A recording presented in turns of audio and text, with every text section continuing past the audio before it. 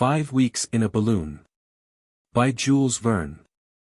Publisher's note. 5 Weeks in a Balloon is, in a measure, a satire on modern books of African travel.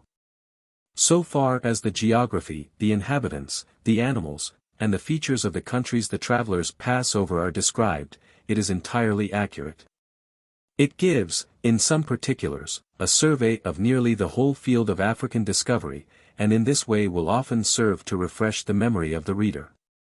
The mode of locomotion is, of course, purely imaginary, and the incidents and adventures fictitious.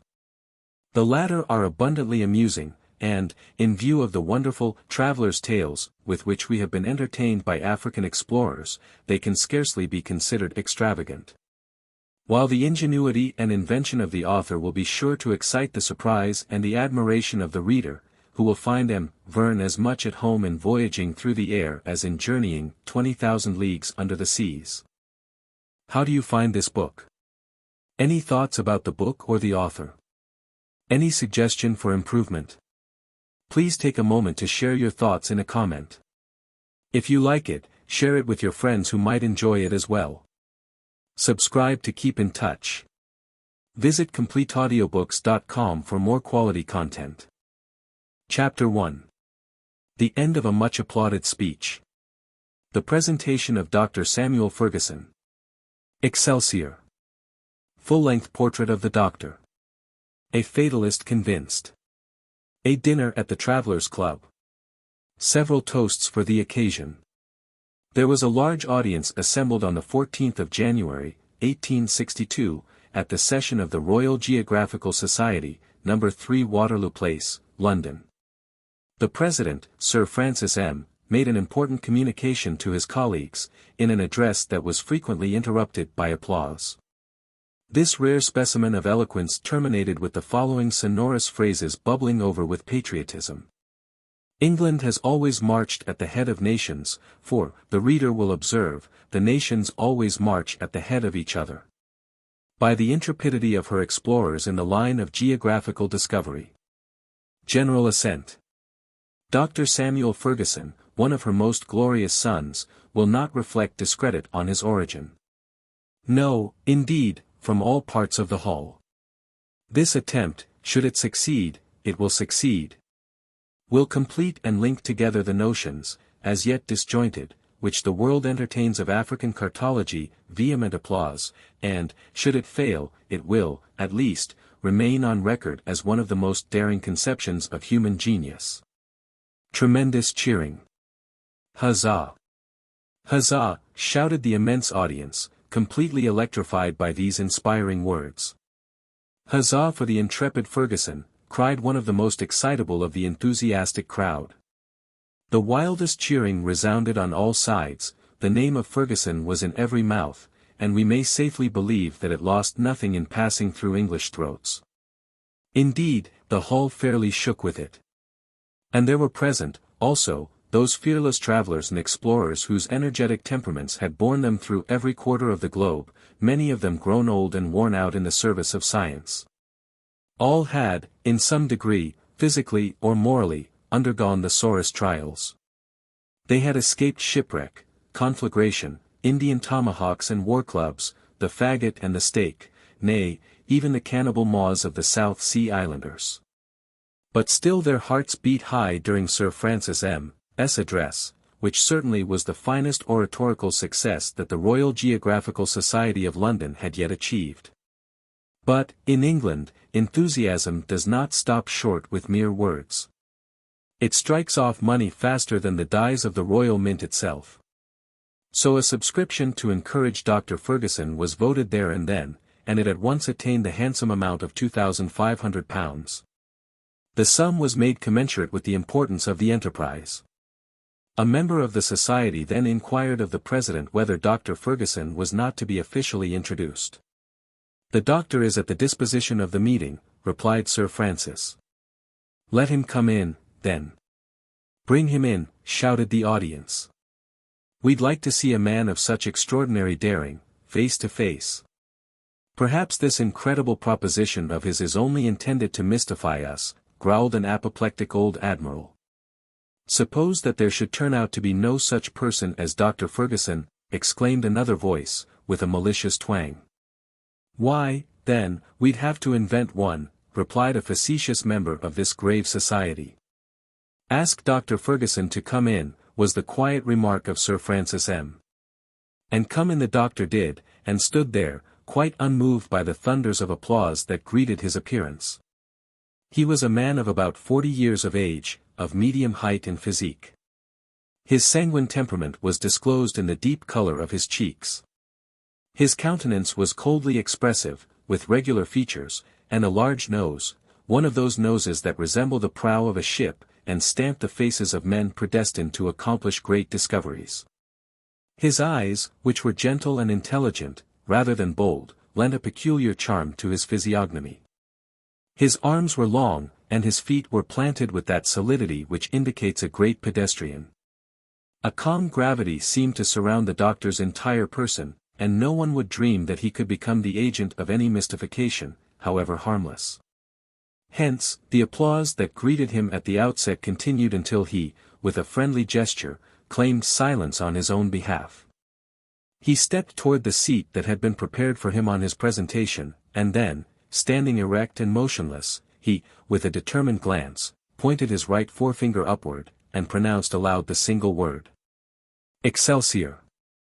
Never had one of Bright's or Cobden's sudden onslaughts, never had one of Palmerston's abrupt demands for funds to plate the rocks of the English coast with iron, made such a sensation. Sir Francis M.'s address was completely overshadowed. The doctor had shown himself moderate, sublime, and self-contained. In one, he had uttered the word of the situation: "Excelsior!" The gouty old admiral who had been finding fault, was completely won over by the singular man before him, and immediately moved the insertion of Dr. Fergusson's speech in the Proceedings of the Royal Geographical Society of London. Who, then, was this person, and what was the enterprise that he proposed? Fergusson's father, a brave and worthy captain in the English navy, had associated his son with him, from the young man's earliest years, in the perils and adventures of his profession. The fine little fellow, who seemed to have never known the meaning of fear, early revealed a keen and active mind, an investigating intelligence, and a remarkable turn for scientific study. Moreover, he disclosed uncommon address in extricating himself from difficulty. He was never perplexed, not even in handling his fork for the first time, an exercise in which children generally have so little success. His fancy kindled early at the recitals he read of daring enterprise and maritime adventure, and he followed with enthusiasm the discoveries that signalized the first part of the 19th century. He mused over the glory of the Mungo Parks, the Bruces, the Cayleys, the Levallois, and to some extent, I verily believe, of Selkirk, Robinson Crusoe, whom he considered in no wise inferior to the rest. How many a well-employed hour he passed with that hero on his Isle of Juan Fernandez. Often he criticized the ideas of the shipwrecked sailor, and sometimes discussed his plans and projects. He would have done differently, in such and such a case, or quite as well at least, of that he felt assured. But of one thing he was satisfied, that he never should have left that pleasant island, where he was as happy as a king without subjects, no, not if the inducement held out had been promotion to the first lordship in the Admiralty. It may readily be conjectured whether these tendencies were developed during a youth of adventure, spent in every nook and corner of the globe. Moreover, his father, who was a man of thorough instruction, omitted no opportunity to consolidate this keen intelligence by serious studies in hydrography, physics, and mechanics, along with a slight tincture of botany, medicine, and astronomy. Upon the death of the estimable captain, Samuel Fergusson, then 22 years of age, had already made his voyage around the world. He had enlisted in the Bengalese Corps of Engineers, and distinguished himself in several affairs. But this soldier's life had not exactly suited him, caring but little for command, he had not been fond of obeying. He, therefore, sent in his resignation, and half botanizing, half playing the hunter, he made his way toward the north of the Indian peninsula, and crossed it from Calcutta to Surat, a mere amateur trip for him. From Surat we see him going over to Australia, and in 1845 participating in Captain Sturt's expedition, which had been sent out to explore the new Caspian Sea, supposed to exist in the center of New Holland. Samuel Fergusson returned to England about 1850, and, more than ever possessed by the demon of discovery, he spent the intervening time, until 1853. In accompanying Captain McClure on the expedition that went around the American continent from Bering Straits to Cape Farewell. Notwithstanding fatigues of every description, and in all climates, Fergusson's constitution continued marvelously sound. He felt at ease in the midst of the most complete privations. In fine, he was the very type of the thoroughly accomplished explorer whose stomach expands or contracts at will, whose limbs grow longer or shorter according to the resting place that each stage of a journey may bring. Who can fall asleep at any hour of the day or awake at any hour of the night. Nothing, then, was less surprising, after that, than to find our traveler, in the period from 1855 to 1857, visiting the whole region west of the Thibet, in company with the brothers Schlagentweit. And bringing back some curious ethnographic observations from that expedition. During these different journeys, Fergusson had been the most active and interesting correspondent of the Daily Telegraph, the penny newspaper whose circulation amounts to 140,000 copies, and yet scarcely suffices for its many legions of readers. Thus, the doctor had become well known to the public, although he could not claim membership in either of the Royal Geographical Societies of London, Paris, Berlin, Vienna, or St. Petersburg, or yet with the Travellers' Club, or even the Royal Polytechnic Institute, where his friend the statistician Cockburn ruled in state. The latter savant had, one day, gone so far as to propose to him the following problem: given the number of miles travelled by the doctor in making the circuit of the globe, how many more had his head described than his feet? By reason of the different lengths of the radii? Or, the number of miles traversed by the doctor's head and feet respectively being given, required the exact height of that gentleman? This was done with the idea of complimenting him, but the doctor had held himself aloof from all the learned bodies, belonging, as he did, to the church militant and not to the church polemical. He found his time better employed in seeking than in discussing, in discovering rather than discoursing. There is a story told of an Englishman who came one day to Geneva, intending to visit the lake. He was placed in one of those odd vehicles in which the passengers sit side by side, as they do in an omnibus. Well, it so happened that the Englishman got a seat that left him with his back turned toward the lake.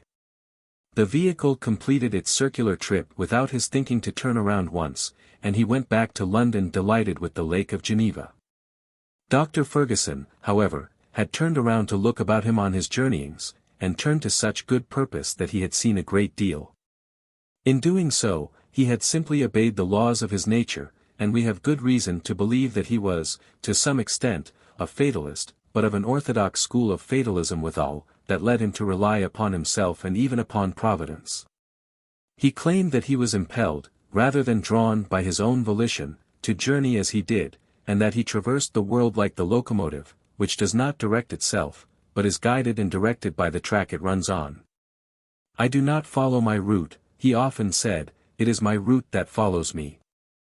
The reader will not be surprised, then, at the calmness with which the doctor received the applause that welcomed him in the Royal Society. He was above all such trifles, having no pride, and less vanity. He looked upon the proposition addressed to him by Sir Francis M. as the simplest thing in the world, and scarcely noticed the immense effect that it produced. When the session closed, the doctor was escorted to the rooms of the Travellers' Club, in Pall Mall.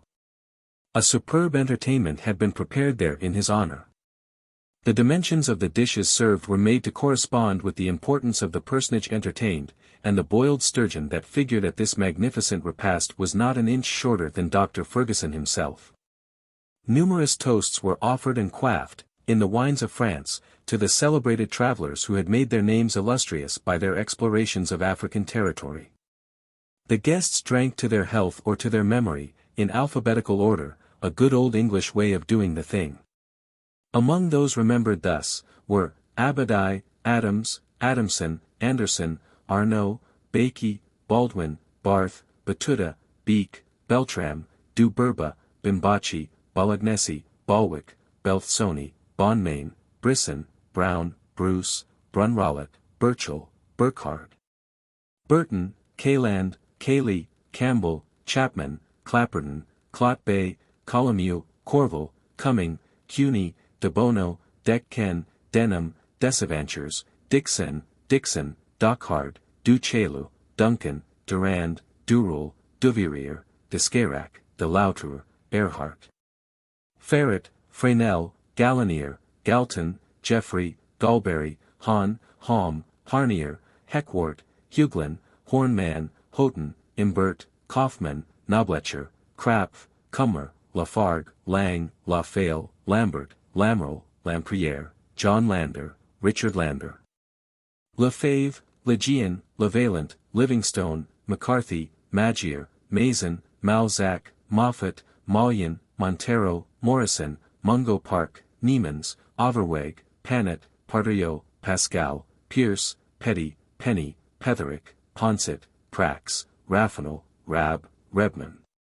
Richardson, Riley, Ritchie, Rochet de Hericourt, Rongowy, Rosher, Ruppel, Saugnier, Speke, Steidner, Thibault, Thompson, Thornton, Toole, Tousney, Trotter, Tuckey, Tyrwhitt, Vaudy, Bessiere, Vincent, Vinco, Vogel, Wahlberg, Warrington, Washington. Wern, Wild, and last, but not least, Dr. Fergusson, who, by his incredible attempt, was to link together the achievements of all these explorers, and complete the series of African discovery. Chapter 2. The article in the Daily Telegraph. War between the scientific journals. Mr. Peterman backs his friend Dr. Fergusson. Reply of the savant Koner. Bets made. Sundry propositions offered to the doctor. On the next day, in its number of January 15, the Daily Telegraph published an article couched in the following terms. Africa is, at length, about to surrender the secret of her vast solitudes. A modern Oedipus is to give us the key to that enigma which the learned men of 60 centuries have not been able to decipher. In other days, to seek the sources of the Nile, fontes nili quo errare, was regarded as a mad endeavor, a chimera that could not be realized. Dr. Barth, in following out to Sudan the track traced by Denham and Clapperton, Dr. Livingstone, in multiplying his fearless explorations from the Cape of Good Hope to the basin of the Zambesi, Captains Burton and Speke, in the discovery of the great interior lakes, have opened 3 highways to modern civilization. Their point of intersection, which no traveler has yet been able to reach, is the very heart of Africa, and it is thither that all efforts should now be directed. The labors of these hardy pioneers of science are now about to be knit together by the daring project of Dr. Samuel Fergusson, whose fine explorations our readers have frequently had the opportunity of appreciating. This intrepid discoverer proposes to traverse all Africa from east to west in a balloon. If we are well informed, the point of departure for this surprising journey is to be the island of Zanzibar, upon the eastern coast. As for the point of arrival, it is reserved for Providence alone to designate. The proposal for this scientific undertaking was officially made, yesterday, at the rooms of the Royal Geographical Society, and the sum of £2,500 was voted to defray the expenses of the enterprise. We shall keep our readers informed as to the progress of this enterprise, which has no precedent in the annals of exploration. As may be supposed, the foregoing article had an enormous echo among scientific people. At first, it stirred up a storm of incredulity. Dr. Fergusson passed for a purely chimerical personage of the Barnum stamp, who, after having gone through the United States, proposed to do the British Isles. A humorous reply appeared in the February number of the Bulletins de la Société Géographique of Geneva, which very wittily showed up the Royal Society of London and their phenomenal sturgeon. But Herr Peterman, in his Mitteilungen, published at Gotha, reduced the Geneva Journal to the most absolute silence. Herr Peterman knew Dr. Fergusson personally, and guaranteed the intrepidity of his dauntless friend. Besides, all manner of doubt was quickly put out of the question. Preparations for the trip were set on foot at London, the factories of Lyons received a heavy order for the silk required for the body of the balloon. And, finally, the British government placed the transport ship Resolute, Captain Bennett, at the disposal of the expedition. At once, upon word of all this, 1,000 encouragements were offered, and felicitations came pouring in from all quarters. The details of the undertaking were published in full in the bulletins of the Geographical Society of Paris. A remarkable article appeared in the Nouvelles Annales de Voyages, de la Géographie, de l'Histoire, et de l'Archéologie de M.V. Maltibrun, New Annals of Travels, Geography, History, and Archaeology, by M.V. Maltibrun. And a searching essay in the Zeitschrift für Allgemeine Erdkunde, by Drive W. Kohner triumphantly demonstrated the feasibility of the journey, its chances of success, the nature of the obstacles existing, the immense advantages of the aerial mode of locomotion, and found fault with nothing but the selected point of departure, which it contended should be Massoua, a small port in Abyssinia, whence James Bruce, in 1768, started upon his explorations in search of the sources of the Nile. Apart from that, it mentioned, in terms of unreserved admiration, the energetic character of Dr. Fergusson, and the heart, thrice panoplied in bronze, that could conceive and undertake such an enterprise. The North American Review could not, without some displeasure, contemplate so much glory monopolized by England. It therefore rather ridiculed the doctor's scheme, and urged him, by all means, to push his explorations as far as America, while he was about it. In a word, without going over all the journals in the world, there was not a scientific publication, from the Journal of Evangelical Missions to the Revue Algérienne et Coloniale, from the Annales de la Propagation de la Foi to the Church Missionary Intelligencer, that had not something to say about the affair in all its phases. Many large bets were made at London and throughout England generally, first, as to the real or supposititious existence of Dr. Fergusson. Secondly, as to the trip itself, which, some contended, would not be undertaken at all, and which was really contemplated, according to others. Thirdly, upon the success or failure of the enterprise, and fourthly, upon the probabilities of Dr. Fergusson's return. The betting books were covered with entries of immense sums, as though the Epsom races were at stake. Thus, believers and unbelievers, the learned and the ignorant, alike had their eyes fixed on the doctor, and he became the lion of the day, without knowing that he carried such a mane. On his part, he willingly gave the most accurate information touching his project. He was very easily approached, being naturally the most affable man in the world. More than one bold adventurer presented himself, offering to share the dangers as well as the glory of the undertaking, but he refused them all, without giving his reasons for rejecting them. Numerous inventors of mechanism applicable to the guidance of balloons came to propose their systems, but he would accept none. And, when he was asked whether he had discovered something of his own for that purpose, he constantly refused to give any explanation, and merely busied himself more actively than ever with the preparations for his journey. Chapter 3. The Doctor's Friend. The origin of their friendship. Dick Kennedy at London. An unexpected but not very consoling proposal. A proverb by no means cheering. A few names from the African martyrology. The advantages of a balloon. Dr. Fergusson's secret. Dr. Fergusson had a friend, not another self, indeed, an alter ego, for friendship could not exist between two beings exactly alike. But, if they possessed different qualities, aptitudes, and temperaments, Dick Kennedy and Samuel Fergusson lived with one and the same heart, and that gave them no great trouble. In fact, quite the reverse. Dick Kennedy was a Scotchman, in the full acceptation of the word, open, resolute, and headstrong. He lived in the town of Leith, which is near Edinburgh, and, in truth, is a mere suburb of Auld Reekie. Sometimes he was a fisherman, but he was always and everywhere a determined hunter, and that was nothing remarkable for a son of Caledonia, who had known some little climbing among the Highland mountains.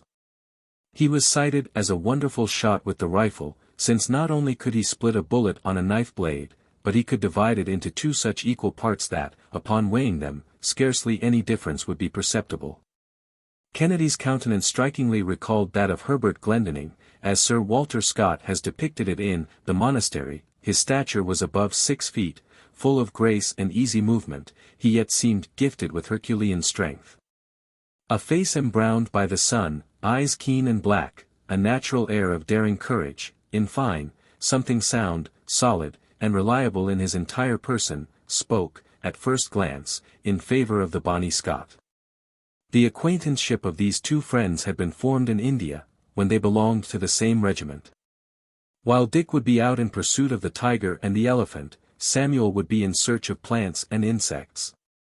Each could call himself expert in his own province, and more than one rare botanical specimen, that to science was as great a victory won as the conquest of a pair of ivory tusks, became the doctor's booty.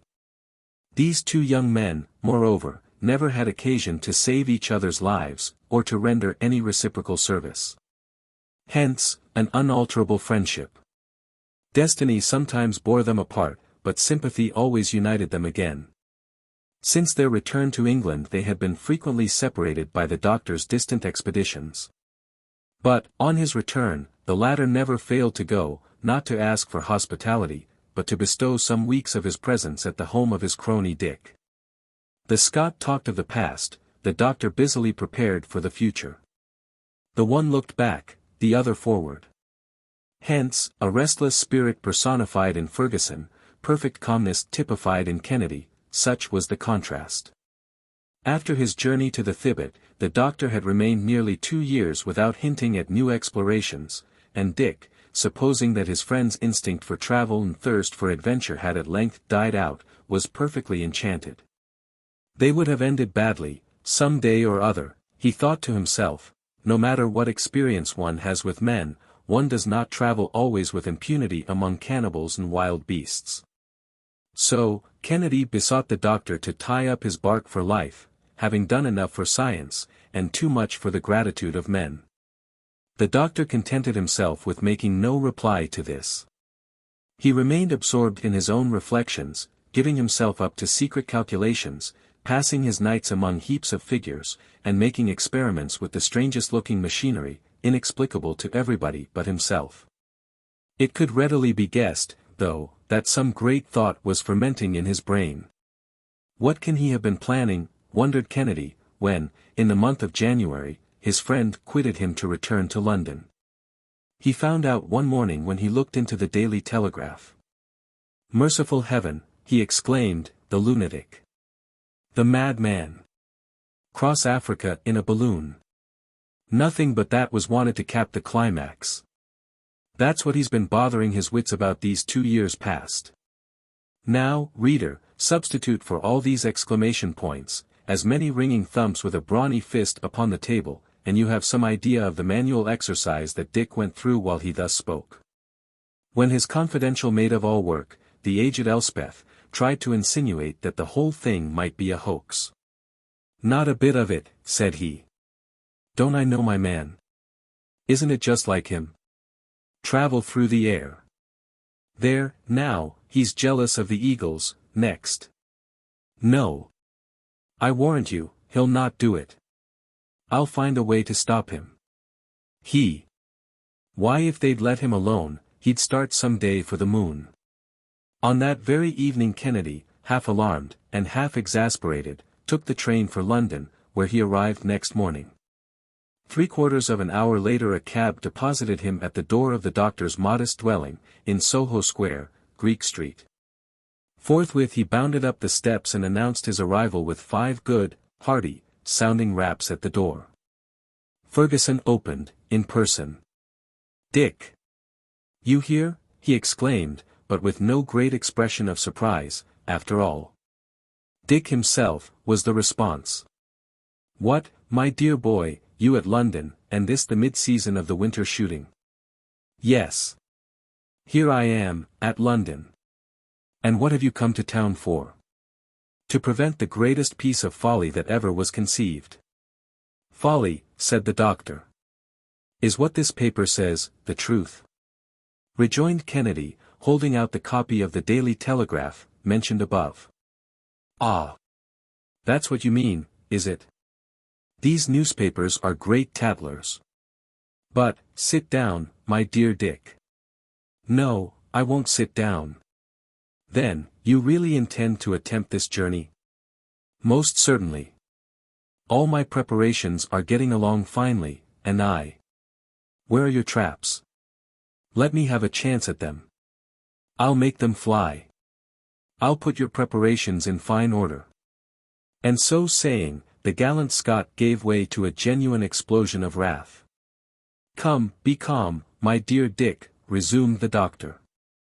"You're angry at me because I did not acquaint you with my new project." He calls this his new project. "I have been very busy," the doctor went on, without heeding the interruption. "I have had so much to look after. But rest assured that I should not have started without writing to you." "Oh, indeed. I'm highly honored. Because it is my intention to take you with me." Upon this, the Scotchman gave a leap that a wild goat would not have been ashamed of among his native crags. "Ah! Really, then, you want them to send us both to Bedlam. I have counted positively upon you, my dear Dick, and I have picked you out from all the rest." Kennedy stood speechless with amazement. "After listening to me for 10 minutes, said the doctor, "you will thank me." "Are you speaking seriously?" "Very seriously." "And suppose that I refuse to go with you?" "But you won't refuse." "But, suppose that I were to refuse?" "Well, I'd go alone." "Let us sit down," said Kennedy, "and talk without excitement. The moment you give up jesting about it, we can discuss the thing. Let us discuss it, then, at breakfast, if you have no objections, my dear Dick." The two friends took their seats opposite to each other, at a little table with a plate of toast and a huge tea-urn before them. "My dear Samuel," said the sportsman, "your project is insane. It is impossible. It has no resemblance to anything reasonable or practicable. That's for us to find out when we shall have tried it. But trying it is exactly what you ought not to attempt." "Why so, if you please?" "Well, the risks, the difficulty of the thing." "As for difficulties," replied Fergusson, in a serious tone, "they were made to be overcome. As for risks and dangers, who can flatter himself that he is to escape them? Everything in life involves danger. It may even be dangerous to sit down at one's own table, or to put one's hat on one's own head. Moreover, we must look upon what is to occur as having already occurred, and see nothing but the present in the future, for the future is but the present a little farther on." "There it is," exclaimed Kennedy, with a shrug. "As great a fatalist as ever." "Yes. But in the good sense of the word. Let us not trouble ourselves, then, about what fate has in store for us, and let us not forget our good old English proverb, 'The man who was born to be hung will never be drowned.'" There was no reply to make, but that did not prevent Kennedy from resuming a series of arguments which may be readily conjectured, but which were too long for us to repeat. "Well, then," he said, after an hour's discussion, "if you are absolutely determined to make this trip across the African continent, if it is necessary for your happiness, why not pursue the ordinary routes?" "Why?" ejaculated the doctor, growing animated.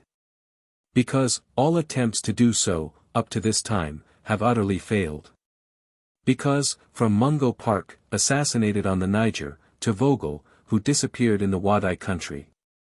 From Audney, who died at Murmur, and Clapperton, lost at Sakatu, to the Frenchman Mason, who was cut to pieces. From Major Lang, killed by the Tuaregs, to Roscher, from Hamburg, massacred in the beginning of 1860, the names of victim after victim have been inscribed on the lists of African martyrdom. Because, to contend successfully against the elements. Against hunger, and thirst, and fever, against savage beasts, and still more savage men, is impossible. Because, what cannot be done in one way, should be tried in another. In fine, because what one cannot pass through directly in the middle, must be passed by going to one side or overhead. If passing over it were the only question, interposed Kennedy, but passing high up in the air, doctor, there's the rub. Come, then, said the doctor, what have I to fear? You will admit that I have taken my precautions in such manner as to be certain that my balloon will not fall. But, should it disappoint me, I should find myself on the ground in the normal conditions imposed upon other explorers. But, my balloon will not deceive me, and we need make no such calculations. Yes, but you must take them into view. No, Dick. I intend not to be separated from the balloon until I reach the western coast of Africa. With it, everything is possible.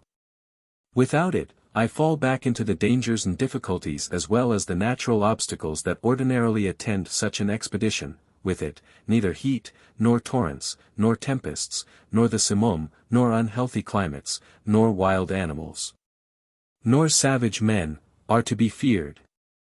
If I feel too hot, I can ascend, if too cold, I can come down. Should there be a mountain, I can pass over it, a precipice, I can sweep across it, a river, I can sail beyond it, a storm, I can rise away above it. A torrent, I can skim it like a bird. I can advance without fatigue, I can halt without need of repose. I can soar above the nascent cities. I can speed onward with the rapidity of a tornado, sometimes at the loftiest heights, sometimes only 100 feet above the soil, while the map of Africa unrolls itself beneath my gaze in the great atlas of the world. Even the stubborn Kennedy began to feel moved, and yet the spectacle thus conjured up before him gave him the vertigo. He riveted his eyes upon the doctor with wonder and admiration, and yet with fear, for he already felt himself swinging aloft in space. "Come, come," said he, at last. "Let us see, Samuel. Then you have discovered the means of guiding a balloon?" "Not by any means. That is a utopian idea." "Then, you will go whithersoever Providence wills, but, at all events, from east to west." "Why so?" "Because I expect to avail myself of the trade winds, the direction of which is always the same." "Ah! Yes, indeed," said Kennedy, reflecting, "the trade winds, yes, truly, one might, there's something in that." "Something in it, yes, my excellent friend, there's everything in it. The English government has placed a transport at my disposal, and 3 or 4 vessels are to cruise off the western coast of Africa, about the presumed period of my arrival. In 3 months, at most, I shall be at Zanzibar, where I will inflate my balloon, and from that point we shall launch ourselves." "We," said Dick. "Have you still a shadow of an objection to offer?" "Speak, friend Kennedy." "An objection? I have 1,000, but among other things, tell me, if you expect to see the country. If you expect to mount and descend at pleasure, you cannot do so, without losing your gas. Up to this time no other means have been devised, and it is this that has always prevented long journeys in the air. My dear Dick, I have only one word to answer, I shall not lose one particle of gas. And yet you can descend when you please?" "I shall descend when I please." "And how will you do that?" "Ah, ha! Therein lies my secret, friend Dick. Have faith, and let my device be yours, Excelsior." "Excelsior, be it then," said the sportsman, who did not understand a word of Latin. But he made up his mind to oppose his friend's departure by all means in his power, and so pretended to give in, at the same time keeping on the watch. As for the doctor, he went on diligently with his preparations. Chapter 4. African Explorations. Barth, Richardson, Overweg, Wern, Brunrollet, Penny, Andrea, De Bono, Miani, Guillaume Lejean, Bruce, Krapf and Rebman, Mason, Roscher, Burton and Speke. The aerial line which Dr. Fergusson counted upon following had not been chosen at random, his point of departure had been carefully studied, and it was not without good cause that he had resolved to ascend at the island of Zanzibar. This island, lying near to the eastern coast of Africa, is in the 6th degree of south latitude, that is to say, 430 geographical miles below the equator. From this island the latest expedition, sent by way of the Great Lakes to explore the sources of the Nile, had just set out. But it would be well to indicate what explorations Dr. Fergusson hoped to link together. The 2 principal ones were those of Dr. Barth in 1849, and of Lieutenants Burton and Speke in 1858. Dr. Barth is a Hamburger, who obtained permission for himself and for his countryman Overweg to join the expedition of the Englishman Richardson. The latter was charged with a mission in the Sudan. This vast region is situated between the 15th and 10th degrees of north latitude. That is to say, that, in order to approach it, the explorer must penetrate 1,500 miles into the interior of Africa. Until then, the country in question had been known only through the journeys of Denham, of Clapperton, and of Oudney, made from 1822 to 1824. Richardson, Barth, and Overweg, jealously anxious to push their investigations farther, arrived at Tunis and Tripoli, like their predecessors, and got as far as Mourzouk, the capital of Fezzan. They then abandoned the perpendicular line, and made a sharp turn westward toward Ghot, guided, with difficulty, by the Tuaregs. After 1,000 scenes of pillage, of vexation, and attacks by armed forces, their caravan arrived, in October, at the vast oasis of Aspen. Dar. Barth separated from his companions, made an excursion to the town of Agadez, and rejoined the expedition, which resumed its march on the 12th of December. At length it reached the province of Damerghou. There the three travelers parted, and Barth took the road to Kano, where he arrived by dint of perseverance, and after paying considerable tribute. In spite of an intense fever, he quitted that place on the 7th of March, accompanied by a single servant. The principal aim of his journey was to reconnoiter Lake Chad, from which he was still 350 miles distant. He therefore advanced toward the east, and reached the town of Zurikalo, in the Borno country, which is the core of the great Central Empire of Africa. There he heard of the death of Richardson, who had succumbed to fatigue and privation. He next arrived at Kuka, the capital of Bornu, on the borders of the lake. Finally, at the end of 3 weeks, on the 14th of April, 12 months after having quitted Tripoli, he reached the town of Ngornu.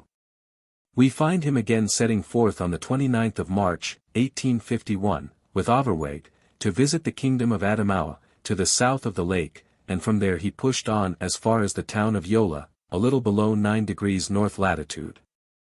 This was the extreme southern limit reached by that daring traveler. He returned in the month of August to Kuka. From there he successively traversed the Mandara, Bargimi, and Klanum countries, and reached his extreme limit in the east, the town of Messina, situated at 17 degrees 20 minutes west longitude. On the 25th of November, 1852, after the death of Overweg, his last companion, he plunged into the west, visited Sokoto, crossed the Niger, and finally reached Timbuktu, where he had to languish, during 8 long months. Under vexations inflicted upon him by the sheik, and all kinds of ill treatment and wretchedness. But the presence of a Christian in the city could not long be tolerated, and the Fulans threatened to besiege it. The doctor, therefore, left it on the 17th of March, 1854, and fled to the frontier, where he remained for 33 days in the most abject destitution. He then managed to get back to Kano in November, thence to Kuka, where he resumed Denham's route after 4 months' delay. He regained Tripoli toward the close of August, 1855, and arrived in London on the 6th of September, the only survivor of his party. Such was the venturesome journey of Dr. Barth. Dar. Fergusson carefully noted the fact, that he had stopped at 4 degrees north latitude and 17 degrees west longitude. Now let us see what Lieutenants Burton and Speke accomplished in eastern Africa. The various expeditions that had ascended the Nile could never manage to reach the mysterious source of that river. According to the narrative of the German doctor, Ferdinand Wern, the expedition attempted in 1840, under the auspices of Mehemet Ali, stopped at Gondokoro, between the 4th and 5th parallels of north latitude. In 1855, Brunrollet, a native of Savoy, appointed consul for Sardinia in eastern Sudan, to take the place of Vadi, who had just died, set out from Khartoum, and, under the name of Yakub the merchant, trading in gums and ivory. Got as far as Bolinia, beyond the 4th degree, but had to return in ill health to Khartoum, where he died in 1857. Neither Dr.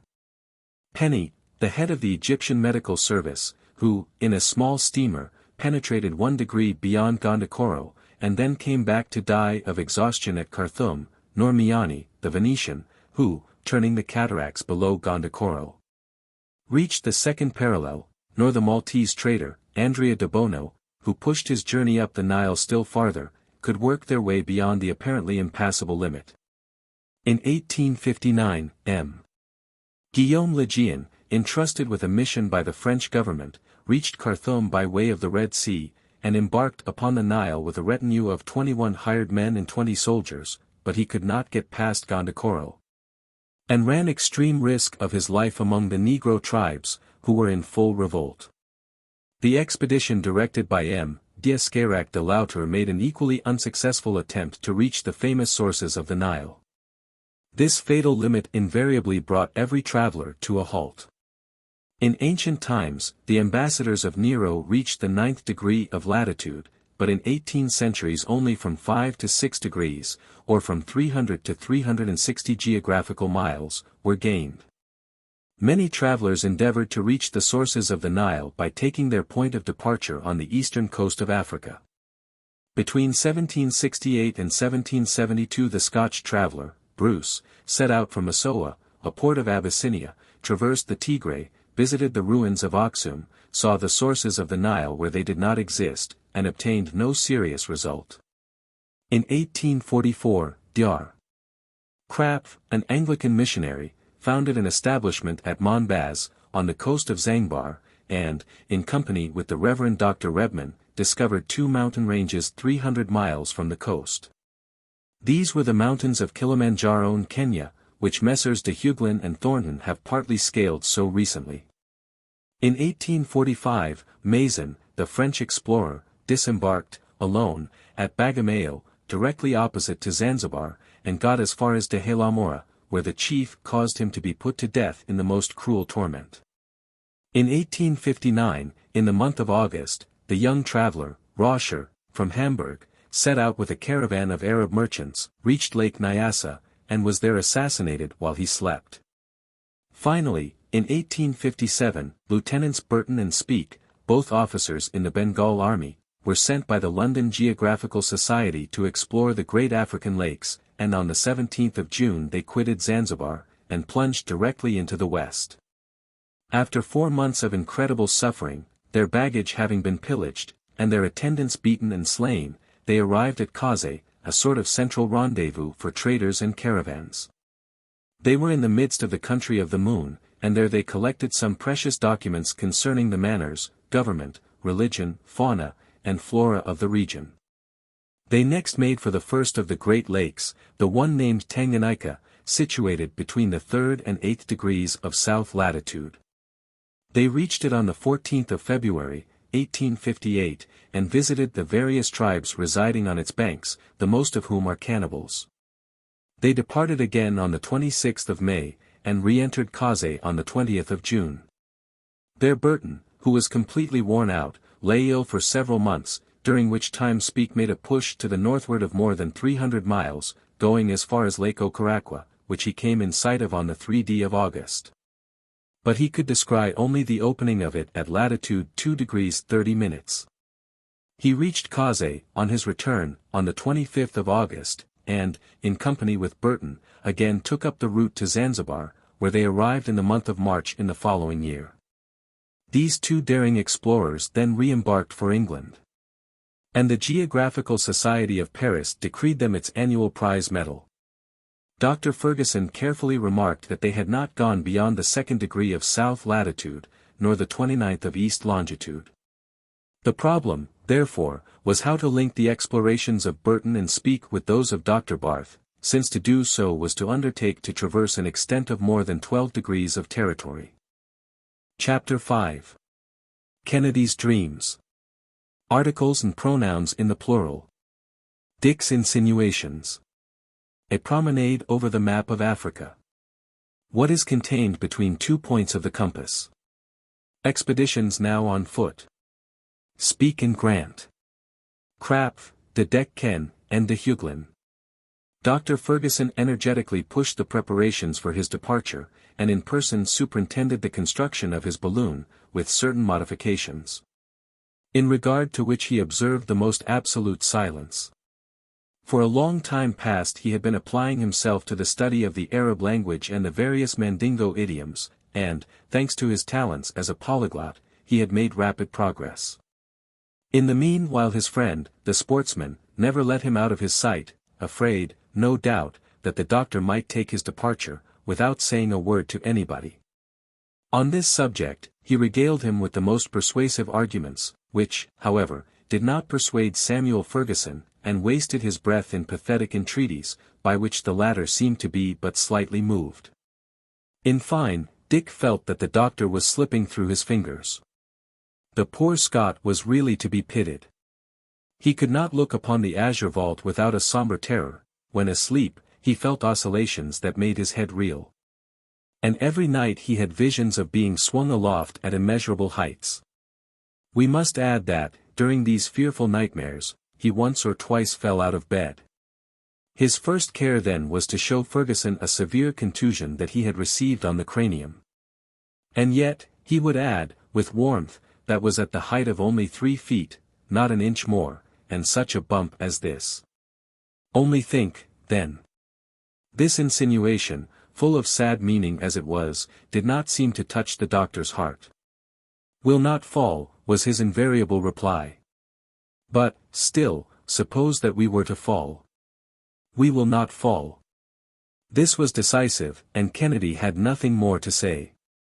What particularly exasperated Dick was, that the doctor seemed completely to lose sight of his personality, of his, Kennedy's, and to look upon him as irrevocably destined to become his aerial companion. Not even the shadow of a doubt was ever suggested, and Samuel made an intolerable misuse of the first-person plural. "We are getting along, we shall be ready on the, we shall start on the, etc., etc." And then there was the singular possessive adjective. Our balloon, our car, our expedition. And the same in the plural, too. Our preparations, our discoveries, our ascensions. Dick shuddered at them, although he was determined not to go, but he did not want to annoy his friend.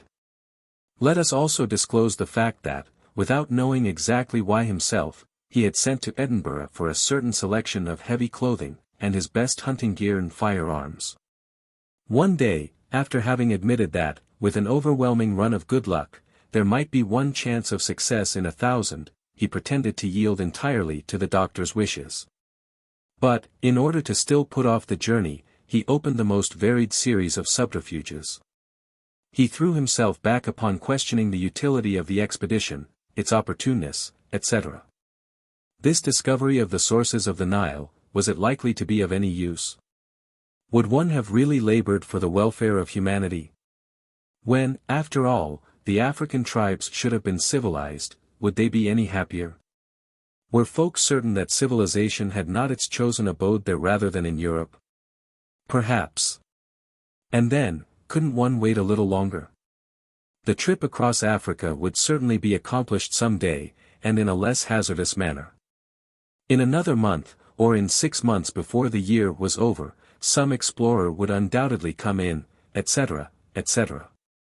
These hints produced an effect exactly opposite to what was desired or intended, and the doctor trembled with impatience. "Are you willing, then, wretched Dick, are you willing, false friend, that this glory should belong to another? Must I then be untrue to my past history, recoil before obstacles that are not serious? Requite with cowardly hesitation what both the English government and the Royal Society of London have done for me?" "But," resumed Kennedy, who made great use of that conjunction. "But," said the doctor, "are you not aware that my journey is to compete with the success of the expeditions now on foot? Don't you know that fresh explorers are advancing toward the center of Africa? Still. Listen to me, Dick, and cast your eyes over that map." Dick glanced over it, with resignation. "Now, ascend the course of the Nile." "I have ascended it," replied the Scotchman, with docility. "Stop at Gondokoro." "I am there." And Kennedy thought to himself how easy such a trip was, on the map. "Now, take one of the points of these dividers and let it rest upon that place beyond which the most daring explorers have scarcely gone." "I have done so." "And now look along the coast for the island of Zanzibar, in latitude 6 degrees south." "I have it." "Now, follow the same parallel and arrive at Kaze." "I have done so." Run up again along the 33rd degree of longitude to the opening of Lake Okirio, at the point where Lieutenant Speke had to halt. I am there, a little more, and I should have tumbled into the lake. Very good. Now, do you know what we have the right to suppose, according to the information given by the tribes that live along its shores? I haven't the least idea. Why, that this lake, the lower extremity of which is in 2 degrees and 30 minutes, must extend also 2 degrees and a half above the equator. Really? Well, from this northern extremity there flows a stream which must necessarily join the Nile, if it be not the Nile itself. That is, indeed, curious. Then, let the other point of your dividers rest upon that extremity of Lake Okirio. It is done, friend Fergusson. Now, how many degrees can you count between the 2 points? Scarcely 2. And do you know what that means, Dick? Not the least in the world. Why, that makes scarcely 120 miles, in other words, a nothing. Almost nothing, Samuel. Well, do you know what is taking place at this moment? No, upon my honor, I do not. Very well, then, I'll tell you.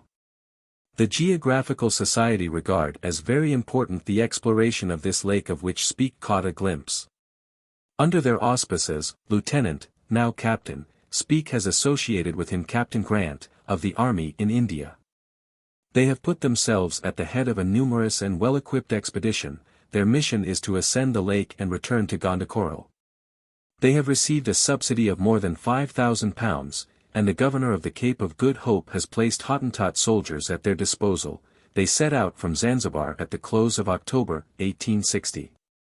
In the meanwhile John Petherick, the English consul at the city of Khartoum, has received about £700 from the Foreign Office. He is to equip a steamer at Khartoum, stock it with sufficient provisions, and make his way to Gondokoro.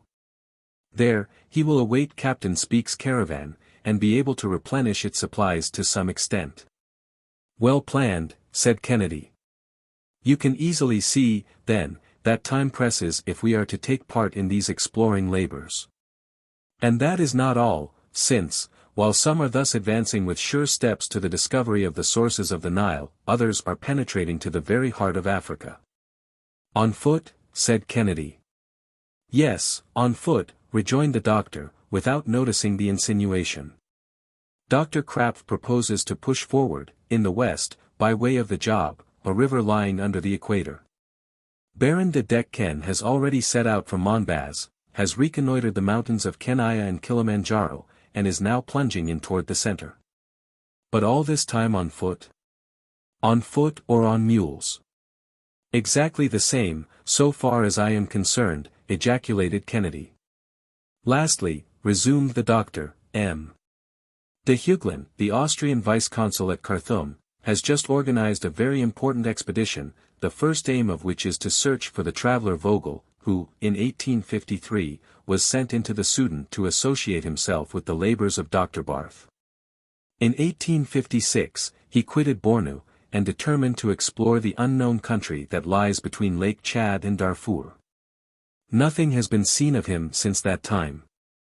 Letters that were received in Alexandria, in 1860, said that he was killed at the order of the king of Wadai, but other letters, addressed by Dr. Hartmann to the traveler's father, relate that, according to the recital of a Falada of Bornu, Vogel was merely held as a prisoner at Wara. All hope is not then lost. Hence, a committee has been organized under the presidency of the regent of Saxe-Coburg-Gotha. My friend Peterman is its secretary. A national subscription has provided for the expense of the expedition, whose strength has been increased by the voluntary accession of several learned men, and M. de Hugelin set out from Massowa, in the month of June. While engaged in looking for Vogel, he is also to explore all the country between the Nile and Lake Chad, that is to say, to knit together the operations of Captain Speke and those of Dr. Barth, and then Africa will have been traversed from east to west. After the departure of Dr. Fergusson, it was ascertained that M. de Hugelin, owing to some disagreement, took a route different from the one assigned to his expedition, the command of the latter having been transferred to Mr. Munsinger. Well, said the canny Scot, since everything is getting on so well, what's the use of our going down there? Dr. Fergusson made no reply, but contented himself with a significant shrug of the shoulders. Chapter 6. A servant, match him. He can see the satellites of Jupiter. Dick and Joe hard at it. Doubt and faith. The weighing ceremony. Joe and Wellington. He gets a half-crown. Dar. Fergusson had a servant who answered with alacrity to the name of Joe. He was an excellent fellow, who testified the most absolute confidence in his master, and the most unlimited devotion to his interests, even anticipating his wishes and orders, which were always intelligently executed. In fine, he was a Caleb without the growling, and a perfect pattern of constant good humor. Had he been made on purpose for the place, it could not have been better done. Fergusson put himself entirely in his hands, so far as the ordinary details of existence were concerned, and he did well. Incomparable, whole-souled Joe. A servant who orders your dinner, who likes what you like. Who packs your trunk, without forgetting your socks or your linen, who has charge of your keys and your secrets, and takes no advantage of all this. But then, what a man the doctor was in the eyes of this worthy Joe. With what respect and what confidence the latter received all his decisions. When Fergusson had spoken, he would be a fool who should attempt to question the matter. Everything he thought was exactly right. Everything he said, the perfection of wisdom, everything he ordered to be done, quite feasible, all that he undertook, practicable, all that he accomplished, admirable. You might have cut Joe to pieces, not an agreeable operation, to be sure, and yet he would not have altered his opinion of his master. So, when the doctor conceived the project of crossing Africa through the air, for Joe the thing was already done, obstacles no longer existed. From the moment when the doctor had made up his mind to start, he had arrived, along with his faithful attendant, too, for the noble fellow knew, without a word uttered about it, that he would be one of the party. Moreover, he was just the man to render the greatest service by his intelligence and his wonderful agility. Had the occasion arisen to name a professor of gymnastics for the monkeys in the zoological garden, who are smart enough, by the way, Joe would certainly have received the appointment. Leaping, climbing, almost flying, these were all sport to him. If Fergusson was the head and Kennedy the arm, Joe was to be the right hand of the expedition.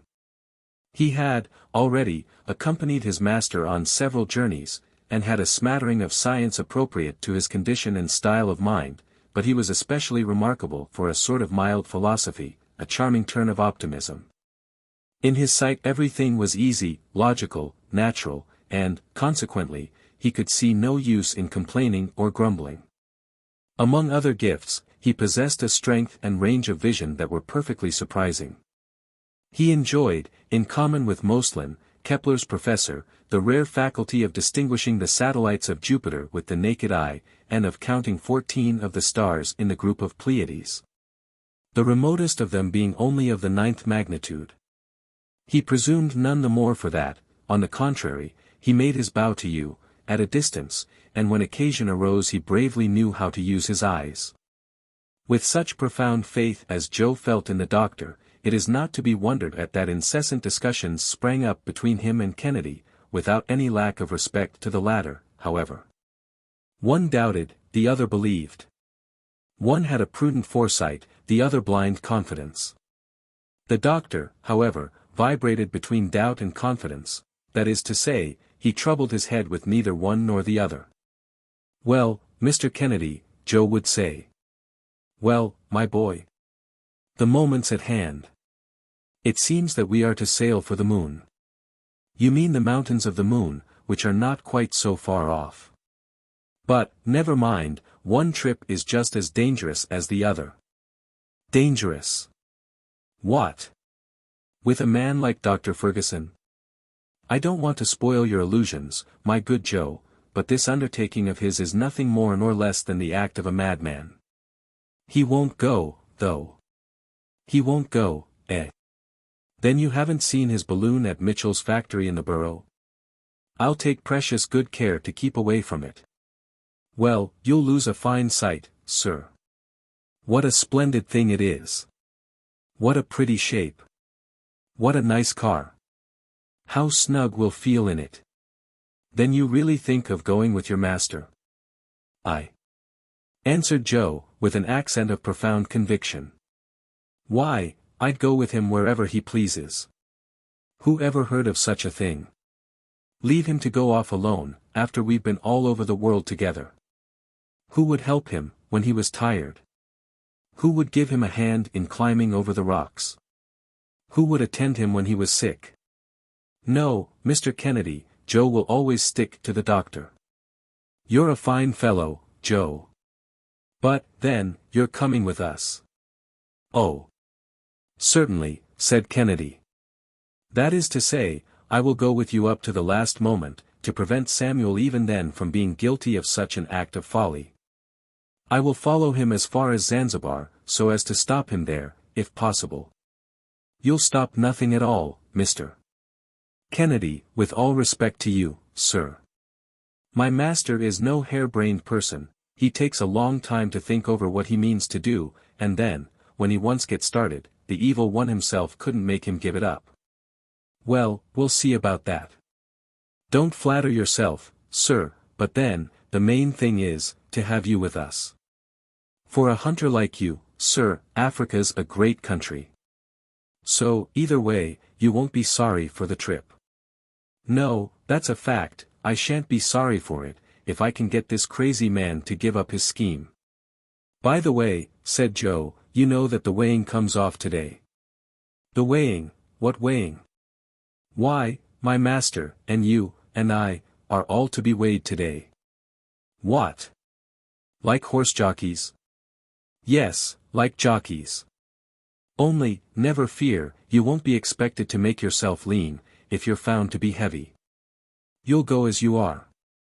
Well, I can tell you, I am not going to let myself be weighed, said Kennedy, firmly. But, sir, it seems that the doctor's machine requires it. Well, his machine will have to do without it. Humph. And suppose that it couldn't go up, then? Egad. That's all I want. Come. Come, Mr. Kennedy. My master will be sending for us directly. I shan't go. Oh. Now, you won't vex the doctor in that way. That I will. Well. Said Joe with a laugh, you say that because he's not here, but when he says to your face, Dick. With all respect to you, sir, Dick, I want to know exactly how much you weigh, you'll go, I warrant it. No, I will not go. At this moment the doctor entered his study, where this discussion had been taking place, and, as he came in, cast a glance at Kennedy, who did not feel altogether at his ease. Dick, said the doctor, come with Joe.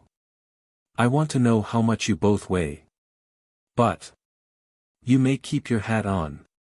Come. And Kennedy went.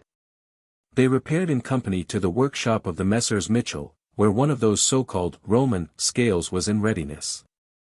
It was necessary, by the way, for the doctor to know the weight of his companions, so as to fix the equilibrium of his balloon, so he made Dick get up on the platform of the scales.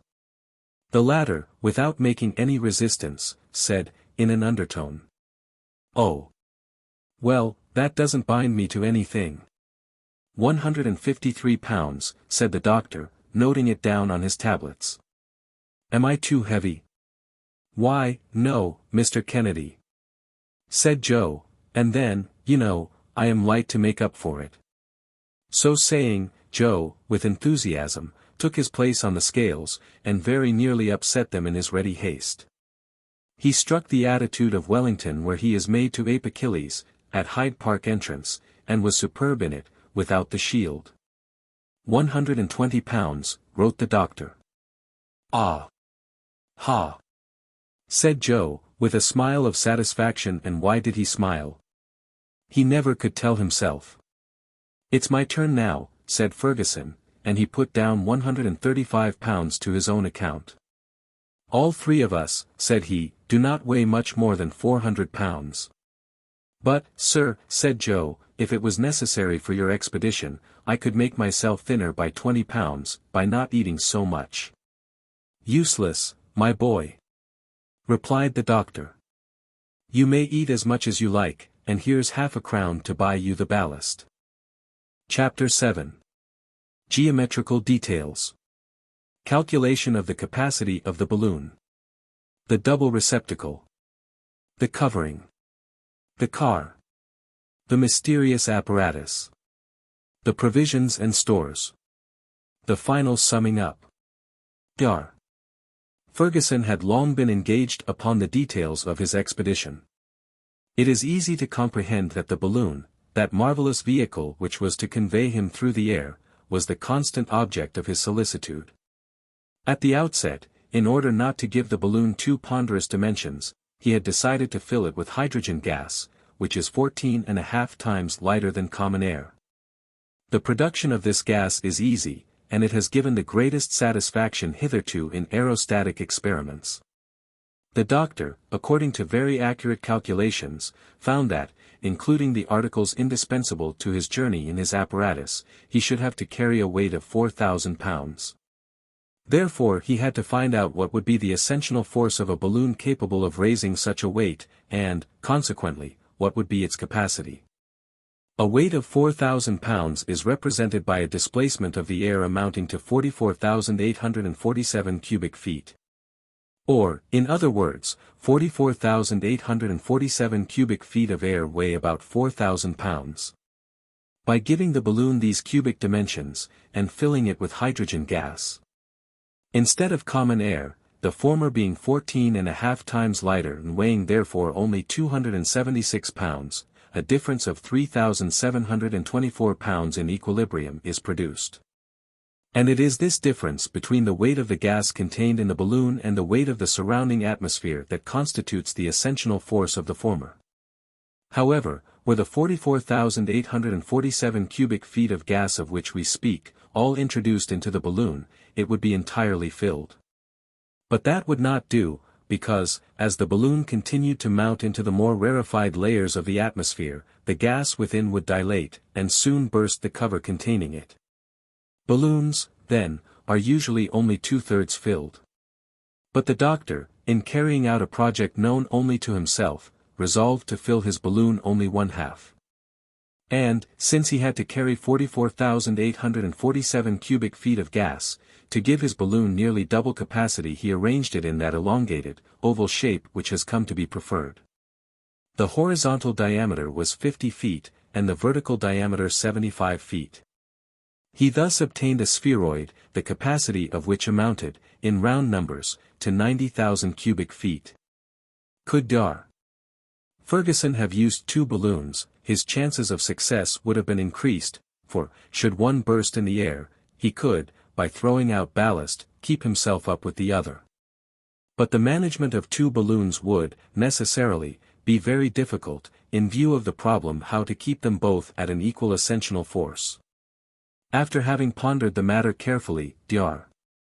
Fergusson, by an ingenious arrangement, combined the advantages of 2 balloons, without incurring their inconveniences. He constructed 2 of different sizes, and enclosed the smaller in the larger one.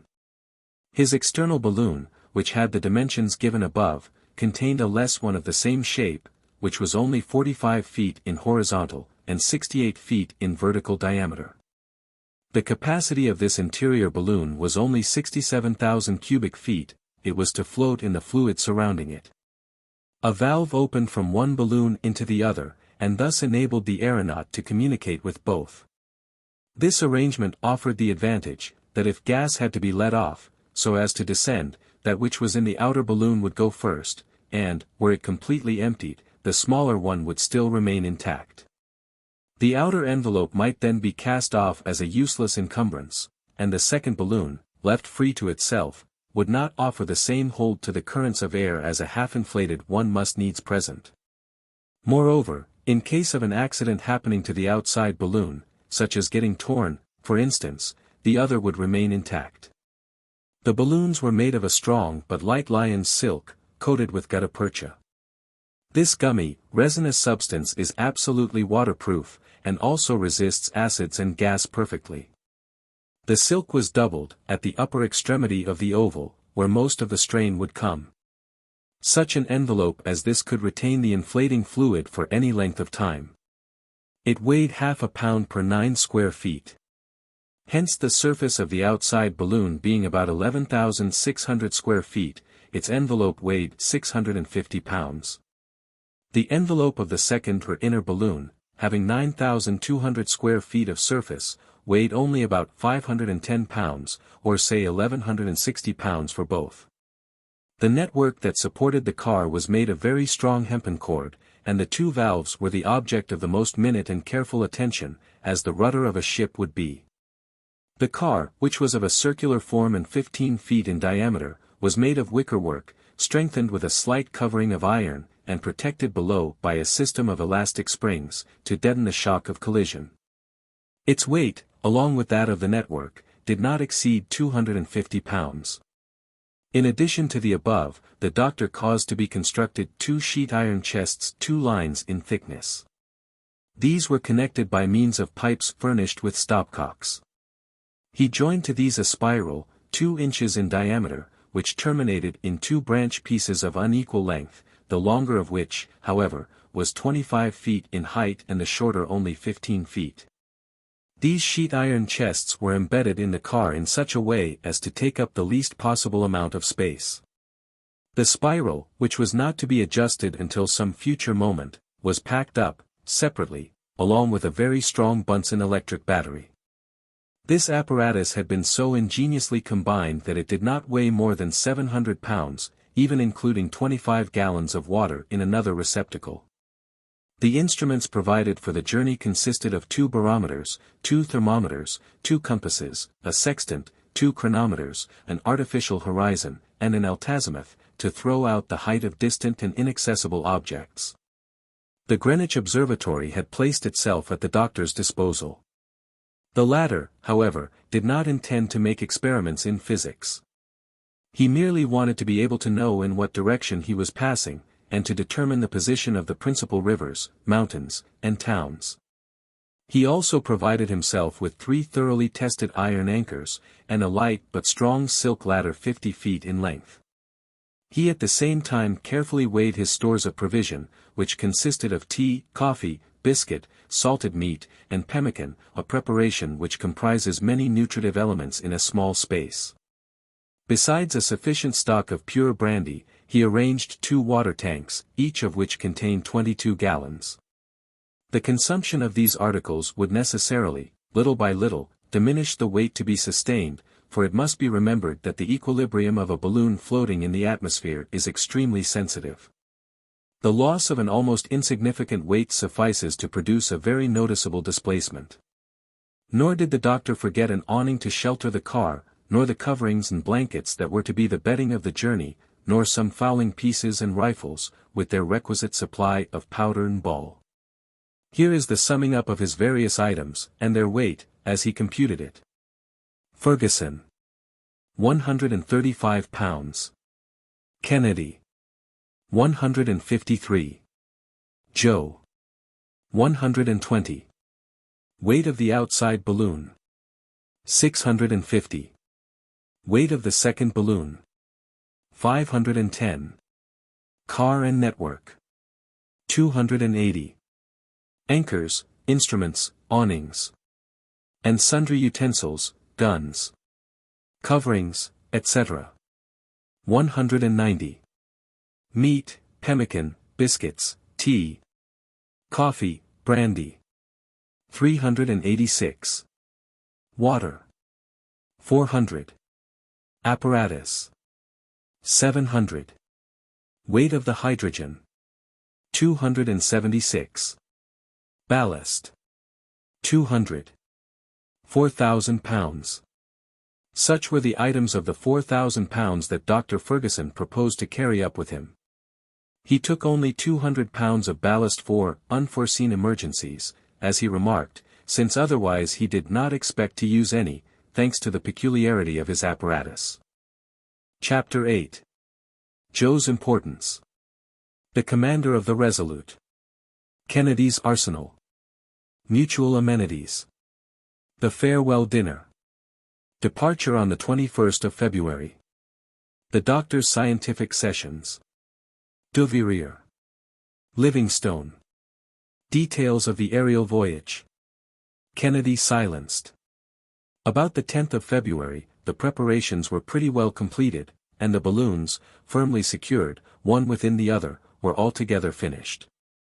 They had been subjected to a powerful pneumatic pressure in all parts, and the test gave excellent evidence of their solidity and of the care applied in their construction. Joe hardly knew what he was about, with delight.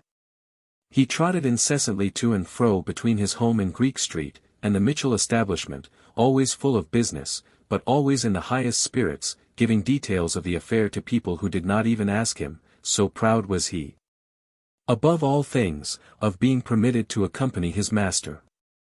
I have even a shrewd suspicion that what with showing the balloon, explaining the plans and views of the doctor, giving folks a glimpse of the latter, through a half-opened window, or pointing him out as he passed along the streets.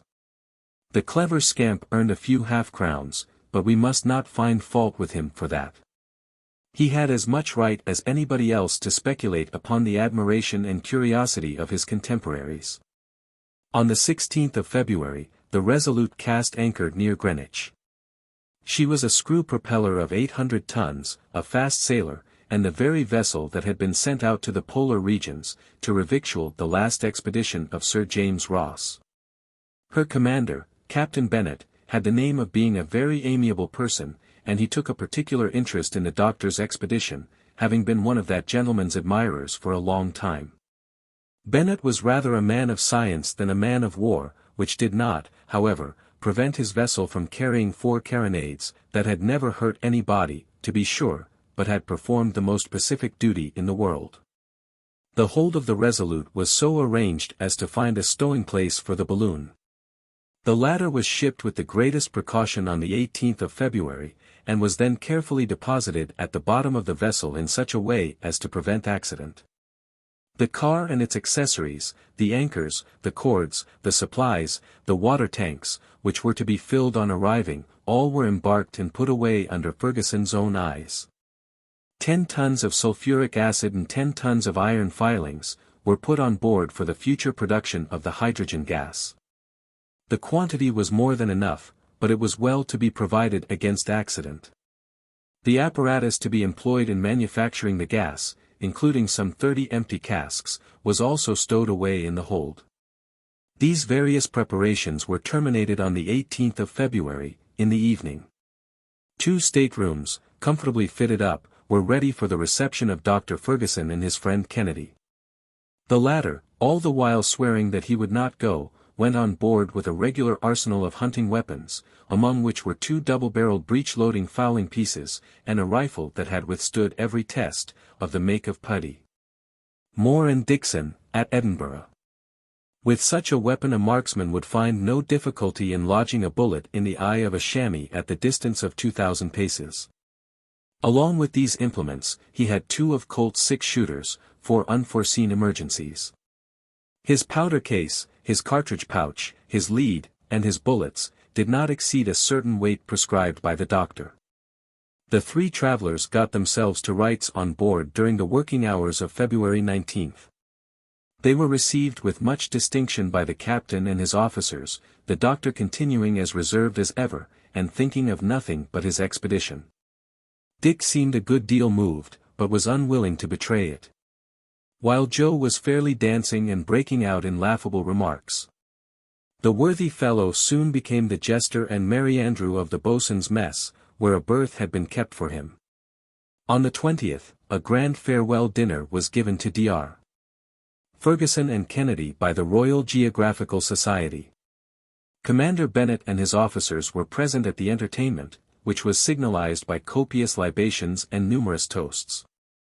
Healths were drunk, in sufficient abundance to guarantee all the guests a lifetime of centuries.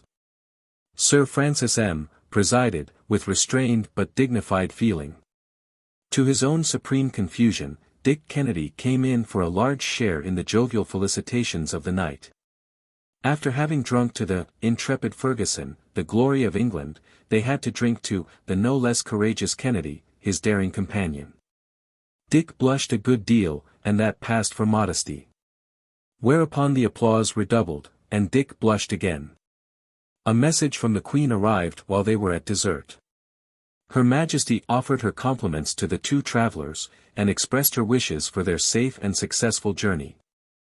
This, of course, rendered imperative fresh toasts to Her Most Gracious Majesty. At midnight, after touching farewells and warm shaking of hands, the guests separated. The boats of the Resolute were in waiting at the stairs of Westminster Bridge. The captain leaped in, accompanied by his officers and passengers, and the rapid current of the Thames, aiding the strong arms of the rowers, bore them swiftly to Greenwich. In an hour's time all were asleep on board. The next morning, February 21st, at 3 o'clock, the furnaces began to roar. At 5, the anchors were weighed, and the Resolute, powerfully driven by her screw, began to plough the water toward the mouth of the Thames.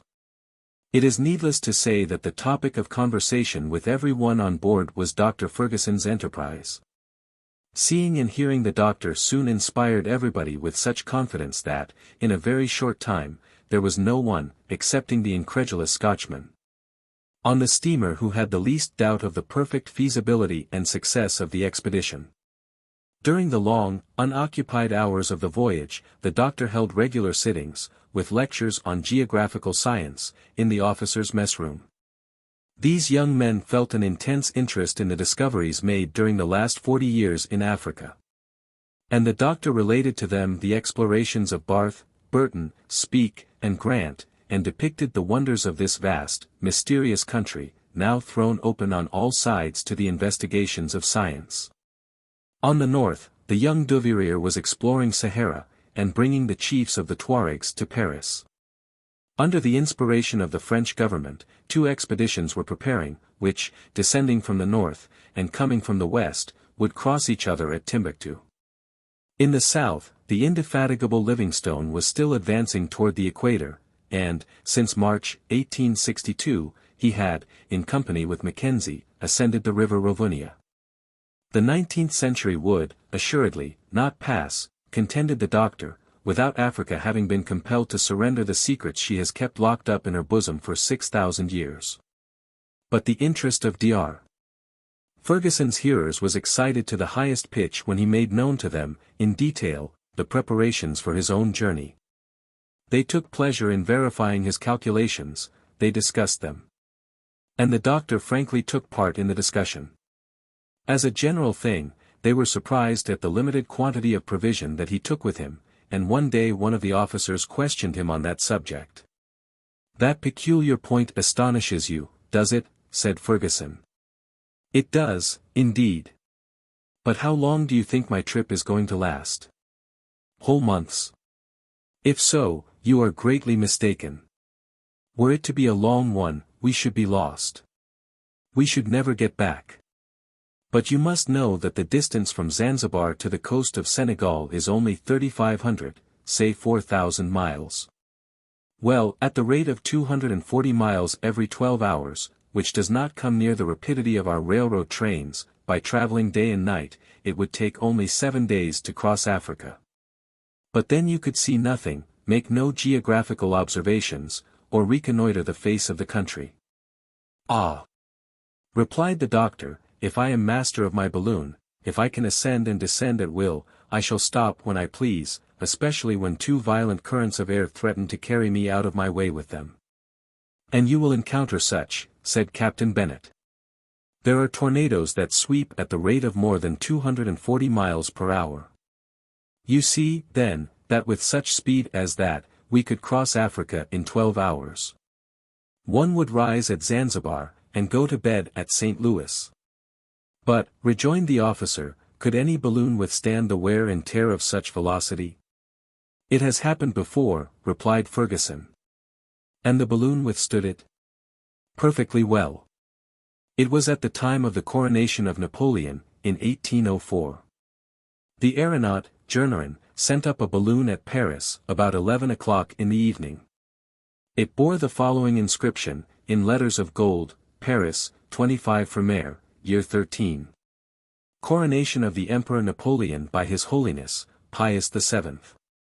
On the next morning, the inhabitants of Rome saw the same balloon soaring above the Vatican, whence it crossed the Campagna, and finally fluttered down into the lake of Bracciano. So you see, gentlemen, that a balloon can resist such velocities. A balloon, that might be, but a man, insinuated Kennedy. Yes, a man, too. For the balloon is always motionless with reference to the air that surrounds it. What moves is the mass of the atmosphere itself. For instance, one may light a taper in the car, and the flame will not even waver. An aeronaut in Garnerin's balloon would not have suffered in the least from the speed. But then I have no occasion to attempt such velocity, and if I can anchor to some tree, or some favorable inequality of the ground, at night, I shall not fail to do so. Besides, we take provision for 2 months with us, after all.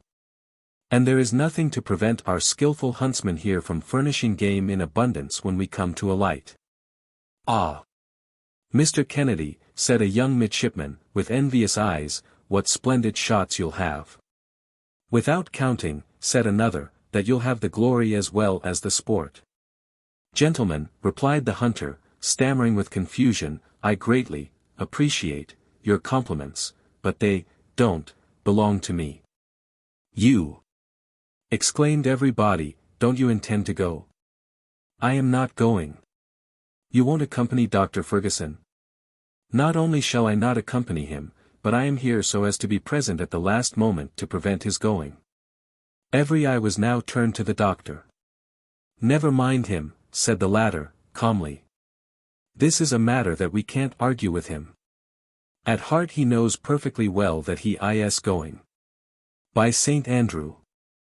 Said Kennedy, I swear. Swear to nothing, friend Dick, you have been ganged and weighed, you and your powder, your guns, and your bullets, so don't let us say anything more about it. And, in fact, from that day until the arrival at Zanzibar, Dick never opened his mouth. He talked neither about that nor about anything else. He kept absolutely silent. Chapter 9. They double the Cape. The forecastle. A course of cosmography by Professor Joe. Concerning the method of guiding balloons. How to seek out atmospheric currents. Eureka! The Resolute plunged along rapidly toward the Cape of Good Hope, the weather continuing fine, although the sea ran heavier. On the 30th of March, 27 days after the departure from London, the Table Mountain loomed up on the horizon. Cape City, lying at the foot of an amphitheater of hills, could be distinguished through the ship's glasses, and soon the Resolute cast anchor in the port. But the captain touched there only to replenish his coal bunkers, and that was but a day's job. On the morrow, he steered away to the southward, so as to double the southernmost point of Africa, and enter the Mozambique Channel. This was not Joe's first sea voyage, and so, for his part, he soon found himself at home on board. Everybody liked him for his frankness and good humor. A considerable share of his master's renown was reflected upon him. He was listened to as an oracle, and he made no more mistakes than the next one. So, while the doctor was pursuing his descriptive course of lecturing in the officers' mess, Joe reigned supreme on the forecastle, holding forth in his own peculiar manner, and making history to suit himself, a style of procedure pursued, by the way, by the greatest historians of all ages and nations. The topic of discourse was, naturally, the aerial voyage. Joe had experienced some trouble in getting the rebellious spirits to believe in it. But, once accepted by them, nothing connected with it was any longer an impossibility to the imaginations of the seamen stimulated by Joe's harangues. Our dazzling narrator persuaded his hearers that, after this trip, many others still more wonderful would be undertaken. In fact, it was to be but the first of a long series of superhuman expeditions. You see, my friends, when a man has had a taste of that kind of traveling, he can't get along afterward with any other, so, on our next expedition, instead of going off to one side, we'll go right ahead, going up, too, all the time. Humph! Then you'll go to the moon, said one of the crowd, with a stare of amazement. To the moon, exclaimed Joe, to the moon. Pooh! That's too common. Everybody might go to the moon, that way. Besides, there's no water there, and you have to carry such a lot of it along with you. Then you have to take air along in bottles, so as to breathe. Aye. That's all right. But can a man get a drop of the real stuff there? Said a sailor who liked his toddy. Not a drop, was Joe's answer. No. Old fellow, not in the moon. But we're going to skip round among those little twinklers up there, the stars, and the splendid planets that my old man so often talks about. For instance, we'll commence with Saturn. That one with the ring? Asked the boatswain. Yes. The wedding ring, only no one knows what's become of his wife. What? Will you go so high up as that? Said one of the ship boys, gaping with wonder. Why, your master must be old Nick himself. Oh. No, he's too good for that. But, after Saturn, what then, was the next inquiry of his impatient audience. After Saturn? Well, we'll visit Jupiter. A funny place that is, too, where the days are only 9 hours and a half long, a good thing for the lazy fellows, and the years, would you believe it, last 12 of hours, which is fine for folks who have only 6 months to live. They get off a little longer by that. 12 years, ejaculated the boy. Yes, my youngster. So that in that country you'd be toddling after your mammy yet, and that old chap yonder, who looks about 50, would only be a little shaver of 4.5. Blazes. That's a good un, shouted the whole forecastle together. Solemn truth. Said Joe, stoutly. But what can you expect? When people will stay in this world, they learn nothing and keep as ignorant as bears. But just come along to Jupiter and you'll see. But they have to look out up there, for he's got satellites that are not just the easiest things to pass. All the men laughed, but they more than half believed him. Then he went on to talk about Neptune, where seafaring men get a jovial reception, and Mars, where the military get the best of the sidewalk to such an extent that folks can hardly stand it. Finally, he drew them a heavenly picture of the delights of Venus. And when we get back from that expedition, said the indefatigable narrator, they'll decorate us with the Southern Cross that shines up there in the Creator's buttonhole. Aye, and you'd have well earned it, said the sailors. Thus passed the long evenings on the forecastle in merry chat, and during the same time the doctor went on with his instructive discourses. One day the conversation turned upon the means of directing balloons, and the doctor was asked his opinion about it. I don't think, said he, that we shall succeed in finding out a system of directing them. I am familiar with all the plans attempted and proposed, and not one has succeeded, not one is practicable. You may readily understand that I have occupied my mind with this subject, which was, necessarily, so interesting to me, but I have not been able to solve the problem with the appliances now known to mechanical science. We would have to discover a motive power of extraordinary force, and almost impossible lightness of machinery. And, even then, we could not resist atmospheric currents of any considerable strength. Until now, the effort has been rather to direct the car than the balloon, and that has been one great error. Still there are many points of resemblance between a balloon and a ship which is directed at will. Not at all, retorted the doctor, there is little or no similarity between the two cases. Air is infinitely less dense than water, in which the ship is only half submerged, while the whole bulk of a balloon is plunged in the atmosphere, and remains motionless with reference to the element that surrounds it. You think, then, that aerostatic science has said its last word? Not at all. Not at all. But we must look for another point in the case, and if we cannot manage to guide our balloon, we must, at least, try to keep it in favorable aerial currents. In proportion as we ascend, the latter become much more uniform and flow more constantly in one direction. They are no longer disturbed by the mountains and valleys that traverse the surface of the globe, and these, you know, are the chief cause of the variations of the wind and the inequality of their force. Therefore, these zones having been once determined, the balloon will merely have to be placed in the currents best adapted to its destination. But then, continued Captain Bennet, in order to reach them, you must keep constantly ascending or descending. That is the real difficulty, Doctor. And why, my dear Captain? Let us understand one another. It would be a difficulty and an obstacle only for long journeys, and not for short aerial excursions. And why so, if you please? Because you can ascend only by throwing out ballast. You can descend only after letting off gas, and by these processes your ballast and your gas are soon exhausted. My dear sir, that's the whole question.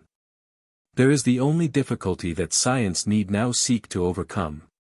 The problem is not how to guide the balloon, but how to take it up and down without expending the gas which is its strength, its lifeblood, its soul, if I may use the expression. You are right, my dear doctor, but this problem is not yet solved. This means has not yet been discovered. I beg your pardon, it has been discovered. By whom? By me. By you. You may readily believe that otherwise I should not have risked this expedition across Africa in a balloon. In 24 hours I should have been without gas. But you said nothing about that in England? No. I did not want to have myself overhauled in public. I saw no use in that. I made my preparatory experiments in secret and was satisfied. I have no occasion, then, to learn anything more from them. Well. Doctor, would it be proper to ask what is your secret? Here it is, gentlemen, the simplest thing in the world. The attention of his auditory was now directed to the doctor in the utmost degree as he quietly proceeded with his explanation. Chapter 10. Former Experiments. The doctor's 5 receptacles. The gas cylinder. The calorifier. The system of maneuvering. Success certain. The attempt has often been made, gentlemen, said the doctor, to rise and descend at will, without losing ballast or gas from the balloon. A French aeronaut, M. Meunier, tried to accomplish this by compressing air in an inner receptacle. A Belgian, Dr. Van Heck, by means of wings and paddles, obtained a vertical power that would have sufficed in most cases, but the practical results secured from these experiments have been insignificant. I therefore resolved to go about the thing more directly. So, at the start, I dispensed with ballast altogether, excepting as a provision for cases of special emergency, such as the breakage of my apparatus, or the necessity of ascending very suddenly, so as to avoid unforeseen obstacles. My means of ascent and descent consist simply in dilating or contracting the gas that is in the balloon by the application of different temperatures, and here is the method of obtaining that result. You saw me bring on board with the car several cases or receptacles, the use of which you may not have understood. They are 5 in number. The first contains about 25 gallons of water, to which I add a few drops of sulfuric acid, so as to augment its capacity as a conductor of electricity, and then I decompose it by means of a powerful Bunsen battery. Water, as you know, consists of 2 parts of hydrogen to 1 of oxygen gas. The latter, through the action of the battery, passes at its positive pole into the second receptacle. A third receptacle, placed above the second one, and of double its capacity, receives the hydrogen passing into it by the negative pole. Stopcocks, of which one has an orifice twice the size of the other, communicate between these receptacles and a fourth one, which is called the mixture reservoir. Since in it the 2 gases obtained by the decomposition of the water do really commingle. The capacity of this fourth tank is about 41 cubic feet. On the upper part of this tank is a platinum tube provided with a stopcock. You will now readily understand, gentlemen, the apparatus that I have described to you is really a gas cylinder and blowpipe for oxygen and hydrogen, the heat of which exceeds that of a forge fire. This much established, I proceed to the second part of my apparatus. From the lowest part of my balloon, which is hermetically closed, issue 2 tubes a little distance apart. The one starts among the upper layers of the hydrogen gas, the other amid the lower layers. These 2 pipes are provided at intervals with strong jointings of india rubber, which enable them to move in harmony with the oscillations of the balloon. Both of them run down as far as the car, and lose themselves in an iron receptacle of cylindrical form, which is called the heat tank. The latter is closed at its two ends by two strong plates of the same metal.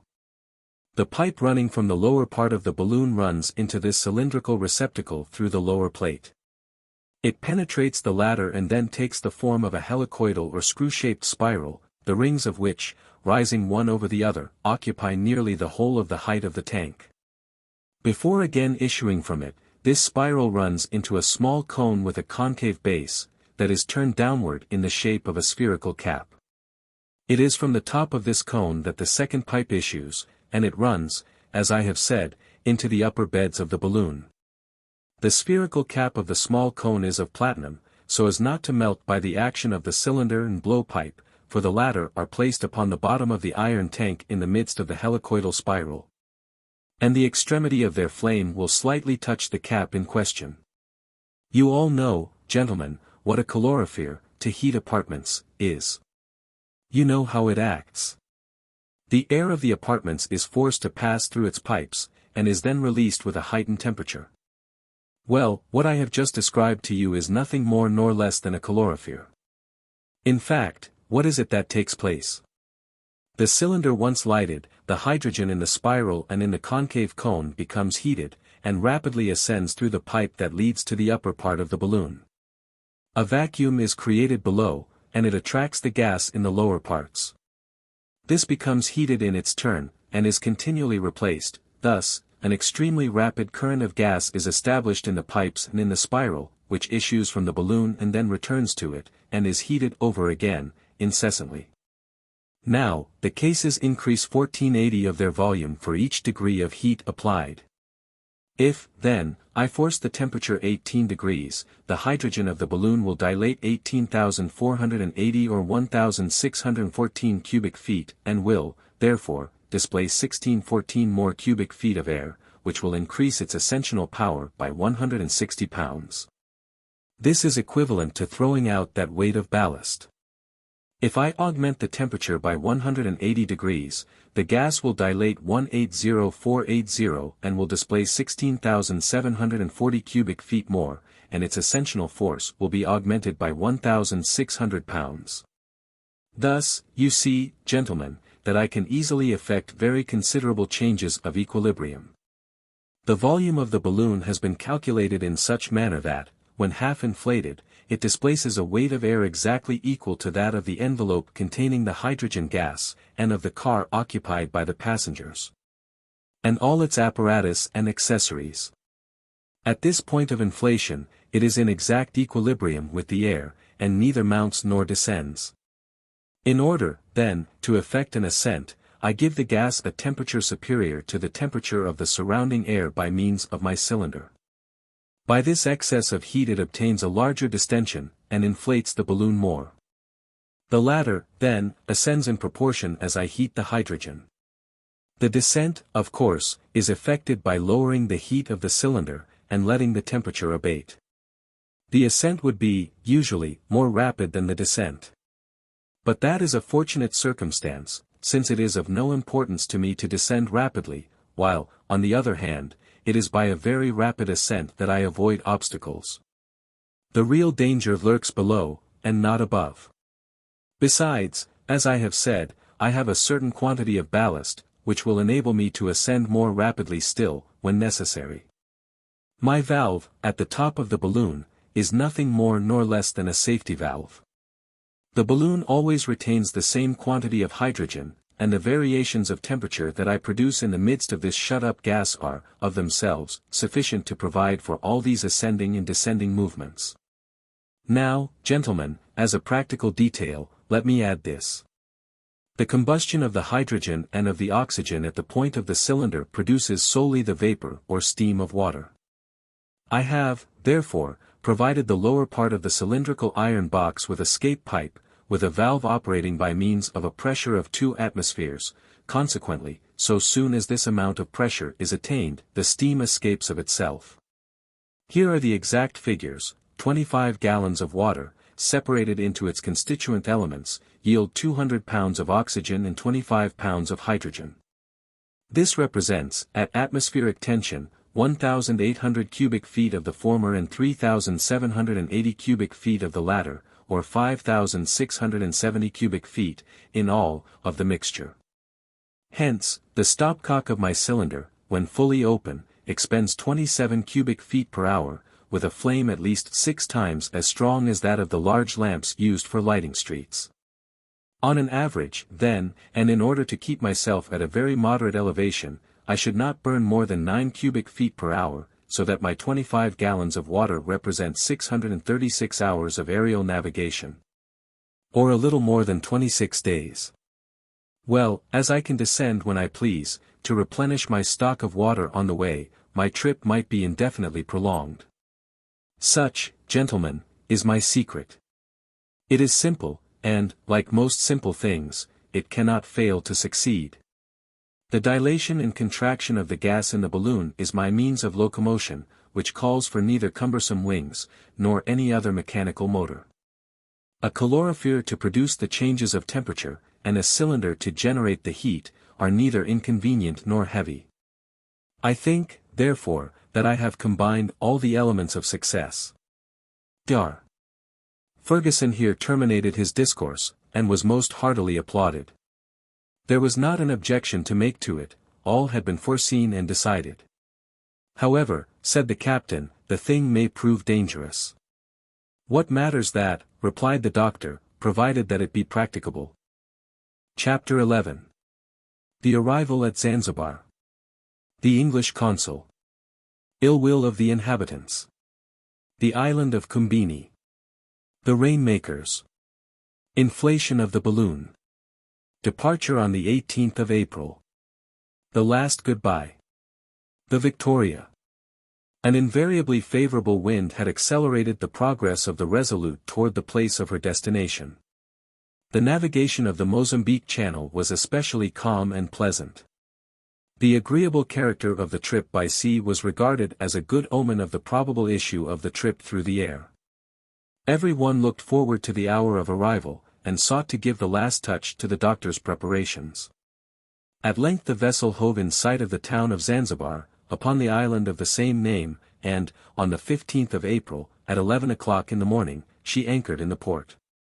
The island of Zanzibar belongs to the Imam of Muscat, an ally of France and England, and is, undoubtedly, his finest settlement. The port is frequented by a great many vessels from the neighboring countries. The island is separated from the African coast only by a channel, the greatest width of which is but 30 miles.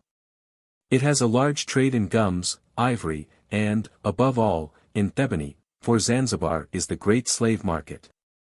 Thither converges all the booty captured in the battles which the chiefs of the interior are continually fighting. This traffic extends along the whole eastern coast, and as far as the Nile latitudes. Mr. G.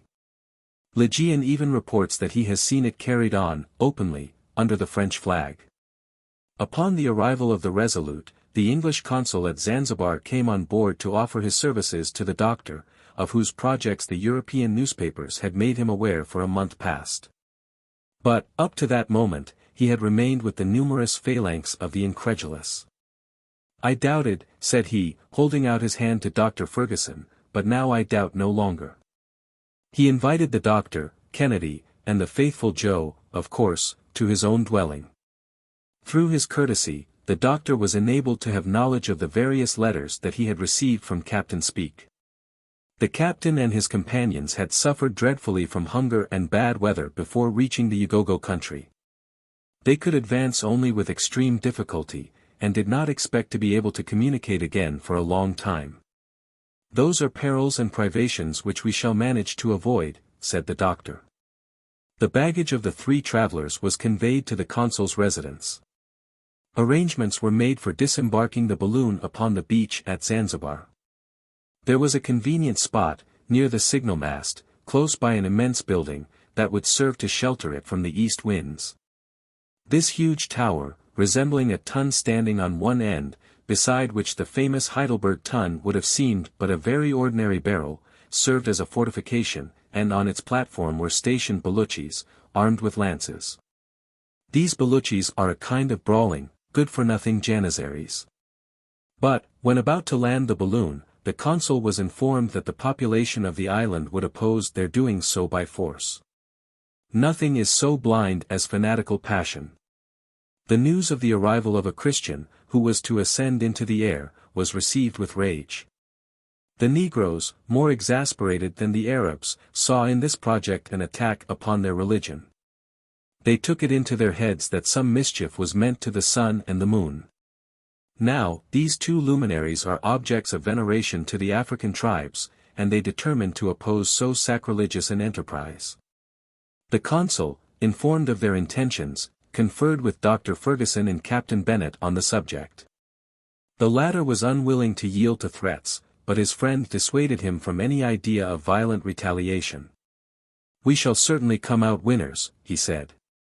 "Even the Imam's soldiers will lend us a hand, if we need it. But, my dear captain, an accident may happen in a moment, and it would require but one unlucky blow to do the balloon an irreparable injury, so that the trip would be totally defeated, therefore we must act with the greatest caution. But what are we to do? If we land on the coast of Africa, we shall encounter the same difficulties. What are we to do?" "Nothing is more simple," replied the consul. "You observe those small islands outside of the port. Land your balloon on one of them, surround it with a guard of sailors, and you will have no risk to run." "Just the thing," said the doctor, "and we shall be entirely at our ease in completing our preparations." The captain yielded to these suggestions, and the Resolute was headed for the island of Combini.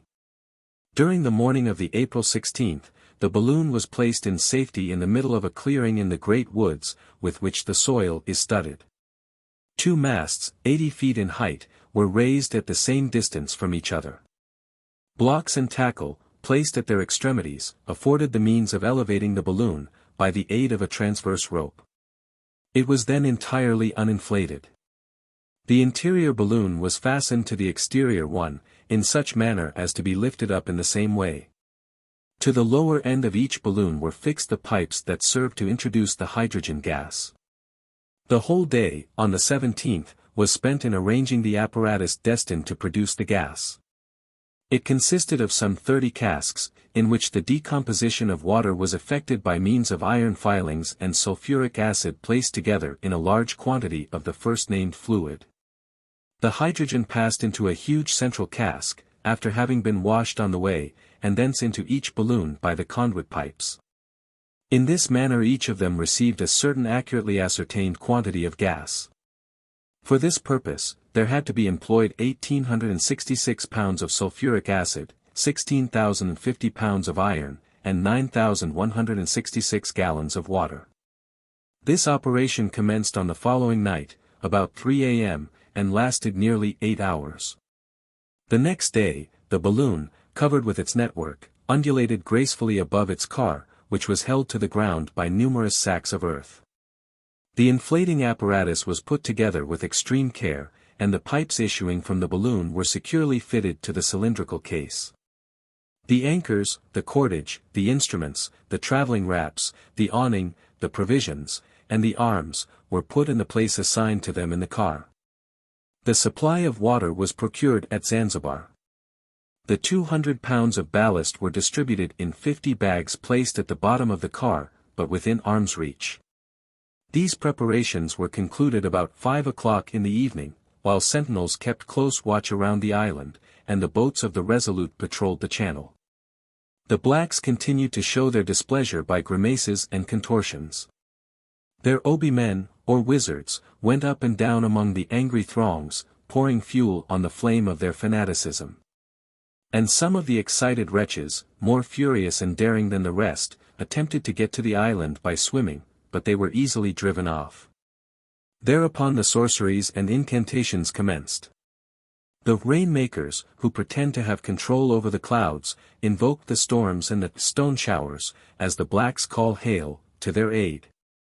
To compel them to do so, they plucked leaves of all the different trees that grow in that country, and boiled them over a slow fire, while, at the same time, a sheep was killed by thrusting a long needle into its heart.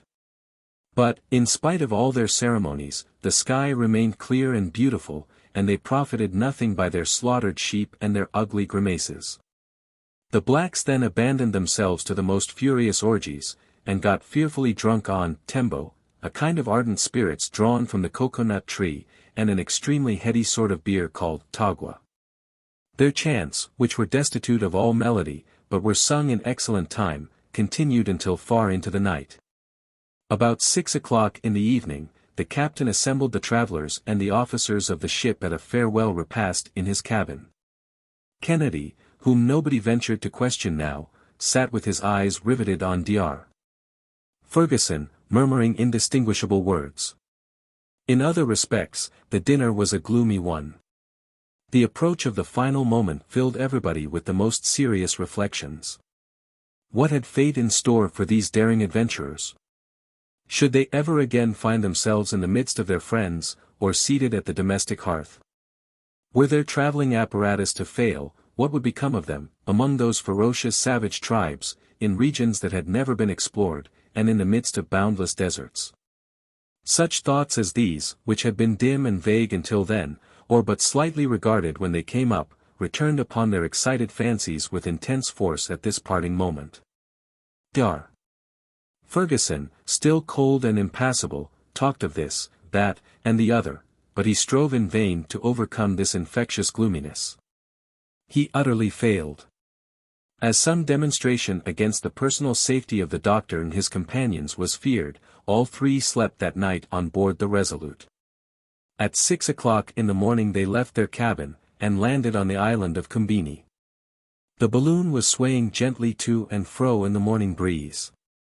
The sandbags that had held it down were now replaced by some 20 strong-armed sailors, and Captain Bennett and his officers were present to witness the solemn departure of their friends. At this moment Kennedy went right up to the doctor, grasped his hand, and said, "Samuel, have you absolutely determined to go?" "Solemnly determined, my dear Dick. I have done everything that I could to prevent this expedition, have I not?" "Everything. Well, then, my conscience is clear on that score, and I will go with you." "I was sure you would," said the doctor, betraying in his features swift traces of emotion. At last the moment of final leave-taking arrived. The captain and his officers embraced their dauntless friends with great feeling, not excepting even Joe, who, worthy fellow, was as proud and happy as a prince. Every one in the party insisted upon having a final shake of the doctor's hand. At 9 o'clock the three travelers got into their car. The doctor lit the combustible in his cylinder and turned the flame so as to produce a rapid heat, and the balloon, which had rested on the ground in perfect equipoise, began to rise in a few minutes. So that the seamen had to slacken the ropes they held it by. The car then rose about 20 feet above their heads. "My friends," exclaimed the doctor, standing up between his two companions, and taking off his hat, "let us give our aerial ship a name that will bring her good luck. Let us christen her Victoria." This speech was answered with stentorian cheers of "Huzzah for the Queen! Huzzah for Old England!" At this moment the ascensional force of the balloon increased prodigiously, and Fergusson, Kennedy, and Joe waved a last good-bye to their friends. "Let go all!" shouted the doctor, and at the word the Victoria shot rapidly up into the sky, while the four carronades on board the Resolute thundered forth a parting salute in her honor. Chapter 12. Crossing the Strait. The Mrima. Dick's remark and Joe's proposition. A recipe for coffee making. The Usuramo. The unfortunate Mason. Mount Dathumi. The doctor's cards. Night under a nopal. The air was pure, the wind moderate, and the balloon ascended almost perpendicularly to a height of 1,500 feet, as indicated by a depression of 2 inches in the barometric column. At this height a more decided current carried the balloon toward the southwest. What a magnificent spectacle was then outspread beneath the gaze of the travelers. The island of Zanzibar could be seen in its entire extent, marked out by its deeper color upon a vast planisphere. The fields had the appearance of patterns of different colors, and thick clumps of green indicated the groves and thickets. The inhabitants of the island looked no larger than insects. The huzzaying and shouting were little by little lost in the distance, and only the discharge of the ship's guns could be heard in the concavity beneath the balloon, as the latter sped on its flight. "How fine that is!" said Joe, breaking silence for the first time. He got no reply. The doctor was busy observing the variations of the barometer and noting down the details of his ascent. Kennedy looked on, and had not eyes enough to take in all that he saw. The rays of the sun coming to the aid of the heating cylinder, the tension of the gas increased, and the Victoria attained the height of 2,500 feet. The Resolute looked like a mere cockle shell, and the African coast could be distinctly seen in the west marked out by a fringe of foam. "You don't talk," said Joe, again. "We are looking," said the doctor, directing his spyglass toward the mainland. "For my part, I must talk." "As much as you please, Joe, talk as much as you like." And Joe went on alone with a tremendous volley of exclamations. The O's, and the AHS exploded one after the other, incessantly, from his lips. During his passage over the sea the doctor deemed it best to keep at his present elevation. He could thus reconnoiter a greater stretch of the coast. The thermometer and the barometer, hanging up inside of the half-opened awning, were always within sight, and a second barometer suspended outside was to serve during the night watches. At the end of about 2 hours the Victoria, driven along at a speed of a little more than 8 miles, very visibly neared the coast of the mainland. The doctor, thereupon, determined to descend a little nearer to the ground. So he moderated the flame of his cylinder, and the balloon, in a few moments, had descended to an altitude only 300 feet above the soil. It was then found to be passing just over the Mrima country, the name of this part of the eastern coast of Africa. Dense borders of mango trees protected its margin, and the ebb tide disclosed to view their thick roots, chafed and gnawed by the teeth of the Indian Ocean. The sands which, at an earlier period, formed the coastline, rounded away along the distant horizon, and Mount Nguru reared aloft its sharp summit in the northwest. The Victoria passed near to a village which the doctor found marked upon his chart as Kole. Its entire population had assembled in crowds, and were yelling with anger and fear, at the same time vainly directing their arrows against this monster of the air that swept along so majestically away above all their powerless fury. The wind was setting to the southward, but the doctor felt no concern on that score, since it enabled him the better to follow the route traced by Captains Burton and Speke. Kennedy had, at length, become as talkative as Joe, and the two kept up a continual interchange of admiring interjections and exclamations. "Out upon stage coaches," said one. "Steamers indeed," said the other. "Railroads." "Rubbish," put in Kennedy, "that you travel on, without seeing the country." "Balloons. They're the sort for me," Joe would add. "Why, you don't feel yourself going, and nature takes the trouble to spread herself out before one's eyes. What a splendid sight! What a spectacle! What a delight! A dream in a hammock. Suppose we take our breakfast," was Joe's unpoetical change of tune, at last, for the keen, open air had mightily sharpened his appetite. "Good idea, my boy. Oh! It won't take us long to do the cooking, biscuit and potted meat." "And as much coffee as you like," said the doctor. "I give you leave to borrow a little heat from my cylinder. There's enough and to spare, for that matter, and so we shall avoid the risk of a conflagration." "That would be a dreadful misfortune," ejaculated Kennedy. "It's the same as a powder magazine suspended over our heads."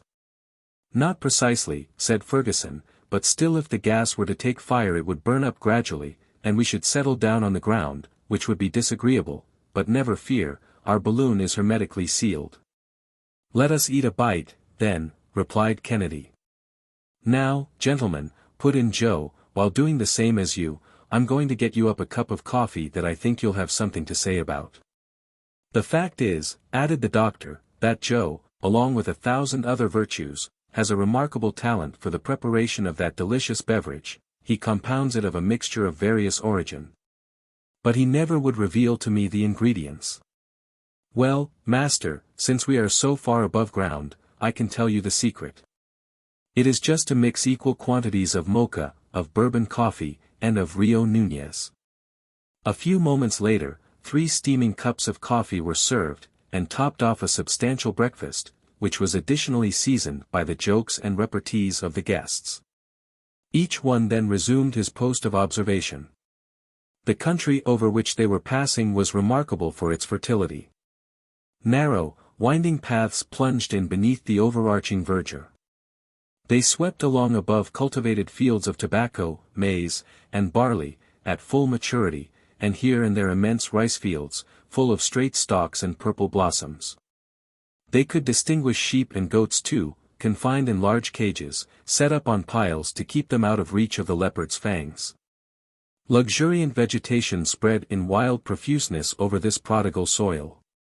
Village after village rang with yells of terror and astonishment at the sight of the Victoria, and Dr. Fergusson prudently kept her above the reach of the barbarian arrows. The savages below, thus baffled, ran together from their huddle of huts and followed the travelers with their vain imprecations while they remained in sight. At noon, the doctor, upon consulting his map, calculated that they were passing over the Uzaramo country. The soil was thickly studded with coconut, pawpaw, and cottonwood trees, above which the balloon seemed to disport itself like a bird. Joe found this splendid vegetation a matter of course, seeing that they were in Africa. Kennedy descried some hares and quails that asked nothing better than to get a good shot from his fowling piece, but it would have been powder wasted, since there was no time to pick up the game. U&O signify country in the language of that region. The aeronauts swept on with the speed of 12 miles per hour, and soon were passing in 38 degrees 20 minutes east longitude, over the village of Tounda. It was there, said the doctor, that Burton and Speke were seized with violent fevers, and for a moment thought their expedition ruined. And yet they were only a short distance from the coast, but fatigue and privation were beginning to tell upon them severely. In fact, there is a perpetual malaria reigning throughout the country in question.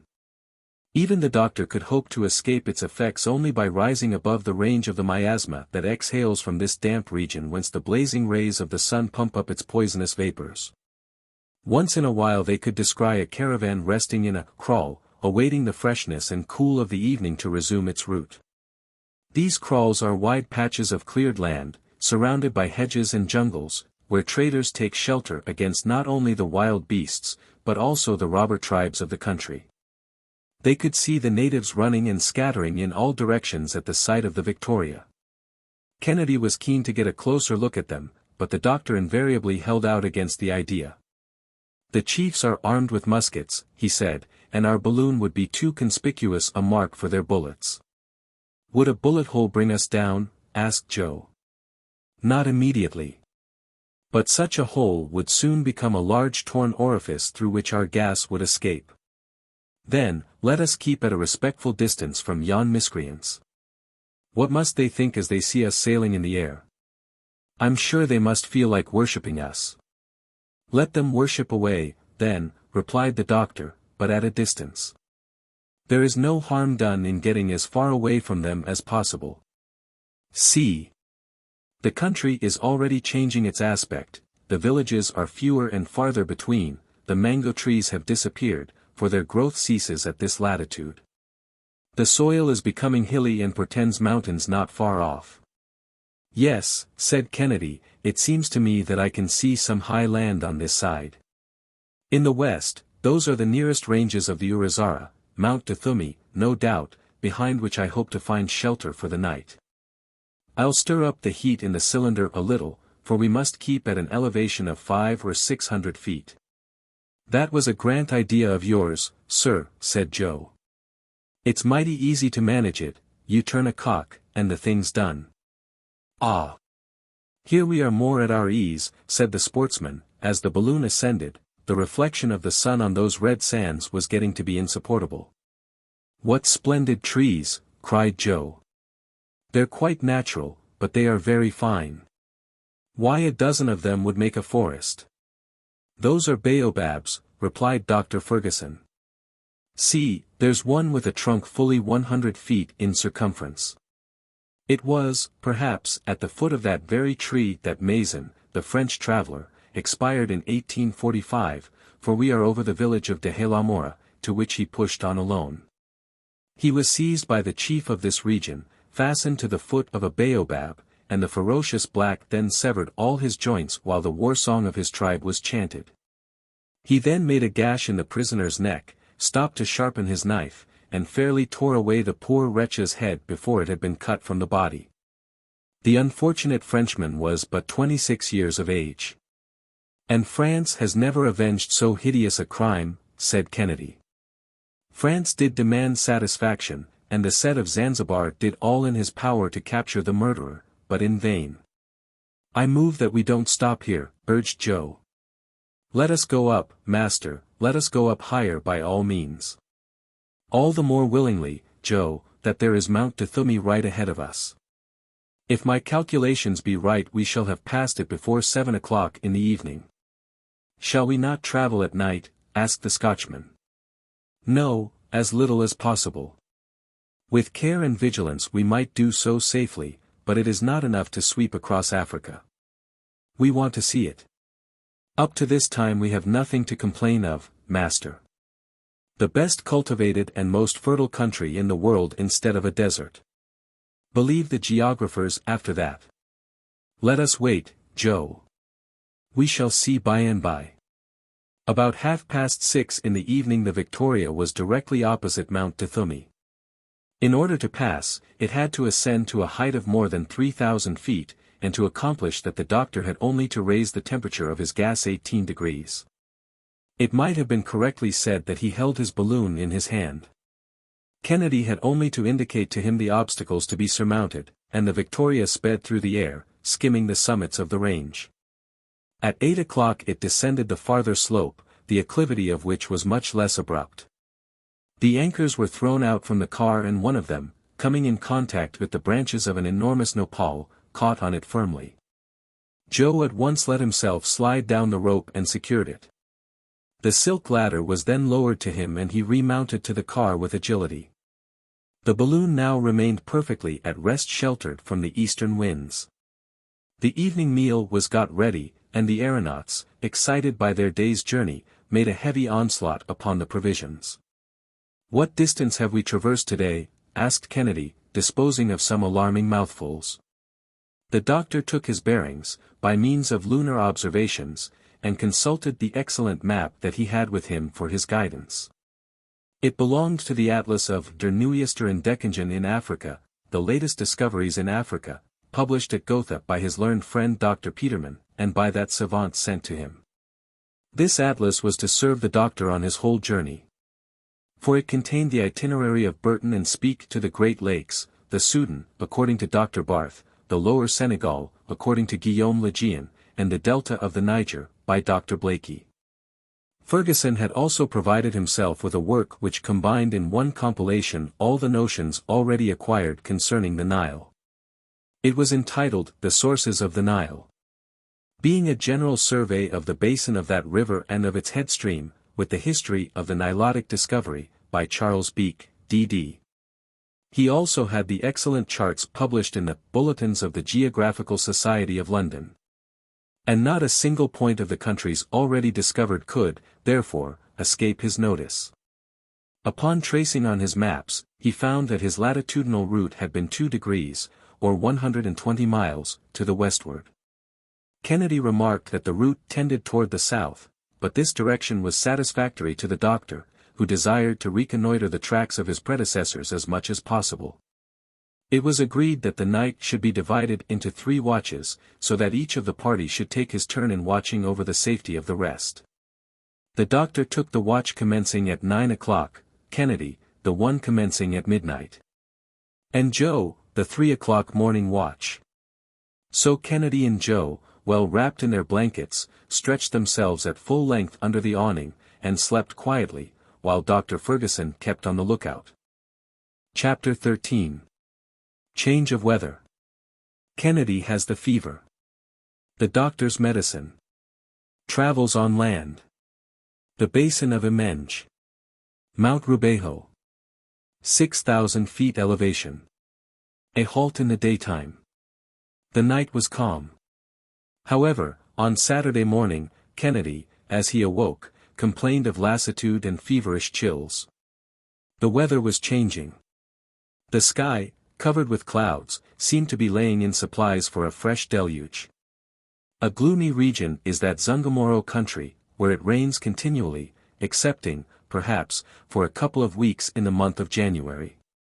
A violent shower was not long in drenching our travelers. Below them, the roads, intersected by nullahs, a sort of instantaneous torrent, were soon rendered impracticable, entangled as they were, besides, with thorny thickets and gigantic lianas, or creeping vines. The sulphuretted hydrogen emanations, which Captain Burton mentions, could be distinctly smelt. According to his statement, and I think he's right, said the doctor, one could readily believe that there is a corpse hidden behind every thicket. An ugly country this, sighed Joe, and it seems to me that Mr. Kennedy is none the better for having passed the night in it. To tell the truth, I have quite a high fever, said the sportsman. There's nothing remarkable about that, my dear Dick, for we are in one of the most unhealthy regions in Africa, but we shall not remain here long, so let's be off. Thanks to a skillful maneuver achieved by Joe, the anchor was disengaged, and Joe reascended to the car by means of the ladder. The doctor vigorously dilated the gas, and the Victoria resumed her flight, driven along by a spanking breeze. Only a few scattered huts could be seen through the pestilential mists, but the appearance of the country soon changed, for it often happens in Africa that some of the unhealthiest districts lie close beside others that are perfectly salubrious. Kennedy was visibly suffering, and the fever was mastering his vigorous constitution. It won't do to fall ill, though, he grumbled, and so saying, he wrapped himself in a blanket, and lay down under the awning. A little patience, Dick, and you'll soon get over this, said the doctor. Get over it. Egad, Samuel, if you've any drug in your traveling chest that will set me on my feet again, bring it without delay. I'll swallow it with my eyes shut. Oh, I can do better than that, friend Dick, for I can give you a febrifuge that won't cost anything. And how will you do that? Very easily. I am simply going to take you up above these clouds that are now deluging us, and remove you from this pestilential atmosphere. I ask for only 10 minutes, in order to dilate the hydrogen. The 10 minutes had scarcely elapsed ere the travelers were beyond the rainy belt of country. Wait a little, now, Dick, and you'll begin to feel the effect of pure air and sunshine. There's a cure for you, said Joe. Why, it's wonderful. No, it's merely natural. Oh. Natural, yes, no doubt of that. I bring Dick into good air, as the doctors do, every day, in Europe, or, as I would send a patient at Martinique to the Pitons, a lofty mountain on that island, to get clear of the yellow fever. Ah! By Jove, this balloon is a paradise! Exclaimed Kennedy, feeling much better already. It leads to it, anyhow, replied Joe, quite gravely. It was a curious spectacle, that mass of clouds piled up, at the moment, away below them.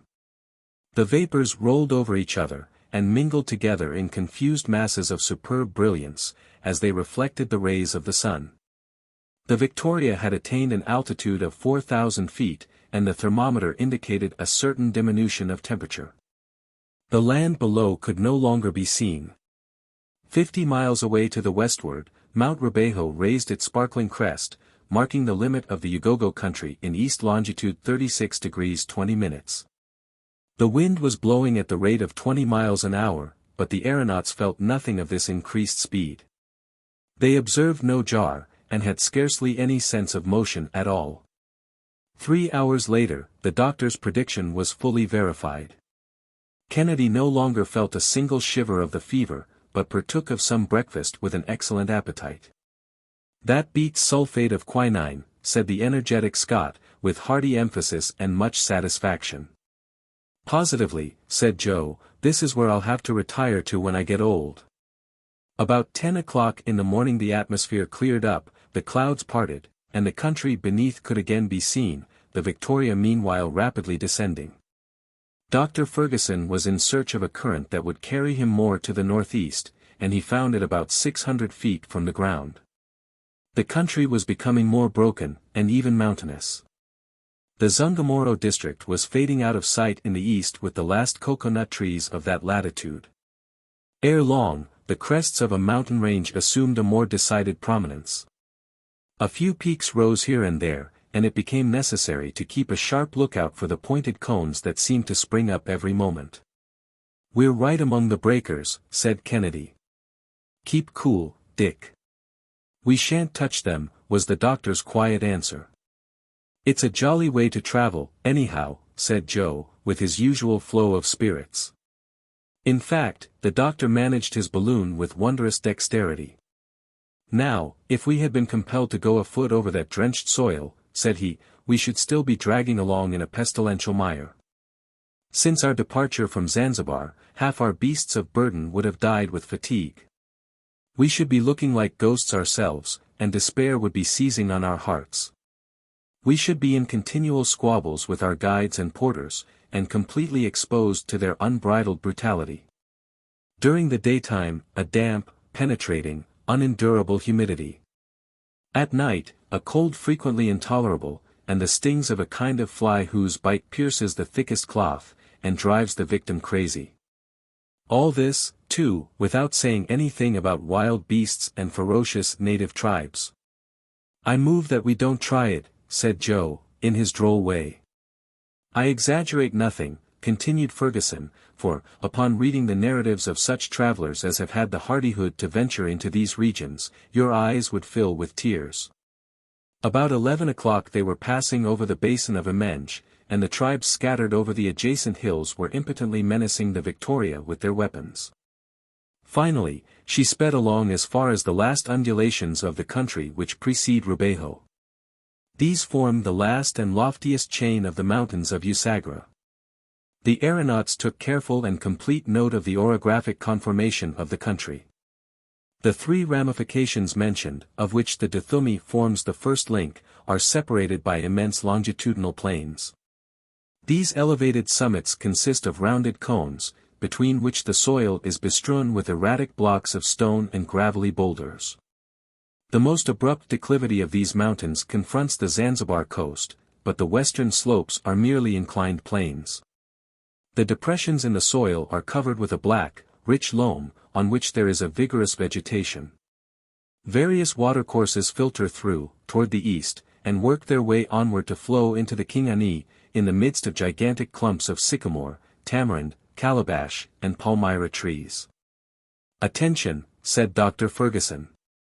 "We are approaching Rubeho, the name of which signifies, in the language of the country, the passage of the winds, and we would do well to double its jagged pinnacles at a certain height. If my chart be exact, we are going to ascend to an elevation of 5,000 feet. Shall we often have occasion to reach those far upper belts of the atmosphere?" "Very seldom. The height of the African mountains appears to be quite moderate compared with that of the European and Asiatic ranges, but, in any case, our good Victoria will find no difficulty in passing over them." In a very little while, the gas expanded under the action of the heat, and the balloon took a very decided ascensional movement. Besides, the dilation of the hydrogen involved no danger, and only 3/4 of the vast capacity of the balloon was filled when the barometer, by a depression of 8 inches, announced an elevation of 6,000 feet. "Shall we go this high very long?" asked Joe. "The atmosphere of the earth has a height of 6,000 fathoms, said the doctor, "and, with a very large balloon, one might go far. That is what Messrs. Briosky and Gay-Lussac did." But then the blood burst from their mouths and ears. Respirable air was wanting. Some years ago, two fearless Frenchmen, Messrs. Barrel and Bixio, also ventured into the very lofty regions, but their balloon burst. "And they fell?" asked Kennedy, abruptly. "Certainly they did, but as learned men should always fall, namely, without hurting themselves." "Well, gentlemen," said Joe, "you may try their fall over again, if you like. But, as for me, who am but a dolt, I prefer keeping at the medium height, neither too far up, nor too low down. It won't do to be too ambitious. At the height of 6,000 feet, the density of the atmosphere has already greatly diminished. Sound is conveyed with difficulty, and the voice is not so easily heard. The view of objects becomes confused, the gaze no longer takes in any but large, quite ill-distinguishable masses, men and animals on the surface become absolutely invisible. The roads and rivers get to look like threads, and the lakes dwindle to ponds. The doctor and his friends felt themselves in a very anomalous condition. An atmospheric current of extreme velocity was bearing them away beyond arid mountains, upon whose summits vast fields of snow surprised the gaze. While their convulsed appearance told of titanic travail in the earliest epoch of the world's existence. The sun shone at the zenith, and his rays fell perpendicularly upon those lonely summits. The doctor took an accurate design of these mountains, which form 4 distinct ridges almost in a straight line, the northernmost being the longest. The Victoria soon descended the slope opposite to the Rubeho, skirting an acclivity covered with woods, and dotted with trees of very deep green foliage. Then came crests and ravines, in a sort of desert which preceded the Ugogo country. And lower down were yellow plains, parched and fissured by the intense heat, and, here and there, bestrewn with saline plants and brambly thickets. Some underbrush, which, farther on, became forests, embellished the horizon. The doctor went nearer to the ground, the anchors were thrown out, and one of them soon caught in the boughs of a huge sycamore. Joe, slipping nimbly down the tree, carefully attached the anchor, and the doctor left his cylinder at work to a certain degree in order to retain sufficient ascensional force in the balloon to keep it in the air. Meanwhile the wind had suddenly died away. "Now," said Fergusson, "take 2 guns, friend Dick, one for yourself and one for Joe, and both of you try to bring back some nice cuts of antelope meat, they will make us a good dinner." "Off to the hunt," exclaimed Kennedy, joyously. He climbed briskly out of the car and descended. Joe had swung himself down from branch to branch, and was waiting for him below, stretching his limbs in the meantime. "Don't fly away without us, doctor," shouted Joe. "Never fear, my boy. I am securely lashed. I'll spend the time getting my notes into shape. A good hunt to you. But be careful. Besides, from my post here, I can observe the face of the country, and, at the least suspicious thing I notice, I'll fire a signal shot, and with that you must rally home." "Agreed," said Kennedy, and off they went. Chapter 14. The Forest of Gum Trees. The Blue Antelope. The Rallying Signal. An Unexpected Attack. The Canyon. A Night in the Open Air. The Mabunguru. Jiholamkoa. A Supply of Water. Arrival at Kaze.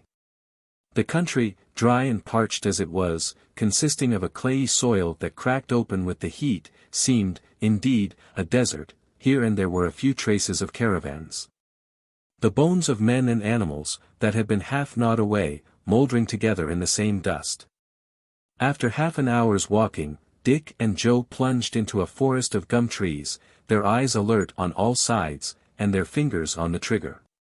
There was no foreseeing what they might encounter. Without being a rifleman, Joe could handle firearms with no trifling dexterity. "A walk does one good, Mr. Kennedy, but this isn't the easiest ground in the world," he said, kicking aside some fragments of quartz with which the soil was bestrewn. Kennedy motioned to his companion to be silent and to halt. The present case compelled them to dispense with hunting dogs, and, no matter what Joe's agility might be, he could not be expected to have the scent of a setter or a greyhound. A herd of a dozen antelopes were quenching their thirst in the bed of a torrent where some pools of water had lodged. The graceful creatures, snuffing danger in the breeze, seemed to be disturbed and uneasy. Their beautiful heads could be seen between every draught, raised in the air with quick and sudden motion as they sniffed the wind in the direction of our 2 hunters, with their flexible nostrils. Kennedy stole around behind some clumps of shrubbery, while Joe remained motionless where he was. The former, at length, got within gunshot and fired. The herd disappeared in the twinkling of an eye. One male antelope only, that was hit just behind the shoulder joint, fell headlong to the ground, and Kennedy leaped toward his booty. It was a blauwbok, a superb animal of a pale bluish color shading upon the gray, but with the belly and the inside of the legs as white as the driven snow. "A splendid shot," exclaimed the hunter. "It's a very rare species of the antelope, and I hope to be able to prepare his skin in such a way as to keep it." "Indeed," said Joe, "do you think of doing that, Mr. Kennedy?" "Why, certainly I do. Just see what a fine hide it is." "But Dr. Fergusson will never allow us to take such an extra weight." "You're right, Joe. Still it is a pity to have to leave such a noble animal." "The whole of it?" "Oh, we won't do that, sir. We'll take all the good eatable parts of it, and, if you'll let me, I'll cut him up just as well as the chairman of the Honorable Corporation of Butchers of the City of London could do." "As you please, my boy. But you know that in my hunter's way I can just as easily skin and cut up a piece of game as kill it." "I'm sure of that, Mr. Kennedy." "Well, then, you can build a fireplace with a few stones. There's plenty of dry deadwood, and I can make the hot coals tell in a few minutes." "Oh. That won't take long," said Kennedy, going to work on the fireplace, where he had a brisk flame crackling and sparkling in a minute or two. Joe had cut some of the nicest steaks and the best parts of the tenderloin from the carcass of the antelope, and these were quickly transformed to the most savory of broils. "There, those will tickle the doctor," said Kennedy. "Do you know what I was thinking about?" said Joe. "Why, about the steaks you're broiling, to be sure," replied Dick. "Not the least in the world. I was thinking what a figure we'd cut if we couldn't find the balloon again. By George, what an idea. Why, do you think the doctor would desert us?" "No, but suppose his anchor were to slip?" "Impossible. And, besides, the doctor would find no difficulty in coming down again with his balloon, he handles it at his ease. But suppose the wind were to sweep it off, so that he couldn't come back toward us?" "Come, come, Joe. A truce to your suppositions, they're anything but pleasant." "Ah. Sir, everything that happens in this world is natural, of course. But, then, anything may happen, and we ought to look out beforehand." At this moment the report of a gun rang out upon the air. "What's that?" exclaimed Joe. "It's my rifle, I know the ring of her," said Kennedy. "A signal." "Yes. Danger for us. For him, too, perhaps. Let's be off." And the hunters, having gathered up the product of their expedition, rapidly made their way back along the path that they had marked by breaking boughs and bushes when they came. The density of the underbrush prevented their seeing the balloon, although they could not be far from it. A second shot was heard. "We must hurry," said Joe. "There. A third report. Why, it sounds to me as if he was defending himself against something. Let us make haste." They now began to run at the top of their speed. When they reached the outskirts of the forest, they, at first glance, saw the balloon in its place and the doctor in the car. "What's the matter?" shouted Kennedy. "Good God!" suddenly exclaimed Joe. "What do you see?" "Down there. Look. A crowd of blacks surrounding the balloon." And, in fact, there, 2 miles from where they were, they saw some 30 wild natives close together, yelling, gesticulating, and cutting all kinds of antics at the foot of the sycamore. Some, climbing into the tree itself, were making their way to the topmost branches. The danger seemed pressing. "My master is lost," cried Joe. "Come.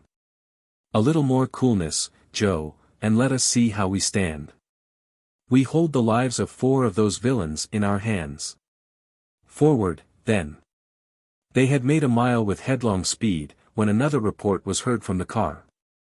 The shot had, evidently, told upon a huge black demon, who had been hoisting himself up by the anchor rope.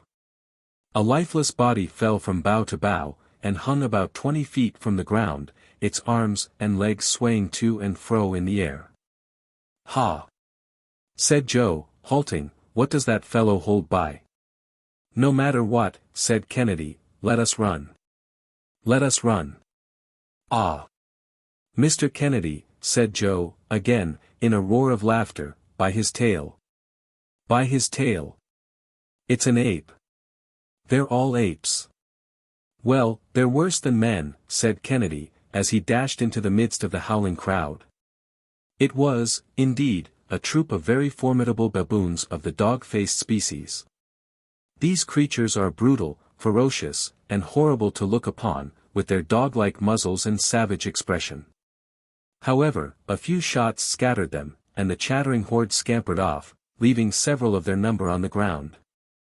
In a moment Kennedy was on the ladder, and Joe, clambering up the branches, detached the anchor. The car then dipped to where he was, and he got into it without difficulty. A few minutes later, the Victoria slowly ascended and soared away to the eastward, wafted by a moderate wind. That was an attack for you, said Joe. We thought you were surrounded by natives. Well, fortunately, they were only apes, said the doctor. At a distance there's no great difference, remarked Kennedy. Nor close at hand either, added Joe.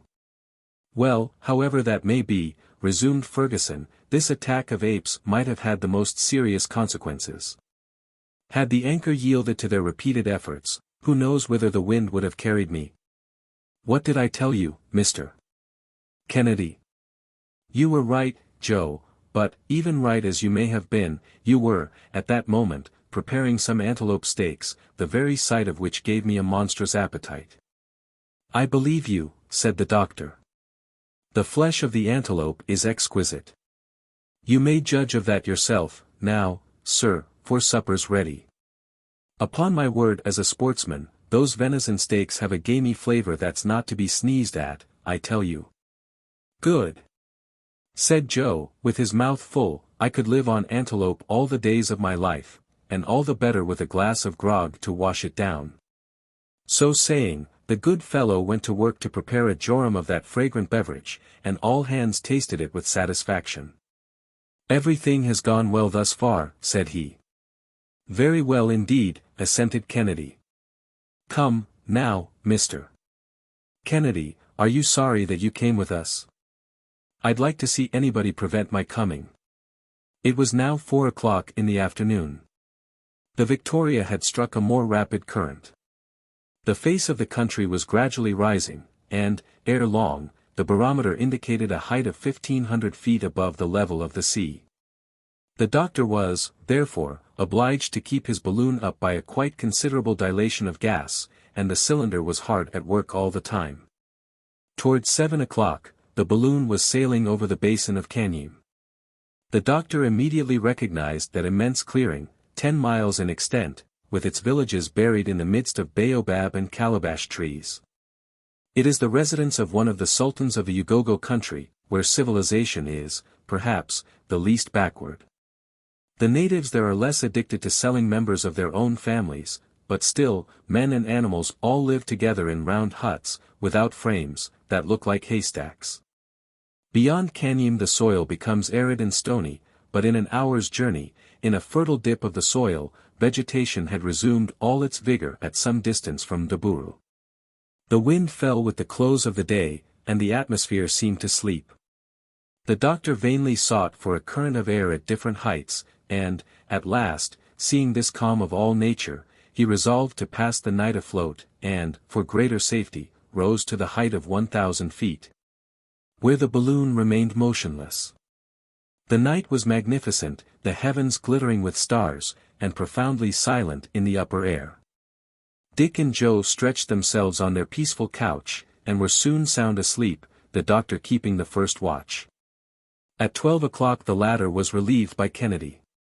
Should the slightest accident happen, waken me, said Fergusson, and, above all things, don't lose sight of the barometer.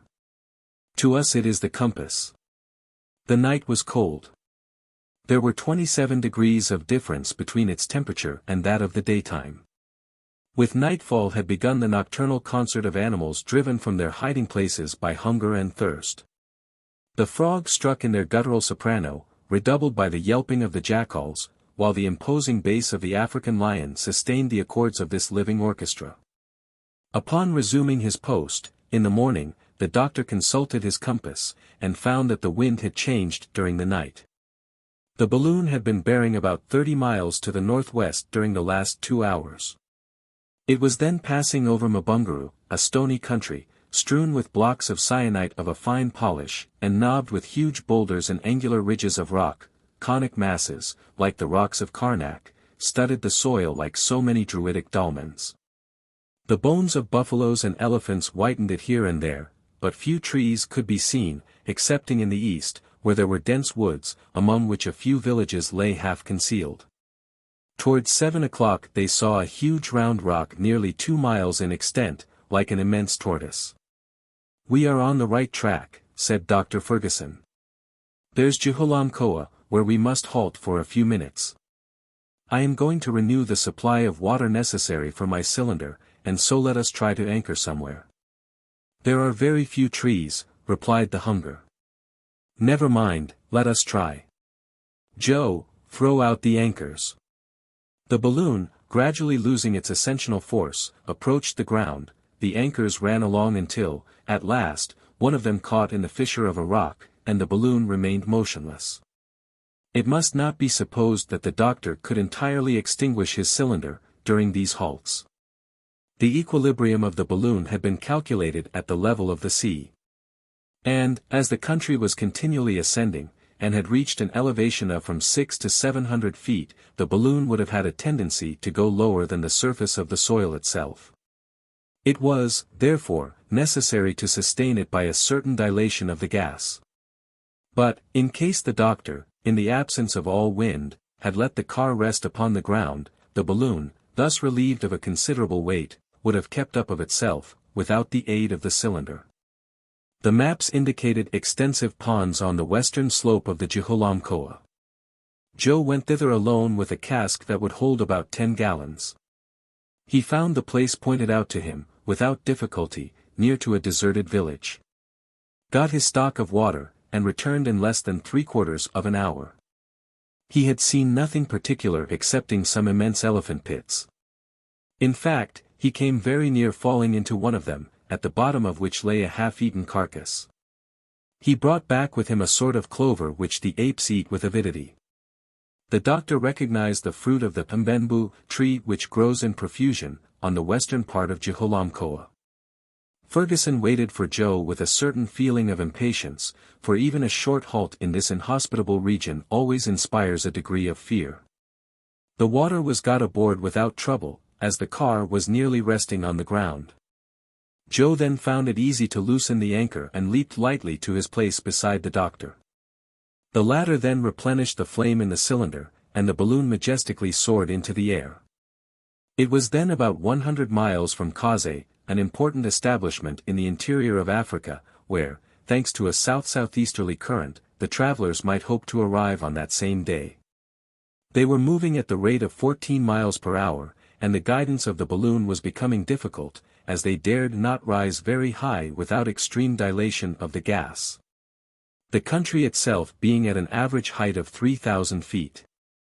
Hence, the doctor preferred not to force the dilation, and so adroitly followed the sinuosities of a pretty sharply inclined plane, and swept very close to the villages of Thembo and Turawels. The latter forms part of the Anyamwazi, a magnificent country, where the trees attain enormous dimensions, among them the cactus, which grows to gigantic size. About 2 o'clock, in magnificent weather, but under a fiery sun that devoured the least breath of air, the balloon was floating over the town of Kaze, situated about 350 miles from the coast. "We left Zanzibar at 9 o'clock in the morning," said the doctor, consulting his notes, "and, after 2 days' passage, we have, including our deviations, traveled nearly 500 geographical miles. Captains Burton and Speke took 4 months and a half to make the same distance." Chapter 15. Kaze. The noisy marketplace. The appearance of the balloon. The Wangaga. The sons of the moon. The doctor's walk, the population of the place. The royal tem. The sultan's wives. A royal drunken bout. Joe an object of worship. How they dance in the moon. A reaction. 2 moons in one sky. The instability of divine honors. Kaze, an important point in Central Africa, is not a city. In truth, there are no cities in the interior. Kaze is but a collection of 6 extensive excavations. There are enclosed a few houses and slave huts, with little courtyards and small gardens, carefully cultivated with onions, potatoes, cucumbers, pumpkins, and mushrooms, of perfect flavor, growing most luxuriantly. The Unyamwezi is the country of the moon, above all the rest, the fertile and magnificent garden spot of Africa.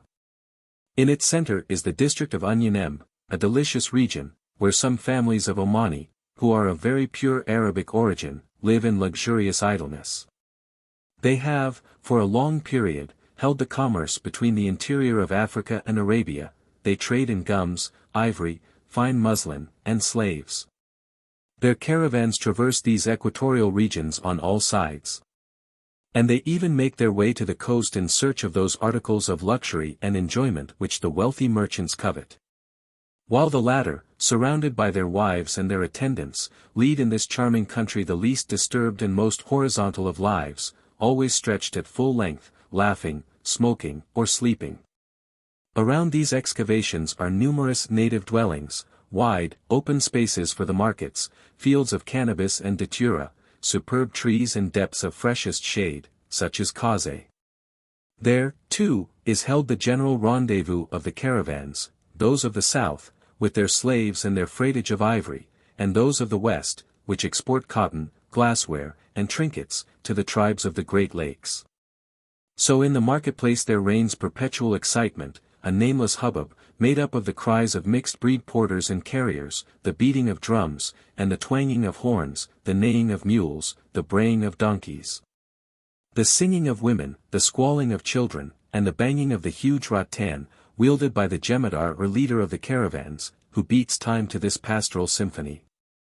There, spread forth, without regard to order, indeed, we may say, in charming disorder, are the showy stuffs, the glass beads, the ivory tusks, the rhinoceros teeth, the shark's teeth, the honey, the tobacco, and the cotton of these regions.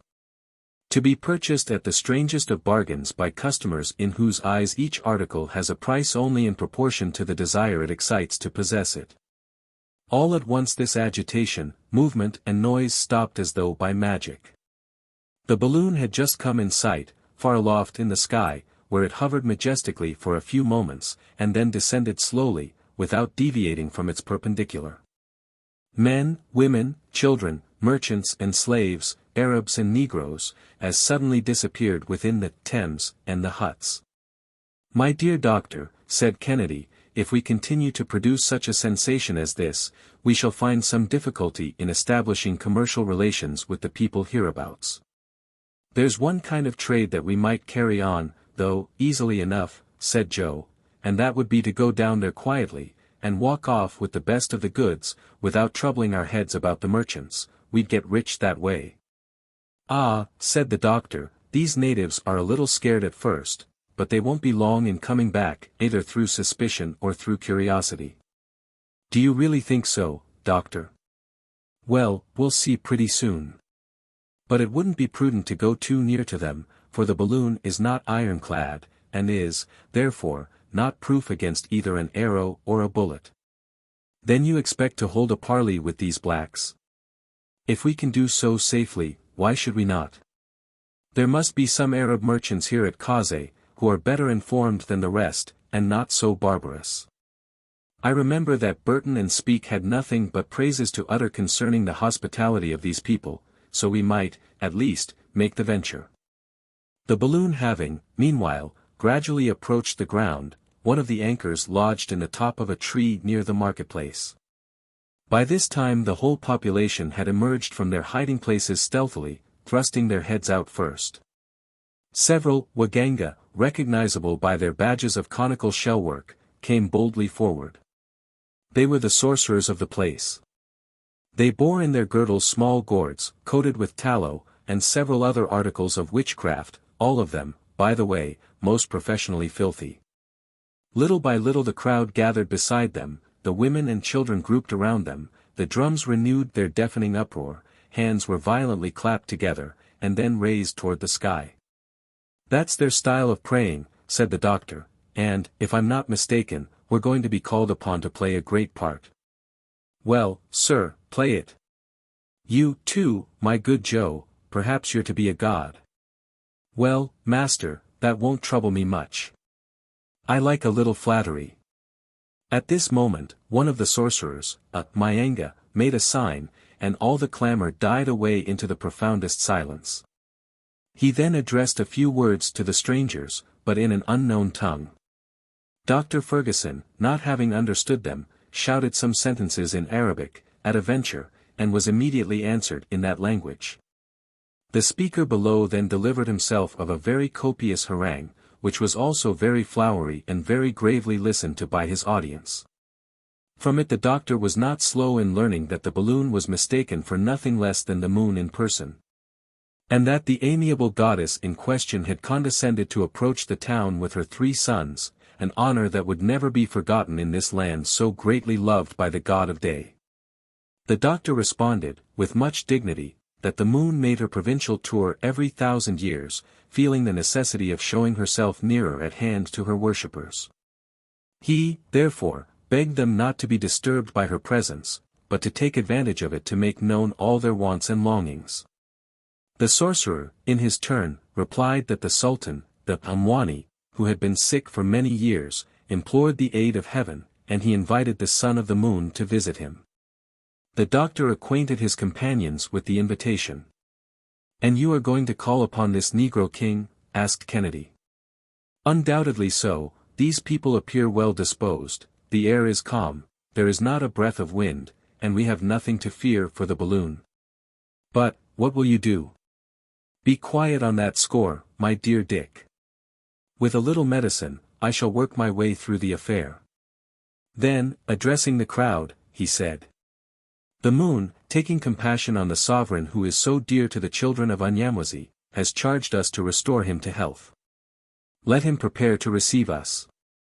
The clamor, the songs and demonstrations of all kinds increased twofold, and the whole immense ants' nest of black heads was again in motion. "Now, my friends," said Dr. Fergusson, "we must look out for everything beforehand. We may be forced to leave this at any moment, unexpectedly, and be off with extra speed.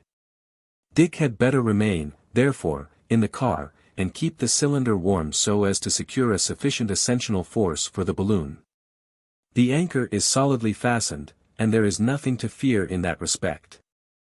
I shall descend, and Joe will go with me, only that he must remain at the foot of the ladder." "What? Are you going alone into that blackamoor's den?" "How? Doctor, am I not to go with you?" "No. I shall go alone. These good folks imagine that the goddess of the moon has come to see them, and their superstition protects me, so have no fear, and each one remain at the post that I have assigned to him." "Well, since you wish it," sighed Kennedy. "Look closely to the dilation of the gas." "Agreed." By this time the shouts of the natives had swelled to double volume as they vehemently implored the aid of the heavenly powers. There, said Joe, "they're rather rough in their orders to their good moon and her divine sons." The doctor, equipped with his traveling medicine chest, descended to the ground, preceded by Joe, who kept a straight countenance and looked as grave and knowing as the circumstances of the case required. He then seated himself at the foot of the ladder in the Arab fashion, with his legs crossed under him, and a portion of the crowd collected around him in a circle, at respectful distances. In the meanwhile the doctor, escorted to the sound of savage instruments, and with wild religious dances, slowly proceeded toward the royal tembe, situated a considerable distance outside of the town. It was about 3 o'clock, and the sun was shining brilliantly. In fact, what less could it do upon so grand an occasion? The doctor stepped along with great dignity, the Waganga surrounding him and keeping off the crowd. He was soon joined by the natural son of the Sultan, a handsomely built young fellow, who, according to the custom of the country, was the sole heir of the paternal goods, to the exclusion of the old man's legitimate children. He prostrated himself before the son of the moon, but the latter graciously raised him to his feet. 3/4 of an hour later, through shady paths, surrounded by all the luxuriance of tropical vegetation, this enthusiastic procession arrived at the Sultan's palace, a sort of square edifice called Idatina, and situated on the slope of a hill. A kind of veranda, formed by the thatched roof, adorned the outside, supported upon wooden pillars, which had some pretensions to being carved. Long lines of dark red clay decorated the walls in characters that strove to reproduce the forms of men and serpents, the latter better imitated, of course, than the former. The roofing of this abode did not rest directly upon the walls, and the air could, therefore, circulate freely, but windows there were none, and the door hardly deserved the name. Dar. Fergusson was received with all the honors by the guards and favorites of the Sultan. These were men of a fine race, the Wanyamwezi so-called, a pure type of the Central African populations, strong, robust, well-made, and in splendid condition. Their hair, divided into a great number of small tresses, fell over their shoulders, and by means of black and blue incisions they had tattooed their cheeks from the temples to the mouth. Their ears, frightfully distended, held dangling to them discs of wood and plates of gum copal. They were clad in brilliantly painted cloths, and the soldiers were armed with the saw-toothed war-club, the bow and arrows barbed and poisoned with the juice of the euphorbium, the cutlass, the tsima, a long saber, also with saw-like teeth, and some small battle-axes. The doctor advanced into the palace, and there, notwithstanding the Sultan's illness, the din, which was terrific before, redoubled the instant that he arrived. He noticed, at the lintels of the door, some rabbits' tails and zebras' manes, suspended as talismans. He was received by the whole troop of His Majesty's wives, to the harmonious accords of the Upatu, a sort of cymbal made of the bottom of a copper kettle, and to the uproar of the kalindo, a drum 5 feet high, hollowed out from the trunk of a tree, and hammered by the ponderous, horny fists of 2 jet-black virtuosi. Most of the women were rather good-looking, and they laughed and chattered merrily as they smoked their tobacco and tang in huge black pipes. They seemed to be well made, too, under the long robes that they wore gracefully flung about their persons, and carried a sort of kilt woven from the fibers of calabash fastened around their girdles. 6 of them were not the least merry of the party, although put aside from the rest, and reserved for a cruel fate. On the death of the Sultan, they were to be buried alive with him, so as to occupy and divert his mind during the period of eternal solitude. Dar. Fergusson, taking in the whole scene at a rapid glance, approached the wooden couch on which the Sultan lay reclining. There he saw a man of about 40, completely brutalized by orgies of every description, and in a condition that left little or nothing to be done. The sickness that had afflicted him for so many years was simply perpetual drunkenness. The royal sot had nearly lost all consciousness, and all the ammonia in the world would not have set him on his feet again. His favorites and the women kept on bended knees during this solemn visit. By means of a few drops of powerful cordial, the doctor for a moment reanimated the embruted carcass that lay before him. The Sultan stirred, and, for a dead body that had given no sign whatever of life for several hours previously, this symptom was received with a tremendous repetition of shouts and cries in the doctor's honor.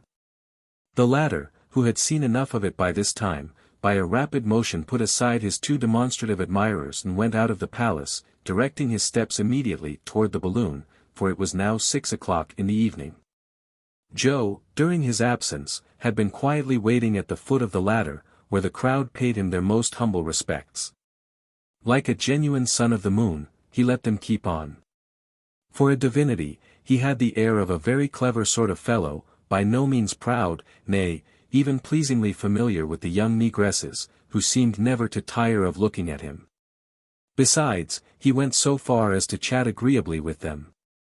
"Worship me, ladies. Worship me," he said to them. "I'm a clever sort of devil, if I am the son of a goddess." They brought him propitiatory gifts, such as are usually deposited in the fetish huts or mzimu. These gifts consisted of stalks of barley and of pum. Joe considered himself in duty bound to taste the latter species of strong beer, but his palate, although accustomed to gin and whiskey, could not withstand the strength of the new beverage, and he had to make a horrible grimace, which his dusky friends took to be a benevolent smile. Thereupon, the young damsels, conjoining their voices in a drawling chant, began to dance around him with the utmost gravity. "Ah! You're dancing, are you?" said he. "Well, I won't be behind you in politeness, and so I'll give you one of my country reels." So at it he went, in one of the wildest jigs that ever was seen, twisting, turning, and jerking himself in all directions.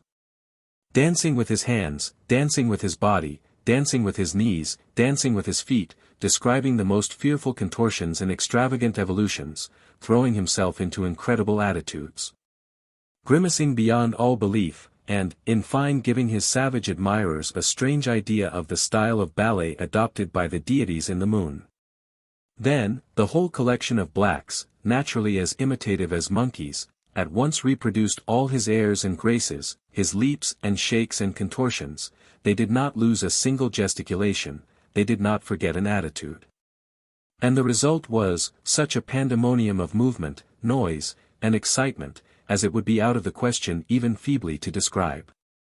But, in the very midst of the fun, Joe saw the doctor approaching. The latter was coming at full speed, surrounded by a yelling and disorderly throng. The chiefs and sorcerers seemed to be highly excited.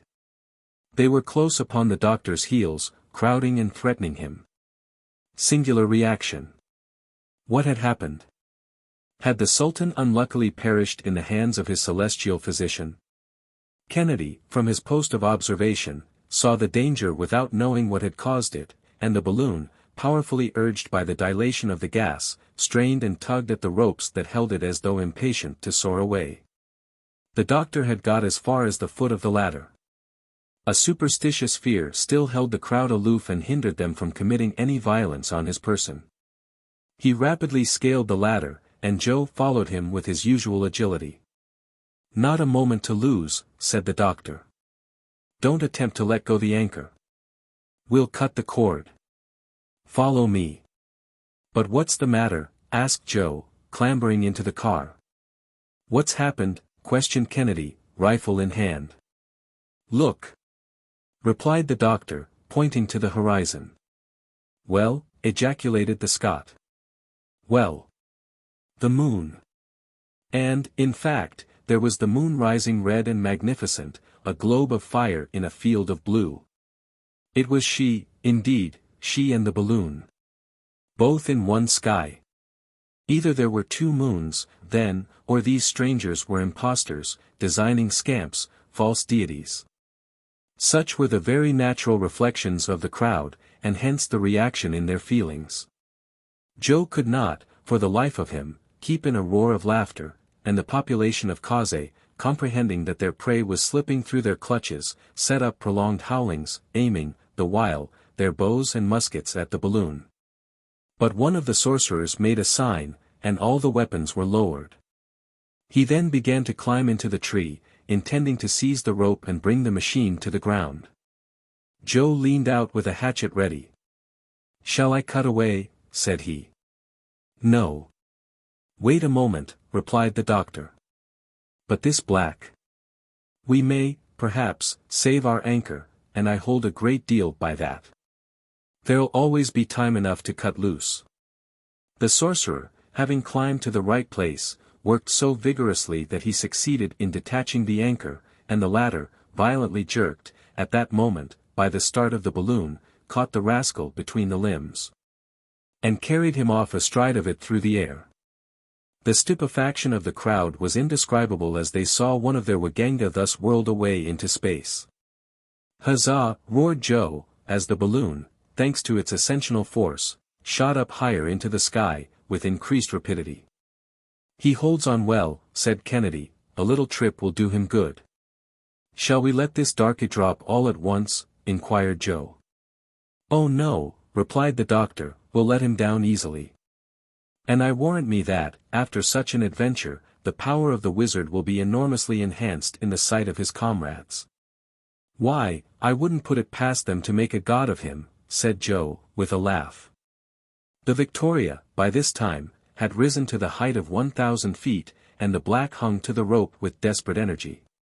He had become completely silent, and his eyes were fixed, for his terror was blended with amazement. A light west wind was sweeping the balloon right over the town, and far beyond it. Half an hour later, the doctor, seeing the country deserted, moderated the flame of his cylinder, and descended toward the ground. At 20 feet above the turf, the affrighted sorcerer made up his mind in a twinkling. He let himself drop, fell on his feet and scampered off at a furious pace toward Kaze. While the balloon, suddenly relieved of his weight, again shot up on her course. Chapter 16. Symptoms of a Storm. The Country of the Moon. The Future of the African Continent. The Last Machine of All. A View of the Country at Sunset. Flora and Fauna. The Tempest. The Zone of Fire. The Starry Heavens. "See," said Joe, "what comes of playing the sons of the moon without her leave. She came near serving us an ugly trick. But say, master, did you damage your credit as a physician?" "Yes, indeed," chimed in the sportsman. "What kind of a dignitary was this Sultan of Kaze?" "An old half-dead sot," replied the doctor, "whose loss will not be very severely felt. But the moral of all this is that honors are fleeting, and we must not take too great a fancy to them." "So much the worse," rejoined Joe. "I liked the thing, to be worshipped. Play the god as you like. Why, what would anyone ask more than that? By the way, the moon did come up, too, and all red, as if she was in a rage." While the three friends went on chatting of this and other things, and Joe examined the luminary of night from an entirely novel point of view, the heavens became covered with heavy clouds to the northward. And the lowering masses assumed a most sinister and threatening look. Quite a smart breeze, found about 300 feet from the earth, drove the balloon toward the north-northeast, and above it the blue vault was clear, but the atmosphere felt close and dull. The aeronauts found themselves, at about 8 in the evening, in 32 degrees 40 minutes east longitude, and 4 degrees 17 minutes latitude. The atmospheric currents, under the influence of a tempest not far off, were driving them at the rate of from 30 to 35 miles an hour. The undulating and fertile plains of Mfuto were passing swiftly beneath them. The spectacle was one worthy of admiration, and admire it they did. "We are now right in the country of the moon," said Dr. Fergusson. "For it has retained the name that antiquity gave it, undoubtedly, because the moon has been worshipped there in all ages. It is, really, a superb country. It would be hard to find more splendid vegetation. If we found the like of it around London it would not be natural, but it would be very pleasant," put in Joe. "Why is it that such savage countries get all these fine things? And who knows," said the doctor, "that this country may not, one day, become the center of civilization. The races of the future may repair hither, when Europe shall have become exhausted in the effort to feed her inhabitants." "Do you think so, really?" asked Kennedy. "Undoubtedly, my dear Dick. Just note the progress of events, consider the migrations of races, and you will arrive at the same conclusion assuredly. Asia was the first nurse of the world, was she not? For about 4,000 years she travailed, she grew pregnant, she produced, and then, when stones began to cover the soil where the golden harvest sung by Homer had flourished, her children abandoned her exhausted and barren bosom. You next see them precipitating themselves upon young and vigorous Europe, which has nourished them for the last 2,000 years. But already her fertility is beginning to die out, her productive powers are diminishing every day. Those new diseases that annually attack the products of the soil, those defective crops, those insufficient resources, are all signs of a vitality that is rapidly wearing out and of an approaching exhaustion. Thus, we already see the millions rushing to the luxuriant bosom of America, as a source of help, not inexhaustible indeed, but not yet exhausted. In its turn, that new continent will grow old. Its virgin forests will fall before the axe of industry, and its soil will become weak through having too fully produced what had been demanded of it. Where 2 harvests bloomed every year, hardly one will be gathered from a soil completely drained of its strength. Then, Africa will be there to offer to new races the treasures that for centuries have been accumulating in her breast. Those climates now so fatal to strangers will be purified by cultivation and by drainage of the soil, and those scattered water supplies will be gathered into one common bed to form an artery of navigation. Then this country over which we are now passing, more fertile, richer, and fuller of vitality than the rest, will become some grand realm where more astonishing discoveries than steam and electricity will be brought to light. Ah! Sir, said Joe, I'd like to see all that. You got up too early in the morning, my boy. Besides, said Kennedy, that may prove to be a very dull period when industry will swallow up everything for its own profit. By dint of inventing machinery, men will end in being eaten up by it. I have always fancied that the end of the earth will be when some enormous boiler, heated to 3,000 millions of atmospheric pressure, shall explode and blow up our globe. And I add that the Americans, said Joe, will not have been the last to work at the machine. In fact, assented the doctor, they are great boiler makers. But, without allowing ourselves to be carried away by such speculations, let us rest content with enjoying the beauties of this country of the moon, since we have been permitted to see it. The sun, darting his last rays beneath the masses of heaped-up cloud, adorned with a crest of gold the slightest inequalities of the ground below.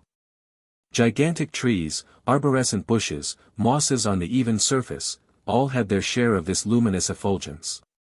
The soil, slightly undulating, here and there rose into little conical hills, there were no mountains visible on the horizon. Immense brambly palisades, impenetrable hedges of thorny jungle, separated the clearings dotted with numerous villages, and immense euphorbiae surrounded them with natural fortifications, interlacing their trunks with the coral-shaped branches of the shrubbery and undergrowth. Ere long, the Malagazari, the chief tributary of Lake Tanganyika, was seen winding between heavy thickets of verdure, offering an asylum to many watercourses that spring from the torrents formed in the season of freshets, or from ponds hollowed in the clayey soil. To observers looking from a height, it was a chain of waterfalls thrown across the whole western face of the country. Animals with huge humps were feeding in the luxuriant prairies, and were half hidden, sometimes, in the tall grass. Spreading forests in bloom redolent of spicy perfumes presented themselves to the gaze like immense bouquets, but, in these bouquets, lions, leopards, hyenas, and tigers, were then crouching for shelter from the last hot rays of the setting sun. From time to time, an elephant made the tall tops of the undergrowth sway to and fro, and you could hear the crackling of huge branches as his ponderous ivory tusks broke them in his way. "What a sporting country!" exclaimed Dick, unable longer to restrain his enthusiasm. "Why, a single ball fired at random into those forests would bring down game worthy of it. Suppose we try it once?" "No, my dear Dick. The night is close at hand, a threatening night with a tempest in the background, and the storms are awful in this country, where the heated soil is like one vast electric battery." "You are right, sir," said Joe, "the heat has got to be enough to choke one, and the breeze has died away. One can feel that something's coming." "The atmosphere is saturated with electricity," replied the doctor. "Every living creature is sensible that this state of the air portends a struggle of the elements, and I confess that I never before was so full of the fluid myself." "Well, then," suggested Dick, "would it not be advisable to alight?" "On the contrary, Dick, I'd rather go up, only that I am afraid of being carried out of my course by these counter-currents contending in the atmosphere." "Have you any idea, then, of abandoning the route that we have followed since we left the coast?"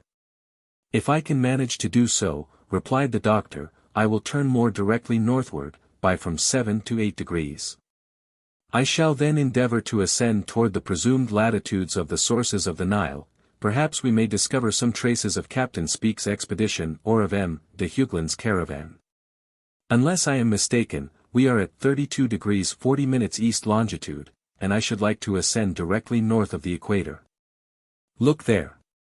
exclaimed Kennedy, suddenly. "See those hippopotami sliding out of the pools, those masses of blood-colored flesh, and those crocodiles snuffing the air aloud." "They're choking," ejaculated Joe. "Ah! What a fine way to travel this is! And how one can snap his fingers at all that vermin. Doctor! Mr. Kennedy. See those packs of wild animals hurrying along close together. There are fully 200. Those are wolves. No, Joe, not wolves, but wild dogs. A famous breed that does not hesitate to attack the lion himself. They are the worst customers a traveler could meet, for they would instantly tear him to pieces. Well, it isn't Joe that'll undertake to muzzle them, responded that amiable youth. After all, though, if that's the nature of the beast, we mustn't be too hard on them for it. Silence gradually settled down under the influence of the impending storm. The thickened air actually seemed no longer adapted to the transmission of sound. The atmosphere appeared muffled, and, like a room hung with tapestry, lost all its sonorous reverberation. The rover bird, so-called, the cornet crane, the red and blue jays, the mockingbird, the flycatcher, disappeared among the foliage of the immense trees, and all nature revealed symptoms of some approaching catastrophe. At 9 o'clock the Victoria hung motionless over Msine, an extensive group of villages scarcely distinguishable in the gloom. Once in a while, the reflection of a wandering ray of light in the dull water disclosed a succession of ditches regularly arranged, and, by one last gleam, the eye could make out the calm and somber forms of palm trees, sycamores, and gigantic euphorbiae. "I am stifling," said the Scot, inhaling, with all the power of his lungs, as much as possible of the rarefied air. "We are not moving an inch. Let us descend." "But the tempest," said the doctor, with much uneasiness. "If you are afraid of being carried away by the wind, it seems to me that there is no other course to pursue." "Perhaps the storm won't burst tonight," said Joe, "the clouds are very high." "That is just the thing that makes me hesitate about going beyond them. We should have to rise still higher, lose sight of the earth, and not know all night whether we were moving forward or not, or in what direction we were going. Make up your mind, dear doctor, for time presses." "It's a pity that the wind has fallen," said Joe, again, "it would have carried us clear of the storm." "It is, indeed, a pity, my friends," rejoined the doctor. "The clouds are dangerous for us. They contain opposing currents which might catch us in their eddies, and lightnings that might set on fire. Again, those perils avoided, the force of the tempest might hurl us to the ground, were we to cast our anchor in the treetops. Then what shall we do? Well, we must try to get the balloon into a medium zone of the atmosphere, and there keep her suspended between the perils of the heavens and those of the earth. We have enough water for the cylinder, and our 200 pounds of ballast are untouched. In case of emergency I can use them." "We will keep watch with you," said the hunter. "No, my friends, put the provisions under shelter, and lie down. I will rouse you, if it becomes necessary." "But, master, wouldn't you do well to take some rest yourself, as there's no danger close on us just now," insisted poor Joe. "No, thank you, my good fellow, I prefer to keep awake. We are not moving, and should circumstances not change, we'll find ourselves tomorrow in exactly the same place. Good night, then, sir." "Good night, if you can only find it so." Kennedy and Joe stretched themselves out under their blankets, and the doctor remained alone in the immensity of space. However, the huge dome of clouds visibly descended, and the darkness became profound. The black vault closed in upon the earth as if to crush it in its embrace. All at once a violent, rapid, incisive flash of lightning pierced the gloom, and the rent it made had not closed ere a frightful clap of thunder shook the celestial depths. "Up! Up! Turn out!" shouted Fergusson. The two sleepers, aroused by the terrible concussion, were at the doctor's orders in a moment. "Shall we descend?" said Kennedy. "No. The balloon could not stand it.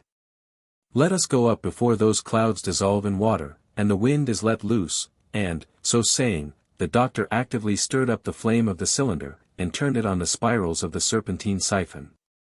The tempests of the tropics develop with a rapidity equalled only by their violence. A second flash of lightning rent the darkness, and was followed by a score of others in quick succession. The sky was crossed and dotted, like the zebra's hide, with electric sparks, which danced and flickered beneath the great drops of rain. "We have delayed too long," exclaimed the doctor.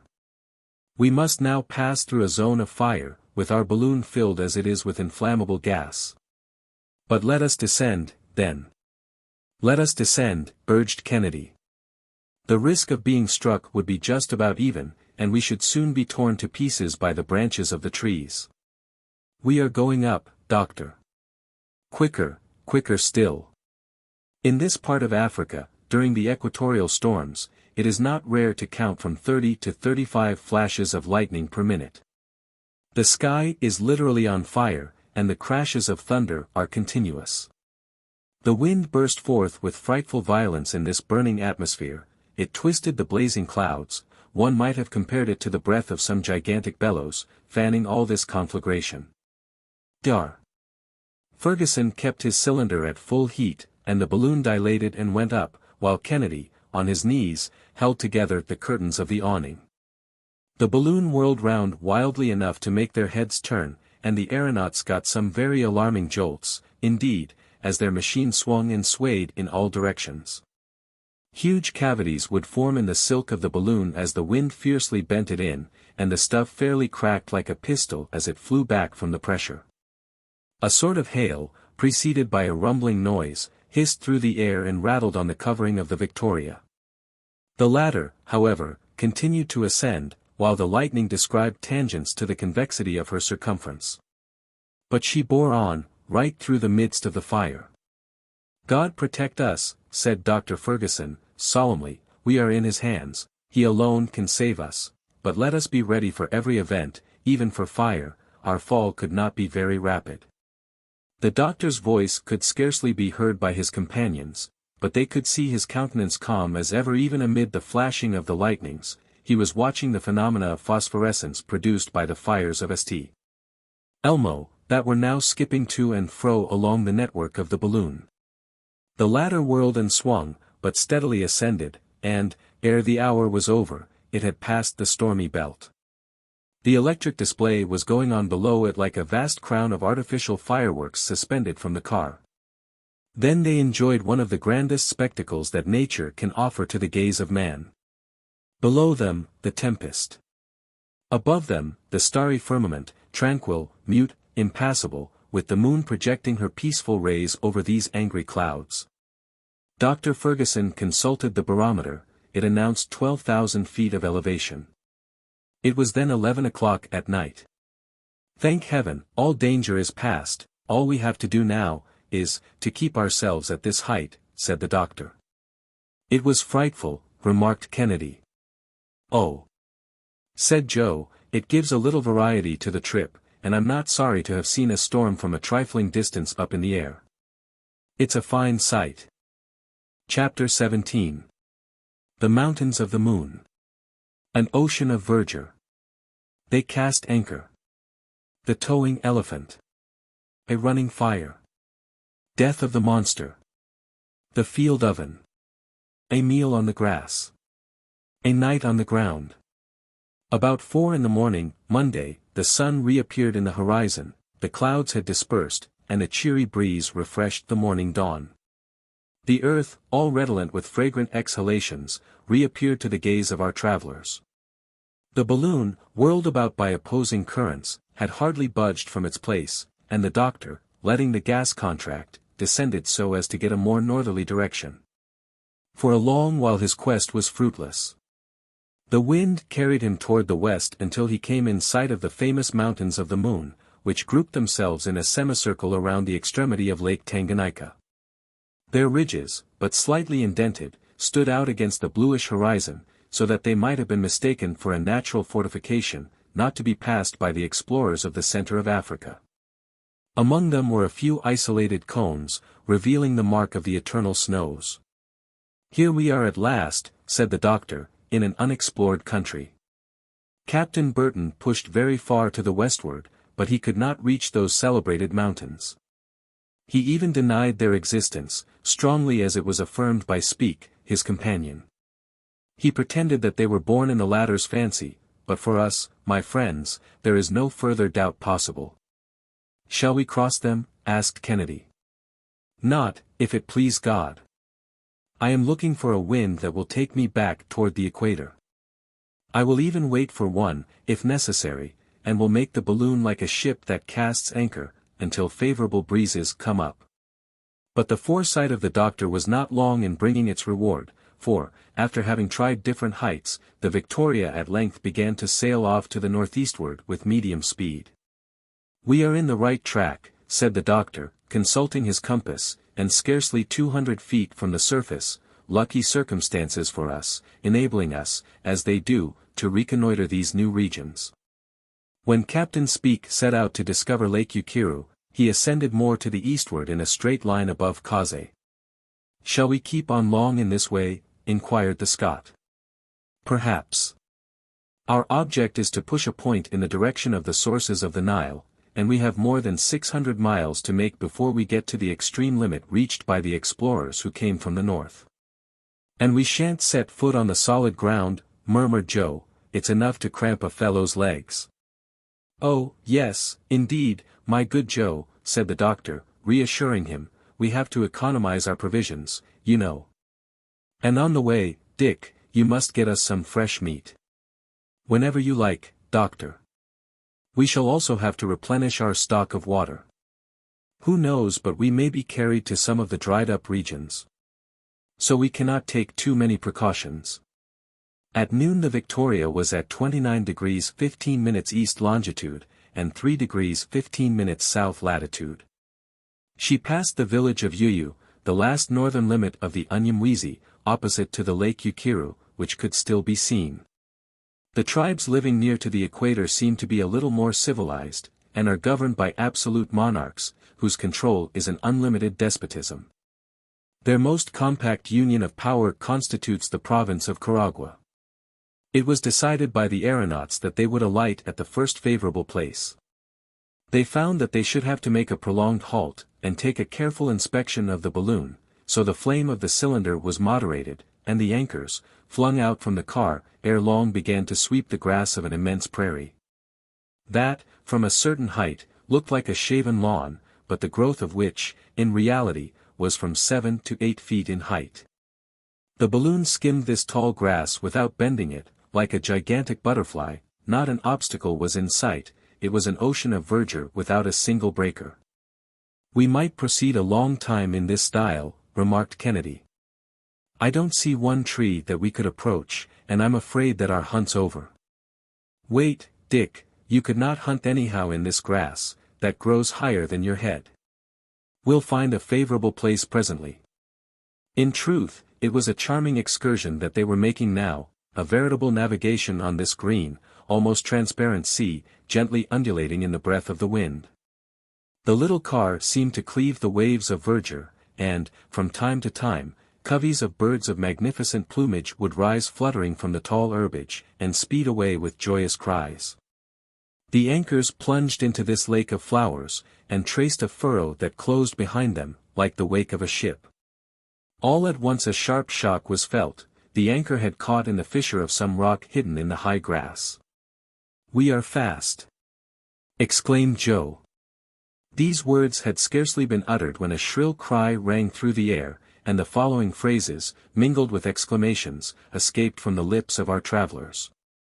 "What's that? A strange cry! Look! Why, we're moving! The anchor has slipped." "No, it holds, and holds fast too," said Joe, who was tugging at the rope. "It's the rock, then, that's moving." An immense rustling was noticed in the grass, and soon an elongated, winding shape was seen rising above it. "A serpent," shouted Joe. "A serpent," repeated Kennedy, handling his rifle. "No," said the doctor, "it's an elephant's trunk." "An elephant, Samuel." And, as Kennedy said this, he drew his rifle to his shoulder. "Wait, Dick, wait. That's a fact. The animal's towing us. And in the right direction, Joe, in the right direction." The elephant was now making some headway, and soon reached a clearing where his whole body could be seen. By his gigantic size, the doctor recognized a male of a superb species. He had 2 whitish tusks, beautifully curved, and about 8 feet in length, and in these the shanks of the anchor had firmly caught.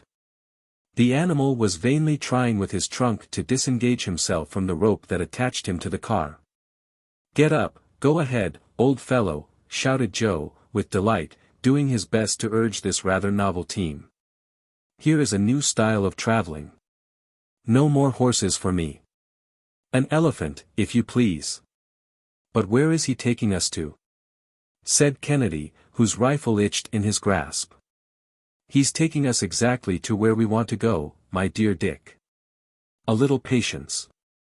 Whiggamore. Whiggamore, as the Scotch country folks say," shouted Joe, in high glee. "Gee up. Gee up there." The huge animal now broke into a very rapid gallop. He flung his trunk from side to side, and his monstrous bounds gave the car several rather heavy thumps.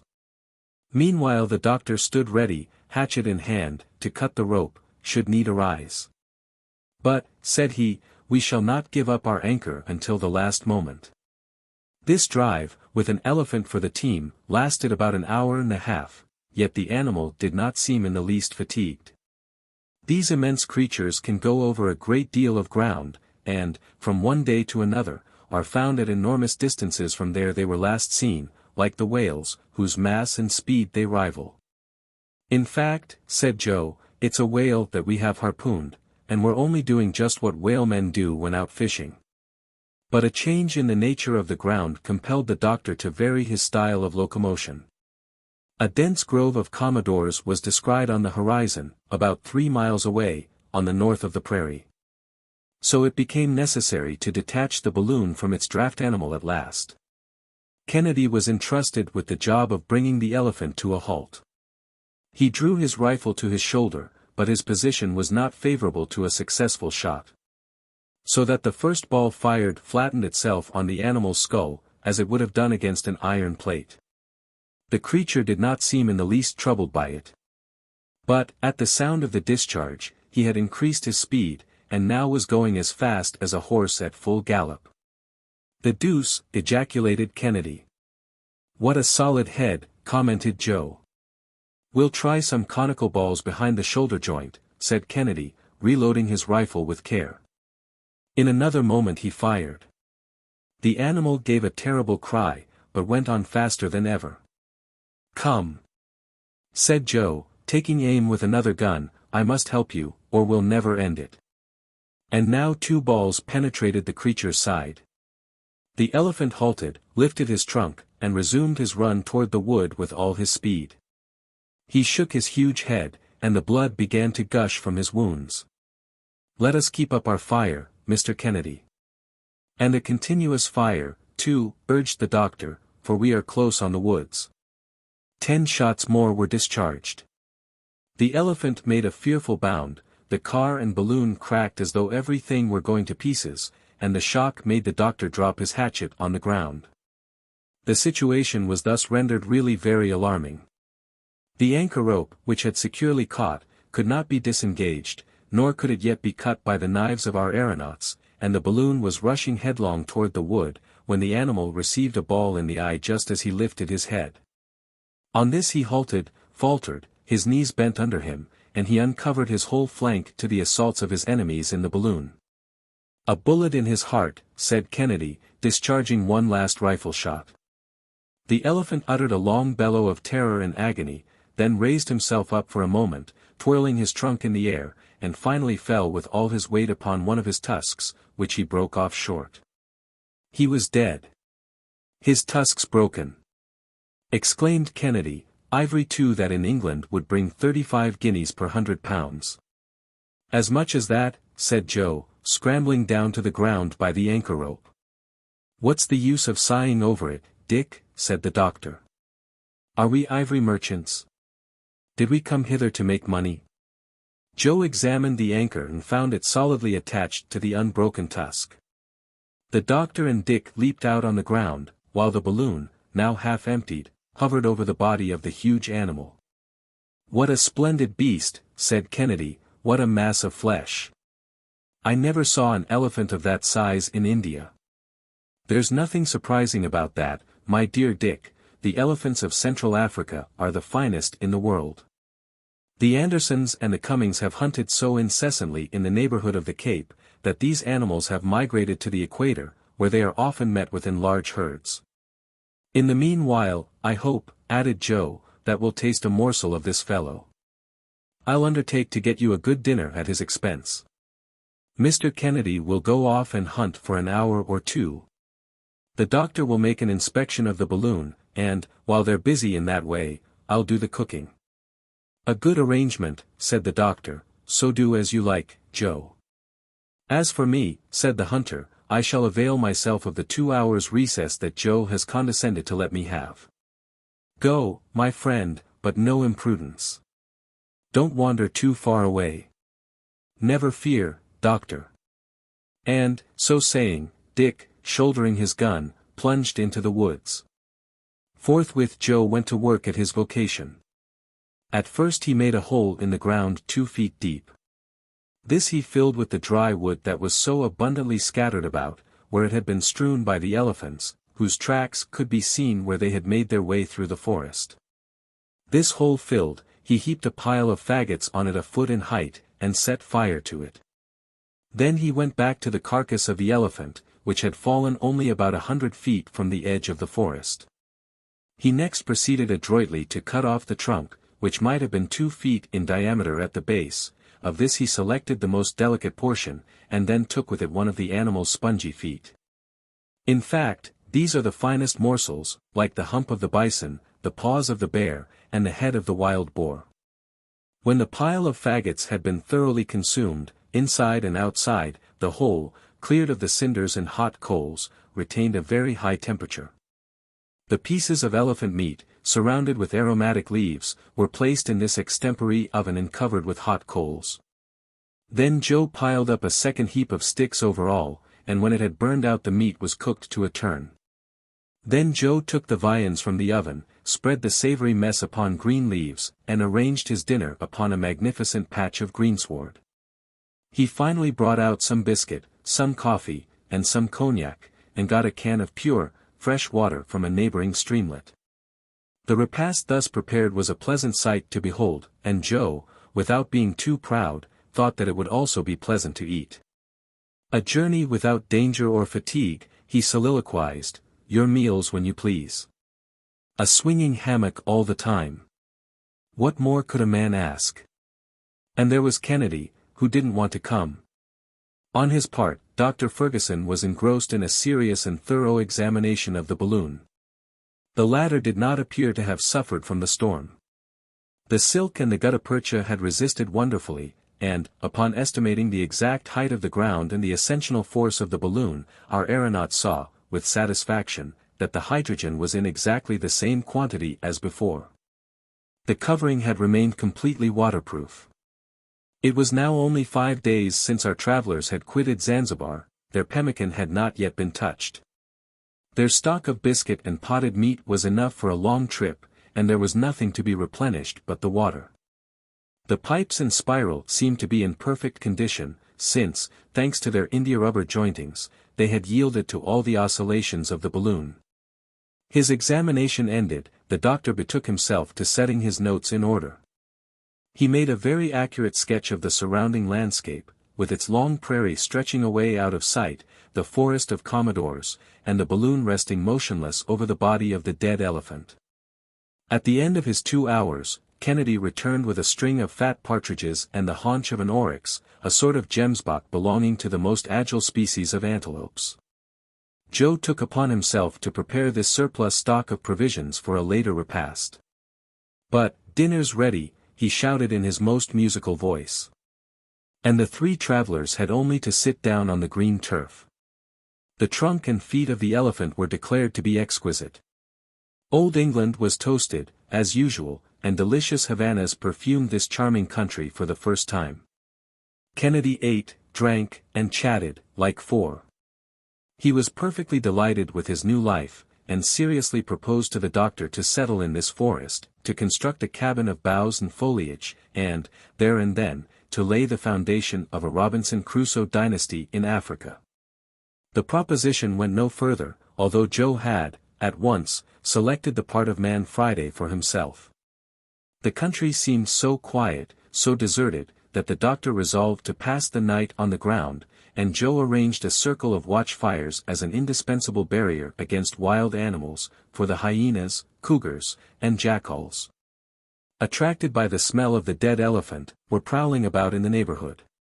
Kennedy had to fire his rifle several times at these unceremonious visitors, but the night passed without any untoward occurrence. Chapter 18. The Caragua. Lake Ukiru. A night on an island. The equator. Crossing the lake. The Cascades. A view of the country. The sources of the Nile. The island of Bengal. The signature of Andrea de Bono. The flag with the arms of England. At 5 o'clock in the morning, preparations for departure commenced. Joe, with the hatchet which he had fortunately recovered, broke the elephant's tusks. The balloon, restored to liberty, sped away to the northwest with our travelers, at the rate of 18 miles per hour. The doctor had carefully taken his position by the altitude of the stars, during the preceding night. He knew that he was in latitude 2 degrees 40 minutes below the equator, or at a distance of 160 geographical miles. He swept along over many villages without heeding the cries that the appearance of the balloon excited. He took note of the conformation of places with quick sights. He passed the slopes of the Rubema, which are nearly as abrupt as the summits of the Usagara, and, farther on, at Tenga, encountered the first projections of the Caragua chains, which, in his opinion, are direct spurs of the mountains of the moon. So, the ancient legend which made these mountains the cradle of the Nile, came near to the truth, since they really border upon Lake Ukiru, the conjectured reservoir of the waters of the great river. From Kafuro, the main district of the merchants of that country, he descried, at length, on the horizon, the lake so much desired and so long sought for, of which Captain Speke caught a glimpse on the 3d of August, 1858. Samuel Fergusson felt real emotion. He was almost in contact with one of the principal points of his expedition, and, with his spyglass constantly raised, he kept every nook and corner of the mysterious region in sight. His gaze wandered over details that might have been thus described. Beneath him extended a country generally destitute of cultivation, only here and there some ravines seemed under tillage.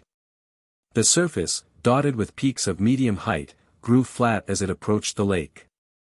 Barley fields took the place of rice plantations, and there, too, could be seen growing the species of plantain from which the wine of the country is drawn, and mwani, the wild plant which supplies a substitute for coffee. A collection of some 50 or more circular huts, covered with a flowering thatch, constituted the capital of the Caragua country. He could easily distinguish the astonished countenances of a rather fine-looking race of natives of yellowish-brown complexion. Women of incredible corpulence were dawdling about through the cultivated grounds, and the doctor greatly surprised his companions by informing them that this rotundity, which is highly esteemed in that region, was obtained by an obligatory diet of curdled milk. At noon, the Victoria was in 1 degree 45 minutes south latitude, and at 1 o'clock the wind was driving her directly toward the lake. This sheet of water was christened Uyanza Victoria, or Victoria Lake, by Captain Speke. At the place now mentioned it might measure about 90 miles in breadth, and at its southern extremity the captain found a group of islets, which he named the archipelago of Bengal. He pushed his survey as far as Muanza, on the eastern coast, where he was received by the Sultan. He made a triangulation of this part of the lake, but he could not procure a boat, either to cross it or to visit the great island of Ukiru, which is very populous, is governed by 3 sultans, and appears to be only a promontory at low tide. The balloon approached the lake more to the northward, to the doctor's great regret, for it had been his wish to determine its lower outlines. Its shores seemed to be thickly set with brambles and thorny plants, growing together in wild confusion, and were literally hidden, sometimes, from the gaze, by myriads of mosquitoes of a light brown hue. The country was evidently habitable and inhabited. Troops of hippopotami could be seen disporting themselves in the forests of reeds, or plunging beneath the whitish waters of the lake. The latter, seen from above, presented, toward the west, so broad an horizon that it might have been called a sea. The distance between the two shores is so great that communication cannot be established, and storms are frequent and violent, for the winds sweep with fury over this elevated and unsheltered basin. The doctor experienced some difficulty in guiding his course. He was afraid of being carried toward the east, but, fortunately, a current bore him directly toward the north, and at 6 o'clock in the evening the balloon alighted on a small desert island in 30 minutes south latitude, and 32 degrees 52 minutes east longitude, about 20 miles from the shore. The travelers succeeded in making fast to a tree, and, the wind having fallen calm toward evening, they remained quietly at anchor. They dared not dream of taking the ground, since here, as on the shores of the Nyanza, legions of mosquitoes covered the soil in dense clouds. Joe even came back, from securing the anchor in the tree, speckled with bites, but he kept his temper, because he found it quite the natural thing for mosquitoes to treat him as they had done. Nevertheless, the doctor, who was less of an optimist, let out as much rope as he could, so as to escape these pitiless insects, that began to rise toward him with a threatening hum. The doctor ascertained the height of the lake above the level of the sea, as it had been determined by Captain Speke, say 3,750 feet. "Here we are, then, on an island," said Joe, scratching as though he'd tear his nails out. "We could make the tour of it in a jiffy," added Kennedy, "and, excepting these confounded mosquitoes, there's not a living being to be seen on it." "The islands with which the lake is dotted," replied the doctor, "are nothing, after all, but the tops of submerged hills, but we are lucky to have found a retreat among them, for the shores of the lake are inhabited by ferocious tribes. Take your sleep, then, since Providence has granted us a tranquil night. Won't you do the same, doctor?" "No, I could not close my eyes. My thoughts would banish sleep. Tomorrow, my friends, should the wind prove favorable, we shall go due north, and we shall, perhaps, discover the sources of the Nile, that grand secret which has so long remained impenetrable. Near as we are to the sources of the renowned river, I could not sleep." Kennedy and Joe, whom scientific speculations failed to disturb to that extent, were not long in falling into sound slumber, while the doctor held his post. On Wednesday, April 23d, the balloon started at 4 o'clock in the morning, with a grayish sky overhead. Night was slow in quitting the surface of the lake, which was enveloped in a dense fog, but presently a violent breeze scattered all the mists, and, after the balloon had been swung to and fro for a moment, in opposite directions, it at length veered in a straight line toward the north. Dr. Fergusson fairly clapped his hands for joy. "We are on the right track," he exclaimed. "Today or never we shall see the Nile. Look, my friends, we are crossing the equator. We are entering our own hemisphere." "Ah," said Joe, "do you think, doctor, that the equator passes here?" "Just here, my boy." "Well, then, with all respect to you, sir, it seems to me that this is the very time to moisten it." "Good," said the doctor, laughing. "Let us have a glass of punch. You have a way of comprehending cosmography that is anything but dull." And thus was the passage of the Victoria over the equator duly celebrated. The balloon made rapid headway. In the west could be seen a low and but slightly diversified coast, and, farther away in the background, the elevated plains of the Uganda and the Usoga. At length, the rapidity of the wind became excessive, approaching 30 miles per hour. The waters of the Nyanza, violently agitated, were foaming like the billows of a sea. By the appearance of certain long swells that followed the sinking of the waves, the doctor was enabled to conclude that the lake must have great depth of water. Only 1 or 2 rude boats were seen during this rapid passage. This lake is evidently, from its elevated position, the natural reservoir of the rivers in the eastern part of Africa, and the sky gives back to it in rain what it takes in vapor from the streams that flow out of it. I am certain that the Nile must here take its rise. "Well, we shall see," said Kennedy. About 9 o'clock they drew nearer to the western coast. It seemed deserted, and covered with woods. The wind freshened a little toward the east, and the other shore of the lake could be seen. It bent around in such a curve as to end in a wide angle toward 2 degrees 40 minutes north latitude. Lofty mountains uplifted their arid peaks at this extremity of Nyanza, but, between them, a deep and winding gorge gave exit to a turbulent and foaming river. While busy managing the balloon, Dr. Fergusson never ceased reconnoitering the country with eager eyes. "Look," he exclaimed, "look, my friends. The statements of the Arabs were correct. They spoke of a river by which Lake Ukiru discharged its waters toward the north, and this river exists, and we are descending it, and it flows with a speed analogous to our own. And this drop of water now gliding away beneath our feet is, beyond all question, rushing on, to mingle with the Mediterranean. It is the Nile. It is the Nile," re-echoed Kennedy, carried away by the enthusiasm of his friend. "Hurrah for the Nile," shouted Joe, glad, and always ready to cheer for something. Enormous rocks, here and there, embarrassed the course of this mysterious river. The water foamed as it fell in rapids and cataracts, which confirmed the doctor in his preconceived ideas on the subject. From the environing mountains numerous torrents came plunging and seething down, and the eye could take them in by hundreds. There could be seen, starting from the soil, delicate jets of water scattering in all directions, crossing and recrossing each other, mingling, contending in the swiftness of their progress. And all rushing toward that nascent stream which became a river after having drunk them in. "Here is, indeed, the Nile," reiterated the doctor, with the tone of profound conviction.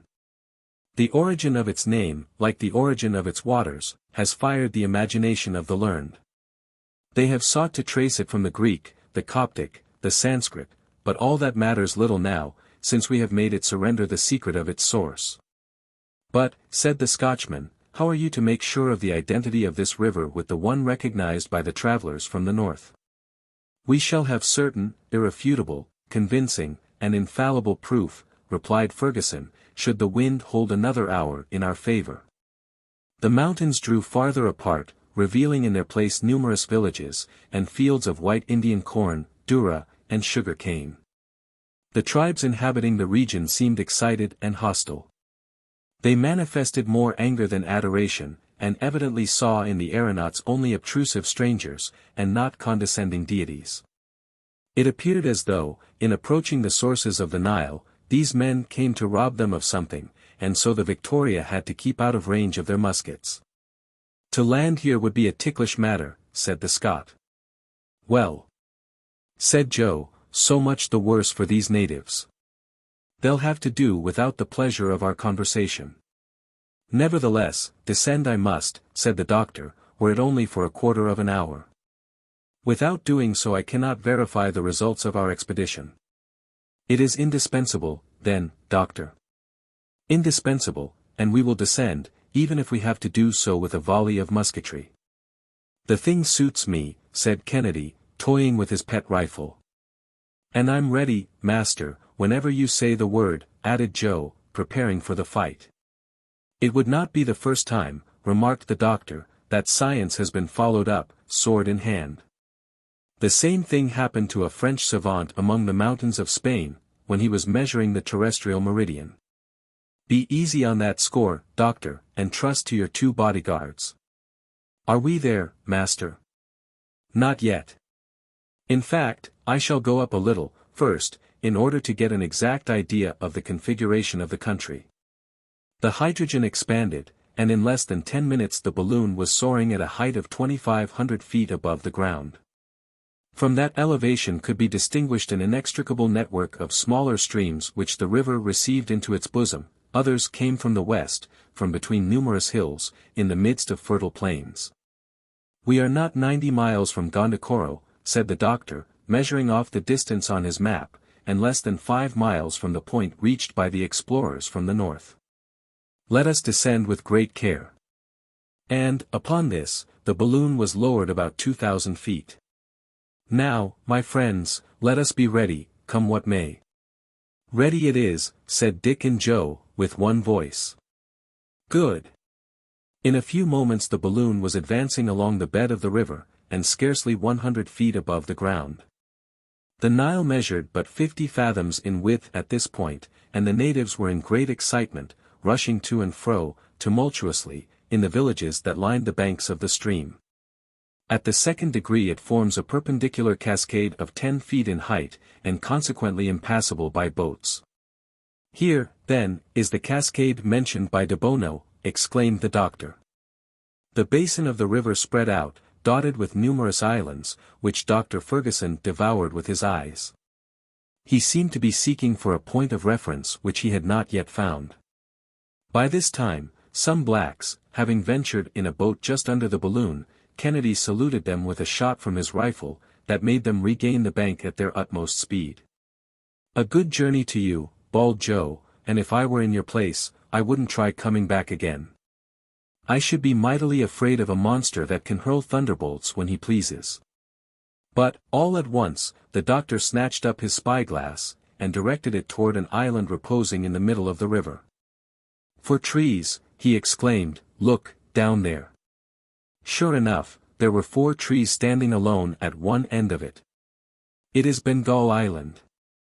"It is the very same," repeated the doctor, exultingly. "And what of that?" asked Dick. "It is there that we shall alight, if God permits." "But, it seems to be inhabited, doctor." "Joe is right. And, unless I'm mistaken, there is a group of about a score of natives on it now." "We'll make them scatter, there'll be no great trouble in that," responded Fergusson. "So be it," chimed in the hunter. The sun was at the zenith as the balloon approached the island. The blacks, who were members of the McAdoo tribe, were howling lustily, and one of them waved his bark hat in the air. Kennedy took aim at him, fired, and his hat flew about him in pieces. Thereupon there was a general scamper. The natives plunged headlong into the river, and swam to the opposite bank. Immediately, there came a shower of balls from both banks, along with a perfect cloud of arrows, but without doing the balloon any damage, where it rested with its anchor snugly secured in the fissure of a rock. Joe lost no time in sliding to the ground. "The ladder," cried the doctor. "Follow me, Kennedy." "What do you wish, sir?" "Let us alight." "I want a witness." "Here I am." "Mind your post, Joe, and keep a good lookout." "Never fear, doctor. I'll answer for all that." "Come, Dick," said the doctor, as he touched the ground. So saying, he drew his companion along toward a group of rocks that rose upon one point of the island. There, after searching for some time, he began to rummage among the brambles, and, in so doing, scratched his hands until they bled. Suddenly he grasped Kennedy's arm, exclaiming, "Look! Look! Letters!" Yes. There, indeed, could be descried, with perfect precision of outline, some letters carved on the rock. It was quite easy to make them out. A.D. A.D., repeated Dr. Fergusson. Andrea de Bono, the very signature of the traveler who farthest ascended the current of the Nile. "No doubt of that, friend Samuel," assented Kennedy.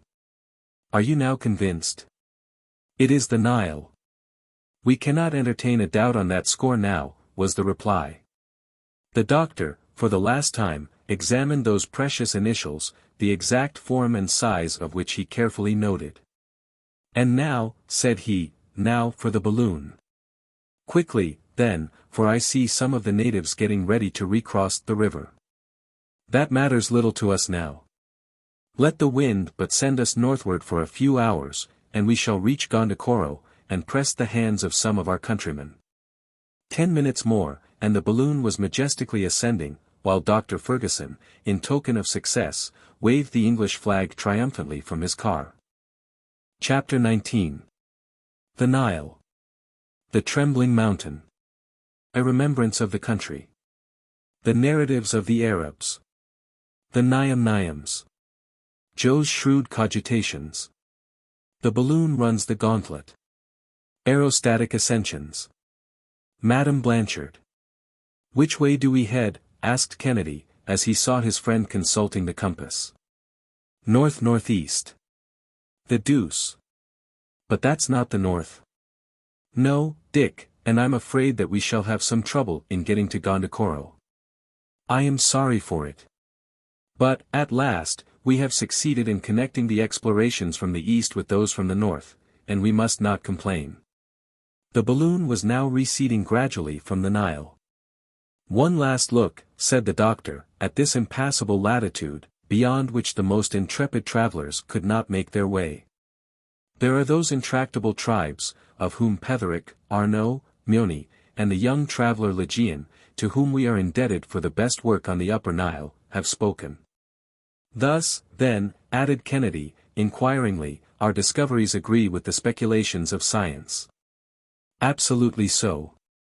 The sources of the White Nile, of the Bahr el Abayad, are immersed in a lake as large as a sea. It is there that it takes its rise. Poesy, undoubtedly, loses something thereby. People were fond of ascribing a celestial origin to this king of rivers. The ancients gave it the name of an ocean, and were not far from believing that it flowed directly from the sun. But we must come down from these flights from time to time, and accept what science teaches us. There will not always be scientific men, perhaps, but there always will be poets. We can still see cataracts, said Joe. Those are the cataracts of Makedo, in the 3rd degree of latitude. Nothing could be more accurate. Oh, if we could only have followed the course of the Nile for a few hours. And down yonder, below us, I see the top of a mountain, said the hunter. That is Mount Lomwek, the trembling mountain of the Arabs. This whole country was visited by Debono, who went through it under the name of Latif Effendi. The tribes living near the Nile are hostile to each other, and are continually waging a war of extermination. You may form some idea, then, of the difficulties he had to encounter. The wind was carrying the balloon toward the northwest, and, in order to avoid Mount Lomwek, it was necessary to seek a more slanting current. My friends, said the doctor, here is where our passage of the African continent really commences. Up to this time we have been following the traces of our predecessors. Henceforth we are to launch ourselves upon the unknown. We shall not lack the courage, shall we? Never, said Dick and Joe together, almost in a shout. Onward, then, and may we have the help of heaven. At 10 o'clock at night, after passing over ravines, forests, and scattered villages, the aeronauts reached the side of the trembling mountain, along whose gentle slopes they went quietly gliding. In that memorable day, the 23d of April, they had, in 15 hours, impelled by a rapid breeze, traversed a distance of more than 315 miles. But this latter part of the journey had left them in dull spirits, and complete silence reigned in the car. Was Dr. Fergusson absorbed in the thought of his discoveries? Were his two companions thinking of their trip through those unknown regions? There were, no doubt, mingled with these reflections, the keenest reminiscences of home and distant friends. Joe alone continued to manifest the same careless philosophy, finding it quite natural that home should not be there, from the moment that he left it, but he respected the silent mood of his friends, the doctor and Kennedy. About 10 the balloon anchored on the side of the trembling mountain, so called, because, in Arab tradition, it is said to tremble the instant that a Mussulman sets foot upon it. The travelers then partook of a substantial meal, and all quietly passed the night as usual, keeping the regular watches. On awaking the next morning, they all had pleasanter feelings. The weather was fine, and the wind was blowing from the right quarter, so that a good breakfast, seasoned with Joe's merry pranks, put them in high good humor. The region they were now crossing is very extensive. It borders on the mountains of the Moon on one side, and those of Darfur on the other, a space about as broad as Europe. We are, no doubt, crossing what is supposed to be the kingdom of Usoga. Geographers have pretended that there existed, in the center of Africa, a vast depression, an immense central lake. We shall see whether there is any truth in that idea, said the doctor. But how did they come to think so? Asked Kennedy. From the recitals of the Arabs. Those fellows are great narrators, too much so, probably. Some travelers, who had got as far as Kaze, or the Great Lakes, saw slaves that had been brought from this region. Interrogated them concerning it, and, from their different narratives, made up a jumble of notions, and deduced systems from them. Down at the bottom of it all there is some appearance of truth. And you see that they were right about the sources of the Nile. Nothing could be more correct, said Kennedy. It was by the aid of these documents that some attempts at maps were made, and so I am going to try to follow our route by one of them, rectifying it when need be. Is all this region inhabited? Asked Joe. Undoubtedly. And disagreeably inhabited, too. I thought so. These scattered tribes come, one and all, under the title of Nyam-Nyams, and this compound word is only a sort of nickname. It imitates the sound of chewing. That's it. Excellent.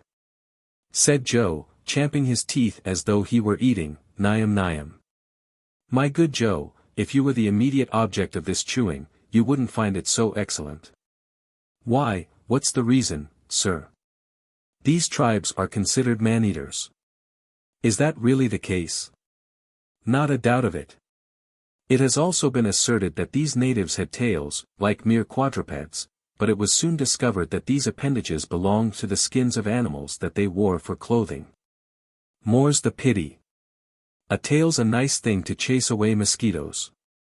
That may be, Joe, but we must consign the story to the domain of fable, like the dogs' heads which the traveller, Brun Rollet, attributed to other tribes. Dogs' heads, eh? Quite convenient for barking, and even for man-eating. But one thing that has been, unfortunately, proven true, is, the ferocity of these tribes, who are really very fond of human flesh, and devour it with avidity. I only hope that they won't take such a particular fancy to mine, said Joe, with comic solemnity. See that, said Kennedy. Yes, indeed, sir, if I have to be eaten, in a moment of famine, I want it to be for your benefit and my master's. But the idea of feeding those black fellows, gracious! I'd die of shame. Well, then, Joe, said Kennedy, that's understood, we count upon you in case of need. At your service, gentlemen. Joe talks in this way so as to make us take good care of him, and fatten him up. Maybe so, said Joe. Every man for himself. In the afternoon, the sky became covered with a warm mist, that oozed from the soil. The brownish vapor scarcely allowed the beholder to distinguish objects, and so, fearing collision with some unexpected mountain peak, the doctor, about 5 o'clock, gave the signal to halt. The night passed without accident, but in such profound obscurity, that it was necessary to use redoubled vigilance. The monsoon blew with extreme violence during all the next morning. The wind buried itself in the lower cavities of the balloon and shook the appendage by which the dilating pipes entered the main apparatus. They had, at last, to be tied up with cords, Joe acquitting himself very skillfully in performing that operation. He had occasion to observe, at the same time, that the orifice of the balloon still remained hermetically sealed. That is a matter of double importance for us, said the doctor. In the first place, we avoid the escape of precious gas, and then, again, we do not leave behind us an inflammable train, which we should at last inevitably set fire to, and so be consumed. That would be a disagreeable traveling incident.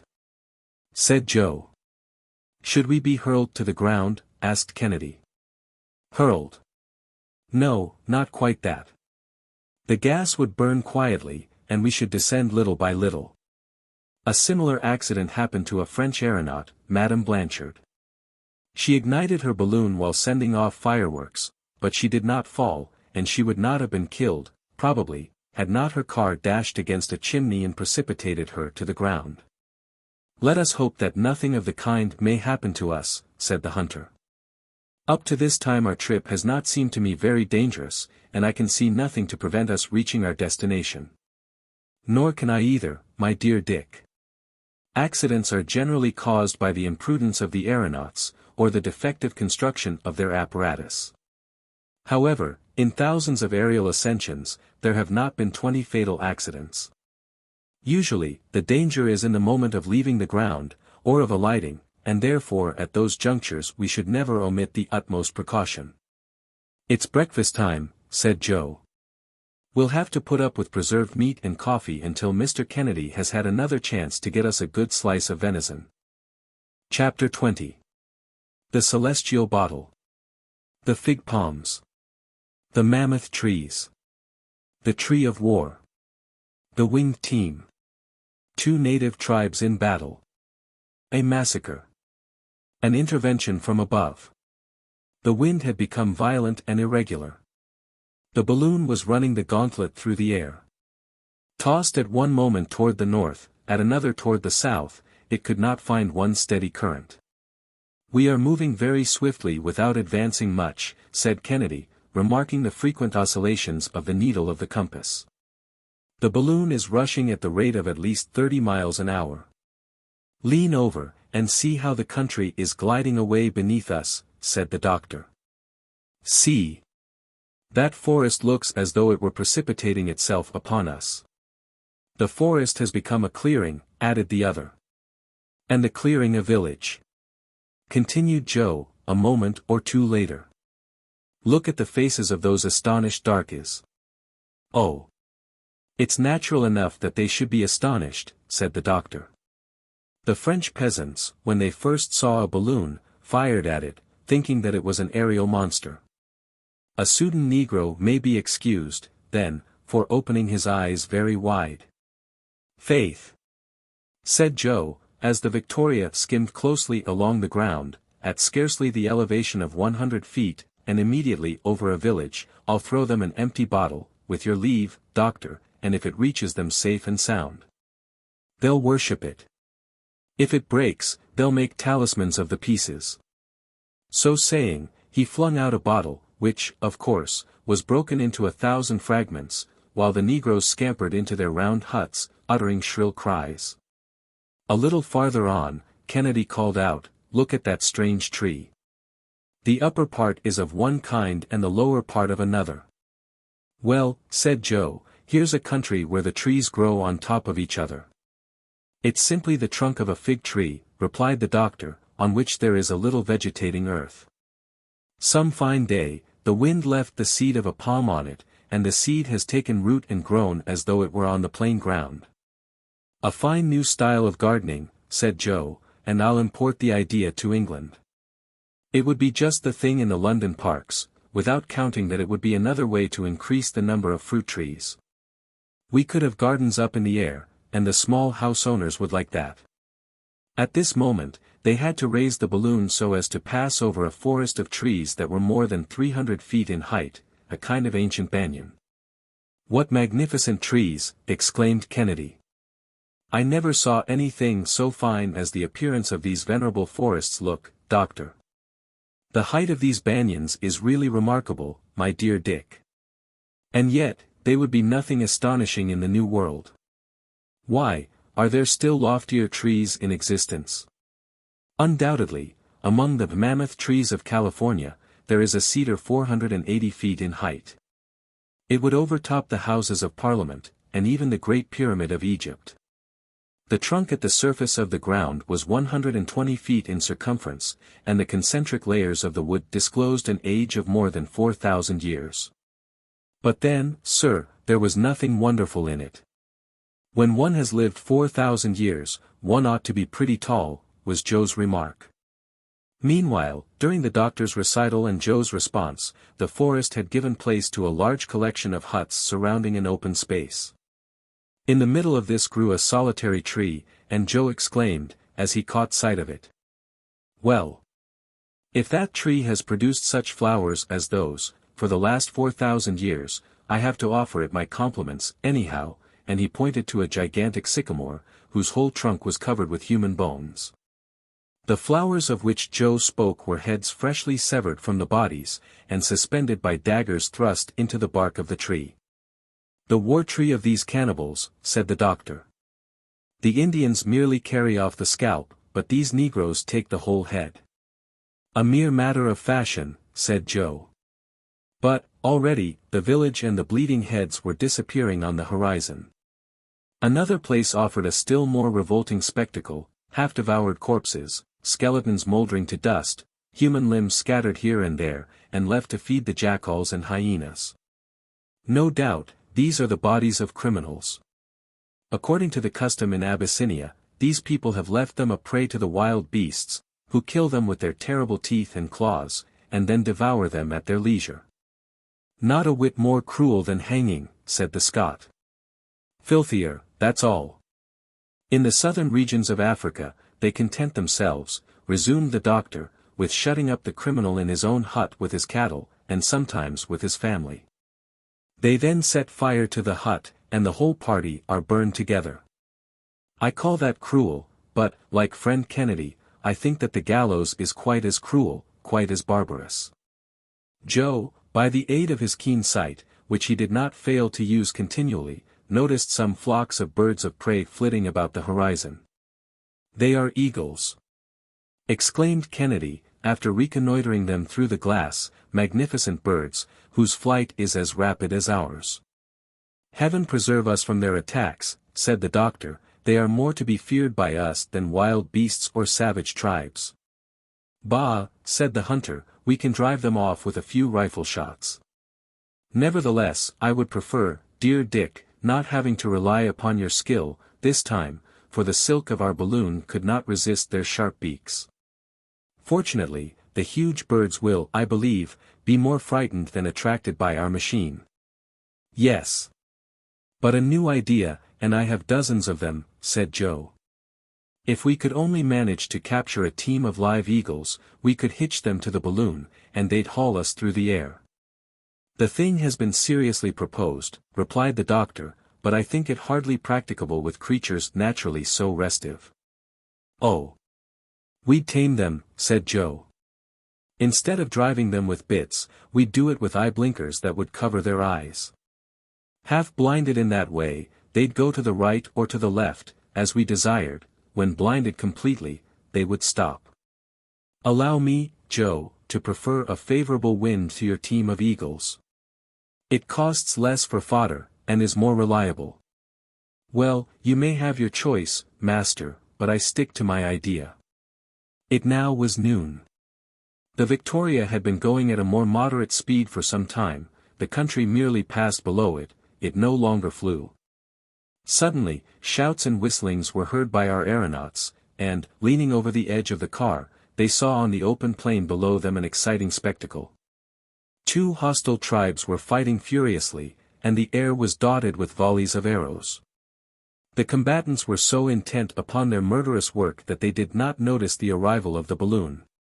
There were about 300 mingled confusedly in the deadly struggle, most of them, red with the blood of the wounded, in which they fairly wallowed, were horrible to behold. As they at last caught sight of the balloon, there was a momentary pause, but their yells redoubled, and some arrows were shot at the Victoria, one of them coming close enough for Joe to catch it with his hand. "Let us rise out of range," exclaimed the doctor, "there must be no rashness. We are forbidden any risk." Meanwhile, the massacre continued on both sides, with battle-axes and war-clubs. As quickly as one of the combatants fell, a hostile warrior ran up to cut off his head, while the women, mingling in the fray, gathered up these bloody trophies, and piled them together at either extremity of the battlefield. Often, too, they even fought for these hideous spoils. "What a frightful scene," said Kennedy, with profound disgust. "They're ugly acquaintances," added Joe. "But then, if they had uniforms they'd be just like the fighters of all the rest of the world." "I have a keen hankering to take a hand in at that fight," said the hunter, brandishing his rifle. "No. No," objected the doctor, vehemently. "No, let us not meddle with what don't concern us. Do you know which is right or which is wrong, that you would assume the part of the Almighty? Let us, rather, hurry away from this revolting spectacle. Could the great captains of the world float thus above the scenes of their exploits, they would at last, perhaps, conceive a disgust for blood and conquest." The chieftain of one of the contending parties was remarkable for his athletic proportions, his great height, and Herculean strength. With one hand he plunged his spear into the compact ranks of his enemies, and with the other mowed large spaces in them with his battle-axe. Suddenly he flung away his war-club, red with blood, rushed upon a wounded warrior, and, chopping off his arm at a single stroke, carried the dissevered member to his mouth, and bit it again and again. "Ah!" ejaculated Kennedy, "the horrible brute. I can hold back no longer," and, as he spoke, the huge savage, struck full in the forehead with a rifle ball, fell headlong to the ground. Upon this sudden mishap of their leader, his warriors seemed struck dumb with amazement.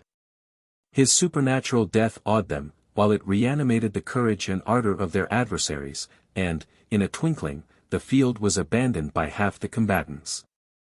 "Come, let us look higher up for a current to bear us away. I am sick of this spectacle," said the doctor. But they could not get away so rapidly as to avoid the sight of the victorious tribe rushing upon the dead and the wounded, scrambling and disputing for the still warm and reeking flesh, and eagerly devouring it.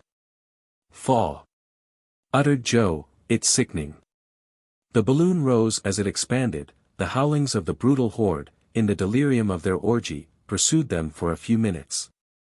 But, at length, borne away toward the south, they were carried out of sight and hearing of this horrible spectacle of cannibalism. The surface of the country was now greatly varied, with numerous streams of water, bearing toward the east. The latter, undoubtedly, ran into those affluents of Lake New, or of the River of the Gazelles, concerning which Guillaume Lejean has given such curious details. At nightfall, the balloon cast anchor in 27 degrees east longitude, and 4 degrees 20 minutes north latitude, after a day's trip of 150 miles. Chapter 21. Strange Sounds. A Night Attack. Kennedy and Joe in the tree. 2 shots. Help! Help! Reply in French. The morning. The missionary. The plan of rescue. The night came on very dark. The doctor had not been able to reconnoiter the country. He had made fast to a very tall tree, from which he could distinguish only a confused mass through the gloom. As usual, he took the 9 o'clock watch, and at midnight Dick relieved him. "Keep a sharp lookout, Dick," was the doctor's good-night injunction. "Is there anything new on the carpet?" "No. But I thought that I heard vague sounds below us, and, as I don't exactly know where the wind has carried us to, even an excess of caution would do no harm." "You've probably heard the cries of wild beasts." "No. The sound seemed to me something altogether different from that. At all events, on the least alarm don't fail to waken us." "I'll do so, doctor, rest easy." After listening attentively for a moment or two longer, the doctor, hearing nothing more, threw himself on his blankets and went asleep. The sky was covered with dense clouds, but not a breath of air was stirring. And the balloon, kept in its place by only a single anchor, experienced not the slightest oscillation. Kennedy, leaning his elbow on the edge of the car, so as to keep an eye on the cylinder, which was actively at work, gazed out upon the calm obscurity. He eagerly scanned the horizon, and, as often happens to minds that are uneasy or possessed with preconceived notions, he fancied that he sometimes detected vague gleams of light in the distance. At one moment he even thought that he saw them only 200 paces away, quite distinctly, but it was a mere flash that was gone as quickly as it came, and he noticed nothing more. It was, no doubt, one of those luminous illusions that sometimes impress the eye in the midst of very profound darkness. Kennedy was getting over his nervousness and falling into his wandering meditations again, when a sharp whistle pierced his ear. Was that the cry of an animal or of a night bird, or did it come from human lips? Kennedy, perfectly comprehending the gravity of the situation, was on the point of waking his companions, but he reflected that, in any case, men or animals, the creatures that he had heard must be out of reach. So he merely saw that his weapons were all right, and then, with his night-glass, again plunged his gaze into space. It was not long before he thought he could perceive below him vague forms that seemed to be gliding toward the tree, and then, by the aid of a ray of moonlight that shot like an electric flash between 2 masses of cloud, he distinctly made out a group of human figures moving in the shadow. The adventure with the dog-faced baboons returned to his memory, and he placed his hand on the doctor's shoulder. The latter was awake in a moment. "Silence," said Dick. "Let us speak below our breath." Has anything happened? Yes, let us waken Joe. The instant that Joe was aroused, Kennedy told him what he had seen. Those confounded monkeys again, said Joe. Possibly, but we must be on our guard. Joe and I, said Kennedy, will climb down the tree by the ladder. And, in the meanwhile, added the doctor, I will take my measures so that we can ascend rapidly at a moment's warning. Agreed. Let us go down, then, said Joe. Don't use your weapons, excepting at the last extremity. It would be a useless risk to make the natives aware of our presence in such a place as this. Dick and Joe replied with signs of assent, and then letting themselves slide noiselessly toward the tree, took their position in a fork among the strong branches where the anchor had caught. For some moments they listened minutely and motionlessly among the foliage, and ere long Joe seized Kennedy's hand as he heard a sort of rubbing sound against the bark of the tree. Don't you hear that? He whispered. Yes, and it's coming nearer. Suppose it should be a serpent? That hissing or whistling that you heard before? No. There was something human in it. I prefer the savages, for I have a horror of those snakes. The noise is increasing, said Kennedy, again, after a lapse of a few moments. Yes. Something's coming up toward us, climbing. Keep watch on this side, and I'll take care of the other. Very good. There they were, isolated at the top of one of the larger branches shooting out in the midst of one of those miniature forests called baobab trees. The darkness, heightened by the density of the foliage, was profound. However, Joe, leaning over to Kennedy's ear and pointing down the tree, whispered. The blacks.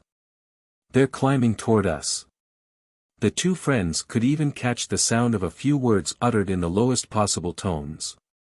Joe gently brought his rifle to his shoulder as he spoke. Wait, said Kennedy. Some of the natives had really climbed the baobab, and now they were seen rising on all sides, winding along the boughs like reptiles, and advancing slowly but surely, all the time plainly enough discernible. Not merely to the eye but to the nostrils, by the horrible odors of the rancid grease with which they bedaubed their bodies. Ere long, two heads appeared to the gaze of Kennedy and Joe, on a level with the very branch to which they were clinging. Attention, said Kennedy. Fire. The double concussion resounded like a thunderbolt and died away into cries of rage and pain, and in a moment the whole horde had disappeared. But, in the midst of these yells and howls, a strange, unexpected, nay what seemed an impossible, cry had been heard. A human voice had, distinctly, called aloud in the French language. Help! Help! Kennedy and Joe, dumb with amazement, had regained the car immediately. Did you hear that? The doctor asked them. Undoubtedly, that supernatural cry, à moi. À moi, comes from a Frenchman in the hands of these barbarians.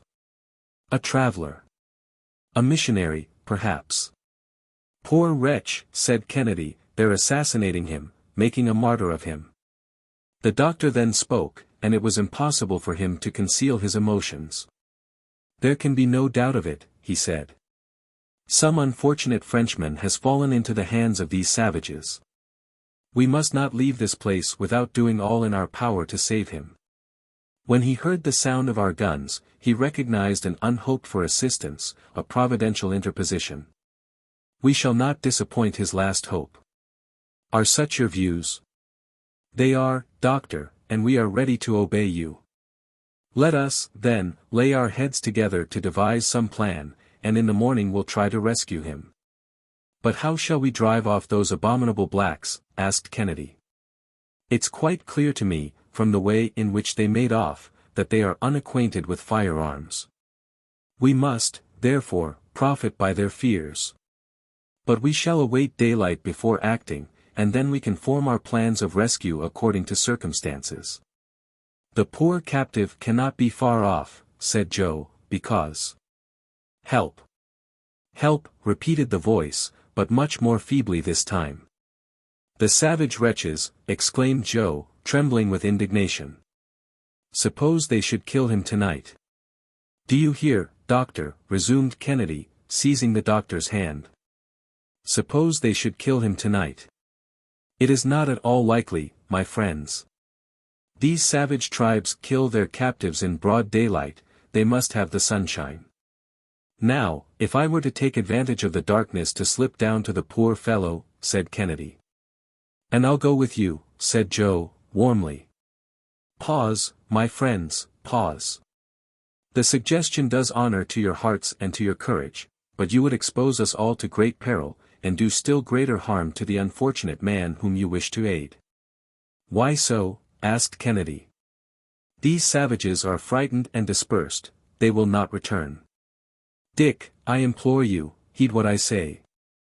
I am acting for the common good, and if by any accident you should be taken by surprise, all would be lost. But, think of that poor wretch, hoping for aid, waiting there, praying, calling aloud. Is no one to go to his assistance? He must think that his senses deceived him, that he heard nothing. We can reassure him, on that score, said Diar. Fergusson, and, standing erect, making a speaking trumpet of his hands, he shouted at the top of his voice, in French, whoever you are, be of good cheer. 3 friends are watching over you. A terrific howl from the savages responded to these words, no doubt drowning the prisoner's reply. They are murdering him. They are murdering him, exclaimed Kennedy. Our interference will have served no other purpose than to hasten the hour of his doom. We must act. But how, Dick? What do you expect to do in the midst of this darkness? Oh, if it was only daylight, sighed Joe. Well, and suppose it were daylight, said the doctor, in a singular tone. Nothing more simple, doctor, said Kennedy. I'd go down and scatter all these savage villains with powder and ball. And you, Joe, what would you do? I, master. Why, I'd act more prudently, maybe, by telling the prisoner to make his escape in a certain direction that we'd agree upon. And how would you get him to know that? By means of this arrow that I caught flying the other day. I'd tie a note to it, or I'd just call out to him in a loud voice what you want him to do, because these black fellows don't understand the language that you'd speak in. Your plans are impracticable, my dear friends. The greatest difficulty would be for this poor fellow to escape at all, even admitting that he should manage to elude the vigilance of his captors. As for you, my dear Dick, with determined daring, and profiting by their alarm at our firearms, your project might possibly succeed, but, were it to fail, you would be lost, and we should have 2 persons to save instead of 1. No. We must put all the chances on our side, and go to work differently. But let us act at once, said the hunter. Perhaps we may, said the doctor, throwing considerable stress upon the words. Why, doctor, can you light up such darkness as this? Who knows, Joe? Ah! If you can do that, you're the greatest learned man in the world. The doctor kept silent for a few moments, he was thinking. His 2 companions looked at him with much emotion, for they were greatly excited by the strangeness of the situation. Fergusson at last resumed. Here is my plan, we have 200 pounds of ballast left, since the bags we brought with us are still untouched. I'll suppose that this prisoner, who is evidently exhausted by suffering, weighs as much as one of us. There will still remain 60 pounds of ballast to throw out, in case we should want to ascend suddenly. How do you expect to manage the balloon? Asked Kennedy. This is the idea, Dick. You will admit that if I can get to the prisoner, and throw out a quantity of ballast, equal to his weight, I shall have in no wise altered the equilibrium of the balloon. But, then, if I want to get a rapid ascension, so as to escape these savages, I must employ means more energetic than the cylinder. Well, then, in throwing out this overplus of ballast at a given moment, I am certain to rise with great rapidity. That's plain enough. Yes, but there is one drawback. It consists in the fact that, in order to descend after that, I should have to part with a quantity of gas proportionate to the surplus ballast that I had thrown out. Now, the gas is precious, but we must not haggle over it when the life of a fellow creature is at stake. You are right, sir, we must do everything in our power to save him. Let us work, then, and get these bags all arranged on the rim of the car, so that they may be thrown overboard at one movement. But this darkness? It hides our preparations, and will be dispersed only when they are finished. Take care to have all our weapons close at hand. Perhaps we may have to fire, so we have 1 shot in the rifle, 4 for the 2 muskets, 12 in the 2 revolvers, or 17 in all, which might be fired in a quarter of a minute. But perhaps we shall not have to resort to all this noisy work. Are you ready? We're ready, responded Joe. The sacks were placed as requested, and the arms were put in good order. Very good, said the doctor. Have an eye to everything. Joe will see to throwing out the ballast, and Dick will carry off the prisoner, but let nothing be done until I give the word. Joe will first detach the anchor, and then quickly make his way back to the car. Joe let himself slide down by the rope. And, in a few moments, reappeared at his post, while the balloon, thus liberated, hung almost motionless in the air. In the meantime the doctor assured himself of the presence of a sufficient quantity of gas in the mixing tank to feed the cylinder, if necessary, without there being any need of resorting for some time to the Bunsen battery. He then took out the 2 perfectly isolated conducting wires, which served for the decomposition of the water, and, searching in his traveling sack, brought forth 2 pieces of charcoal, cut down to a sharp point, and fixed one at the end of each wire. His 2 friends looked on, without knowing what he was about, but they kept perfectly silent. When the doctor had finished, he stood up erect in the car, and, taking the 2 pieces of charcoal, 1 in each hand, drew their points nearly together. In a twinkling, an intense and dazzling light was produced, with an insupportable glow between the 2 pointed ends of charcoal, and a huge jet of electric radiance literally broke the darkness of the night. "Oh!" ejaculated the astonished friends.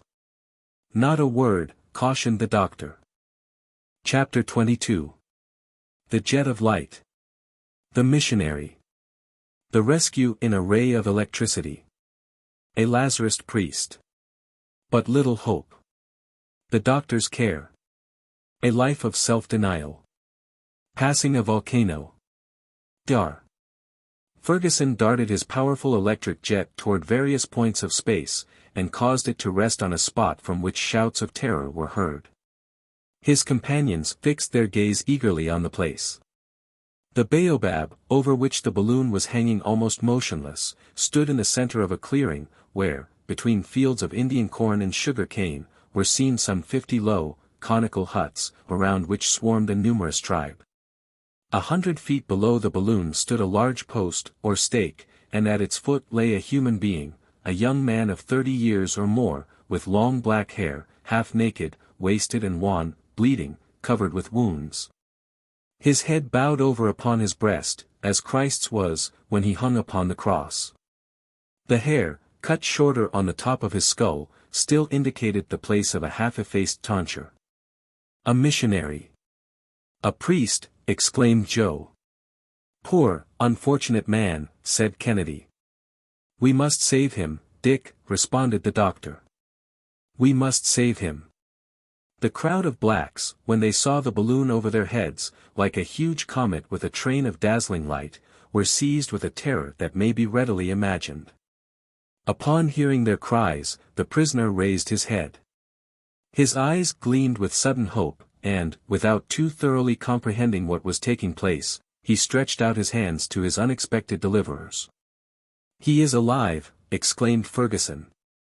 "God be praised. The savages have got a fine scare, and we shall save him. Are you ready, friends?" "Ready, doctor, at the word." "Joe, shut off the cylinder."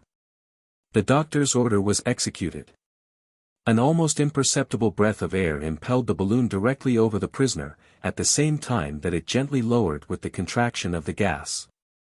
For about 10 minutes it remained floating in the midst of luminous waves, for Fergusson continued to flash right down upon the throng his glowing sheaf of rays, which, here and there, marked out swift and vivid sheets of light. The tribe, under the influence of an indescribable terror, disappeared little by little in the huts, and there was complete solitude around the stake. The doctor had, therefore, been right in counting upon the fantastic appearance of the balloon throwing out rays, as vivid as the sun's, through this intense gloom. The car was approaching the ground. But a few of the savages, more audacious than the rest, guessing that their victim was about to escape from their clutches, came back with loud yells, and Kennedy seized his rifle. The doctor, however, besought him not to fire.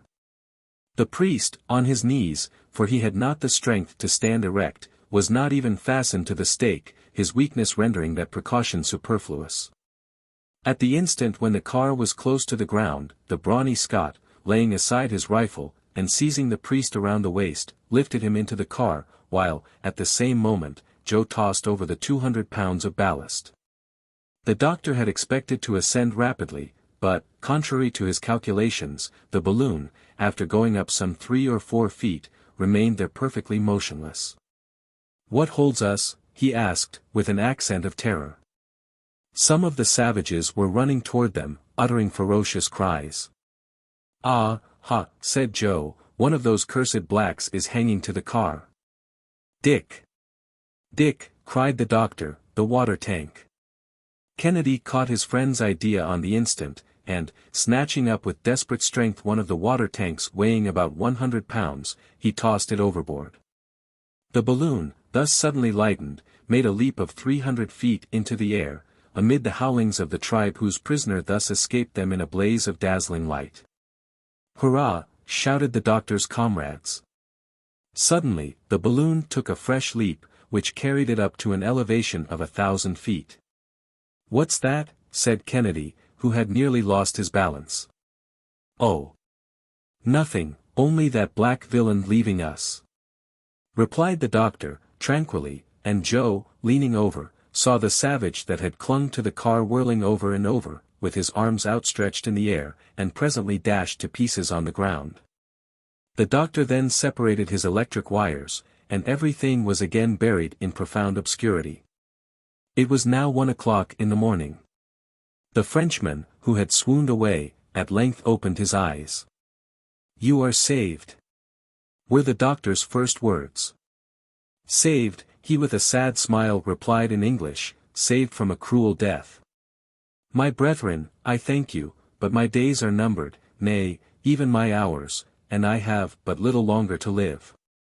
With this, the missionary, again yielding to exhaustion, relapsed into his fainting fit. "He is dying," said Kennedy. "No," replied the doctor, bending over him, "but he is very weak, so let us lay him under the awning." And they did gently deposit on their blankets that poor, wasted body, covered with scars and wounds, still bleeding where fire and steel had, in 20 places, left their agonizing marks.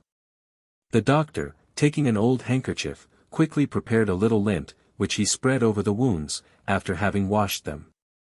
These rapid attentions were bestowed with the celerity and skill of a practiced surgeon, and, when they were complete, the doctor, taking a cordial from his medicine chest, poured a few drops upon his patient's lips. The latter feebly pressed his kind hands, and scarcely had the strength to say, "Thank you. Thank you." The doctor comprehended that he must be left perfectly quiet, so he closed the folds of the awning and resumed the guidance of the balloon. The latter, after taking into account the weight of the new passenger, had been lightened of 180 pounds, and therefore kept aloft without the aid of the cylinder. At the first dawn of day, a current drove it gently toward the west-northwest. The doctor went in under the awning for a moment or two, to look at his still sleeping patient. "May Heaven spare the life of our new companion." "Have you any hope?" said the Scot. "Yes, Dick, with care, in this pure, fresh atmosphere." "How that man has suffered," said Joe, with feeling. "He did bolder things than we've done, in venturing all alone among those savage tribes." "That cannot be questioned," assented the hunter. During the entire day the doctor would not allow the sleep of his patient to be disturbed. It was really a long stupor, broken only by an occasional murmur of pain that continued to disquiet and agitate the doctor greatly. Toward evening the balloon remained stationary in the midst of the gloom, and during the night, while Kennedy and Joe relieved each other in carefully tending the sick man, Fergusson kept watch over the safety of all. By the morning of the next day, the balloon had moved, but very slightly, to the westward. The dawn came up pure and magnificent. The sick man was able to call his friends with a stronger voice. They raised the curtains of the awning, and he inhaled with delight the keen morning air. "How do you feel today?" asked the doctor. "Better, perhaps," he replied. "But you, my friends, I have not seen you yet, excepting in a dream. I can, indeed, scarcely recall what has occurred. Who are you, that your names may not be forgotten in my dying prayers?" "We are English travelers," replied Fergusson. "We are trying to cross Africa in a balloon, and, on our way, we have had the good fortune to rescue you." "Science has its heroes," said the missionary. "But religion its martyrs," rejoined the Scot. "Are you a missionary?" asked the doctor. "I am a priest of the Lazarist mission. Heaven sent you to me, heaven be praised. The sacrifice of my life had been accomplished. But you come from Europe, tell me about Europe, about France." "I have been without news for the last 5 years. 5 years. Alone. And among these savages," exclaimed Kennedy with amazement. "They are souls to redeem. Ignorant and barbarous brethren, whom religion alone can instruct and civilize." Dar. Fergusson, yielding to the priest's request, talked to him long and fully about France. He listened eagerly, and his eyes filled with tears. He seized Kennedy's and Joe's hands by turns in his own, which were burning with fever. The doctor prepared him some tea, and he drank it with satisfaction. After that, he had strength enough to raise himself up a little, and smiled with pleasure at seeing himself borne along through so pure a sky. "You are daring travelers," he said, "and you will succeed in your bold enterprise. You will again behold your relatives, your friends, your country, you." At this moment, the weakness of the young missionary became so extreme that they had to lay him again on the bed, where a prostration, lasting for several hours, held him like a dead man under the eye of Dr. Fergusson. The latter could not suppress his emotion, for he felt that this life now in his charge was ebbing away. Were they then so soon to lose him whom they had snatched from an agonizing death? The doctor again washed and dressed the young martyr's frightful wounds, and had to sacrifice nearly his whole stock of water to refresh his burning limbs. He surrounded him with the tenderest and most intelligent care, until, at length, the sick man revived, little by little, in his arms, and recovered his consciousness if not his strength. The doctor was able to gather something of his history from his broken murmurs. "Speak in your native language," he said to the sufferer, "I understand it, and it will fatigue you less." The missionary was a poor young man from the village of Agadez, in Brittany, in the Morbihan country. His earliest instincts had drawn him toward an ecclesiastical career, but to this life of self-sacrifice he was also desirous of joining a life of danger, by entering the mission of the order of priesthood of which St. Vincent de Paul was the founder, and, at 20, he quitted his country for the inhospitable shores of Africa. From the sea-coast, overcoming obstacles, little by little, braving all privations, pushing onward, afoot, and praying, he had advanced to the very center of those tribes that dwell among the tributary streams of the Upper Nile.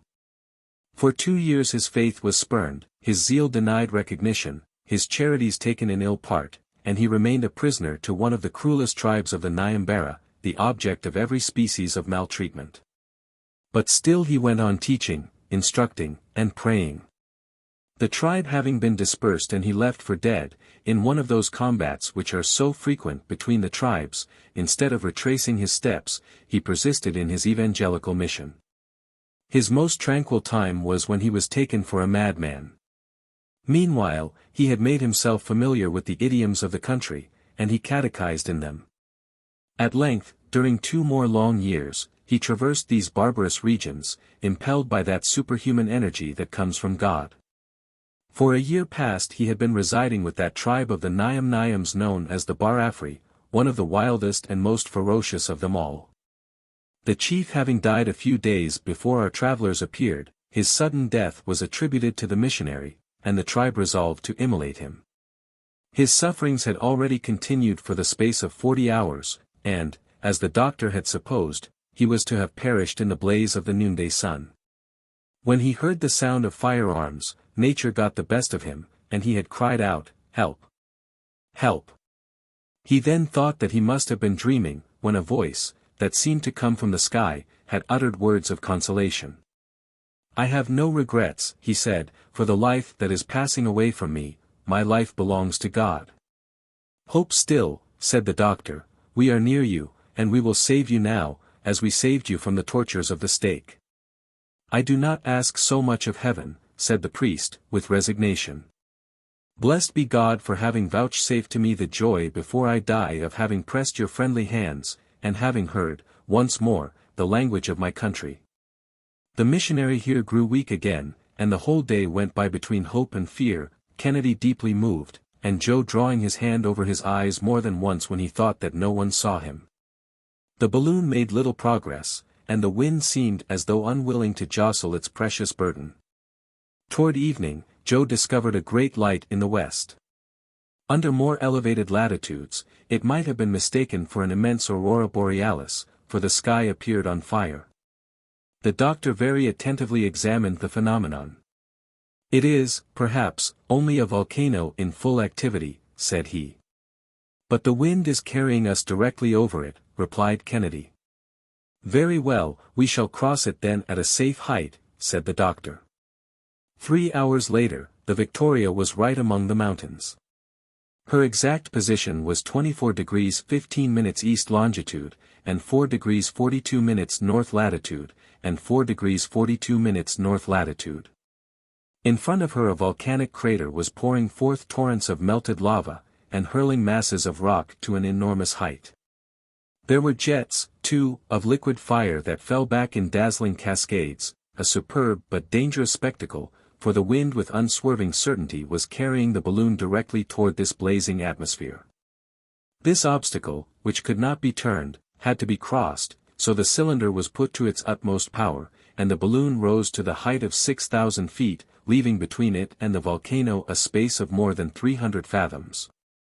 From his bed of suffering, the dying missionary could contemplate that fiery crater from which 1,000 jets of dazzling flame were that moment escaping. "How grand it is," said he, "and how infinite is the power of God even in its most terrible manifestations." This overflow of blazing lava wrapped the sides of the mountain with a veritable drapery of flame. The lower half of the balloon glowed redly in the upper night, a torrid heat ascended to the car, and Dr. Fergusson made all possible haste to escape from this perilous situation. By 10 o'clock the volcano could be seen only as a red point on the horizon, and the balloon tranquilly pursued her course in a less elevated zone of the atmosphere. Chapter 23. Joe in a fit of rage. The death of a good man, the night of watching by the body. Barrenness and drought. The burial. The quartz rocks. Joe's hallucinations. A precious ballast. A survey of the gold-bearing mountains. The beginning of Joe's despair.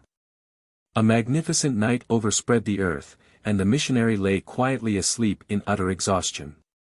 "He'll not get over it," sighed Joe. "Poor young fellow, scarcely 30 years of age. He'll die in our arms. His breathing, which was so feeble before, is growing weaker still, and I can do nothing to save him," said the doctor, despairingly. "The infamous scoundrels!" exclaimed Joe, grinding his teeth, in one of those fits of rage that came over him at long intervals, and to think that, in spite of all, this good man could find words only to pity them, to excuse, to pardon them. "Heaven has given him a lovely night, Joe, his last on earth, perhaps. He will suffer but little more after this, and his dying will be only a peaceful falling asleep." The dying man uttered some broken words, and the doctor at once went to him. His breathing became difficult, and he asked for air. The curtains were drawn entirely back, and he inhaled with rapture the light breezes of that clear, beautiful night. The stars sent him their trembling rays, and the moon wrapped him in the white winding sheet of its effulgence. "My friends," said he, in an enfeebled voice, "I am going. May God requite you, and bring you to your safe harbor. May he pay for me the debt of gratitude that I owe to you. You must still hope, replied Kennedy. This is but a passing fit of weakness. You will not die. How could anyone die on this beautiful summer night? Death is at hand, replied the missionary, I know it. Let me look it in the face. Death, the commencement of things eternal, is but the end of earthly cares. Place me upon my knees, my brethren, I beseech you. Kennedy lifted him up, and it was distressing to see his weakened limbs bend under him. My God! My God, exclaimed the dying apostle, have pity on me. His countenance shone far above that earth on which he had known no joys. In the midst of that night which sent to him its softest radiance, on the way to that heaven toward which he uplifted his spirit, as though in a miraculous assumption, he seemed already to live and breathe in the new existence. His last gesture was a supreme blessing on his new friends of only one day. Then he fell back into the arms of Kennedy, whose countenance was bathed in hot tears. Dead, said the doctor, bending over him, dead. And with one common accord, the three friends knelt together in silent prayer. Tomorrow, resumed the doctor, we shall bury him in the African soil which he has besprinkled with his blood. During the rest of the night the body was watched, turn by turn, by the three travelers, and not a word disturbed the solemn silence. Each of them was weeping. The next day the wind came from the south, and the balloon moved slowly over a vast plateau of mountains. There were extinct craters, here, barren ravines, not a drop of water on those parched crests, piles of broken rocks. Huge stony masses scattered hither and thither, and, interspersed with whitish marl, all indicated the most complete sterility. Toward noon, the doctor, for the purpose of burying the body, decided to descend into a ravine, in the midst of some plutonic rocks of primitive formation. The surrounding mountains would shelter him, and enable him to bring his car to the ground, for there was no tree in sight to which he could make it fast. But, as he had explained to Kennedy, it was now impossible for him to descend, except by releasing a quantity of gas proportionate to his loss of ballast at the time when he had rescued the missionary. He therefore opened the valve of the outside balloon. The hydrogen escaped, and the Victoria quietly descended into the ravine. As soon as the car touched the ground, the doctor shut the valve. Joe leaped out, holding on the while to the rim of the car with one hand, and with the other gathering up a quantity of stones equal to his own weight. He could then use both hands, and had soon heaped into the car more than 500 pounds of stones, which enabled both the doctor and Kennedy, in their turn, to get out. Thus the Victoria found herself balanced, and her ascensional force insufficient to raise her. Moreover, it was not necessary to gather many of these stones, for the blocks were extremely heavy, so much so, indeed, that the doctor's attention was attracted by the circumstance. The soil, in fact, was bestrewn with quartz and porphyritic rocks. This is a singular discovery, said the doctor, mentally. In the meanwhile, Kennedy and Joe had strolled away a few paces, looking up a proper spot for the grave. The heat was extreme in this ravine, shut in as it was like a sort of furnace. The noonday sun poured down its rays perpendicularly into it. The first thing to be done was to clear the surface of the fragments of rock that encumbered it, and then a quite deep grave had to be dug, so that the wild animals should not be able to disinter the corpse. The body of the martyred missionary was then solemnly placed in it. The earth was thrown in over his remains, and above it masses of rock were deposited, in rude resemblance to a tomb. The doctor, however, remained motionless, and lost in his reflections. He did not even heed the call of his companions, nor did he return with them to seek a shelter from the heat of the day. "What are you thinking about, doctor?" asked Kennedy. "About a singular freak of nature, a curious effect of chance. Do you know, now, in what kind of soil that man of self-denial, that poor one in spirit, has just been buried?" "No." "What do you mean, doctor?" "That priest, who took the oath of perpetual poverty, now reposes in a gold mine." "A gold mine," exclaimed Kennedy and Joe in one breath. "Yes, a gold mine," said the doctor, quietly. Those blocks which you are trampling underfoot, like worthless stones, contain gold ore of great purity. Impossible. Impossible, repeated Joe. You would not have to look long among those fissures of slaty schist without finding peptites of considerable value. Joe at once rushed like a crazy man among the scattered fragments, and Kennedy was not long in following his example. "Keep cool, Joe," said his master. "Why, doctor, you speak of the thing quite at your ease. What? A philosopher of your metal." "Ah, master, no philosophy holds good in this case. Come. Come. Let us reflect a little. What good would all this wealth do you? We cannot carry any of it away with us. We can't take any of it with us, indeed. It's rather too heavy for our car. I even hesitated to tell you anything about it, for fear of exciting your regret." "What," said Joe, "again, abandon these treasures, a fortune for us. Really for us, our own, leave it behind. Take care, my friend. Would you yield to the thirst for gold? Has not this dead man whom you have just helped to bury, taught you the vanity of human affairs?" "All that is true," replied Joe, "but gold. Mr. Kennedy, won't you help to gather up a trifle of all these millions?" "What could we do with them, Joe?" said the hunter, unable to repress a smile. "We did not come hither in search of fortune, and we cannot take one home with us." "The millions are rather heavy, you know," resumed the doctor, "and cannot very easily be put into one's pocket." "But, at least," said Joe, driven to his last defenses, "couldn't we take some of that ore for ballast, instead of sand?" "Very good. I consent," said the doctor, "but you must not make too many wry faces when we come to throw some thousands of crowns worth overboard." "Thousands of crowns," echoed Joe. "Is it possible that there is so much gold in them, and that all this is the same?" "Yes, my friend, this is a reservoir in which nature has been heaping up her wealth for centuries. There is enough here to enrich whole nations. An Australia and a California both together in the midst of the wilderness. And the whole of it is to remain useless. Perhaps. But at all events, here's what I'll do to console you." "That would be rather difficult to do," said Joe, with a contrite air. "Listen. I will take the exact bearings of this spot, and give them to you, so that, upon your return to England, you can tell our countrymen about it, and let them have a share, if you think that so much gold would make them happy." "Ah! Master, I give up. I see that you are right, and that there is nothing else to be done. Let us fill our car with the precious mineral, and what remains at the end of the trip will be so much made." And Joe went to work. He did so, too, with all his might, and soon had collected more than 1,000 pieces of quartz, which contained gold enclosed as though in an extremely hard crystal casket.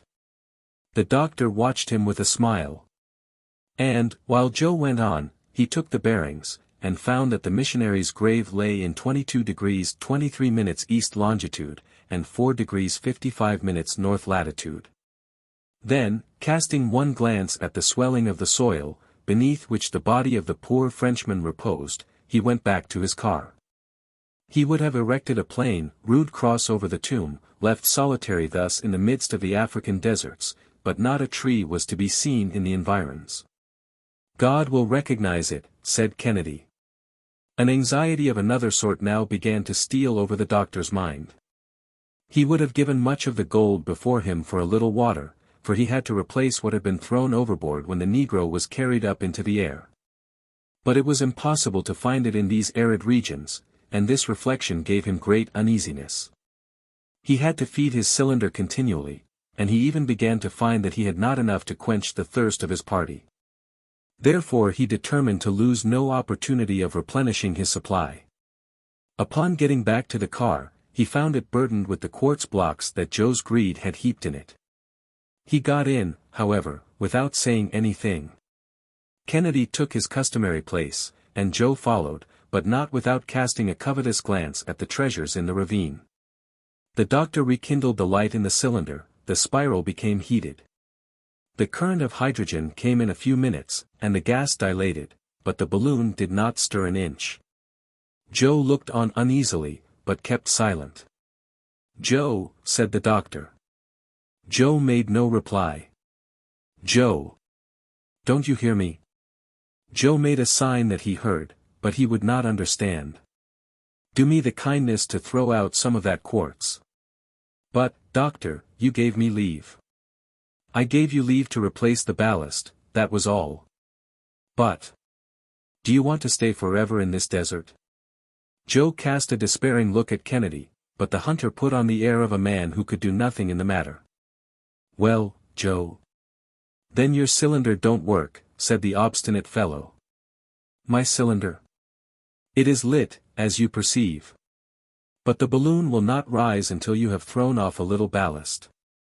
Joe scratched his ear, picked up a piece of quartz, the smallest in the lot, weighed and reweighed it, and tossed it up and down in his hand. It was a fragment of about 3 or 4 pounds. At last he threw it out. But the balloon did not budge. "Humph," said he, "we're not going up yet."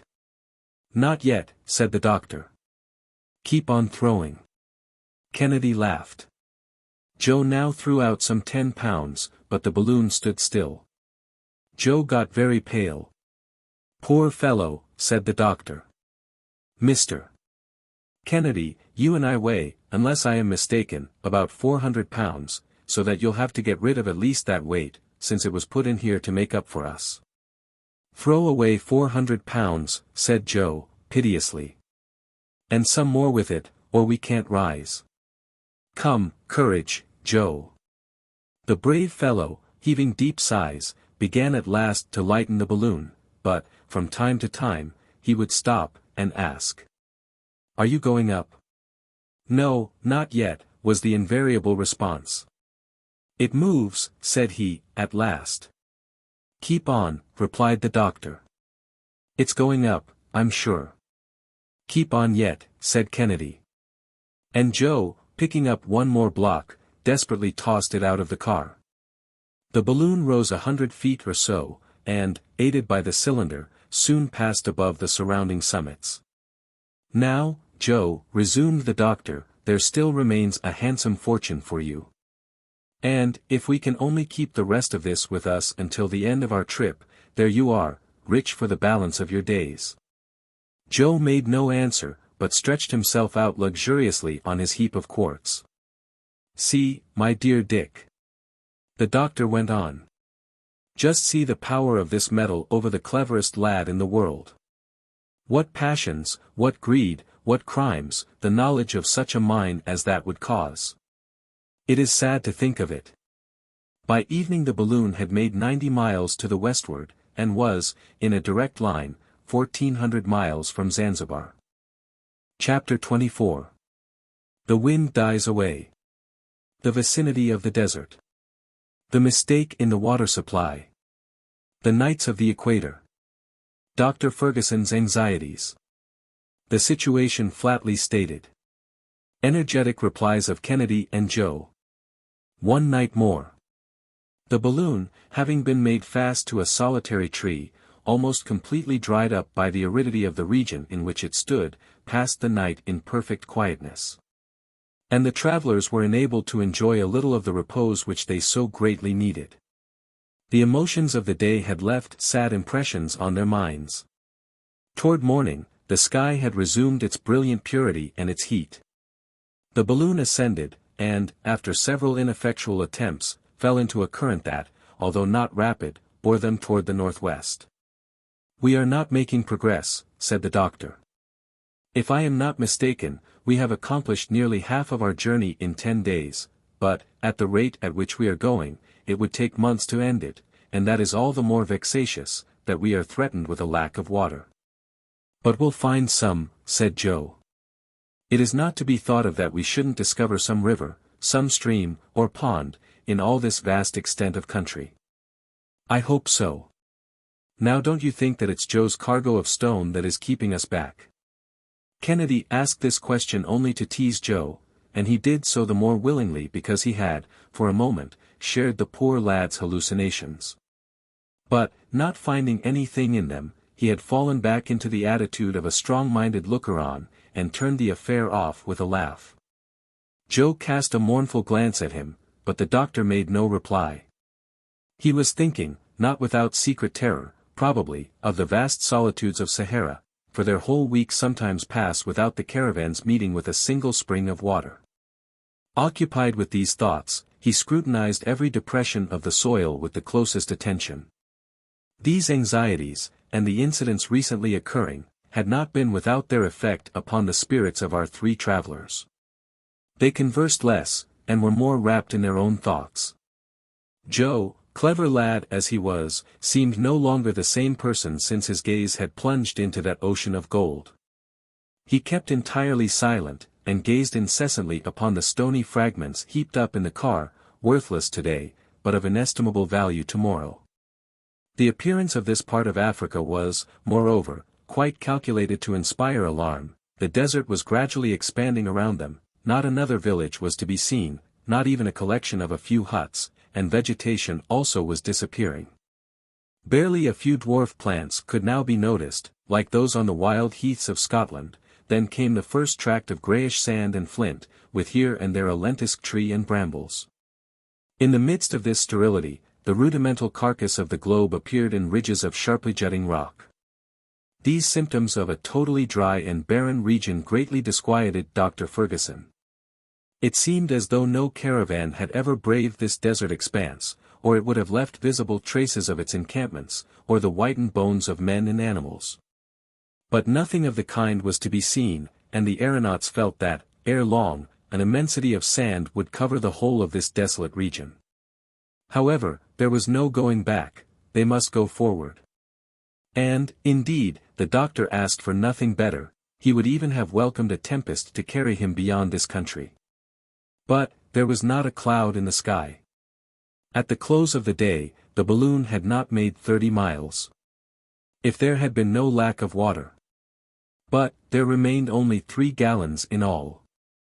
The doctor put aside 1 gallon, destined to quench the burning thirst that a heat of 90 degrees rendered intolerable. 2 gallons only then remained to supply the cylinder. Hence, they could produce no more than 480 cubic feet of gas, yet the cylinder consumed about 9 cubic feet per hour. Consequently, they could not keep on longer than 54 hours, and all this was a mathematical calculation. 54 hours, said the doctor to his companions. Therefore, as I am determined not to travel by night, for fear of passing some stream or pool, we have but 3 days and a half of journeying during which we must find water, at all hazards. I have thought it my duty to make you aware of the real state of the case, as I have retained only 1 gallon for drinking, and we shall have to put ourselves on the shortest allowance. Put us on short allowance, then, doctor, responded Kennedy, but we must not despair. We have 3 days left, you say? Yes, my dear Dick. Well, as grieving over the matter won't help us, in 3 days there will be time enough to decide upon what is to be done. In the meanwhile, let us redouble our vigilance. At their evening meal, the water was strictly measured out, and the brandy was increased in quantity in the punch they drank. But they had to be careful with the spirits, the latter being more likely to produce than to quench thirst. The car rested, during the night, upon an immense plateau, in which there was a deep hollow. Its height was scarcely 800 feet above the level of the sea. This circumstance gave the doctor some hope, since it recalled to his mind the conjectures of geographers concerning the existence of a vast stretch of water in the center of Africa. But, if such a lake really existed, the point was to reach it, and not a sign of change was visible in the motionless sky. To the tranquil night and its starry magnificence succeeded the unchanging daylight and the blazing rays of the sun. And, from the earliest dawn, the temperature became scorching. At 5 o'clock in the morning, the doctor gave the signal for departure, and, for a considerable time, the balloon remained immovable in the leaden atmosphere. The doctor might have escaped this intense heat by rising into a higher range, but, in order to do so, he would have had to consume a large quantity of water, a thing that had now become impossible. He contented himself, therefore, with keeping the balloon at 100 feet from the ground, and, at that elevation, a feeble current drove it toward the western horizon. The breakfast consisted of a little dried meat and pemmican. By noon, the Victoria had advanced only a few miles. "We cannot go any faster," said the doctor, "we no longer command, we have to obey." "Ah! Doctor, here is one of those occasions when a propeller would not be a thing to be despised." "Undoubtedly so, Dick, provided it would not require an expenditure of water to put it in motion, for, in that case, the situation would be precisely the same. Moreover, up to this time, nothing practical of the sort has been invented. Balloons are still at that point where ships were before the invention of steam. It took 6,000 years to invent propellers and screws, so we have time enough yet." "Confounded heat," said Joe, wiping away the perspiration that was streaming from his forehead. "If we had water, this heat would be of service to us, for it dilates the hydrogen in the balloon, and diminishes the amount required in the spiral, although it is true that, if we were not short of the useful liquid, we should not have to economize it." "Ah! That rascally savage who cost us the tank." The water tank had been thrown overboard when the native clung to the car. "You don't regret, though, what you did, Doctor?" "No, Dick, since it was in our power to save that unfortunate missionary from a horrible death. But, the 100 pounds of water that we threw overboard would be very useful to us now. It would be 13 or 14 days more of progress secured, or quite enough to carry us over this desert." "We've made at least half the journey, haven't we?" asked Joe.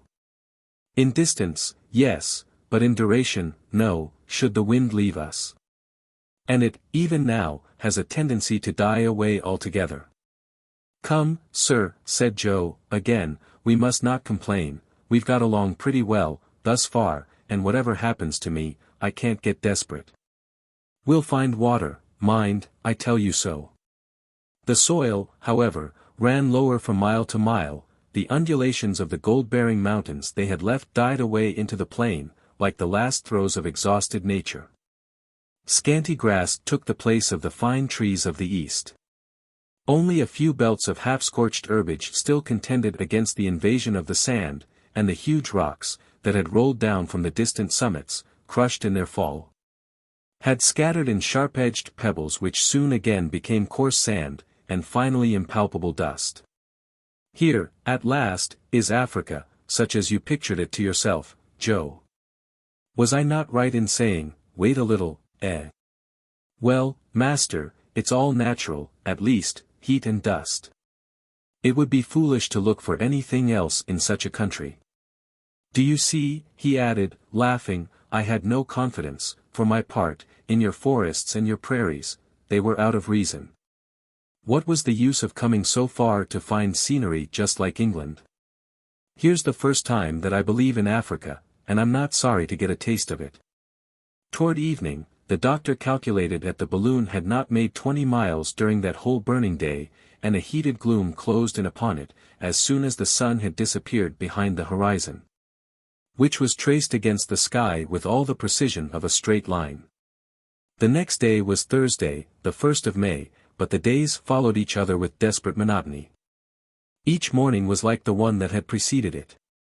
Noon poured down the same exhaustless rays, and night condensed in its shadow the scattered heat which the ensuing day would again bequeath to the succeeding night. The wind, now scarcely observable, was rather a gasp than a breath, and the morning could almost be foreseen when even that gasp would cease. The doctor reacted against the gloominess of the situation and retained all the coolness and self-possession of a disciplined heart. With his glass he scrutinized every quarter of the horizon. He saw the last rising ground gradually melting to the dead level, and the last vegetation disappearing, while, before him, stretched the immensity of the desert. The responsibility resting upon him pressed sorely, but he did not allow his disquiet to appear. Those two men, Dick and Joe, friends of his, both of them, he had induced to come with him almost by the force alone of friendship and of duty. Had he done well in that? Was it not like attempting to tread forbidden paths? Was he not, in this trip, trying to pass the borders of the impossible? Had not the Almighty reserved for later ages the knowledge of this inhospitable continent? All these thoughts, of the kind that arise in hours of discouragement, succeeded each other and multiplied in his mind, and, by an irresistible association of ideas, the doctor allowed himself to be carried beyond the bounds of logic and of reason. After having established in his own mind what he should not have done, the next question was, what he should do, then. Would it be impossible to retrace his steps? Were there not currents higher up that would waft him to less arid regions? Well informed with regard to the countries over which he had passed, he was utterly ignorant of those to come, and thus his conscience speaking aloud to him, he resolved, in his turn, to speak frankly to his two companions. He thereupon laid the whole state of the case plainly before them, he showed them what had been done, and what there was yet to do. At the worst, they could return, or attempt it, at least. What did they think about it? "I have no other opinion than that of my excellent master," said Joe. "What he may have to suffer, I can suffer, and that better than he can, perhaps. Where he goes, there I'll go. And you, Kennedy?" "Doctor, I'm not the man to despair." No one was less ignorant than I of the perils of the enterprise, but I did not want to see them, from the moment that you determined to brave them. Under present circumstances, my opinion is, that we should persevere, go clear to the end. Besides, to return looks to me quite as perilous as the other course. So onward, then. You may count upon us.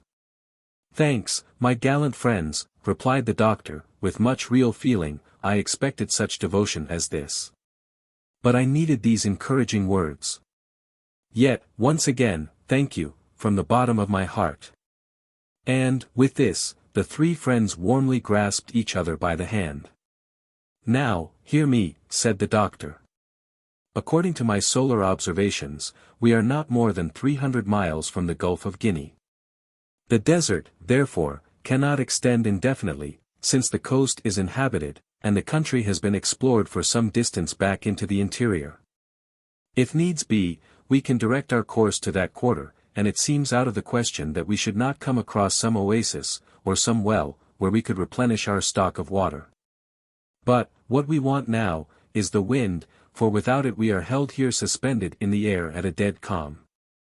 "Let us wait with resignation," said the hunter. But, each of the party, in his turn, vainly scanned the space around him during that long wearisome day. Nothing could be seen to form the basis of a hope. The very last inequalities of the soil disappeared with the setting sun, whose horizontal rays stretched in long lines of fire over the flat immensity. It was the desert. Our aeronauts had scarcely gone a distance of 15 miles, having expended, as on the preceding day, 135 cubic feet of gas to feed the cylinder. And 2 pints of water out of the remaining 8 had been sacrificed to the demands of intense thirst. The night passed quietly, too quietly, indeed, but the doctor did not sleep. Chapter 25. A little philosophy. A cloud on the horizon. In the midst of a fog. The strange balloon. An exact view of the Victoria. The palm trees. Traces of a caravan. The well in the midst of the desert. On the morrow, there was the same purity of sky, the same stillness of the atmosphere. The balloon rose to an elevation of 500 feet, but it had scarcely changed its position to the westward in any perceptible degree. "We are right in the open desert," said the doctor. "Look at that vast reach of sand. What a strange spectacle! What a singular arrangement of nature! Why should there be, in one place, such extreme luxuriance of vegetation yonder, and here, this extreme aridity, and that in the same latitude, and under the same rays of the sun?" "The why concerns me but little," answered Kennedy, "the reason interests me less than the fact. The thing is so, that's the important part of it. Oh, it is well to philosophize a little, Dick, it does no harm. Let us philosophize, then, if you will, we have time enough before us, we are hardly moving, the wind is afraid to blow, it sleeps." "That will not last forever," put in Joe. "I think I see some banks of clouds in the east." "Joe's right. said the doctor, after he had taken a look. Good, said Kennedy, now for our clouds, with a fine rain, and a fresh wind to dash it into our faces. Well, we'll see, Dick, we'll see.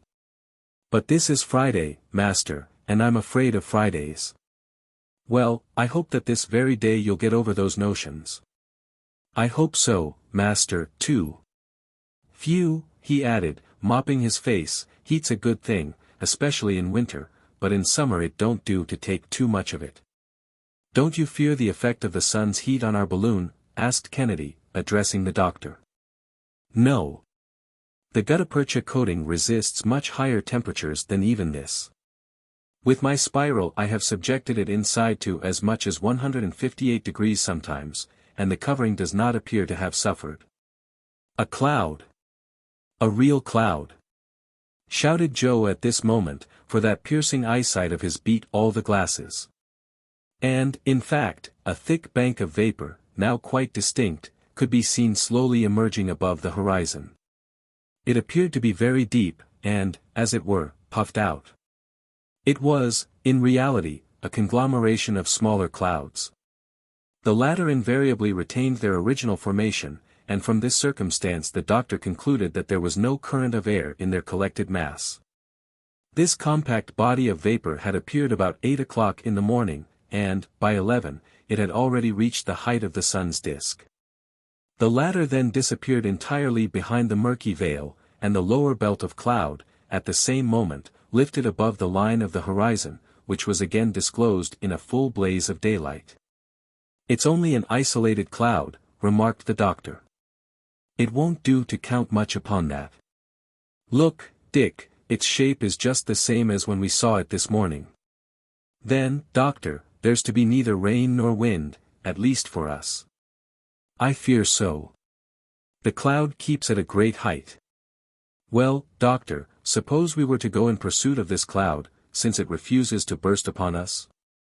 I fancy that to do so wouldn't help us much.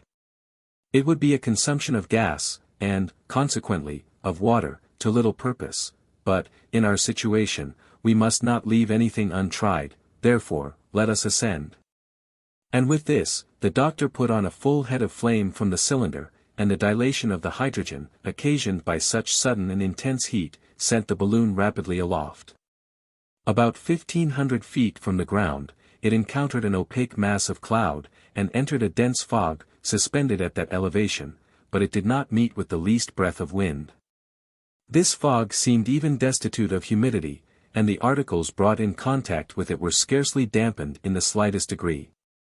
The balloon, completely enveloped in the vapor, gained a little increase of speed, perhaps, and that was all. The doctor gloomily recognized what trifling success he had obtained from his maneuver, and was relapsing into deep meditation, when he heard Joe exclaim, in tones of most intense astonishment. Ah! By all that's beautiful! What's the matter, Joe? Doctor. Mr. Kennedy. Here's something curious. What is it, then? We are not alone, up here. There are rogues about. They've stolen our invention. Has he gone crazy? Asked Kennedy. Joe stood there, perfectly motionless, the very picture of amazement. Can the hot sun have really affected the poor fellow's brain? Said the doctor, turning toward him. Will you tell me? Look! Said Joe, pointing to a certain quarter of the sky. By St. James, exclaimed Kennedy, in turn, why, who would have believed it? Look, look! Doctor! I see it, said the doctor, very quietly. Another balloon. And other passengers, like ourselves. And, sure enough, there was another balloon about 200 paces from them, floating in the air with its car and its aeronauts. It was following exactly the same route as the Victoria. Well, said the doctor, nothing remains for us but to make signals, take the flag, Kennedy, and show them our colors. It seemed that the travelers by the other balloon had just the same idea, at the same moment, for the same kind of flag repeated precisely the same salute with a hand that moved in just the same manner.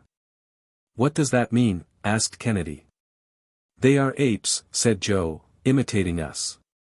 It means, said the doctor, laughing, that it is you, Dick, yourself, making that signal to yourself. Or, in other words, that we see ourselves in the second balloon, which is no other than the Victoria. As to that, master, with all respect to you, said Joe, you'll never make me believe it. Climb up on the edge of the car, Joe. Wave your arms, and then you'll see. Joe obeyed, and all his gestures were instantaneously and exactly repeated. It is merely the effect of the mirage, said the doctor, and nothing else, a simple optical phenomenon due to the unequal refraction of light by different layers of the atmosphere, and that is all. It's wonderful, said Joe, who could not make up his mind to surrender, but went on repeating his gesticulations. What a curious sight. Do you know, said Kennedy, that it's a real pleasure to have a view of our noble balloon in that style? She's a beauty, isn't she? And how stately her movements as she sweeps along. You may explain the matter as you like, continued Joe, it's a strange thing, anyhow. But ere long this picture began to fade away. The clouds rose higher, leaving the balloon, which made no further attempt to follow them, and in about an hour they disappeared in the open sky. The wind, which had been scarcely perceptible, seemed still to diminish, and the doctor in perfect desperation descended toward the ground, and all three of the travelers, whom the incident just recorded had, for a few moments, diverted from their anxieties, relapsed into gloomy meditation, sweltering the while beneath the scorching heat. About 4 o'clock, Joe descried some object standing out against the vast background of sand, and soon was able to declare positively that there were 2 palm trees at no great distance. Palm trees, exclaimed Fergusson. Why, then there's a spring, a well. He took up his glass and satisfied himself that Joe's eyes had not been mistaken. At length, he said, over and over again, water. Water. And we are saved. For if we do move slowly, still we move, and we shall arrive at last. Good, master. But suppose we were to drink a mouthful in the meantime, for this air is stifling. Let us drink then, my boy. No one waited to be coaxed. A whole pint was swallowed then and there, reducing the total remaining supply to 3 pints and a half. Ah! That does one good, said Joe, wasn't it fine? Barclay and Perkins never turned out ale equal to that. See the advantage of being put on short allowance, moralized the doctor. It is not great, after all, retorted Kennedy. And if I were never again to have the pleasure of drinking water, I should agree on condition that I should never be deprived of it. At 6 o'clock the balloon was floating over the palm trees. They were 2 shriveled, stunted, dried-up specimens of trees, 2 ghosts of palms, without foliage, and more dead than alive. Fergusson examined them with terror. At their feet could be seen the half-worn stones of a spring, but these stones, pulverized by the baking heat of the sun, seemed to be nothing now but impalpable dust. There was not the slightest sign of moisture. The doctor's heart shrank within him, and he was about to communicate his thoughts to his companions, when their exclamations attracted his attention. As far as the eye could reach to the eastward, extended a long line of whitened bones. Pieces of skeletons surrounded the fountain. A caravan had evidently made its way to that point, marking its progress by its bleaching remains. The weaker had fallen one by one upon the sand. The stronger, having at length reached this spring for which they panted, had there found a horrible death. Our travelers looked at each other and turned pale. Let us not alight, said Kennedy, let us fly from this hideous spectacle. There's not a drop of water here. No, Dick, as well pass the night here as elsewhere, let us have a clear conscience in the matter. We'll dig down to the very bottom of the well. There has been a spring here, and perhaps there's something left in it. The Victoria touched the ground. Joe and Kennedy put into the car a quantity of sand equal to their weight, and leaped out. They then hastened to the well, and penetrated to the interior by a flight of steps that was now nothing but dust. The spring appeared to have been dry for years. They dug down into a parched and powdery sand, the very driest of all sand, indeed, there was not one trace of moisture. The doctor saw them come up to the surface of the desert, saturated with perspiration, worn out, covered with fine dust, exhausted, discouraged and despairing. He then comprehended that their search had been fruitless. He had expected as much, and he kept silent, for he felt that, from this moment forth, he must have courage and energy enough for 3. Joe brought up with him some pieces of a leathern bottle that had grown hard and horn-like with age, and angrily flung them away among the bleaching bones of the caravan. At supper, not a word was spoken by our travelers, and they even ate without appetite. Yet they had not, up to this moment, endured the real agonies of thirst, and were in no desponding mood, excepting for the future. Chapter 26. 113 degrees. The doctor's reflections. A desperate search. The cylinder goes out. 122 degrees. Contemplation of the desert. A night walk, solitude. Debility. Joe's prospects. He gives himself 1 day more. The distance made by the balloon during the preceding day did not exceed 10 miles, and, to keep it afloat, 162 cubic feet of gas had been consumed. On Saturday morning the doctor again gave the signal for departure. The cylinder can work only 6 hours longer, and, if in that time we shall not have found either a well or a spring of water, God alone knows what will become of us. Not much wind this morning, master, said Joe, but it will come up, perhaps, he added, suddenly remarking the doctor's ill-concealed depression. Vain hope. The atmosphere was in a dead calm, one of those calms which hold vessels captive in tropical seas. The heat had become intolerable, and the thermometer, in the shade under the awning, indicated 113 degrees. Joe and Kennedy, reclining at full length near each other, tried, if not in slumber, at least in torpor, to forget their situation, for their forced inactivity gave them periods of leisure far from pleasant. That man is to be pitied the most who cannot wean himself from gloomy reflections by actual work, or some practical pursuit. But here there was nothing to look after, nothing to undertake, and they had to submit to the situation, without having it in their power to ameliorate it. The pangs of thirst began to be severely felt. Brandy, far from appeasing this imperious necessity, augmented it, and richly merited the name of tiger's milk applied to it by the African natives. Scarcely 2 pints of water remained, and that was heated. Each of the party devoured the few precious drops with his gaze, yet neither of them dared to moisten his lips with them. 2 pints of water in the midst of the desert. Then it was that Dr. Fergusson, buried in meditation, asked himself whether he had acted with prudence. Would he not have done better to have kept the water that he had decomposed in pure loss, in order to sustain him in the air? He had gained a little distance, to be sure, but was he any nearer to his journey's end? What difference did 60 miles to the rear make in this region, when there was no water to be had where they were? The wind, should it rise, would blow there as it did here, only less strongly at this point, if it came from the east. But hope urged him onward. And yet those 2 gallons of water, expended in vain, would have sufficed for 9 days' halt in the desert. And what changes might not have occurred in 9 days? Perhaps, too, while retaining the water, he might have ascended by throwing out ballast, at the cost merely of discharging some gas, when he had again to descend. But the gas in his balloon was his blood, his very life.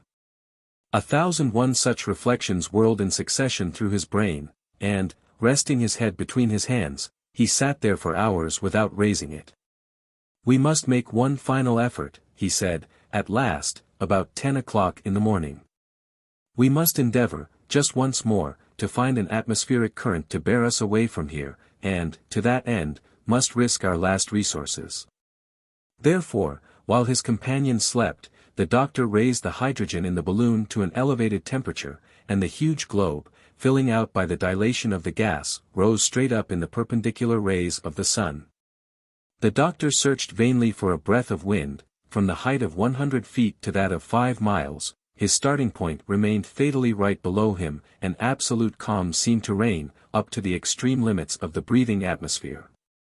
At length the feeding supply of water gave out, the cylinder was extinguished for lack of gas. The Bunsen battery ceased to work, and the balloon, shrinking together, gently descended to the sand, in the very place that the car had hollowed out there. It was noon.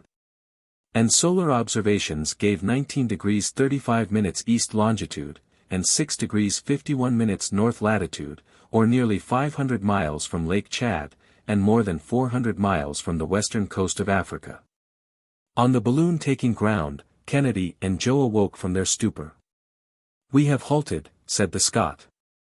"We had to do so," replied the doctor, gravely. His companions understood him. The level of the soil at that point corresponded with the level of the sea, and, consequently, the balloon remained in perfect equilibrium, and absolutely motionless. The weight of the three travelers was replaced with an equivalent quantity of sand, and they got out of the car. Each was absorbed in his own thoughts, and for many hours neither of them spoke. Joe prepared their evening meal, which consisted of biscuit and pemmican, and was hardly tasted by either of the party. A mouthful of scalding water from their little store completed this gloomy repast. During the night none of them kept awake. Yet none could be precisely said to have slept. On the morrow there remained only half a pint of water, and this the doctor put away, all three having resolved not to touch it until the last extremity. It was not long, however, before Joe exclaimed, "I'm choking, and the heat is getting worse. I'm not surprised at that, though," he added, consulting the thermometer, 140 degrees.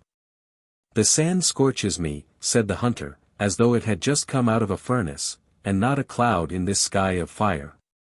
"It's enough to drive one mad." "Let us not despair," responded the doctor. "In this latitude these intense heats are invariably followed by storms, and the latter come with the suddenness of lightning. Notwithstanding this disheartening clearness of the sky, great atmospheric changes may take place in less than an hour."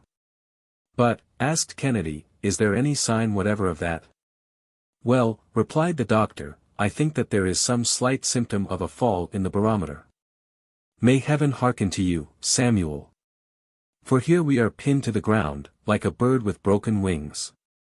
With this difference, however, my dear Dick, that our wings are unhurt, and I hope that we shall be able to use them again."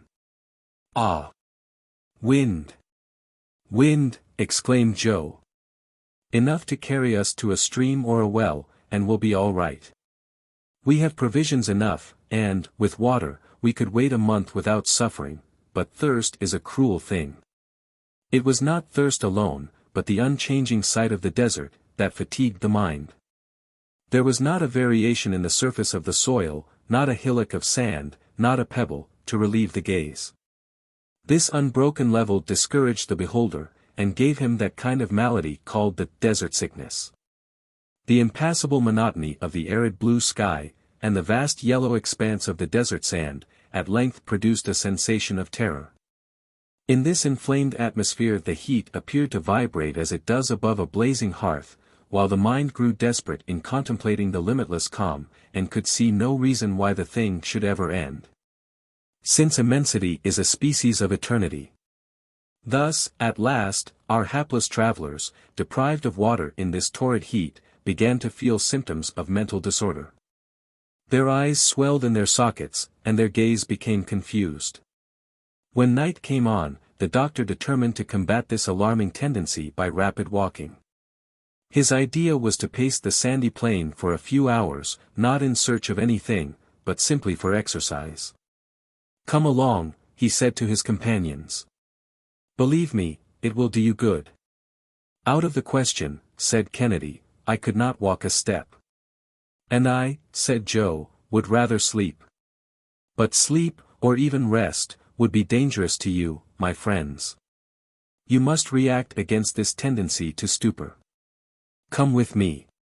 But the doctor could do nothing with them, and, therefore, set off alone, amid the starry clearness of the night. The first few steps he took were painful, for they were the steps of an enfeebled man quite out of practice in walking. However, he quickly saw that the exercise would be beneficial to him, and pushed on several miles to the westward.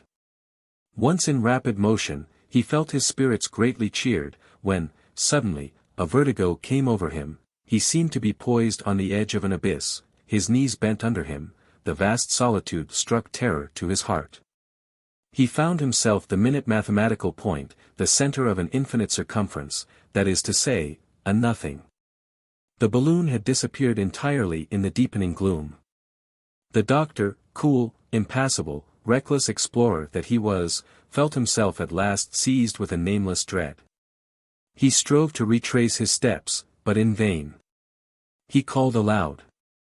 Not even an echo replied, and his voice died out in the empty vastness of surrounding space, like a pebble cast into a bottomless gulf. Then, down he sank, fainting, on the sand, alone, amid the eternal silence of the desert.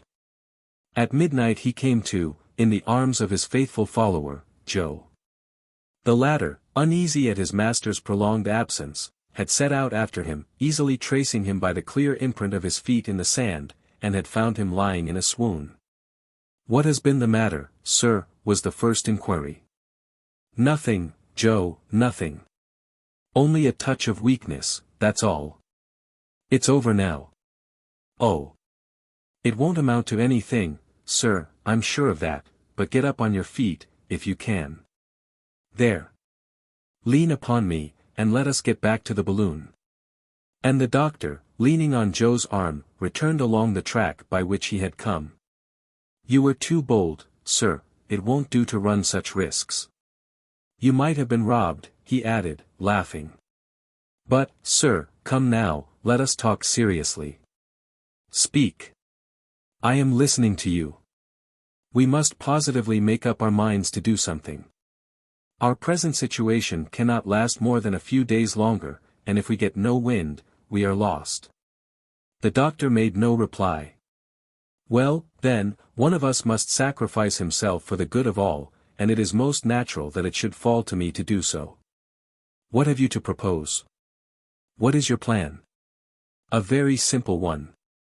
It is to take provisions enough, and to walk right on until I come to some place, as I must do, sooner or later. In the meantime, if heaven sends you a good wind, you need not wait, but can start again. For my part, if I come to a village, I'll work my way through with a few Arabic words that you can write for me on a slip of paper, and I'll bring you help or lose my hide. What do you think of my plan? It is absolute folly, Joe, but worthy of your noble heart. The thing is impossible. You will not leave us. But, sir, we must do something, and this plan can't do you any harm, for, I say again, you need not wait. And then, after all, I may succeed. No, Joe, no. We will not separate. That would only be adding sorrow to trouble. It was written that matters should be as they are, and it is very probably written that it shall be quite otherwise by and by. Let us wait, then, with resignation. So be it, master, but take notice of one thing, I give you a day longer, and I'll not wait after that. Today is Sunday. We might say Monday, as it is 1 o'clock in the morning, and if we don't get off by Tuesday, I'll run the risk. I've made up my mind to that." The doctor made no answer, and in a few minutes they got back to the car, where he took his place beside Kennedy, who lay there plunged in silence so complete that it could not be considered sleep. Chapter 27. Terrific heat. Hallucinations. The last drops of water. Nights of despair. An attempt at suicide. The Samum. The oasis. The lion and lioness. The doctor's first care, on the morrow, was to consult the barometer. He found that the mercury had scarcely undergone any perceptible depression. "Nothing," he murmured, "nothing." He got out of the car and scrutinized the weather. There was only the same heat, the same cloudless sky, the same merciless drought. "Must we, then, give up to despair?" he exclaimed, in agony. Joe did not open his lips. He was buried in his own thoughts, and planning the expedition he had proposed. Kennedy got up, feeling very ill, and a prey to nervous agitation. He was suffering horribly with thirst, and his swollen tongue and lips could hardly articulate a syllable. There still remained a few drops of water. Each of them knew this, and each was thinking of it, and felt himself drawn toward them. But neither of the three dared to take a step. Those three men, friends and companions as they were, fixed their haggard eyes upon each other with an instinct of ferocious longing, which was most plainly revealed in the hardy Scot, whose vigorous constitution yielded the soonest to these unnatural privations. Throughout the day he was delirious, pacing up and down, uttering hoarse cries, gnawing his clenched fists, and ready to open his veins and drink his own hot blood. "Ah," he cried, "land of thirst! Well might you be called the land of despair." At length he sank down in utter prostration, and his friends heard no other sound from him than the hissing of his breath between his parched and swollen lips. Toward evening, Joe had his turn of delirium. The vast expanse of sand appeared to him an immense pond, full of clear and limpid water, and, more than once, he dashed himself upon the scorching waste to drink long draughts, and rose again with his mouth clogged with hot dust. "Curses on it!" he yelled, in his madness, "it's nothing but salt water." Then, while Fergusson and Kennedy lay there motionless, the resistless longing came over him to drain the last few drops of water that had been kept in reserve. The natural instinct proved too strong. He dragged himself toward the car, on his knees, he glared at the bottle containing the precious fluid, he gave one wild, eager glance, seized the treasured store, and bore it to his lips. At that instant he heard a heartrending cry close beside him, "Water! Water!" It was Kennedy, who had crawled up close to him, and was begging there, upon his knees, and weeping piteously. Joe, himself in tears, gave the poor wretch the bottle, and Kennedy drained the last drop with savage haste. "Thanks," he murmured hoarsely, but Joe did not hear him, for both alike had dropped fainting on the sand. What took place during that fearful night neither of them knew, but, on Tuesday morning, under those showers of heat which the sun poured down upon them, the unfortunate men felt their limbs gradually drying up. And when Joe attempted to rise he found it impossible. He looked around him. In the car, the doctor, completely overwhelmed, sat with his arms folded on his breast, gazing with idiotic fixedness upon some imaginary point in space. Kennedy was frightful to behold. He was rolling his head from right to left like a wild beast in a cage. All at once, his eyes rested on the butt of his rifle, which jutted above the rim of the car. "Ah!" he screamed, raising himself with a superhuman effort. Desperate, mad, he snatched at the weapon, and turned the barrel toward his mouth. "Kennedy!" shouted Joe, throwing himself upon his friend. "Let go! Hands off!" moaned the Scot, in a hoarse, grating voice, and then the two struggled desperately for the rifle. "Let go, or I'll kill you," repeated Kennedy. But Joe clung to him only the more fiercely, and they had been contending thus without the doctor seeing them for many seconds, when, suddenly the rifle went off. At the sound of its discharge, the doctor rose up erect, like a spectre, and glared around him. But all at once his glance grew more animated, he extended his hand toward the horizon, and in a voice no longer human shrieked. "There! There, off there!" There was such fearful force in the cry that Kennedy and Joe released each other, and both looked where the doctor pointed. The plain was agitated like the sea shaken by the fury of a tempest. Billows of sand went tossing over each other amid blinding clouds of dust. An immense pillar was seen whirling toward them through the air from the southeast, with terrific velocity. The sun was disappearing behind an opaque veil of cloud whose enormous barrier extended clear to the horizon, while the grains of fine sand went gliding together with all the supple ease of liquid particles. And the rising dust tide gained more and more with every second. Fergusson's eyes gleamed with a ray of energetic hope. "The simoom!" he exclaimed. "The simoom," repeated Joe, without exactly knowing what it meant. "So much the better," said Kennedy, with the bitterness of despair. "So much the better, we shall die." "So much the better," echoed the doctor, "for we shall live," and, so saying, he began rapidly to throw out the sand that encumbered the car. At length his companions understood him, and took their places at his side. "And now, Joe," said the doctor, throw out some 50 pounds of your ore, there. Joe no longer hesitated, although he still felt a fleeting pang of regret. The balloon at once began to ascend. It was high time, said the doctor. The simoom, in fact, came rushing on like a thunderbolt, and a moment later the balloon would have been crushed, torn to atoms, annihilated. The awful whirlwind was almost upon it, and it was already pelted with showers of sand driven like hail by the storm. Out with more ballast, shouted the doctor. There, responded Joe, tossing over a huge fragment of quartz.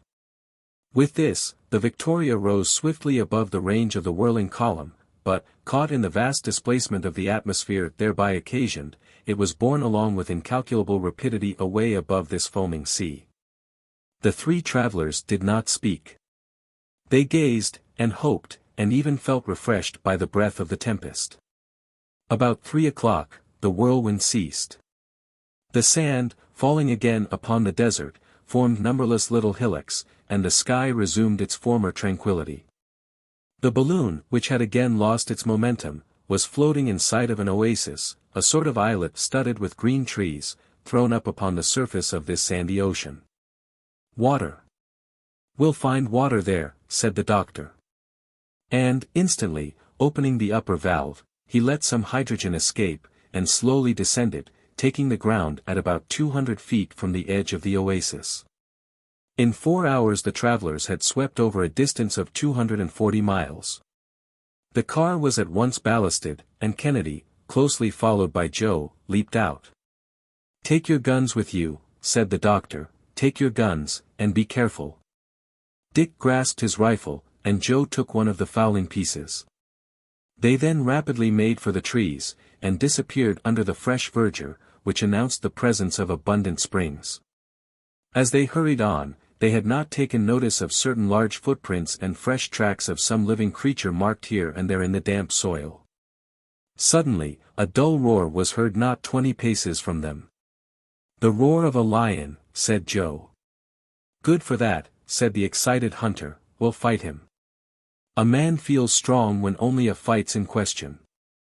But be careful, Mr. Kennedy, be careful. The lives of all depend upon the life of one. But Kennedy no longer heard him. He was pushing on, his eye blazing, his rifle cocked, fearful to behold in his daring rashness. There, under a palm tree, stood an enormous black-maned lion, crouching for a spring on his antagonist. Scarcely had he caught a glimpse of the hunter, when he bounded through the air, but he had not touched the ground ere a bullet pierced his heart, and he fell to the earth dead. "Hurrah! Hurrah!" shouted Joe, with wild exultation. Kennedy rushed toward the well, slid down the dampened steps, and flung himself at full length by the side of a fresh spring, in which he plunged his parched lips. Joe followed suit, and for some minutes nothing was heard but the sound they made with their mouths, drinking more like maddened beasts than men. "Take care, Mr. Kennedy," said Joe at last, "let us not overdo the thing," and he panted for breath. But Kennedy, without a word, drank on. He even plunged his hands, and then his head, into the delicious tide. He fairly reveled in its coolness. "But the doctor?" said Joe, "our friend, Dr. Fergusson." That one word recalled Kennedy to himself, and, hastily filling a flask that he had brought with him, he started on a run up the steps of the well. But what was his amazement when he saw an opaque body of enormous dimensions blocking up the passage. Joe, who was close upon Kennedy's heels, recoiled with him. "We are blocked in, entrapped." "Impossible." "What does that mean?" Dick had no time to finish. A terrific roar made him only too quickly aware what foe confronted him. "Another lion," exclaimed Joe. "A lioness, rather," said Kennedy. "Ah! Ferocious brute," he added, "I'll settle you in a moment more." And swiftly reloaded his rifle. In another instant he fired, but the animal had disappeared. "Onward," shouted Kennedy. "No," interposed the other, "that shot did not kill her, her body would have rolled down the steps. She's up there, ready to spring upon the first of us who appears, and he would be a lost man. But what are we to do?" We must get out of this, and the doctor is expecting us. Let us decoy the animal. Take my piece, and give me your rifle. What is your plan? You'll see. And Joe, taking off his linen jacket, hung it on the end of the rifle, and thrust it above the top of the steps. The lioness flung herself furiously upon it. Kennedy was on the alert for her, and his bullet broke her shoulder. The lioness, with a frightful howl of agony, rolled down the steps, overturning Joe in her fall. The poor fellow imagined that he could already feel the enormous paws of the savage beast in his flesh, when a second detonation resounded in the narrow passage, and Dr. Fergusson appeared at the opening above with his gun in hand, and still smoking from the discharge. Joe leaped to his feet, clambered over the body of the dead lioness, and handed up the flask full of sparkling water to his master. To carry it to his lips, and to half empty it at a draught, was the work of an instant, and the three travelers offered up thanks from the depths of their hearts to that Providence who had so miraculously saved them. Chapter 28. An Evening of Delight. Joe's Culinary Performance. A Dissertation on Raw Meat. The Narrative of James Bruce. Camping Out. Joe's Dreams. The barometer begins to fall. The barometer rises again. Preparations for departure. The Tempest. The evening was lovely, and our three friends enjoyed it in the cool shade of the mimosas, after a substantial repast, at which the tea and the punch were dealt out with no niggardly hand. Kennedy had traversed the little domain in all directions. He had ransacked every thicket and satisfied himself that the balloon party were the only living creatures in this terrestrial paradise. So they stretched themselves upon their blankets and passed a peaceful night that brought them forgetfulness of their past sufferings. On the morrow, May 7th, the sun shone with all his splendor, but his rays could not penetrate the dense screen of the palm tree foliage, and as there was no lack of provisions, the doctor resolved to remain where he was while waiting for a favorable wind.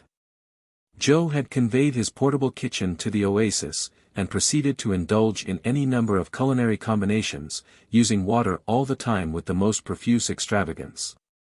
What a strange succession of annoyances and enjoyments! Moralized Kennedy. Such abundance as this after such privations, such luxury after such want. Ah! I nearly went mad. My dear Dick, replied the doctor, had it not been for Joe, you would not be sitting here, today, discoursing on the instability of human affairs. Wholehearted friend, said Kennedy, extending his hand to Joe.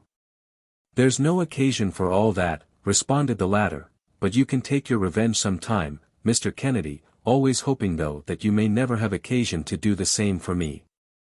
It's a poor constitution this of ours to succumb to so little, philosophized Dr. Fergusson. So little water, you mean, doctor, interposed Joe, that element must be very necessary to life. Undoubtedly, and persons deprived of food hold out longer than those deprived of water. I believe it. Besides, when needs must, one can eat anything he comes across, even his fellow creatures, although that must be a kind of food that's pretty hard to digest. The savages don't boggle much about it, said Kennedy. Yes. But then they are savages, and accustomed to devouring raw meat. It's something that I'd find very disgusting, for my part. It is disgusting enough, said the doctor, that's a fact. And so much so, indeed, that nobody believed the narratives of the earliest travelers in Africa who brought back word that many tribes on that continent subsisted upon raw meat, and people generally refused to credit the statement. It was under such circumstances that a very singular adventure befell James Bruce. Tell it to us, doctor, we've time enough to hear it, said Joe, stretching himself voluptuously on the cool greensward. By all means. James Bruce was a Scotchman, of Stirlingshire, who, between 1768 and 1772, traversed all Abyssinia, as far as Lake Tyana, in search of the sources of the Nile. He afterward returned to England, but did not publish an account of his journeys until 1790. His statements were received with extreme incredulity, and such may be the reception accorded to our own. The manners and customs of the Abyssinians seemed so different from those of the English, that no one would credit the description of them. Among other details, Bruce had put forward the assertion that the tribes of Eastern Africa fed upon raw flesh, and this set everybody against him. He might say so as much as he pleased, there was no one likely to go and see.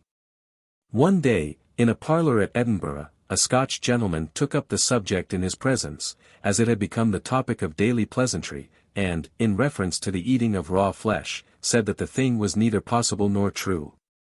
Bruce made no reply, but went out and returned a few minutes later with a raw steak, seasoned with pepper and salt, in the African style. "Sir," said he to the Scotchman, "in doubting my statements, you have grossly affronted me. In believing the thing to be impossible, you have been egregiously mistaken, and, in proof thereof, you will now eat this beefsteak raw, or you will give me instant satisfaction." The Scotchman had a wholesome dread of the brawny traveller, and did eat the steak, although not without a good many wry faces.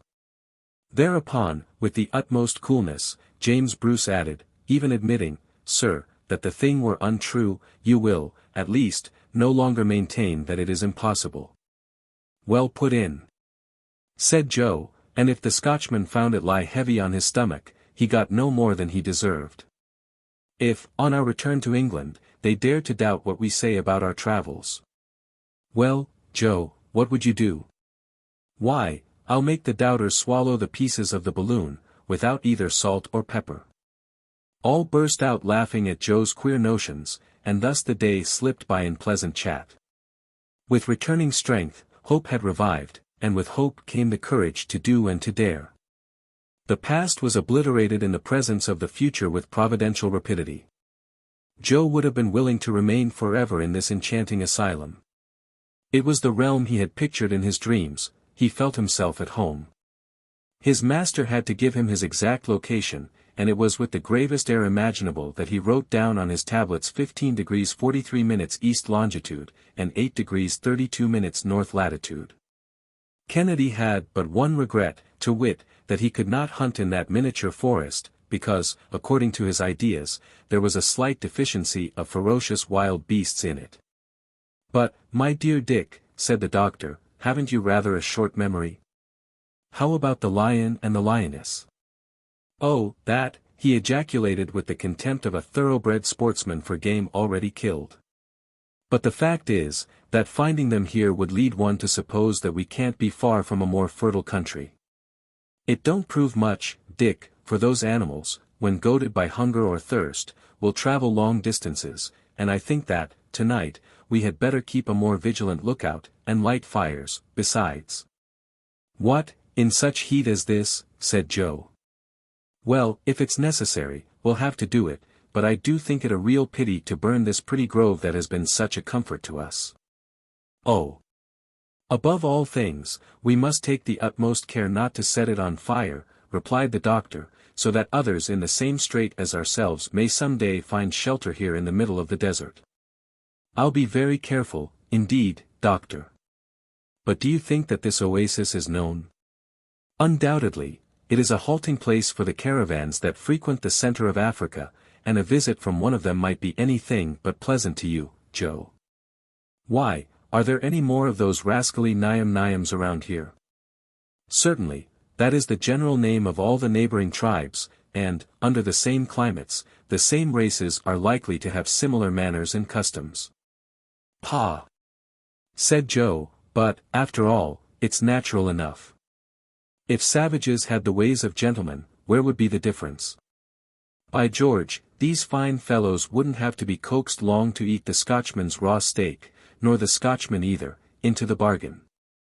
With this very sensible observation, Joe began to get ready his firewood for the night, making just as little of it as possible. Fortunately, these precautions were superfluous. And each of the party, in his turn, dropped off into the soundest slumber. On the next day the weather still showed no sign of change, but kept provokingly and obstinately fair. The balloon remained motionless, without any oscillation to betray a breath of wind. The doctor began to get uneasy again. If their stay in the desert were to be prolonged like this, their provisions would give out. After nearly perishing for want of water, they would, at last, have to starve to death. But he took fresh courage as he saw the mercury fall considerably in the barometer, and noticed evident signs of an early change in the atmosphere. He therefore resolved to make all his preparations for a start, so as to avail himself of the first opportunity. The feeding tank and the water tank were both completely filled. Then he had to re-establish the equilibrium of the balloon, and Joe was obliged to part with another considerable portion of his precious quartz. With restored health, his ambitious notions had come back to him, and he made more than one wry face before obeying his master. But the latter convinced him that he could not carry so considerable a weight with him through the air, and gave him his choice between the water and the gold.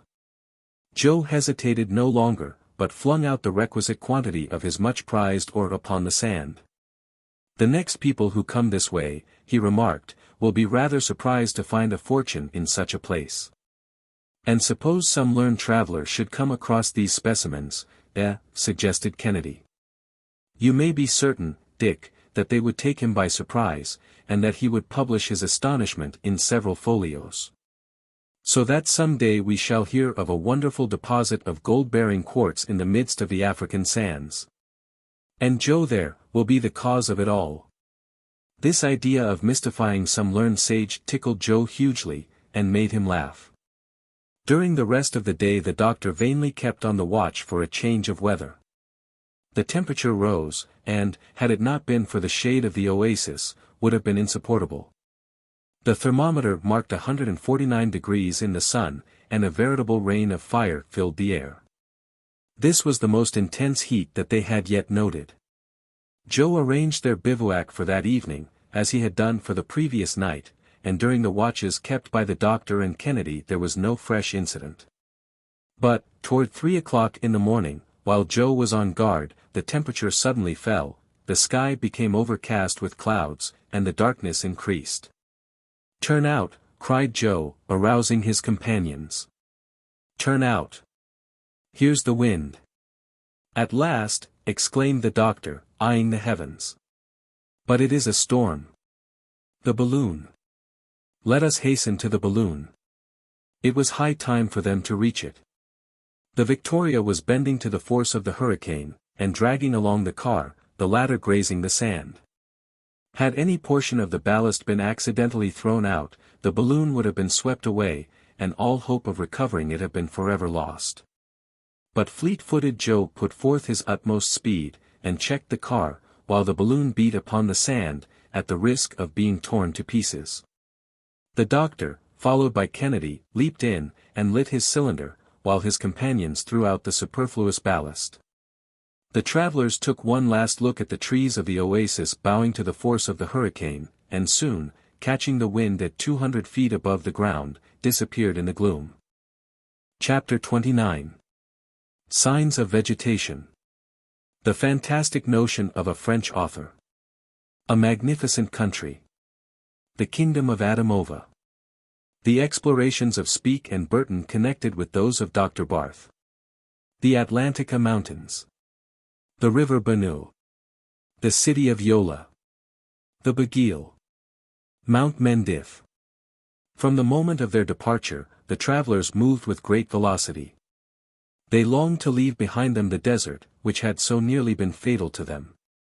About 9:15 in the morning, they caught a glimpse of some signs of vegetation, herbage floating on that sea of sand, and announcing, as the weeds upon the ocean did to Christopher Columbus, the nearness of the shore, green shoots peeping up timidly between pebbles that were, in their turn, to be the rocks of that vast expanse.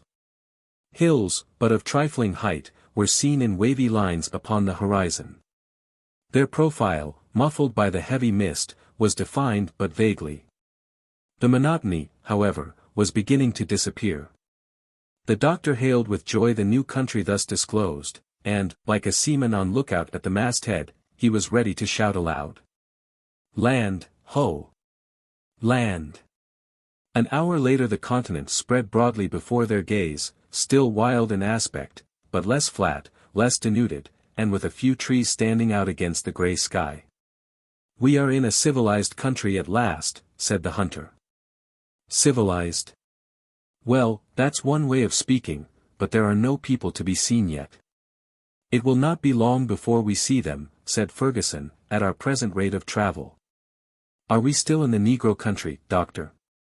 Yes, and on our way to the country of the Arabs. What? Real Arabs, sir, with their camels? No, not many camels, they are scarce, if not altogether unknown, in these regions. We must go a few degrees farther north to see them. What a pity! And why, Joe? Because, if the wind fell contrary, they might be of use to us. How so? Well, sir, it's just a notion that's got into my head. We might hitch them to the car, and make them tow us along. What do you say to that, Doctor? Poor Joe! Another person had that idea in advance of you. It was used by a very gifted French author, M. Mary, in a romance, it is true. He has his travelers drawn along in a balloon by a team of camels. Then a lion comes up, devours the camels, swallows the tow rope, and hauls the balloon in their stead, and so on through the story. You see that the whole thing is the top flower of fancy, but has nothing in common with our style of locomotion. Joe, a little cut down at learning that his idea had been used already, cudgelled his wits to imagine what animal could have devoured the lion, but he could not guess it, and so quietly went on scanning the appearance of the country. A lake of medium extent stretched away before him, surrounded by an amphitheatre of hills, which yet could not be dignified with the name of mountains. There were winding valleys, numerous and fertile, with their tangled thickets of the most various trees. The African oil tree rose above the mass, with leaves 15 feet in length upon its stalk, the latter studded with sharp thorns. The bombax, or silk cotton tree, filled the wind, as it swept by, with the fine down of its seeds. The pungent odors of the pendanus, the kenda of the Arabs, perfumed the air up to the height where the Victoria was sailing. The pawpaw tree, with its palm-shaped leaves, the sterculier, which produces the Sudan nut, the baobab, and the banana tree, completed the luxuriant flora of these intertropical regions. The country is superb, said the doctor. Here are some animals, added Joe. Men are not far away. Oh, what magnificent elephants, exclaimed Kennedy. Is there no way to get a little shooting? How could we manage to halt in a current as strong as this? No, Dick. You must taste a little of the torture of Tantalus just now. You shall make up for it afterward. And, in truth, there was enough to excite the fancy of a sportsman. Dick's heart fairly leaped in his breast as he grasped the butt of his Purdy. The fauna of the region were as striking as its flora. The wild ox revelled in dense herbage that often concealed his whole body. Gray, black, and yellow elephants of the most gigantic size burst headlong, like a living hurricane, through the forests, breaking, rending, tearing down, devastating everything in their path. Upon the woody slopes of the hills trickled cascades and springs flowing northward. There, too, the hippopotami bathed their huge forms, splashing and snorting as they frolicked in the water, and lamantines, 12 feet long, with bodies like seals, stretched themselves along the banks, turning up toward the sun their rounded teats swollen with milk. It was a whole menagerie of rare and curious beasts in a wondrous hothouse, where numberless birds with plumage of 1,000 hues gleamed and fluttered in the sunshine. By this prodigality of nature, the doctor recognized the splendid kingdom of Adamova. We are now beginning to trench upon the realm of modern discovery. I have taken up the lost scent of preceding travelers. It is a happy chance, my friends, for we shall be enabled to link the toils of Captains Burton and Speke with the explorations of Dr. Barth. We have left the Englishman behind us, and now have caught up with the Hamburger. It will not be long, either, before we arrive at the extreme point attained by that daring explorer. It seems to me that there is a vast extent of country between the two explored routes, remarked Kennedy. At least, if I am to judge by the distance that we have made. It is easy to determine. Take the map and see what is the longitude of the southern point of Lake Ukiru, reached by Speke. It is near the 37th degree. And the city of Yola, which we shall sight this evening, and to which Barth penetrated, what is its position? It is about in the 12th degree of east longitude. Then there are 25 degrees, or, counting 60 miles to each, about 1,500 miles in all. A nice little walk, said Joe, for people who have to go on foot. It will be accomplished, however. Livingstone and Moffat are pushing on up this line toward the interior. Nyassa, which they have discovered, is not far from Lake Tanganyika, seen by Burton. Ere the close of the century these regions will, undoubtedly, be explored. But, added the doctor, consulting his compass, I regret that the wind is carrying us so far to the westward. I wanted to get to the north. After 12 hours of progress, the Victoria found herself on the confines of Nigrisha. The first inhabitants of this region, the Chuas Arabs, were feeding their wandering flocks. The immense summits of the Atlantika Mountains seen above the horizon, mountains that no European foot had yet scaled, and whose height is computed to be 10,000 feet. Their western slope determines the flow of all the waters in this region of Africa toward the ocean. They are the mountains of the moon to this part of the continent. At length a real river greeted the gaze of our travelers, and, by the enormous ant-hills seen in its vicinity, the doctor recognized the Benue, one of the great tributaries of the Niger. The one which the natives have called the Fountain of the Waters. This river, said the doctor to his companions, will, one day, be the natural channel of communication with the interior of Nigrisha. Under the command of one of our brave captains, the steamer Pleiad has already ascended as far as the town of Yola. You see that we are not in an unknown country. Numerous slaves were engaged in the labors of the field, cultivating sorghum, a kind of millet which forms the chief basis of their diet, and the most stupid expressions of astonishment ensued as the Victoria sped past like a meteor. That evening the balloon halted about 40 miles from Yola, and ahead of it, but in the distance, rose the two sharp cones of Mount Mendif. The doctor threw out his anchors and made fast to the top of a high tree. But a very violent wind beat upon the balloon with such force as to throw it over on its side, thus rendering the position of the car sometimes extremely dangerous. Fergusson did not close his all night, and he was repeatedly on the point of cutting the anchor rope and scudding away before the gale. At length, however, the storm abated, and the oscillations of the balloon ceased to be alarming. On the morrow the wind was more moderate, but it carried our travelers away from the city of Yola, which recently rebuilt by the Fulians, excited Fergusson's curiosity. However, he had to make up his mind to being borne farther to the northward and even a little to the east. Kennedy proposed to halt in this fine hunting country, and Joe declared that the need of fresh meat was beginning to be felt. But the savage customs of the country, the attitude of the population, and some shots fired at the Victoria, admonished the doctor to continue his journey. They were then crossing a region that was the scene of massacres and burnings, and where warlike conflicts between the barbarian sultans, contending for their power amid the most atrocious carnage, never cease. Numerous and populous villages of long low huts stretched away between broad pasture fields whose dense herbage was besprinkled with violet-colored blossoms. The huts, looking like huge beehives, were sheltered behind bristling palisades. The wild hillsides and hollows frequently reminded the beholder of the glens in the Highlands of Scotland, as Kennedy more than once remarked. In spite of all he could do, the doctor bore directly to the northeast, toward Mount Mendif, which was lost in the midst of environing clouds. The lofty summits of these mountains separate the valley of the Niger from the basin of Lake Chad. Soon afterward was seen the Bagil, with its 18 villages clinging to its flanks like a whole brood of children to their mother's bosom, a magnificent spectacle for the beholder whose gaze commanded and took in the entire picture at one view. Even the ravines were seen to be covered with fields of rice and of arachides. By 3 o'clock the Victoria was directly in front of Mount Mendif. It had been impossible to avoid it, the only thing to be done was to cross it. The doctor, by means of a temperature increased to 180 degrees, gave the balloon a fresh ascensional force of nearly 1,600 pounds, and it went up to an elevation of more than 8,000 feet. The greatest height attained during the journey.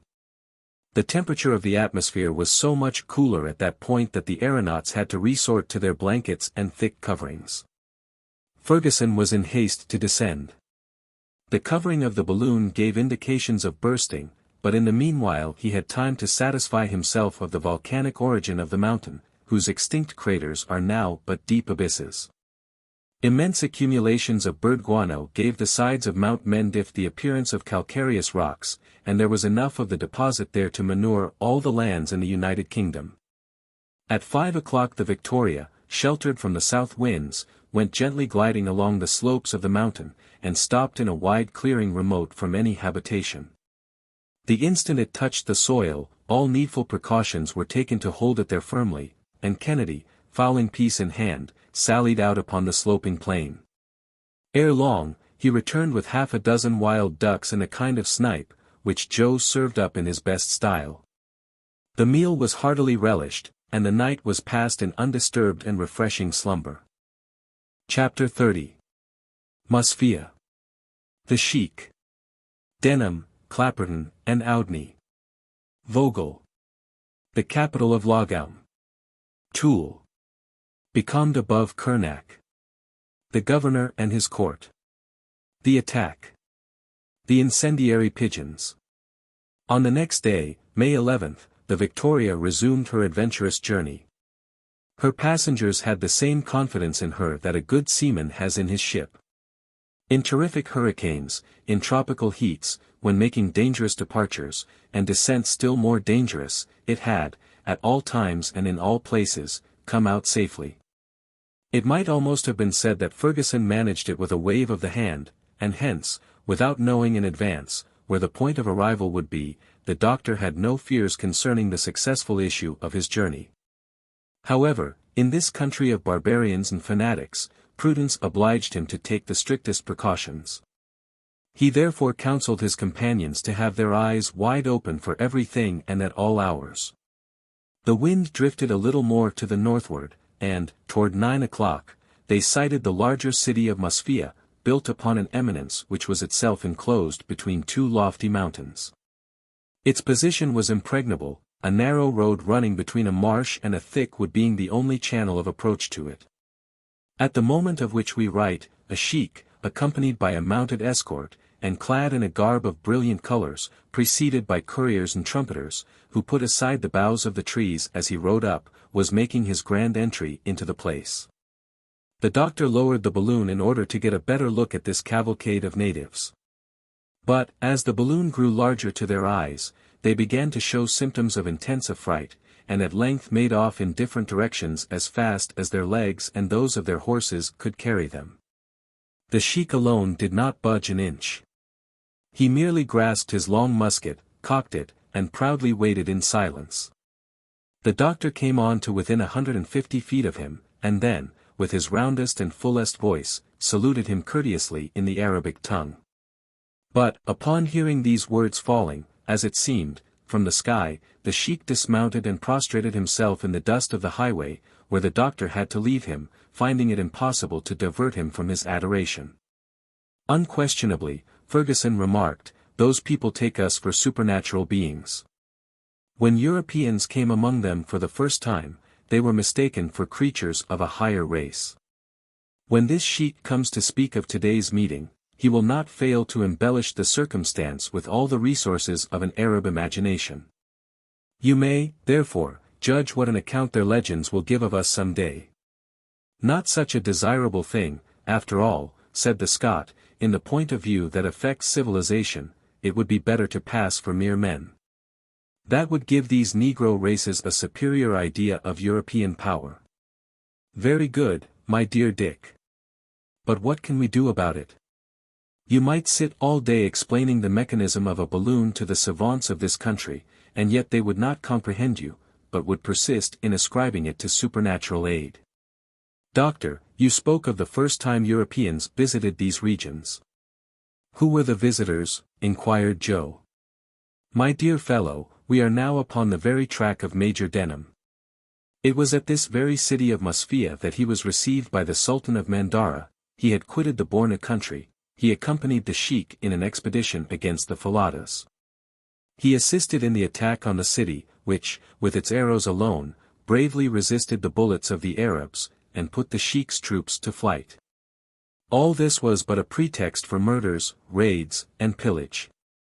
The major was completely plundered and stripped, and had it not been for his horse, under whose stomach he clung with the skill of an Indian rider, and was borne with a headlong gallop from his barbarous pursuers, he never could have made his way back to Kuka, the capital of Bornu. Who was this Major Denham? A fearless Englishman, who, between 1822 and 1824, commanded an expedition into the Bornu country, in company with Captain Clapperton and Dr. Oudney. They set out from Tripoli in the month of March, reached Mourzouk, the capital of Fez, and, following the route which at a later period Dr. Barth was to pursue on his way back to Europe, they arrived, on the 16th of February, 1823, at Kuka, near Lake Chad. Denham made several explorations in Bornu, in Mandara, and to the eastern shores of the lake.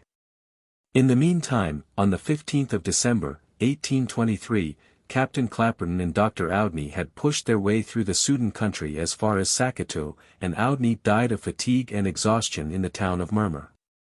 This part of Africa has, therefore, paid a heavy tribute of victims to the cause of science, said Kennedy.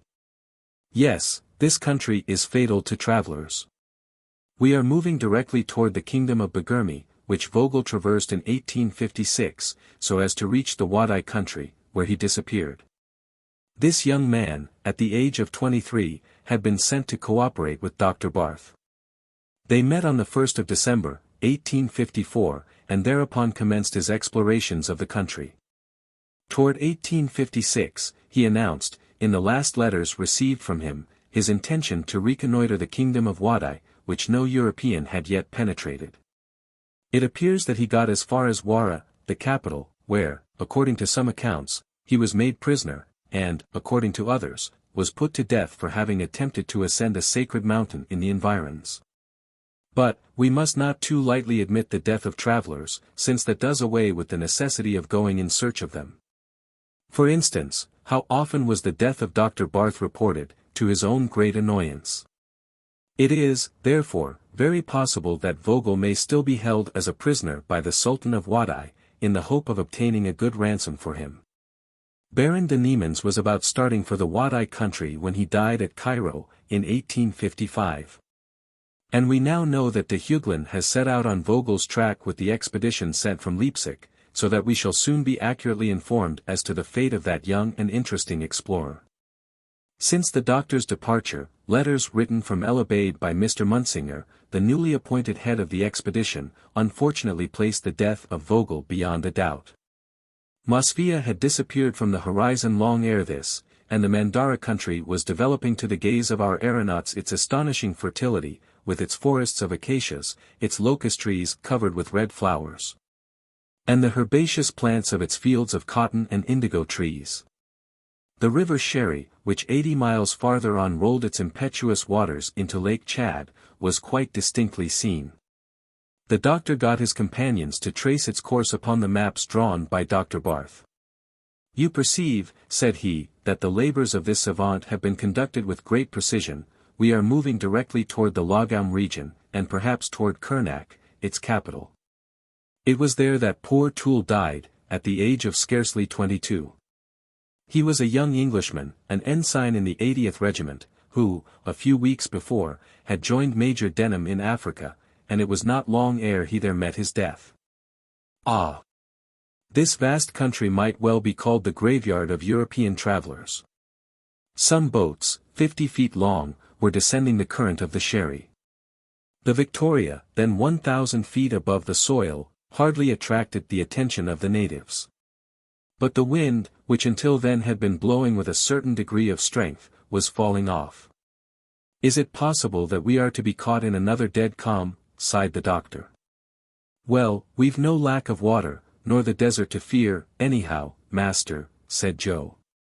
"No, but there are races here still more to be dreaded." "Why," said Joe, "again, there's something like a town. That is Kernak. The last puffs of the breeze are wafting us to it, and, if we choose, we can take an exact plan of the place." "Shall we not go nearer to it?" asked Kennedy. "Nothing easier, Dick. We are right over it." Allow me to turn the stopcock of the cylinder, and will not be long in descending. Half an hour later the balloon hung motionless about 200 feet from the ground. Here we are, said the doctor, nearer to Kernak than a man would be to London, if he were perched in the cupola of St. Paul's. So we can take a survey at our ease. What is that tick-tacking sound that we hear on all sides? Joe looked attentively, and at length discovered that the noise they heard was produced by a number of weavers beating cloth stretched in the open air, on large trunks of trees. The capital of Lagaum could then be seen in its entire extent, like an unrolled chart. It is really a city with straight rows of houses and quite wide streets. In the midst of a large open space there was a slave market, attended by a great crowd of customers, for the Mandara women, who have extremely small hands and feet, are in excellent request, and can be sold at lucrative rates. At the sight of the Victoria, the scene so often produced occurred again. At first there were outcries, and then followed general stupefaction. Business was abandoned, work was flung aside, and all noise ceased. The aeronauts remained as they were, completely motionless, and lost not a detail of the populous city. They even went down to within 60 feet of the ground. Hereupon the governor of Lagaum came out from his residence, displaying his green standard, and accompanied by his musicians, who blew on horse buffalo horns, as though they would split their cheeks or anything else, excepting their own lungs. The crowd at once gathered around him. In the meanwhile Dr. Fergusson tried to make himself heard, but in vain. This population looked like proud and intelligent people, with their high foreheads, their almost aquiline noses, and their curling hair, but the presence of the Victoria troubled them greatly. Horsemen could be seen galloping in all directions, and it soon became evident that the governor's troops were assembling to oppose so extraordinary a foe. Joe wore himself out waving handkerchiefs of every color and shape to them. But his exertions were all to no purpose. However, the sheik, surrounded by his court, proclaimed silence, and pronounced a discourse, of which the doctor could not understand a word. It was Arabic, mixed with Bagirmi. He could make out enough, however, by the universal language of gestures, to be aware that he was receiving a very polite invitation to depart. Indeed, he would have asked for nothing better, but for lack of wind, the thing had become impossible. His non-compliance, therefore, exasperated the governor, whose courtiers and attendants set up a furious howl to enforce immediate obedience on the part of the aerial monster. They were odd-looking fellows those courtiers, with their 5 or 6 shirts swathed around their bodies. They had enormous stomachs, some of which actually seemed to be artificial. The doctor surprised his companions by informing them that this was the way to pay court to the Sultan. The rotundity of the stomach indicated the ambition of its possessor. These corpulent gentry gesticulated and bawled at the top of their voices, one of them particularly distinguishing himself above the rest, to such an extent, indeed, that he must have been a prime minister, at least, if the disturbance he made was any criterion of his rank. The common rabble of dusky denizens united their howlings with the uproar of the court, repeating their gesticulations like so many monkeys, and thereby producing a single and instantaneous movement of 10,000 arms at one time. To these means of intimidation, which were presently deemed insufficient, were added others still more formidable. Soldiers, armed with bows and arrows, were drawn up in line of battle. But by this time the balloon was expanding, and rising quietly beyond their reach. Upon this the governor seized a musket and aimed it at the balloon, but, Kennedy, who was watching him, shattered the uplifted weapon in the sheik's grasp. At this unexpected blow there was a general rout. Every mother's son of them scampered for his dwelling with the utmost celerity, and stayed there, so that the streets of the town were absolutely deserted for the remainder of that day. Night came, and not a breath of wind was stirring. The aeronauts had to make up their minds to remain motionless at the distance of but 300 feet above the ground. Not a fire or light shone in the deep gloom, and around reigned the silence of death, but the doctor only redoubled his vigilance, as this apparent quiet might conceal some snare. And he had reason to be watchful.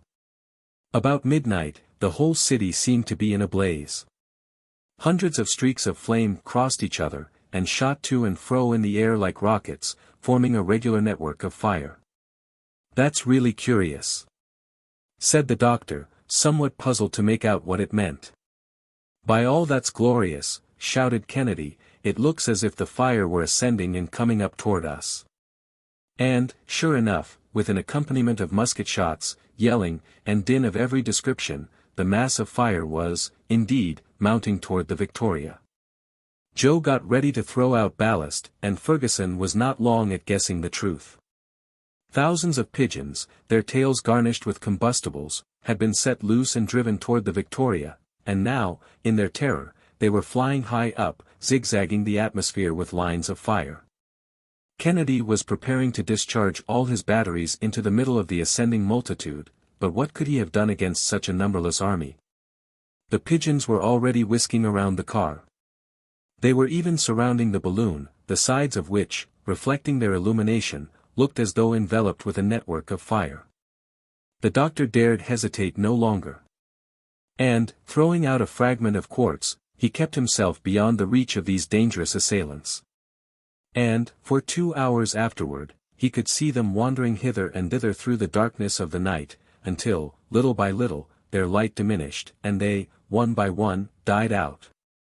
"Now we may sleep in quiet," said the doctor. "Not badly got up for barbarians," mused friend Joe, speaking his thoughts aloud.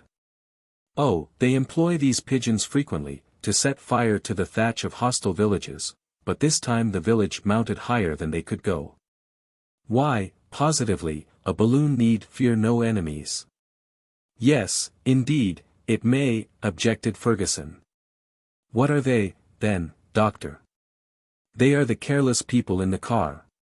So, my friends, let us have vigilance in all places and at all times." Chapter 31. Departure in the Nighttime. All 3. Kennedy's Instincts. Precautions. The course of the Sherry River. Lake Chad. The water of the lake. The hippopotamus. One bullet thrown away. About 3 o'clock in the morning, Joe, who was then on watch, at length saw the city move away from beneath his feet. The Victoria was once again in motion, and both the doctor and Kennedy awoke. The former consulted his compass, and saw, with satisfaction, that the wind was carrying them toward the north-northeast. "We are in luck," said he, "everything works in our favor, we shall discover Lake Chad this very day." "Is it a broad sheet of water?" asked Kennedy. "Somewhat, Dick. At its greatest length and breadth, it measures about 120 miles.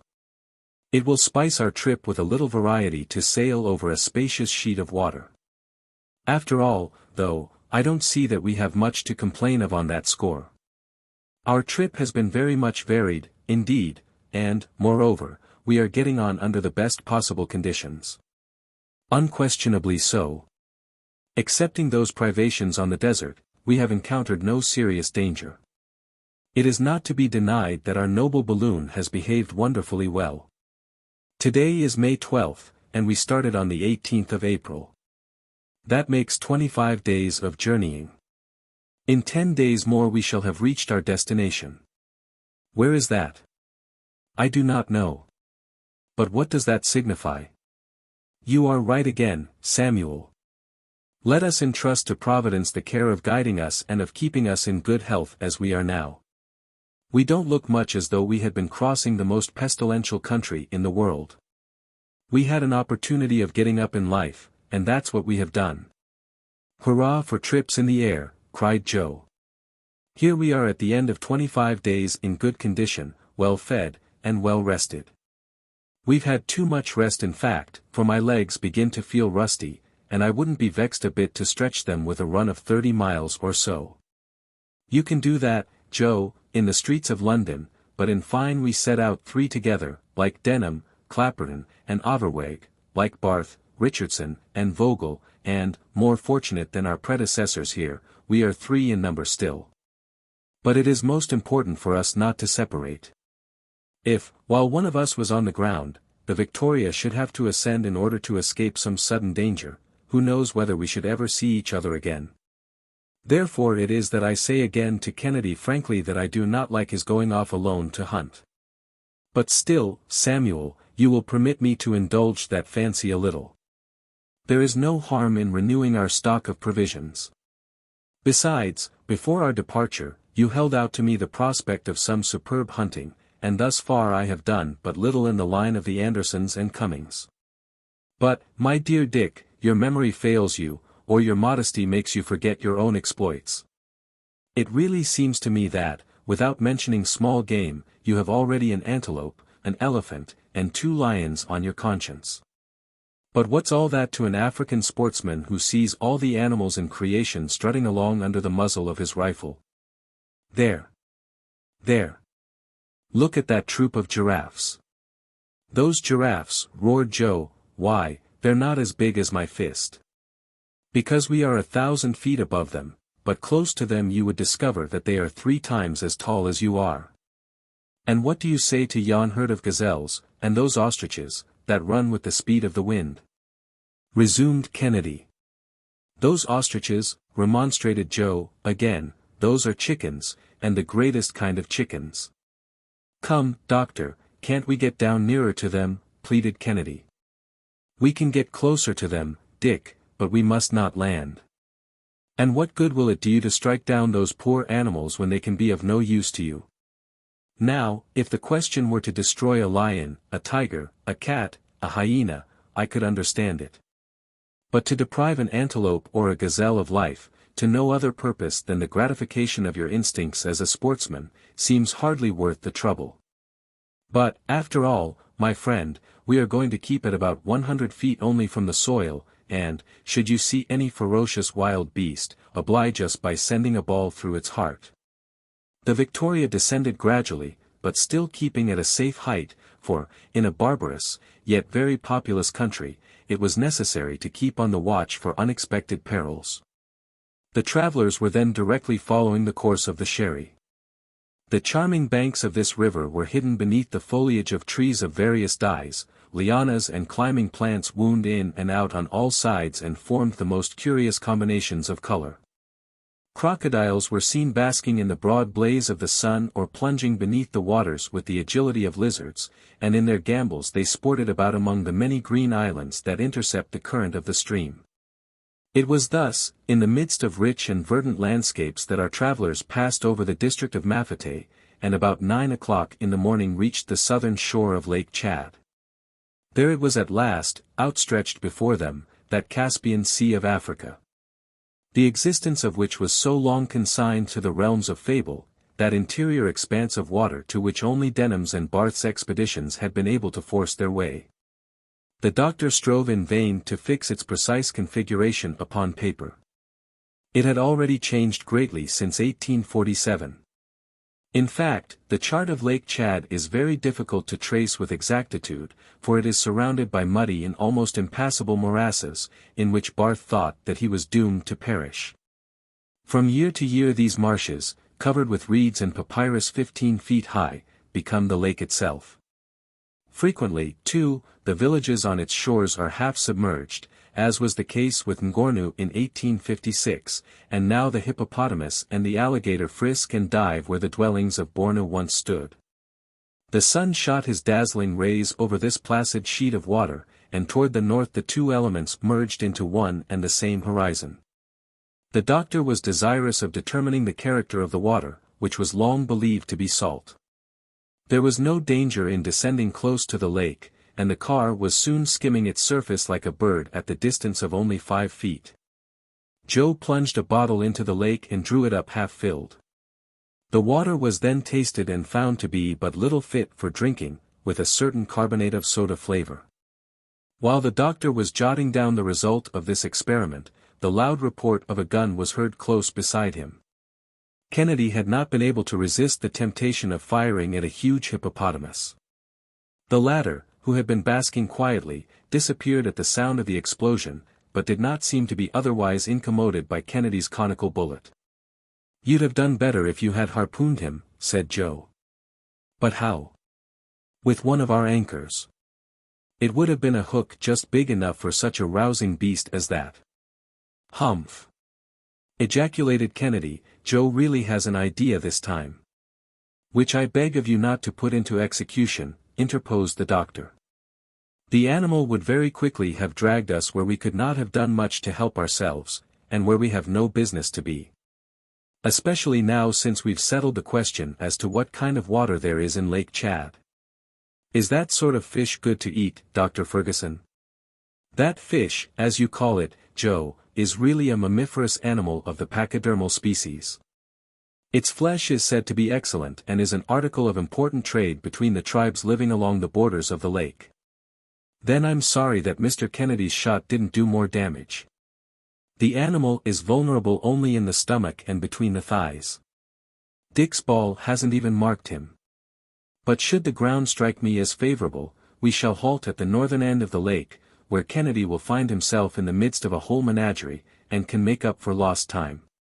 "Well," said Joe, "I hope then that Mr. Kennedy will hunt the hippopotamus a little. I'd like to taste the meat of that queer-looking beast. It doesn't look exactly natural to get away into the center of Africa, to feed on snipe and partridge, just as if we were in England." Chapter 32. The capital of Bornu. The islands of the Bidiomas. The condors. The doctor's anxieties. His precautions. An attack in mid-air. The balloon covering torn. The fall. Sublime self-sacrifice. The northern coast of the lake. Since its arrival at Lake Chad, the balloon had struck a current that edged it farther to the westward. A few clouds tempered the heat of the day, and, besides, a little air could be felt over this vast expanse of water. But about 1 o'clock, the Victoria, having slanted across this part of the lake, again advanced over the land for a space of 7 or 8 miles. The doctor, who was somewhat vexed at first at this turn of his course, no longer thought of complaining when he caught sight of the city of Kuka, the capital of Bornu. He saw it for a moment, encircled by its walls of white clay, and a few rudely constructed mosques rising clumsily above that conglomeration of houses that look like playing dice, which form most Arab towns. In the courtyards of the private dwellings, and on the public squares, grew palms and caoutchouc trees topped with a dome of foliage more than 100 feet in breadth. Joe called attention to the fact that these immense parasols were in proper accordance with the intense heat of the sun, and made thereon some pious reflections which it were needless to repeat. Kuka really consists of 2 distinct towns, separated by the Dendau, a large boulevard 300 yards wide, at that hour crowded with horsemen and foot passengers. On one side, the rich quarter stands squarely with its airy and lofty houses, laid out in regular order. On the other, is huddled together the poor quarter, a miserable collection of low hovels of a conical shape, in which a poverty-stricken multitude vegetate rather than live, since Kuka is neither a trading nor a commercial city. Kennedy thought it looked something like Edinburgh, where that city extended on a plain, with its 2 distinct boroughs. But our travelers had scarcely the time to catch even this glimpse of it, for, with the fickleness that characterizes the air currents of this region, a contrary wind suddenly swept them some 40 miles over the surface of Lake Chad. Then were regaled with a new spectacle. They could count the numerous islets of the lake, inhabited by the Bidiomas, a race of bloodthirsty and formidable pirates, who are as greatly feared when neighbors as are the Tuaregs of Sahara. These estimable people were in readiness to receive the Victoria bravely with stones and arrows, but the balloon quickly passed their islands, fluttering over them, from one to the other with butterfly motion, like a gigantic beetle. At this moment, Joe, who was scanning the horizon, said to Kennedy, "There, sir, as you are always thinking of good sport, yonder is just the thing for you." "What is it, Joe?" "This time, the doctor will not disapprove of your shooting." "But what is it?" "Don't you see that flock of big birds making for us?" "Birds?" exclaimed the doctor, snatching his spyglass. "I see them," replied Kennedy, "there are at least a dozen of them." 14, exactly, said Joe. "Heaven grant that they may be of a kind sufficiently noxious for the doctor to let me peg away at them. I should not object, but I would much rather see those birds at a distance from us." "Why, are you afraid of those fowls?" They are condors, and of the largest size. Should they attack us? Well, if they do, we'll defend ourselves. We have a whole arsenal at our disposal. I don't think those birds are so very formidable. Who can tell? Was the doctor's only remark.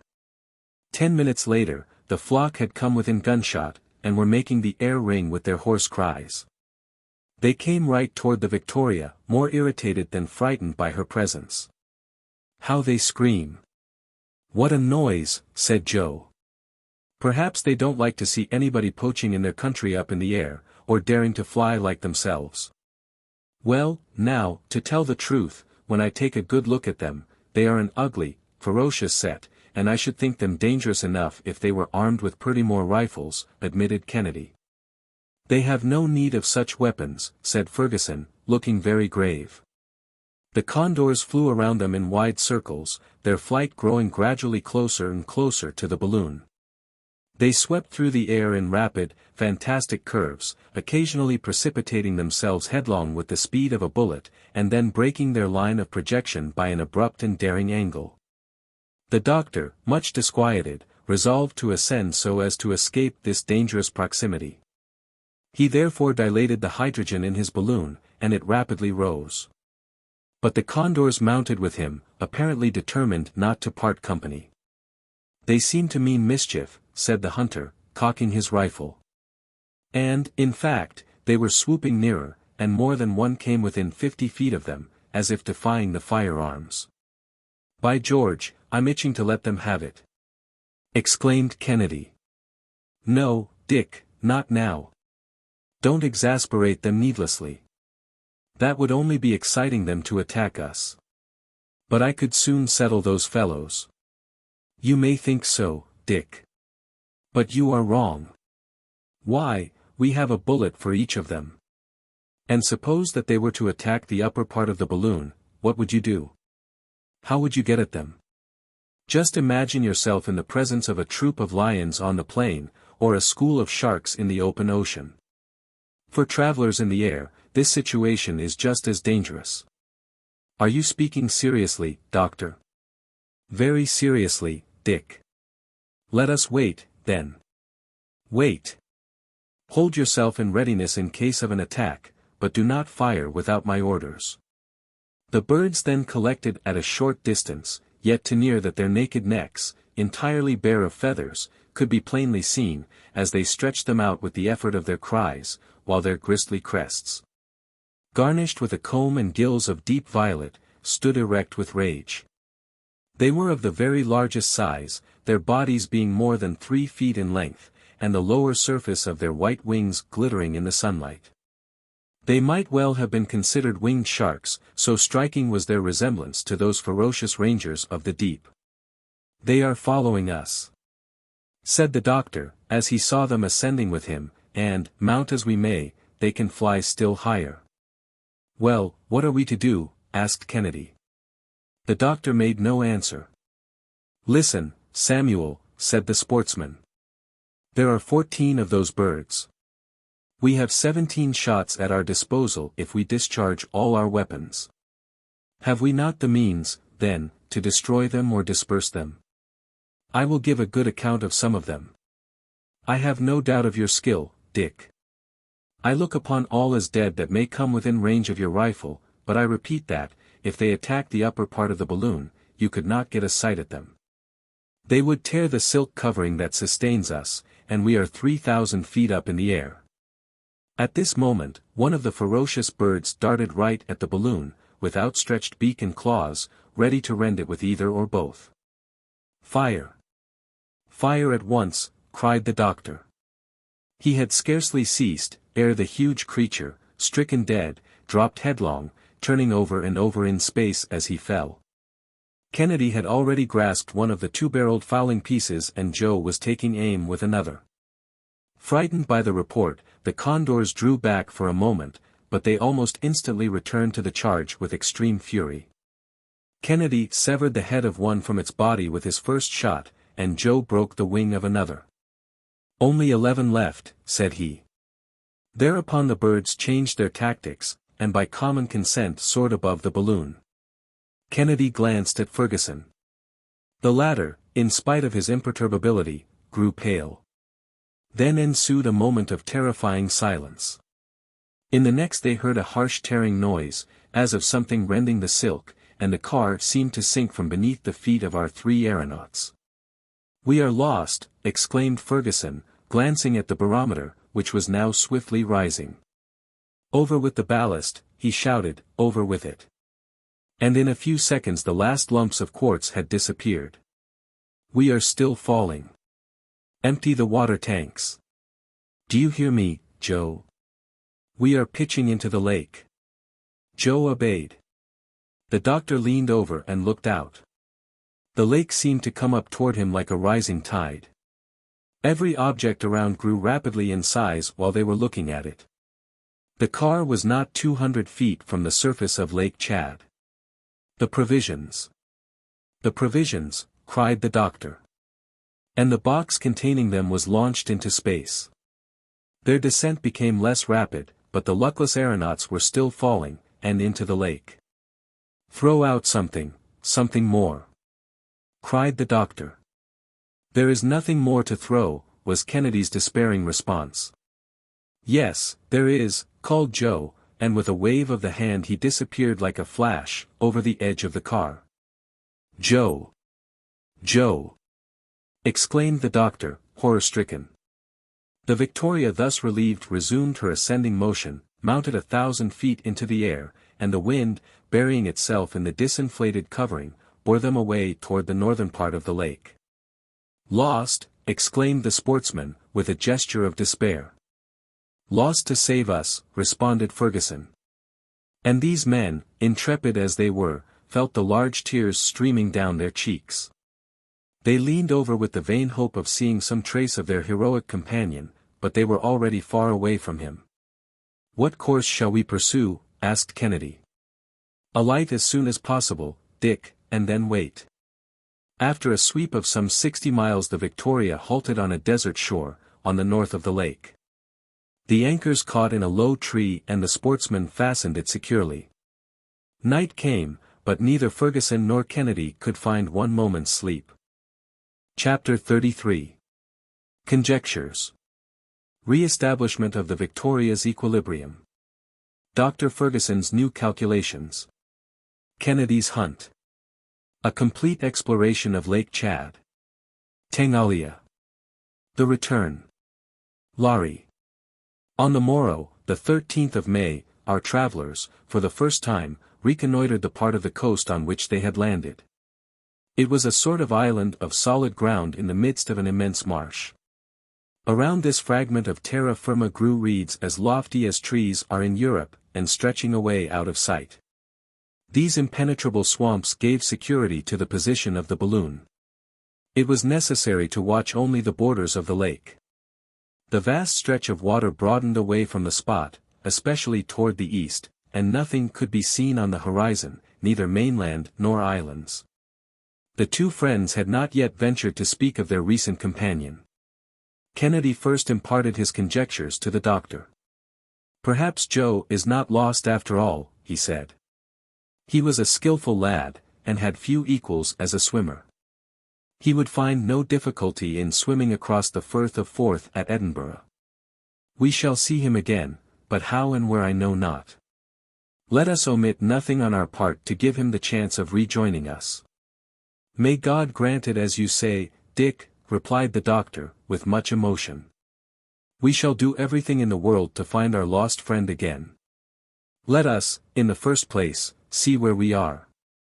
But, above all things, let us rid the Victoria of this outside covering, which is of no further use.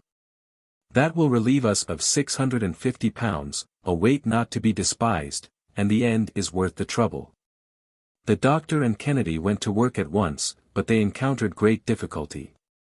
They had to tear the strong silk away piece by piece, and then cut it in narrow strips so as to extricate it from the meshes of the network. The tear made by the beaks of the condors was found to be several feet in length. This operation took at least 4 hours, but at length the inner balloon once completely extricated did not appear to have suffered in the least degree. The Victoria was thus diminished in size by 1/5, and this difference was sufficiently noticeable to excite Kennedy's surprise. "Will it be large enough?" he asked. "Have no fears on that score, I will re-establish the equilibrium, and should our poor Joe return we shall find a way to start off with him again on our old route. At the moment of our fall, unless I am mistaken, we were not far from an island." "Yes, I recollect it," said the doctor, "but that island, like all the islands on Lake Chad, is, no doubt, inhabited by a gang of pirates and murderers. They certainly witnessed our misfortune, and should Joe fall into their hands, what will become of him unless protected by their superstitions? Oh, he's just the lad to get safely out of the scrape, I repeat. I have great confidence in his shrewdness and skill." "I hope so. Now, Dick, you may go and hunt in the neighborhood, but don't get far away whatever you do. It has become a pressing necessity for us to renew our stock of provisions, since we had to sacrifice nearly all the old lot." "Very good, Doctor, I shall not be long absent."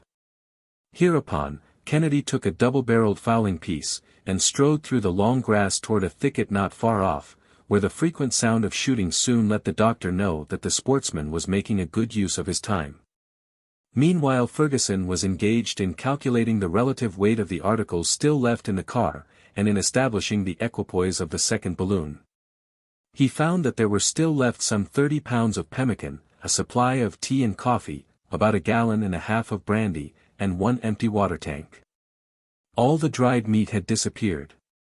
The doctor was aware that, by the loss of the hydrogen in the first balloon, the ascensional force at his disposal was now reduced to about 900 pounds. He therefore had to count upon this difference in order to rearrange his equilibrium. The new balloon measured 67,000 cubic feet, and contained 33,480 feet of gas. The dilating apparatus appeared to be in good condition, and neither the battery nor the spiral had been injured.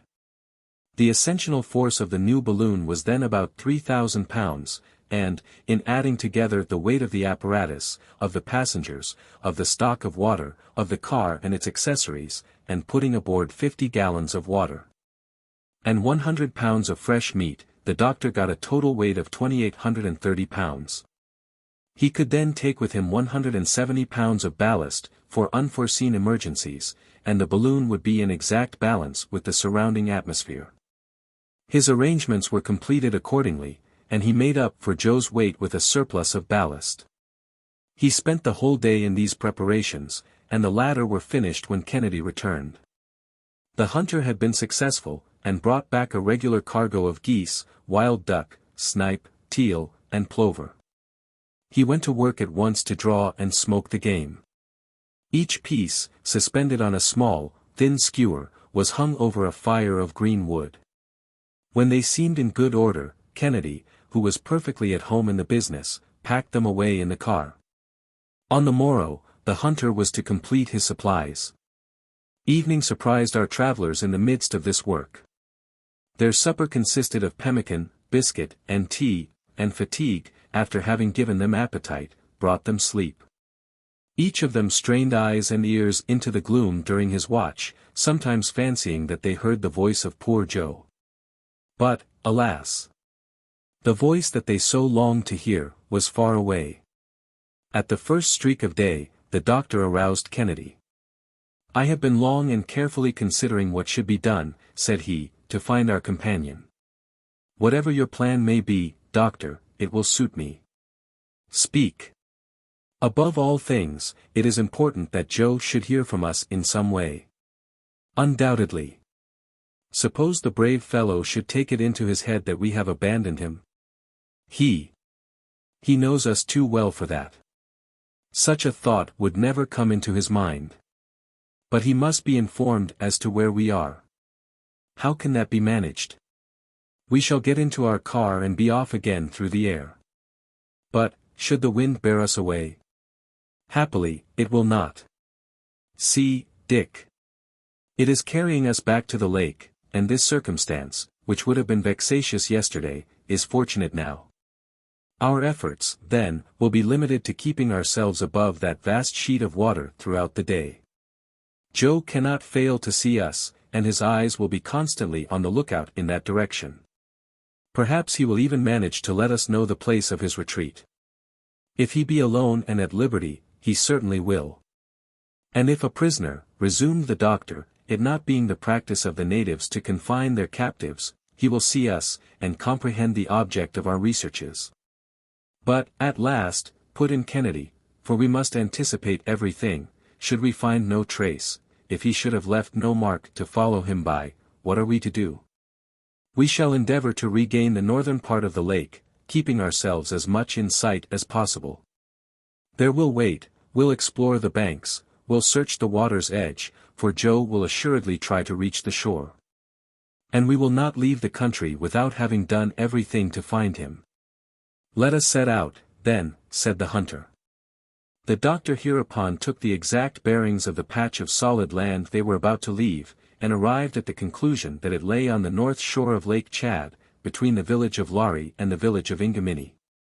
Both visited by Major Denham. During this time Kennedy was completing his stock of fresh meat. Although the neighboring marshes showed traces of the rhinoceros, the lamantine, or manatee, and the hippopotamus, he had no opportunity to see a single specimen of those animals. At 7 in the morning, but not without great difficulty, which to Joe would have been nothing, the balloon's anchor was detached from its hold, the gas dilated, and the new Victoria rose 200 feet into the air. It seemed to hesitate at first, and went spinning around, like a top, but at last a brisk current caught it, and it advanced over the lake, and was soon borne away at a speed of 20 miles per hour. The doctor continued to keep at a height of from 200 to 500 feet. Kennedy frequently discharged his rifle. And, when passing over islands, the aeronauts approached them even imprudently, scrutinizing the thickets, the bushes, the underbrush, in fine, every spot where a mass of shade or jutting rock could have afforded a retreat to their companion. They swooped down close to the long pirogues that navigated the lake, and the wild fishermen, terrified at the sight of the balloon, would plunge into the water and regain their islands with every symptom of undisguised affright. "We can see nothing," said Kennedy, after 2 hours of search. "Let us wait a little longer, Dick, and not lose heart. We cannot be far away from the scene of our accident." By 11 o'clock the balloon had gone 90 miles. It then fell in with a new current, which, blowing almost at right angles to the other, drove them eastward about 60 miles. It next floated over a very large and populous island, which the doctor took to be Faram, on which the capital of the Bidiomas is situated.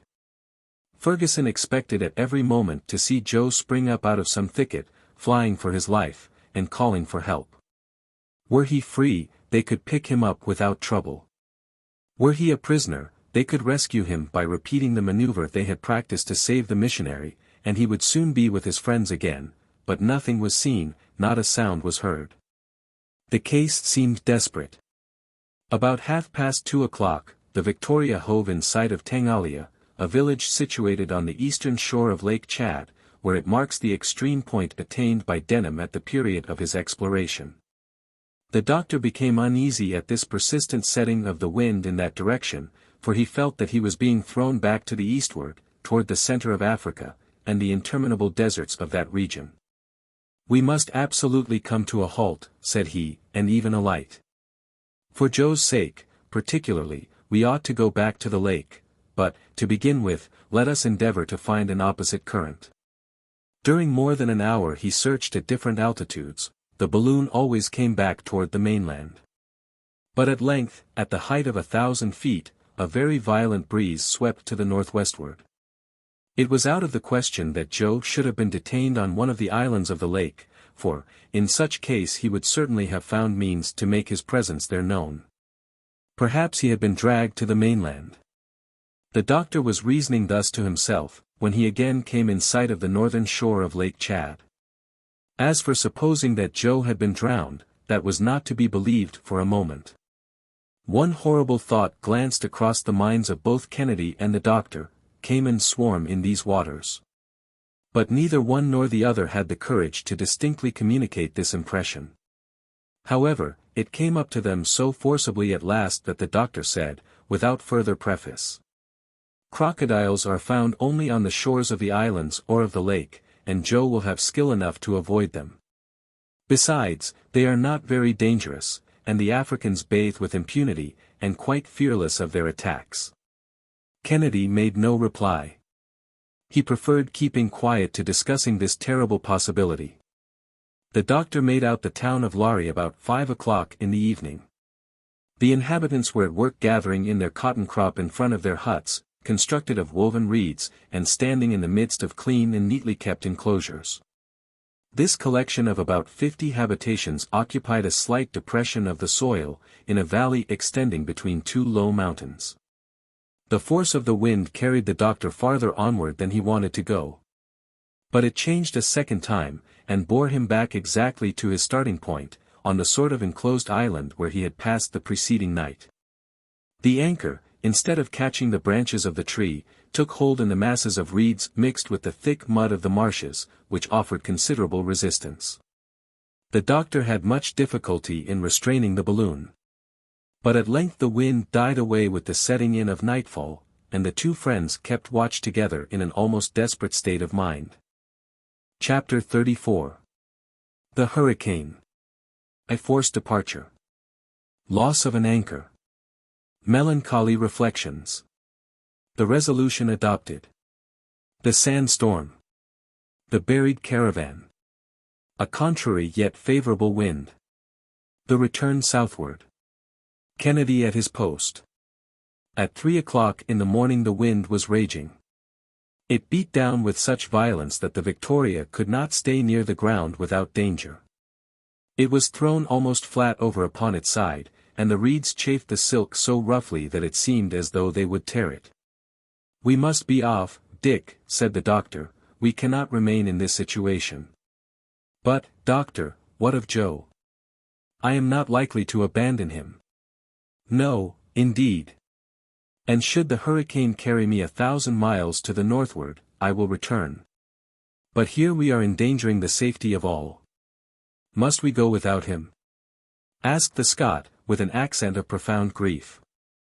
"And do you think, then," rejoined Fergusson, "that my heart does not bleed like your own? Am I not merely obeying an imperious necessity?"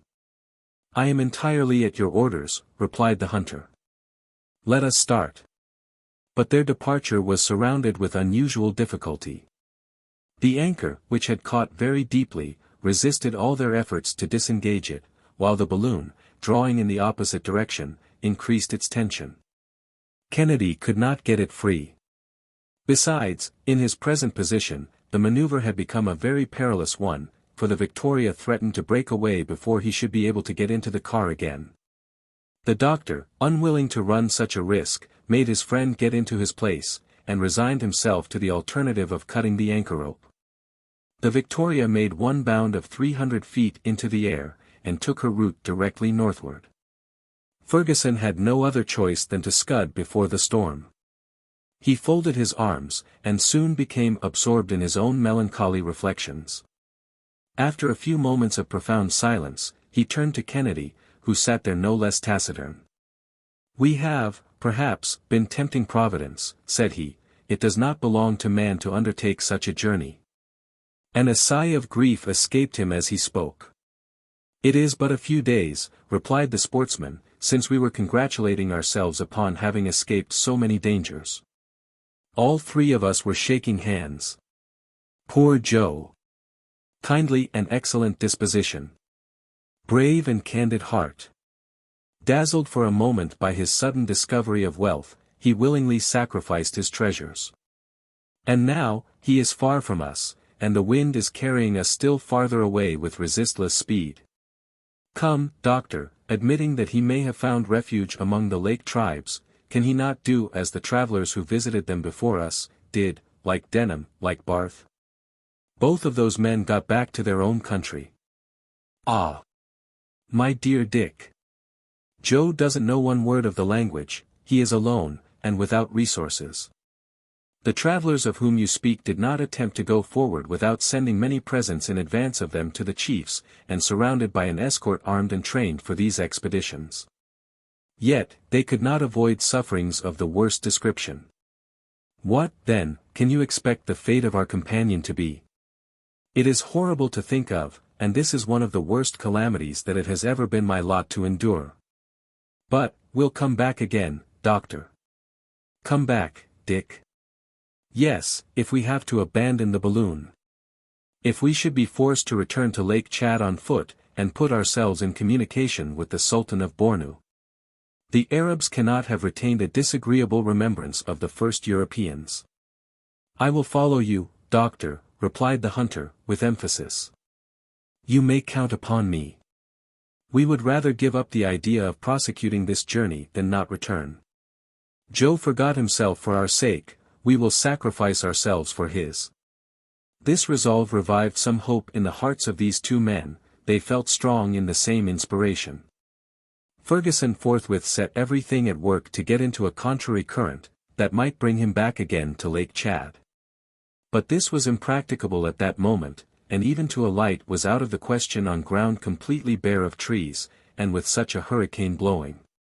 The Victoria thus passed over the country of the Tibus, crossed the Balad el Jared, a desert of briars that forms the border of the Sudan, and advanced into the desert of sand streaked with the long tracks of the many caravans that pass and repass there. The last line of vegetation was speedily lost in the dim southern horizon, not far from the principal oasis in this part of Africa, whose 50 wells are shaded by magnificent trees, but it was impossible to stop.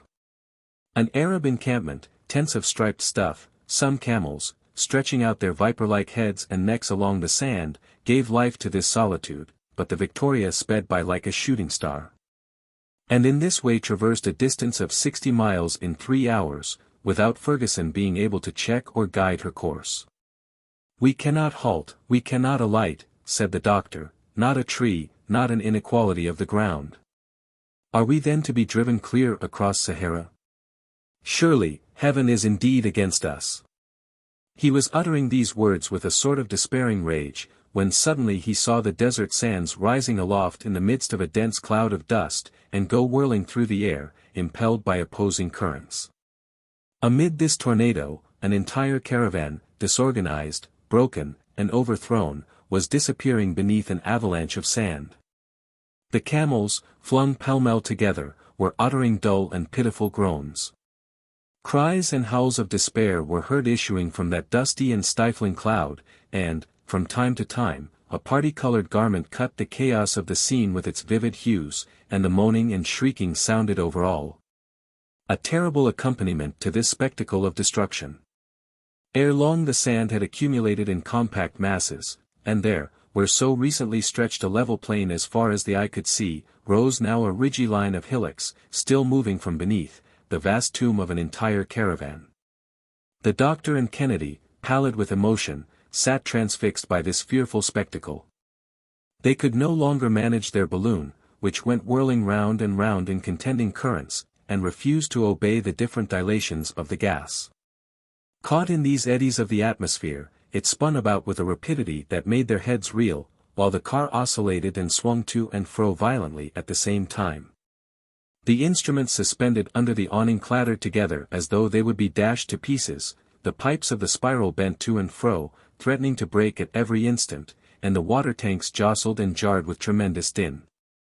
Although but 2 feet apart, our aeronauts could not hear each other speak, but with firmly clenched hands they clung convulsively to the cordage, and endeavored to steady themselves against the fury of the tempest. Kennedy, with his hair blown wildly about his face, looked on without speaking. But the doctor had regained all his daring in the midst of this deadly peril, and not a sign of his emotion was betrayed in his countenance, even when, after a last violent twirl, the Victoria stopped suddenly in the midst of a most unlooked-for calm. The north wind had abruptly got the upper hand, and now drove her back with equal rapidity over the route she had traversed in the morning. "Whither are we going now?" cried Kennedy. "Let us leave that to Providence, my dear Dick. I was wrong in doubting it. It knows better than we, and here we are, returning to places that we had expected never to see again." The surface of the country, which had looked so flat and level when they were coming, now seemed tossed and uneven, like the ocean billows after a storm. A long succession of hillocks, that had scarcely settled to their places yet, indented the desert, the wind blew furiously, and the balloon fairly flew through the atmosphere. The direction taken by our aeronauts differed somewhat from that of the morning, and thus about 9 o'clock, instead of finding themselves again near the borders of Lake Chad, they saw the desert still stretching away before them. Kennedy remarked the circumstance. "It matters little," replied the doctor, "the important point is to return southward. We shall come across the towns of Bornu, Woody, or Kuka, and I should not hesitate to halt there." "If you are satisfied, I am content," replied the Scot, "but heaven grant that we may not be reduced to cross the desert, as those unfortunate Arabs had to do. What we saw was frightful." "It often happens, Dick. These trips across the desert are far more perilous than those across the ocean. The desert has all the dangers of the sea, including the risk of being swallowed up, and added thereto are unendurable fatigues and privations. I think the wind shows some symptoms of moderating, the sand dust is less dense, the undulations of the surface are diminishing, and the sky is growing clearer. So much the better. We must now reconnoiter attentively with our glasses, and take care not to omit a single point. I will look out for that, Doctor, and not a tree shall be seen without my informing you of it." And, suiting the action to the word, Kennedy took his station, spyglass in hand, at the forward part of the car. Chapter 35. What happened to Joe? The island of the Bidiomas. The adoration shown him. The island that sank. The shores of the lake. The tree of the serpents. The foot tramp. Terrible suffering. Mosquitoes and ants. Hunger. The Victoria scene. She disappears. The swamp. One last despairing cry. What had become of Joe, while his master was thus vainly seeking for him? When he had dashed headlong into the lake, his first movement on coming to the surface was to raise his eyes and look upward. He saw the Victoria already risen far above the water, still rapidly ascending and growing smaller and smaller. It was soon caught in a rapid current and disappeared to the northward. His master, both his friends were saved. How lucky it was, thought he, that I had that idea to throw myself out into the lake. Mr. Kennedy would soon have jumped at it, and he would not have hesitated to do as I did, for nothing's more natural than for one man to give himself up to save two others. That's mathematics. Satisfied on this point, Joe began to think of himself. He was in the middle of a vast lake, surrounded by tribes unknown to him, and probably ferocious. All the greater reason why he should get out of the scrape by depending only on himself.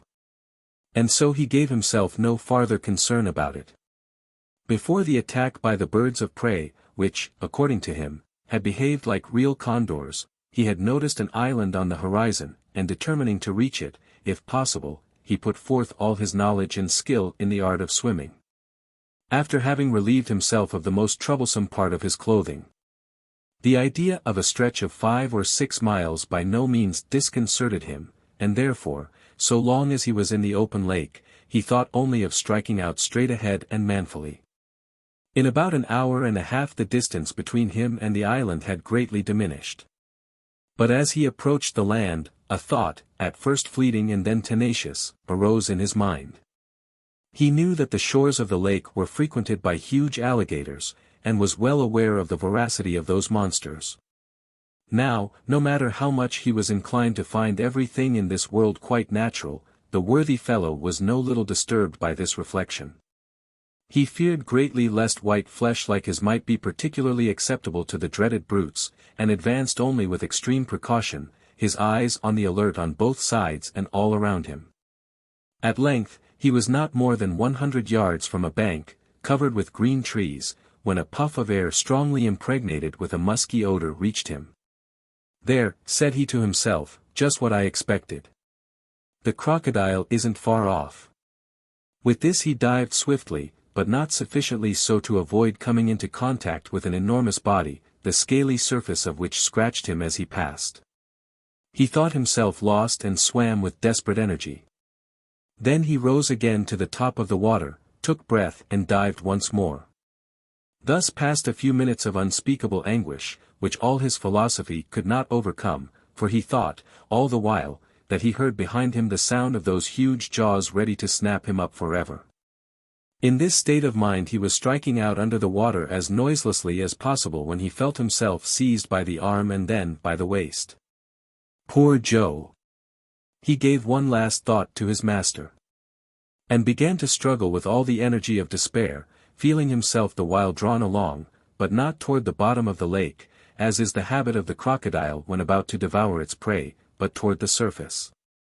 So soon as he could get breath and look around him, he saw that he was between two natives as black as ebony, who held him, with a firm gripe, and uttered strange cries. "Ha," said Joe, "blacks instead of crocodiles. Well, I prefer it as it is. But how in the mischief dare these fellows go in bathing in such places?" Joe was not aware that the inhabitants of the islands of Lake Chad, like many other Negro tribes, plunge with impunity into sheets of water infested with crocodiles and caimans, and without troubling their heads about them. The amphibious denizens of this lake enjoy the well-deserved reputation of being quite inoffensive. But had not Joe escaped one peril only to fall into another? That was a question which he left events to decide. And, since he could not do otherwise, he allowed himself to be conducted to the shore without manifesting any alarm. Evidently, thought he, these chaps saw the Victoria skimming the waters of the lake, like a monster of the air. They were the distant witnesses of my tumble, and they can't fail to have some respect for a man that fell from the sky. Let them have their own way, then. Joe was at this stage of his meditations, when he was landed amid a yelling crowd of both sexes, and all ages and sizes, but not of all colors. In fine, he was surrounded by a tribe of bidiomas as black as jet. Nor had he to blush for the scantiness of his costume, for he saw that he was in undress in the highest style of that country. But before he had time to form an exact idea of the situation, there was no mistaking the agitation of which he instantly became the object, and this soon enabled him to pluck up courage. Although the adventure of Kaza did come back rather vividly to his memory. "I foresee that they are going to make a god of me again," thought he, "some son of the moon most likely. Well, one trade's as good as another when a man has no choice. The main thing is to gain time. Should the Victoria pass this way again, I'll take advantage of my new position to treat my worshippers here to a miracle when I go sailing up into the sky." While Joe's thoughts were running thus, the throng pressed around him. They prostrated themselves before him, they howled, they felt him, they became even annoyingly familiar, but at the same time they had the consideration to offer him a superb banquet consisting of sour milk and rice pounded in honey. The worthy fellow, making the best of everything, took one of the heartiest luncheons he ever ate in his life, and gave his new adorers an exalted idea of how the gods tuck away their food upon grand occasions. When evening came, the sorcerers of the island took him respectfully by the hand, and conducted him to a sort of house surrounded with talismans. But, as he was entering it, Joe cast an uneasy look at the heaps of human bones that lay scattered around this sanctuary. But he had still more time to think about them when he found himself at last shut up in the cabin. During the evening and through a part of the night, he heard festive chantings, the reverberations of a kind of drum, and a clatter of old iron, which were very sweet, no doubt, to African ears. Then there were howling choruses, accompanied by endless dances by gangs of natives who circled round and round the sacred hut with contortions and grimaces. Joe could catch the sound of this deafening orchestra, through the mud and reeds of which his cabin was built, and perhaps under other circumstances he might have been amused by these strange ceremonies. But his mind was soon disturbed by quite different and less agreeable reflections. Even looking at the bright side of things, he found it both stupid and sad to be left alone in the midst of this savage country and among these wild tribes. Few travelers who had penetrated to these regions had ever again seen their native land. Moreover, could he trust to the worship of which he saw himself the object? He had good reason to believe in the vanity of human greatness. And he asked himself whether, in this country, adoration did not sometimes go to the length of eating the object adored. But, notwithstanding this rather perplexing prospect, after some hours of meditation, fatigue got the better of his gloomy thoughts, and Joe fell into a profound slumber, which would have lasted no doubt until sunrise. Had not a very unexpected sensation of dampness awakened the sleeper.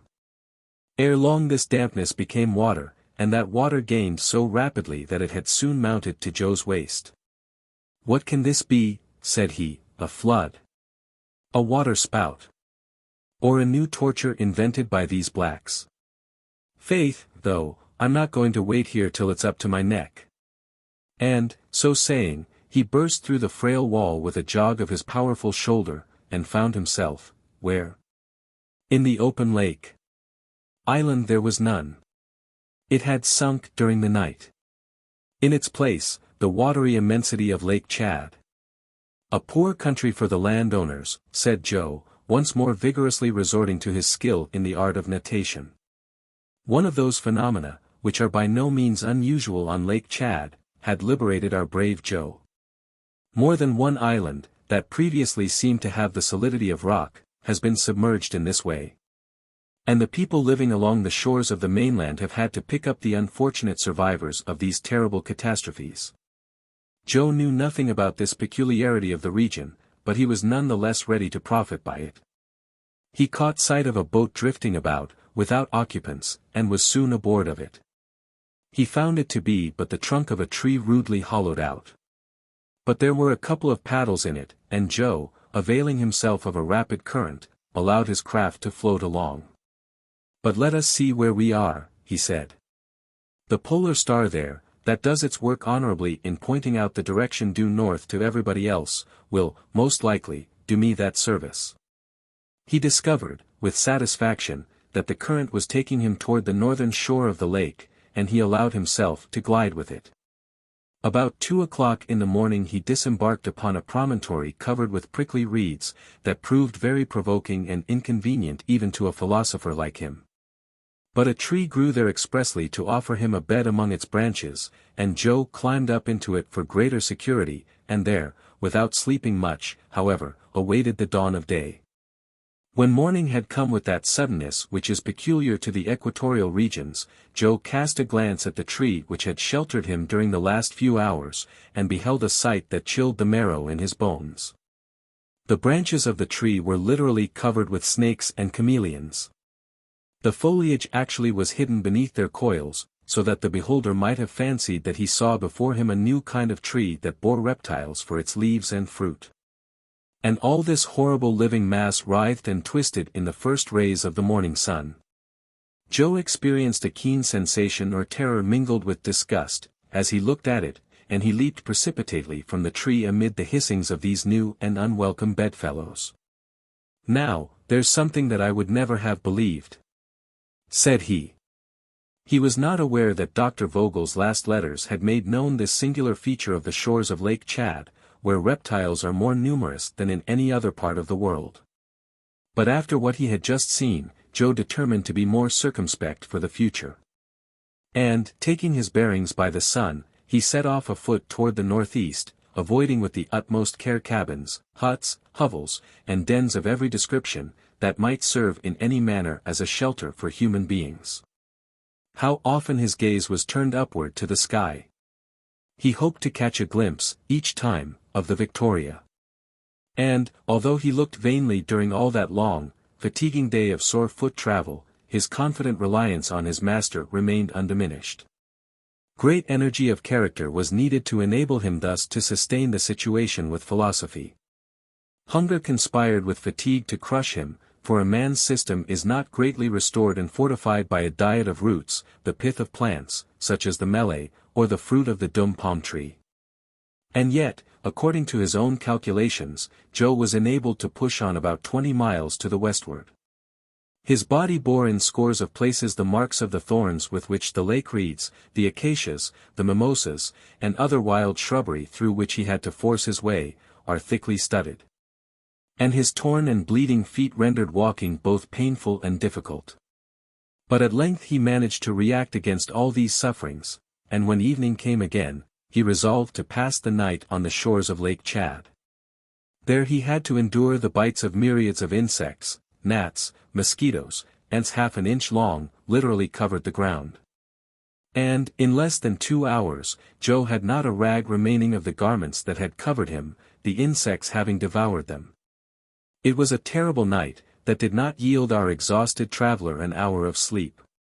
During all this time the wild boars and native buffaloes, reinforced by the ajub, a very dangerous species of lamantine, carried on their ferocious revels in the bushes and under the waters of the lake, filling the night with a hideous concert. Joe dared scarcely breathe. Even his courage and coolness had hard work to bear up against so terrible a situation. At length, day came again, and Joe sprang to his feet precipitately. But judge of the loathing he felt when he saw what species of creature had shared his couch, a toad. But a toad 5 inches in length, a monstrous, repulsive specimen of vermin that sat there staring at him with huge round eyes. Joe felt his stomach revolt at the sight, and, regaining a little strength from the intensity of his repugnance, he rushed at the top of his speed and plunged into the lake.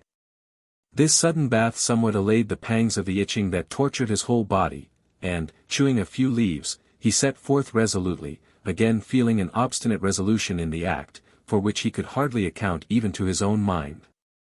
He no longer seemed to have entire control of his own acts, and, nevertheless, he felt within him a strength superior to despair.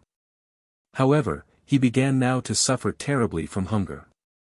His stomach, less resigned than he was, rebelled, and he was obliged to fasten a tendril of wild vine tightly about his waist.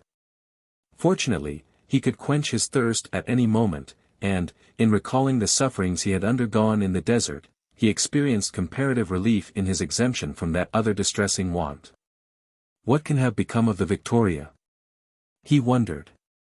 The wind blows from the north, and she should be carried back by it toward the lake. No doubt the doctor has gone to work to right her balance, but yesterday would have given him time enough for that, so that may be today, but I must act just as if I was never to see him again.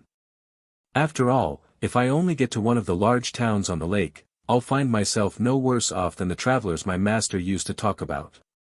Why shouldn't I work my way out of the scrape as well as they did? Some of them got back home again. Come, then. The deuce. Cheer up, my boy. Thus talking to himself and walking on rapidly, Joe came right upon a horde of natives in the very depths of the forest, but he halted in time and was not seen by them. The Negroes were busy poisoning arrows with the juice of the euphorbium, a piece of work deemed a great affair among these savage tribes, and carried on with a sort of ceremonial solemnity. Joe, entirely motionless and even holding his breath, was keeping himself concealed in a thicket, when, happening to raise his eyes, he saw through an opening in the foliage the welcome apparition of the balloon, the Victoria herself, moving toward the lake, at a height of only about 100 feet above him. But he could not make himself heard, he dared not, could not make his friends even see him. Tears came to his eyes, not of grief but of thankfulness. His master was then seeking him, his master had not left him to perish. He would have to wait for the departure of the blacks, then he could quit his hiding place and run toward the borders of Lake Chad. But by this time the Victoria was disappearing in the distant sky. Joe still determined to wait for her. She would come back again, undoubtedly. She did, indeed, return, but farther to the eastward. Joe ran, gesticulated, shouted, but all in vain. A strong breeze was sweeping the balloon away with a speed that deprived him of all hope. For the first time, energy and confidence abandoned the heart of the unfortunate man. He saw that he was lost. He thought his master gone beyond all prospect of return. He dared no longer think, he would no longer reflect. Like a crazy man, his feet bleeding, his body cut and torn, he walked on during all that day and a part of the next night. He even dragged himself along, sometimes on his knees, sometimes with his hands. He saw the moment nigh when all his strength would fail, and nothing would be left to him but to sink upon the ground and die. Thus working his way along, he at length found himself close to a marsh, or what he knew would soon become a marsh, for night had set in some hours before, and he fell by a sudden misstep into a thick, clinging mire. In spite of all his efforts, in spite of his desperate struggles, He felt himself sinking gradually in the swampy ooze, and in a few minutes he was buried to his waist. Here, then, at last, is death, he thought, in agony, and what a death. He now began to struggle again, like a madman, but his efforts only served to bury him deeper in the tomb that the poor doomed lad was hollowing for himself, not a log of wood or a branch to buoy him up, not a reed to which he might cling. He felt that all was over. His eyes convulsively closed. "Master! Master! Help," were his last words, but his voice, despairing, unaided, half stifled already by the rising mire, died away feebly on the night. Chapter 36. A throng of people on the horizon. A troop of Arabs. The pursuit. It is he. Fall from horseback. The strangled Arab. A ball from Kennedy. Adroit maneuvers. Caught up flying. Joe saved at last. From the moment when Kennedy resumed his post of observation in the front of the car, he had not ceased to watch the horizon with his utmost attention. After the lapse of some time he turned toward the doctor and said, "If I am not greatly mistaken, I can see, off yonder in the distance, a throng of men or animals moving. It is impossible to make them out yet, but I observe that they are in violent motion, for they are raising a great cloud of dust. May it not be another contrary breeze?" Said the doctor, "Another whirlwind coming to drive us back northward again," and while speaking he stood up to examine the horizon. "I think not, Samuel, it is a troop of gazelles or of wild oxen." "Perhaps so, Dick. But yon throng is some 9 or 10 miles from us at least, and on my part, even with the glass, I can make nothing of it. At all events I shall not lose sight of it. There is something remarkable about it that excites my curiosity. Sometimes it looks like a body of cavalry maneuvering. Ah! I was not mistaken. It is, indeed, a squadron of horsemen. Look there." The doctor eyed the group with great attention, and, after a moment's pause, remarked, "I believe that you are right. It is a detachment of Arabs or Tibus, and they are galloping in the same direction with us, as though in flight, but we are going faster than they, and we are rapidly gaining on them. In half an hour we shall be near enough to see them and know what they are." Kennedy had again lifted his glass and was attentively scrutinizing them. Meanwhile the crowd of horsemen was becoming more distinctly visible, and a few were seen to detach themselves from the main body. "It is some hunting maneuver, evidently," said Kennedy. "Those fellows seem to be in pursuit of something. I would like to know what they are about." "Patience, Dick. In a little while we shall overtake them, if they continue on the same route. We are going at the rate of 20 miles per hour, and no horse can keep up with that." Kennedy again raised his glass, and a few minutes later he exclaimed, "They are Arabs, galloping at the top of their speed, I can make them out distinctly. They are about 50 in number. I can see their bournases puffed out by the wind. It is some cavalry exercise that they are going through. Their chief is 100 paces ahead of them and they are rushing after him at headlong speed. Whoever they may be, Dick, they are not to be feared, and then, if necessary, we can go higher." "Wait, doctor, wait a little." "It's curious," said Kennedy again, after a brief pause, "but there's something going on that I can't exactly explain. By the efforts they make, and the irregularity of their line, should fancy that those Arabs are pursuing someone, instead of following." "Are you certain of that, Dick?" "Oh.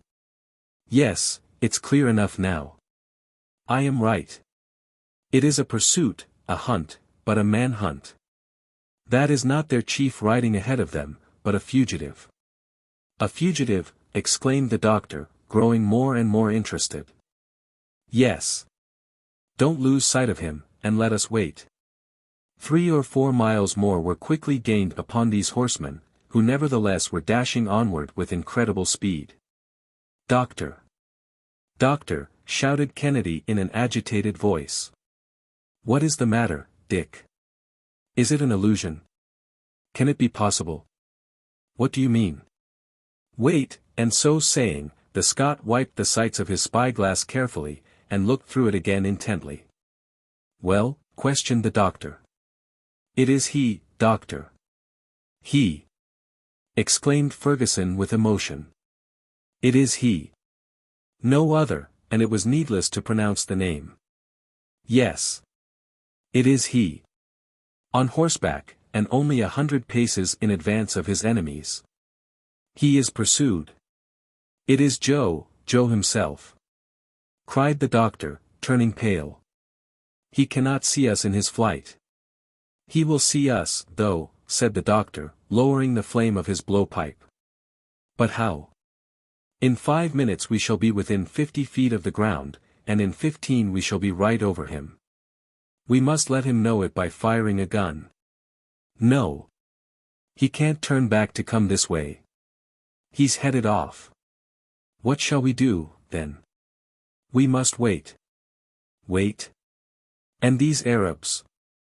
We shall overtake them. We'll pass them. We are not more than 2 miles from them, and provided that Joe's horse holds out." "Great God!" exclaimed Kennedy, suddenly. "What is the matter?"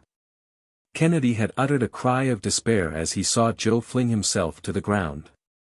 His horse, evidently exhausted, had just fallen headlong. "He sees us," cried the doctor, "and he motions to us, as he gets upon his feet. But the Arabs will overtake him. What is he waiting for? Ah! The brave lad!" "Huzzah!" shouted the sportsman, who could no longer restrain his feelings. Joe, who had immediately sprung up after his fall, just as one of the swiftest horsemen rushed upon him, bounded like a panther, avoided his assailant by leaping to one side, jumped up behind him on the crupper, seized the Arab by the throat, and, strangling him with his sinewy hands and fingers of steel, flung him on the sand, and continued his headlong flight. A tremendous howl was heard from the Arabs, but, completely engrossed by the pursuit, they had not taken notice of the balloon, which was now but 500 paces behind them, and only about 30 feet from the ground. On their part, they were not 20 lengths of their horses from the fugitive. One of them was very perceptibly gaining on Joe, and was about to pierce him with his lance, when Kennedy, with fixed eye and steady hand, stopped him short with a ball, that hurled him to the earth. Joe did not even turn his head at the report. Some of the horsemen reined in their barbs, and fell on their faces in the dust as they caught sight of the Victoria, the rest continued their pursuit. "But what is Joe about?" said Kennedy. "He don't stop." "He's doing better than that, Dick. I understand him. He's keeping on in the same direction as the balloon. He relies upon our intelligence. Ah! The noble fellow. We'll carry him off in the very teeth of those Arab rascals. We are not more than 200 paces from him." "What are we to do?" asked Kennedy. "Lay aside your rifle, Dick." And the Scot obeyed the request at once. "Do you think that you can hold 150 pounds of ballast in your arms?" "Aye, more than that." "No. That will be enough." And the doctor proceeded to pile up bags of sand in Kennedy's arms. "Hold yourself in readiness in the back part of the car, and be prepared to throw out that ballast at a single effort. But, for your life, don't do so until I give the word. Be easy on that point. Otherwise, we should miss Joe, and he would be lost. Count upon me." The Victoria at that moment almost commanded the troop of horsemen who were still desperately urging their steeds at Joe's heels. The doctor, standing in the front of the car, held the ladder clear, ready to throw it at any moment. Meanwhile, Joe had still maintained the distance between himself and his pursuers, say about 50 feet. The Victoria was now ahead of the party. "Attention!" exclaimed the doctor to Kennedy. "I'm ready." "Joe, look out for yourself," shouted the doctor in his sonorous, ringing voice, as he flung out the ladder, the lowest ratlins of which tossed up the dust of the road. As the doctor shouted, Joe had turned his head, but without checking his horse. The ladder dropped close to him, and at the instant he grasped it the doctor again shouted to Kennedy. "Throw ballast." "It's done." And the Victoria, lightened by a weight greater than Joe's, shot up 150 feet into the air. Joe clung with all his strength to the ladder during the wide oscillations that it had to describe, and then making an indescribable gesture to the Arabs, and climbing with the agility of a monkey, he sprang up to his companions, who received him with open arms. The Arabs uttered a scream of astonishment and rage. The fugitive had been snatched from them on the wing, and the Victoria was rapidly speeding far beyond their reach. "Master! Kennedy!" ejaculated Joe, and overwhelmed, at last, with fatigue and emotion, the poor fellow fainted away, while Kennedy, almost beside himself, kept exclaiming, "Saved! Saved! Saved indeed!" murmured the doctor, who had recovered all his phlegmatic coolness. Joe was almost naked. His bleeding arms, his body covered with cuts and bruises, told what his sufferings had been. The doctor quietly dressed his wounds, and laid him comfortably under the awning. Joe soon returned to consciousness, and asked for a glass of brandy, which the doctor did not see fit to refuse, as the faithful fellow had to be indulged. After he had swallowed the stimulant, Joe grasped the hands of his two friends and announced that he was ready to relate what had happened to him. But they would not allow him to talk at that time, and he sank back into a profound sleep, of which he seemed to have the greatest possible need. The Victoria was then taking an oblique line to the westward. Driven by a tempestuous wind, it again approached the borders of the thorny desert, which the travelers descried over the tops of palm trees, bent and broken by the storm. And, after having made a run of 200 miles since rescuing Joe, it passed the 10th degree of east longitude about nightfall. Chapter 37. The Western Route. Joe wakes up. His obstinacy. End of Joe's narrative. Tagelei. Kennedy's anxieties. The route to the north. A night near Agadez.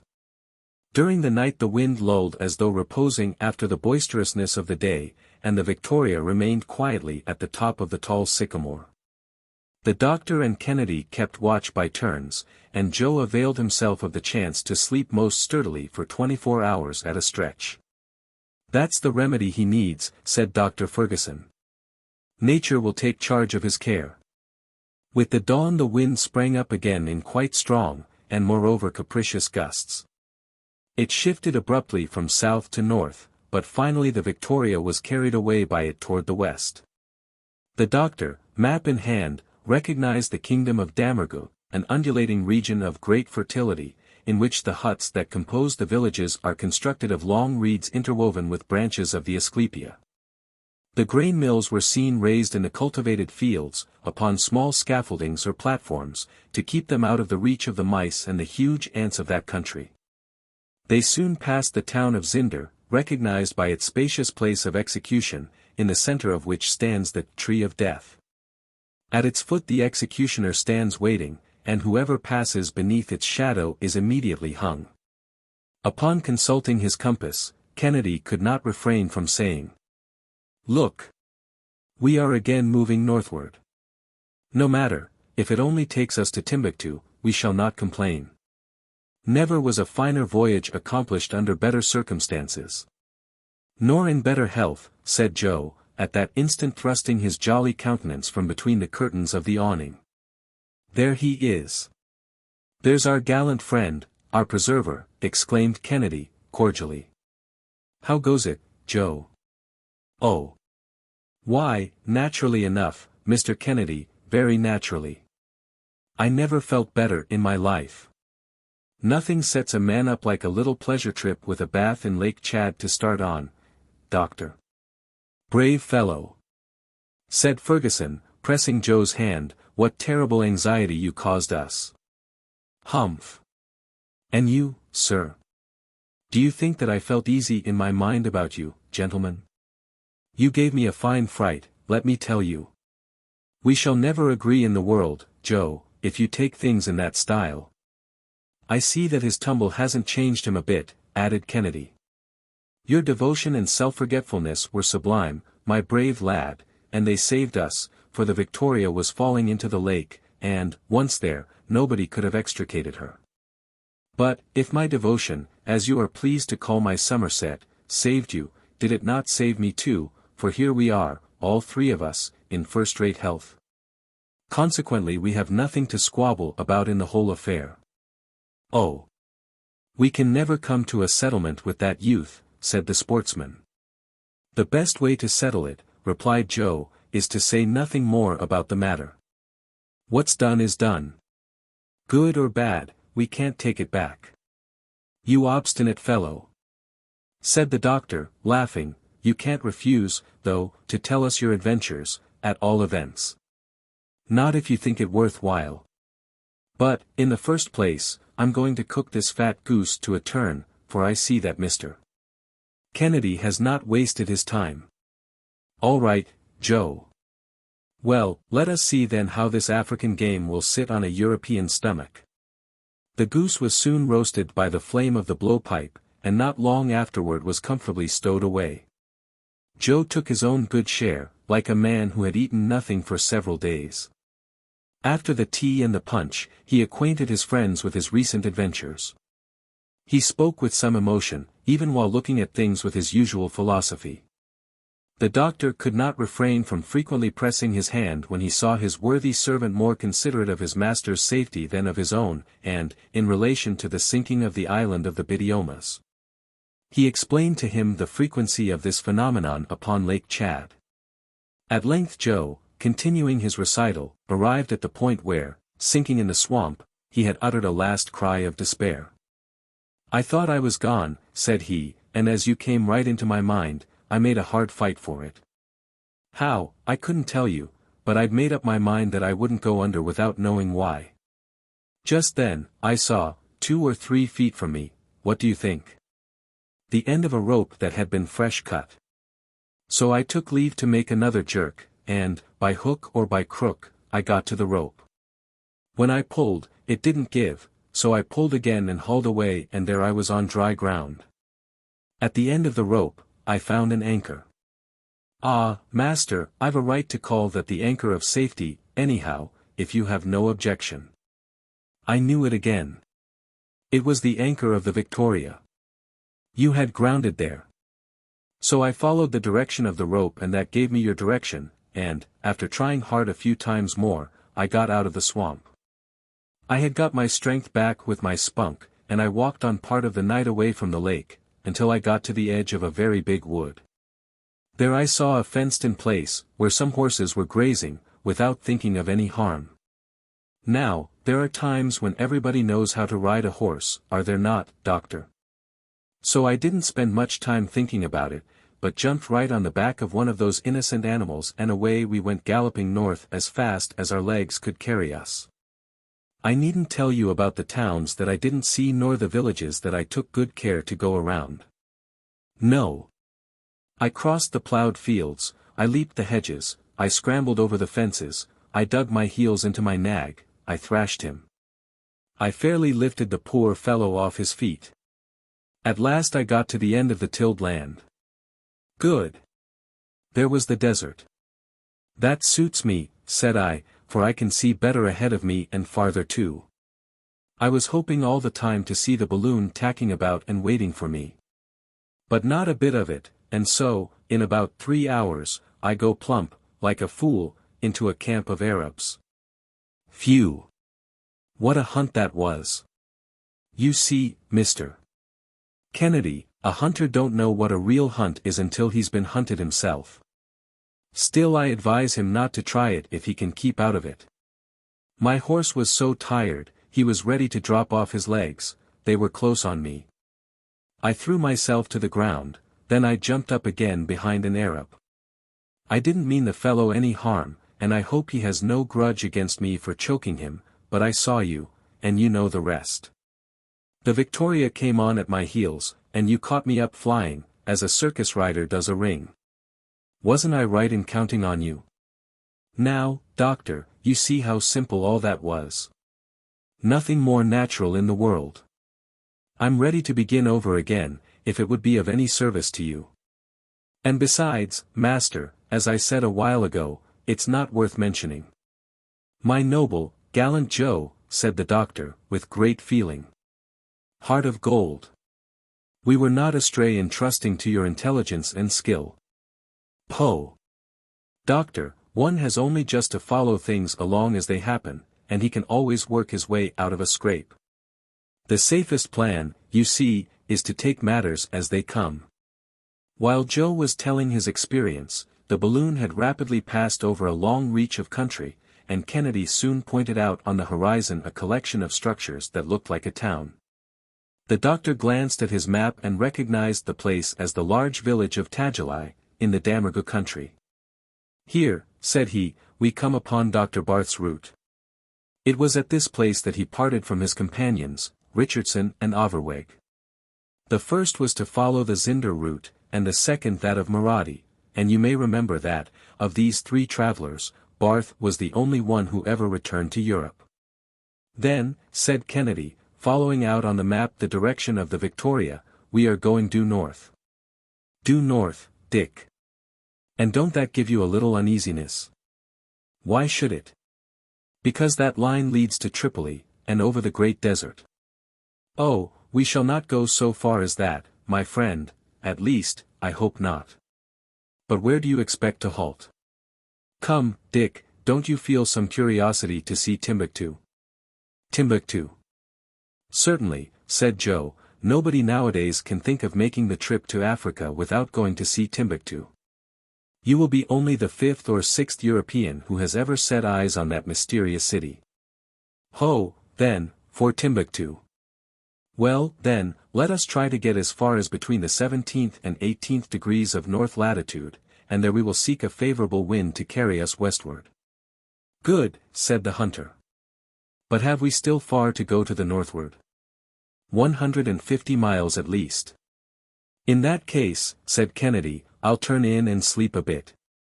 Sleep, sir, sleep, urged Joe. And you, doctor, do the same yourself, you must have need of rest, for I made you keep watch a little out of time. The sportsman stretched himself under the awning, but Fergusson, who was not easily conquered by fatigue, remained at his post. In about 3 hours the Victoria was crossing with extreme rapidity an expanse of stony country, with ranges of lofty, naked mountains of granitic formation at the base. A few isolated peaks attained the height of even 4,000 feet. Giraffes, antelopes, and ostriches were seen running and bounding with marvelous agility in the midst of forests of acacias, mimosas, suas, and date trees. After the barrenness of the desert, vegetation was now resuming its empire. This was the country of the Kailuas, who veil their faces with a bandage of cotton, like their dangerous neighbors, the Tuaregs. At 10 o'clock in the evening, after a splendid trip of 250 miles, the Victoria halted over an important town.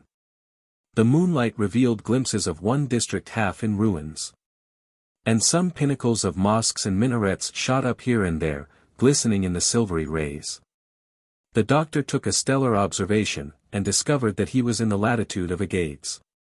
This city, once the seat of an immense trade, was already falling into ruin when Dr. Barth visited it. The Victoria, not being seen in the obscurity of night, descended about 2 miles above Agadez, in a field of millet. The night was calm, and began to break into dawn about 3 o'clock a.m., while a light wind coaxed the balloon westward, and even a little toward the south.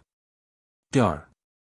Fergusson hastened to avail himself of such good fortune, and rapidly ascending resumed his aerial journey amid a long wake of golden morning sunshine. Chapter 38. A rapid passage. Prudent resolves. Caravans in sight. Incessant rains. Goa. The Niger. Galberry, Jeffrey, and Gray. Mungo Park. Lang. Renee Cayley. Clapperton. John and Richard Lander. The 17th of May passed tranquilly, without any remarkable incident. The desert gained upon them once more. A moderate wind bore the Victoria toward the southwest, and she never swerved to the right or to the left, but her shadow traced a perfectly straight line on the sand. Before starting, the doctor had prudently renewed his stock of water, having feared that he should not be able to touch ground in these regions, infested as they are by the Aeolomenian Tuaregs. The plateau, at an elevation of 1,800 feet above the level of the sea, sloped down toward the south. Our travelers, having crossed the Agadez route at Merzuk, a route often pressed by the feet of camels, arrived that evening, in the 16th degree of north latitude, and 4 degrees 55 minutes east longitude. After having passed over 180 miles of a long and monotonous day's journey. During the day Joe dressed the last pieces of game, which had been only hastily prepared, and he served up for supper a mess of snipe, that were greatly relished. The wind continuing good, the doctor resolved to keep on during the night, the moon, still nearly at the full, illumining it with her radiance.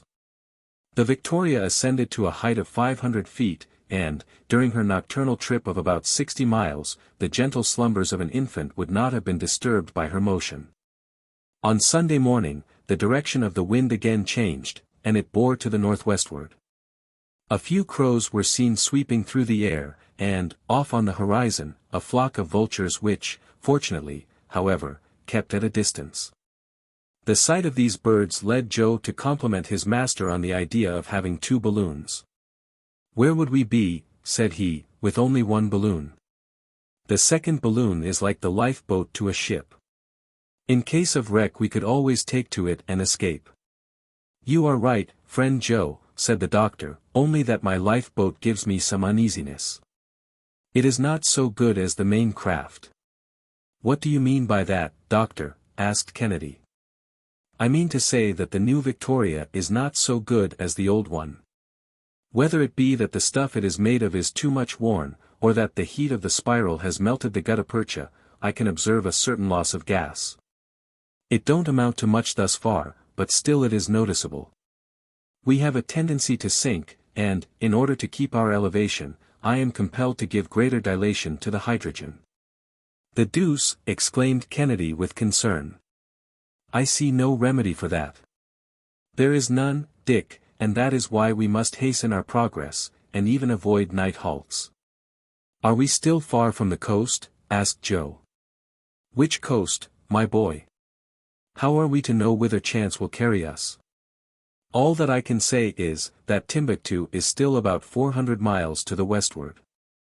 "And how long will it take us to get there?" "Should the wind not carry us too far out of the way, I hope to reach that city by Tuesday evening." "Then," remarked Joe, pointing to a long file of animals and men winding across the open desert, "we shall arrive there sooner than that caravan." Fergusson and Kennedy leaned over and saw an immense cavalcade.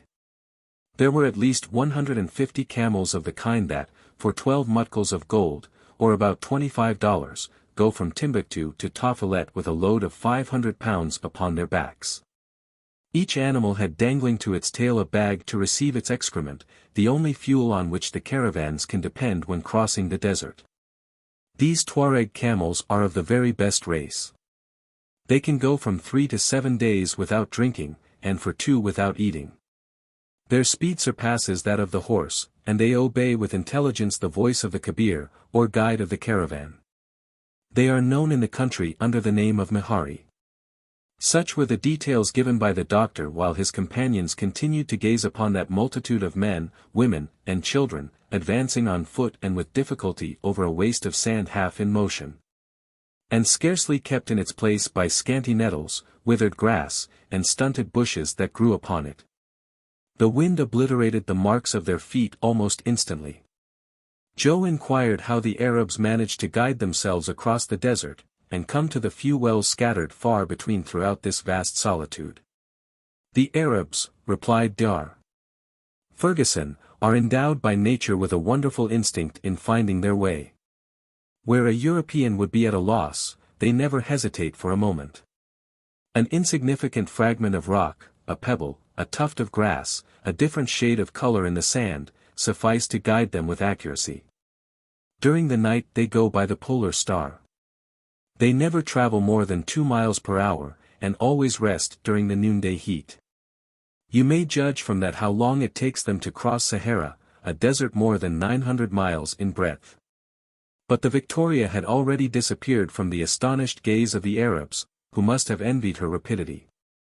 That evening she passed 2 degrees 20 minutes east longitude, and during the night left another degree behind her. On Monday the weather changed completely. Rain began to fall with extreme violence, and not only had the balloon to resist the power of this deluge, but also the increase of weight which it caused by wetting the whole machine, car and all. This continuous shower accounted for the swamps and marshes that formed the sole surface of the country. Vegetation reappeared, however, along with the mimosas, the baobabs, and the tamarind trees. Such was the Sunray country, with its villages topped with roofs turned over like Armenian caps. There were few mountains, and only such hills as were enough to form the ravines and pools where the pintados and snipes went sailing and diving through. Here and there, an impetuous torrent cut the roads, and had to be crossed by the natives on long vines stretched from tree to tree. The forests gave place to jungles, which alligators, hippopotami, and the rhinoceros, made their haunts. "It will not be long before we see the Niger," said the doctor.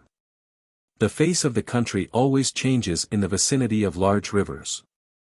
These moving highways, as they are sometimes correctly called, have first brought vegetation with them, as they will at last bring civilization. Thus, in its course of 2,500 miles, the Niger has scattered along its banks the most important cities of Africa." "By the way," put in Joe, "that reminds me of what was said by an admirer of the goodness of Providence, who praised the foresight with which it had generally caused rivers to flow close to large cities. At noon the Victoria was passing over a petty town, a mere assemblage of miserable huts, which once was Goa, a great capital. It was there, said the doctor, that Barth crossed the Niger, on his return from Timbuktu. This is the river so famous in antiquity, the rival of the Nile, to which pagan superstition ascribed a celestial origin. Like the Nile, it has engaged the attention of geographers in all ages. And like it, also, its exploration has cost the lives of many victims, yes, even more of them than perished on account of the other. The Niger flowed broadly between its banks, and its waters rolled southward with some violence of current. But our travelers, borne swiftly by as they were, could scarcely catch a glimpse of its curious outline. "I wanted to talk to you about this river," said Dr. Fergusson, "and it is already far from us.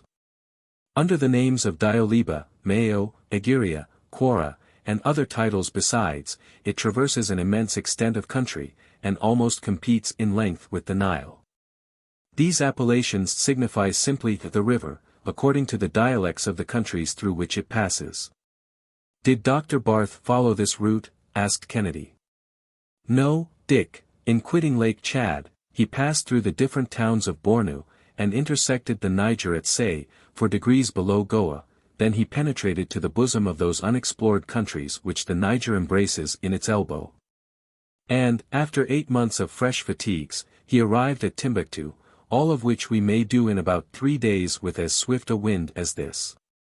"Have the sources of the Niger been discovered?" asked Joe. "Long since," replied the doctor. "The exploration of the Niger and its tributaries was the object of several expeditions, the principal of which I shall mention. Between 1749 and 1758, Adamson made a reconnaissance of the river, and visited Goria. From 1785 to 1788, Galberry and Jeffrey traveled across the deserts of Senegambia, and ascended as far as the country of the Moors, who assassinated Saugnier, Brisson, Adam, Riley, Cochelet, and so many other unfortunate men. Then came the illustrious Mungo Park, the friend of Sir Walter Scott, and, like him, a Scotchman by birth. Sent out in 1795 by the African Society of London, he got as far as Bambara, saw the Niger, travelled 500 miles with a slave merchant, reconnoitred the Gambia River, and returned to England in 1797. He again set out, on the 30th of January, 1805, with his brother-in-law Anderson, Scott, the designer, and a gang of workmen. He reached Goria, there added a detachment of 35 soldiers to his party, and saw the Niger again on the 19th of August. But, by that time, in consequence of fatigue, privations, ill usage, the inclemencies of the weather, and the unhealthiness of the country, only 11 persons remained alive of the 40 Europeans in the party. On the 16th of November, the last letters from Mungo Park reached his wife. And, a year later a trader from that country gave information that, having got as far as Bussa, on the Niger, on the 23rd of December, the unfortunate traveler's boat was upset by the cataracts in that part of the river. And he was murdered by the natives. And his dreadful fate did not check the efforts of others to explore that river. On the contrary, Dick. Since then, there were two objects in view, namely, to recover the lost man's papers, as well as to pursue the exploration. In 1816, an expedition was organized, in which Major Gray took part. It arrived in Senegal, penetrated to the Fantagallon, visited the Fulla and Mandingo populations, and returned to England without further results. In 1822, Major Lang explored all the western part of Africa near to the British possessions, and he it was who got so far as the sources of the Niger. And, according to his documents, the spring in which that immense river takes its rise is not 2 feet broad. Easy to jump over, said Joe. How's that? Easy you think, retorted the doctor. If we are to believe tradition, whoever attempts to pass that spring, by leaping over it, is immediately swallowed up, and whoever tries to draw water from it, feels himself repulsed by an invisible hand. I suppose a man has a right not to believe a word of that, persisted Joe. Oh, by all means. 5 years later, it was Major Lang's destiny to force his way across the desert of Sahara, penetrate to Timbuktu, and perish a few miles above it, by strangling, at the hands of the Walet Shaiman, who wanted to compel him to turn Mussulman. Still another victim, said the sportsman. It was then that a brave young man, with his own feeble resources, undertook and accomplished the most astonishing of modern journeys, I mean the Frenchman René Cayley, who, after sundry attempts in 1819 and 1824, set out again on the 19th of April, 1827, from Rio Nunez. On the 3rd of August he arrived at Time, so thoroughly exhausted and ill that he could not resume his journey until 6 months later, in January, 1828. He then joined a caravan, and, protected by his oriental dress, reached the Niger on the 10th of March, penetrated to the city of Djenné, embarked on the river, and descended it, as far as Timbuktu, where he arrived on the 30th of April. In 1760, another Frenchman, Imbert by name, and, in 1810, an Englishman, Robert Adams, had seen this curious place, but René Cayley was to be the first European who could bring back any authentic data concerning it. On the 4th of May he quitted this, Queen of the Desert. On the 9th, he surveyed the very spot where Major Lang had been murdered.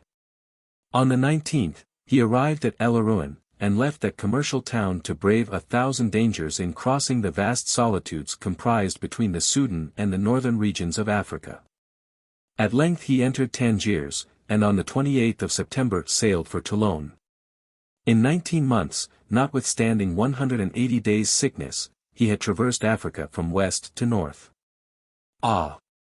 Had Cayley been born in England, he would have been honored as the most intrepid traveler of modern times, as was the case with Mungo Park. But in France he was not appreciated according to his worth. He was a sturdy fellow, said Kennedy, but what became of him? He died at the age of 39, from the consequences of his long fatigues. They thought they had done enough in decreeing him the prize of the Geographical Society in 1828. The highest honors would have been paid to him in England.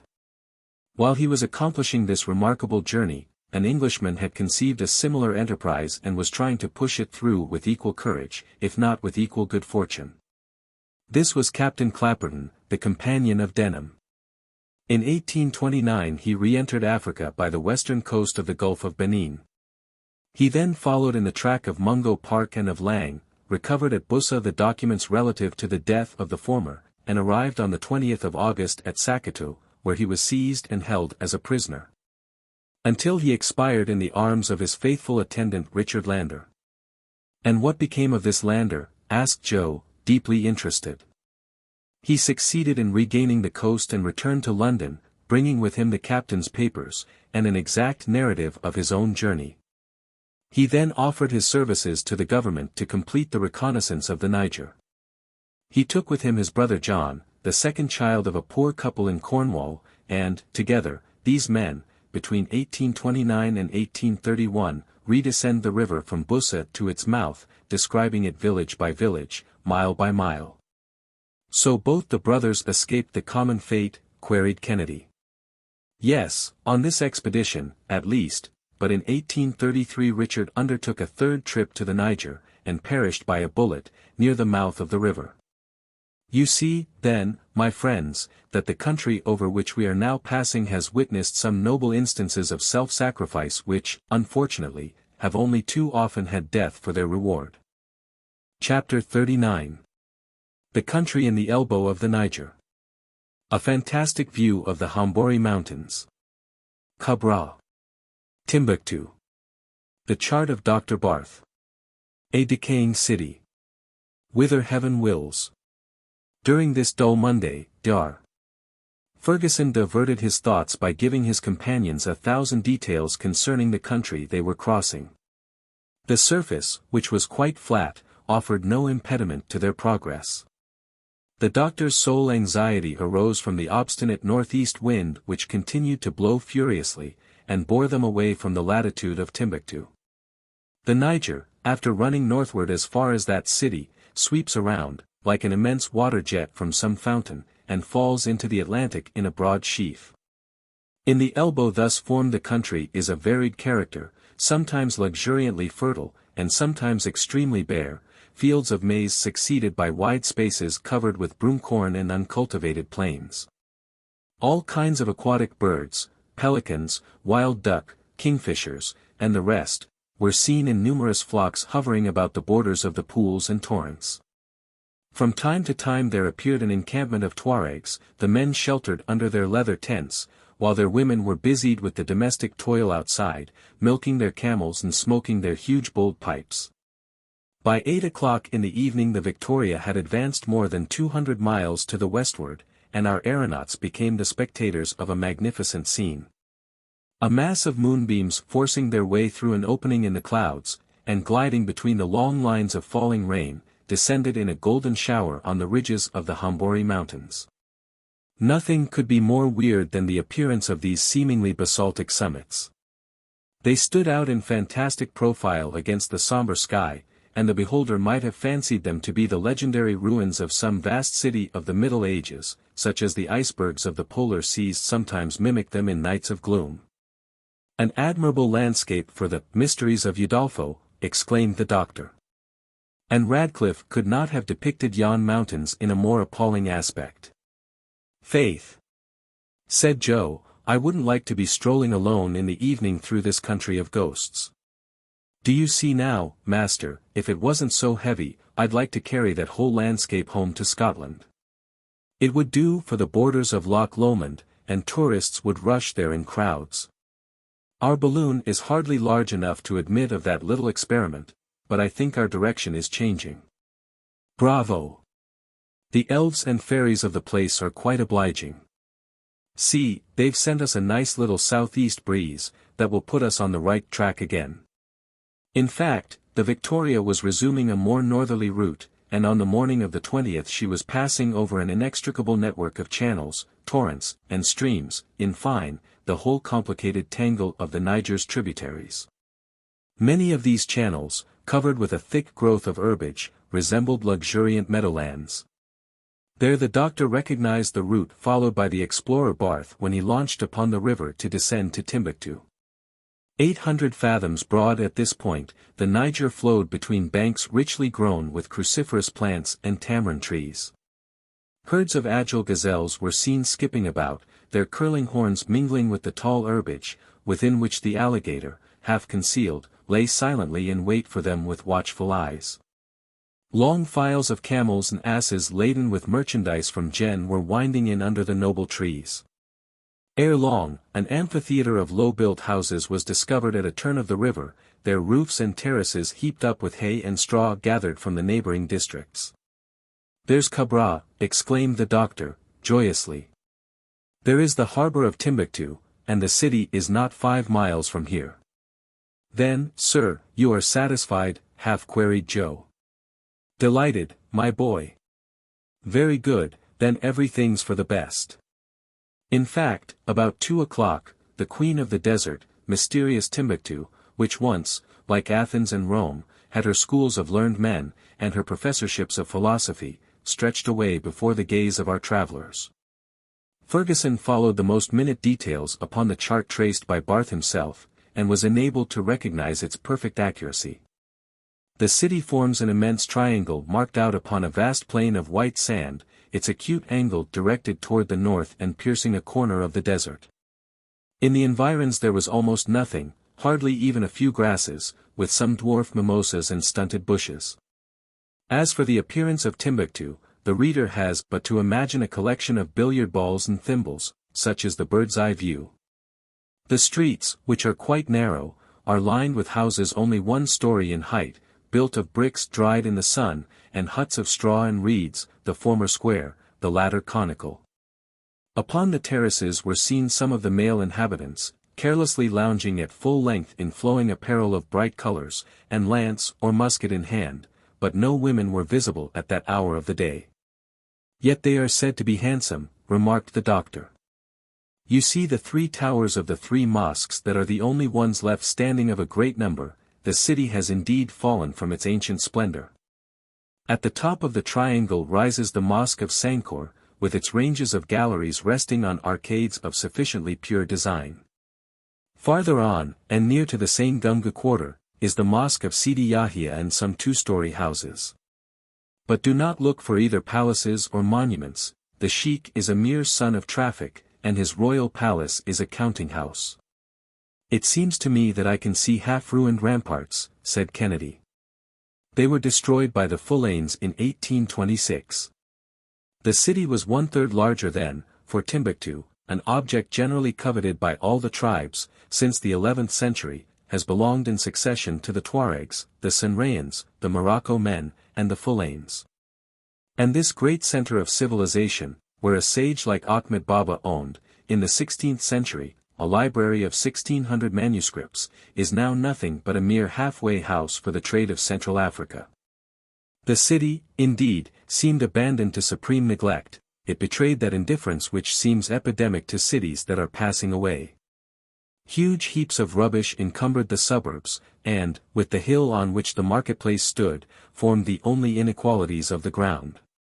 When the Victoria passed, there was some slight show of movement, drums were beaten.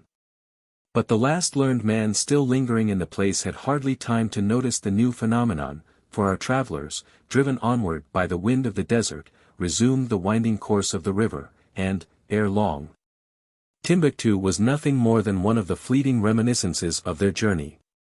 And now, said the doctor, heaven may waft us whither it pleases. Provided only that we go westward, added Kennedy. Bah, said Joe, I wouldn't be afraid if it was to go back to Zanzibar by the same road, or to cross the ocean to America. We would first have to be able to do that, Joe. And what's wanting, doctor? Gas, my boy. The ascending force of the balloon is evidently growing weaker, and we shall need all our management to make it carry us to the sea-coast. I shall even have to throw over some ballast. We are too heavy. That's what comes of doing nothing, doctor. When a man lies stretched out all day long in his hammock, he gets fat and heavy. It's a lazybones trip, this of ours, master, and when we get back everybody will find us big and stout. Just like Joe, said Kennedy, just the ideas for him, but wait a bit. Can you tell what we may have to go through yet? We are still far from the end of our trip. Where do you expect to strike the African coast, doctor? I should find it hard to answer you, Kennedy. We are at the mercy of very variable winds. But I should think myself fortunate were we to strike it between Sierra Leone and Portendick. There is a stretch of country in that quarter where we should meet with friends. And it would be a pleasure to press their hands. But, are we going in the desirable direction? Not any too well, Dick, not any too well. Look at the needle of the compass, we are bearing southward, and ascending the Niger toward its sources. A fine chance to discover them, said Joe, if they were not known already. Now, couldn't we just find others for it, on a pinch? Not exactly, Joe, but don't be alarmed, I hardly expect to go so far as that. At nightfall the doctor threw out the last bags of sand. The Victoria rose higher, and the blowpipe, although working at full blast, could scarcely keep her up. At that time she was 60 miles to the southward of Timbuktu, and in the morning the aeronauts awoke over the banks of the Niger, not far from Lake Debo. Chapter 40. Dr. Fergusson's Anxieties. Persistent movement southward. A cloud of grasshoppers. A view of Djenné. A view of Ségou. Change of the wind. Joe's regrets. The flow of the river was, at that point, divided by large islands into narrow branches, with a very rapid current. Upon one among them stood some shepherds' huts, but it had become impossible to take an exact observation of them, because the speed of the balloon was constantly increasing. Unfortunately, it turned still more toward the south, and in a few moments crossed Lake Debo. Dr. Fergusson, forcing the dilation of his aerial craft to the utmost, sought for other currents of air at different heights, but in vain. And he soon gave up the attempt, which was only augmenting the waste of gas by pressing it against the well-worn tissue of the balloon. He made no remark, but he began to feel very anxious. This persistence of the wind to head him off toward the southern part of Africa was defeating his calculations, and he no longer knew upon whom or upon what to depend. Should he not reach the English or French territories, what was to become of him in the midst of the barbarous tribes that infest the coasts of Guinea? How should he there get to a ship to take him back to England? And the actual direction of the wind was driving him along to the kingdom of Dahomey, among the most savage races, and into the power of a ruler who was in the habit of sacrificing thousands of human victims at his public orgies. There he would be lost. On the other hand, the balloon was visibly wearing out, and the doctor felt it failing him. However, as the weather was clearing up a little, he hoped that the cessation of the rain would bring about a change in the atmospheric currents. It was therefore a disagreeable reminder of the actual situation when Joe said aloud, "There. The rain's going to pour down harder than ever, and this time it will be the deluge itself, if we're to judge by yon cloud that's coming up." "What? Another cloud?" asked Fergusson. "Yes, and a famous one," replied Kennedy. "I never saw the like of it," added Joe. "I breathe freely again," said the doctor, laying down his spyglass. "That's not a cloud." "Not a cloud?" queried Joe, with surprise. "No, it is a swarm." "Eh? A swarm of grasshoppers." "That? Grasshoppers. Myriads of grasshoppers, that are going to sweep over this country like a waterspout, and woe to it. For, should these insects alight, it will be laid waste. That would be a sight worth beholding. Wait a little, Joe. In 10 minutes that cloud will have arrived where we are, and you can then judge by the aid of your own eyes." The doctor was right. The cloud, thick, opaque, and several miles in extent, came on with a deafening noise, casting its immense shadow over the fields. It was composed of numberless legions of that species of grasshopper called crickets. About 100 paces from the balloon, they settled down upon a tract full of foliage and verdure. 15 minutes later, the mass resumed its flight, and our travelers could, even at a distance, see the trees and the bushes entirely stripped, and the fields as bare as though they had been swept with the scythe. One would have thought that a sudden winter had just descended upon the earth and struck the region with the most complete sterility. "Well, Joe, what do you think of that?" "Well, doctor, it's very curious, but quite natural. What one grasshopper does on a small scale, thousands do on a grand scale." "It's a terrible shower," said the hunter, "more so than hail itself in the devastation it causes." "It is impossible to prevent it," replied Fergusson. "Sometimes the inhabitants have had the idea to burn the forests, and even the standing crops, in order to arrest the progress of these insects. But the first ranks plunging into the flames would extinguish them beneath their mass, and the rest of the swarm would then pass irresistibly onward. Fortunately, in these regions, there is some sort of compensation for their ravages, since the natives gather these insects in great numbers and greedily eat them."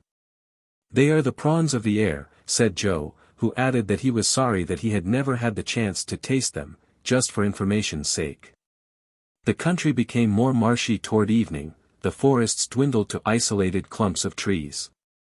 And on the borders of the river could be seen plantations of tobacco, and swampy meadowlands fat with forage. At last the city of Djenné, on a large island, came in sight, with the 2 towers of its clay-built mosque, and the putrid odor of the millions of swallows' nests accumulated in its walls.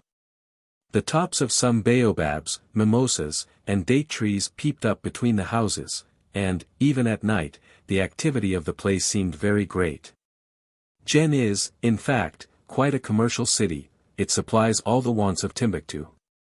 Its boats on the river, and its caravans along the shaded roads, bear thither the various products of its industry. Were it not that to do so would prolong our journey, said the doctor, should like to alight at this place. There must be more than one Arab there who has travelled in England and France, and to whom our style of locomotion is not altogether new. But it would not be prudent. Let us put off the visit until our next trip, said Joe, laughing. Besides, my friends, unless I am mistaken, the wind has a slight tendency to veer a little more to the eastward, and we must not lose such an opportunity. The doctor threw overboard some articles that were no longer of use, some empty bottles, and a case that had contained preserved meat, and thereby managed to keep the balloon in a belt of the atmosphere more favorable to his plans. At 4 o'clock in the morning the first rays of the sun lighted up Ségou, the capital of Bambara, which could be recognized at once by the 4 towns that compose it, by its Saracenic mosques, and by the incessant going and coming of the flat-bottomed boats that convey its inhabitants from one quarter to the other. But the travelers were not more seen than they saw.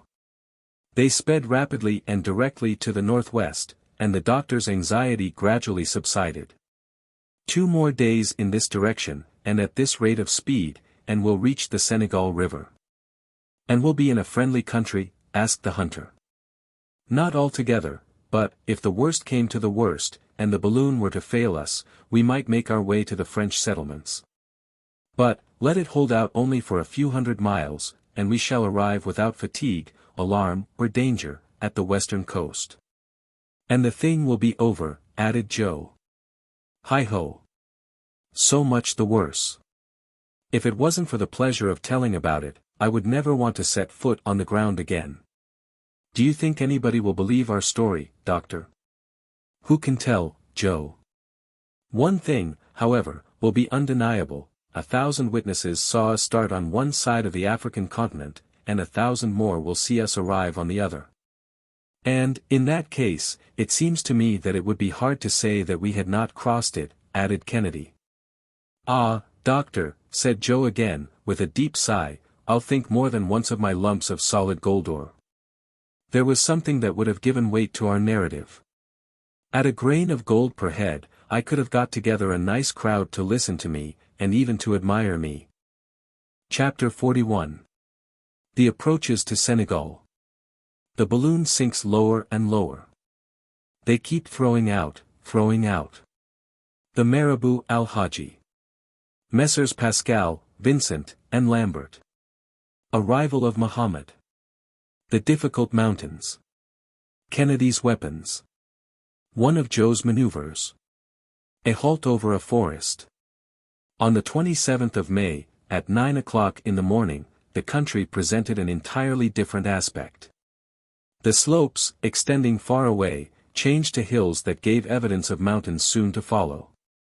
They would have to cross the chain which separates the basin of the Niger from the basin of the Senegal, and determines the course of the watershed, whether to the Gulf of Guinea on the one hand, or to the Bay of Cape Verde on the other. As far as Senegal, this part of Africa is marked down as dangerous. Dr. Fergusson knew it through the recitals of his predecessors. They had suffered 1,000 privations and been exposed to 1,000 dangers in the midst of these barbarous Negro tribes. It was this fatal climate that had devoured most of the companions of Mungo Park. Fergusson, therefore, was more than ever decided not to set foot in this inhospitable region. But he had not enjoyed one moment of repose. The Victoria was descending very perceptibly, so much so that he had to throw overboard a number more of useless articles, especially when there was a mountaintop to pass. Things went on thus for more than 120 miles. They were worn out with ascending and falling again. The balloon, like another rock of Sisyphus, kept continually sinking back toward the ground. The rotundity of the covering, which was now but little inflated, was collapsing already. It assumed an elongated shape, and the wind hollowed large cavities in the silken surface. Kennedy could not help observing this. "Is there a crack or a tear in the balloon?" he asked. "No, but the gutta percha has evidently softened or melted in the heat, and the hydrogen is escaping through the silk. How can we prevent that?" "It is impossible. Let us lighten her. That is the only help. So let us throw out everything we can spare." "But what shall it be?" said the hunter, looking at the car, which was already quite bare. "Well, let us get rid of the awning, for its weight is quite considerable." Joe, who was interested in this order, climbed up on the circle which kept together the cordage of the network, and from that place easily managed to detach the heavy curtains of the awning and throw them overboard. "There's something that will gladden the hearts of a whole tribe of blacks," said he. "There's enough to dress 1,000 of them, for they're not very extravagant with cloth." The balloon had risen a little, but it soon became evident that it was again approaching the ground.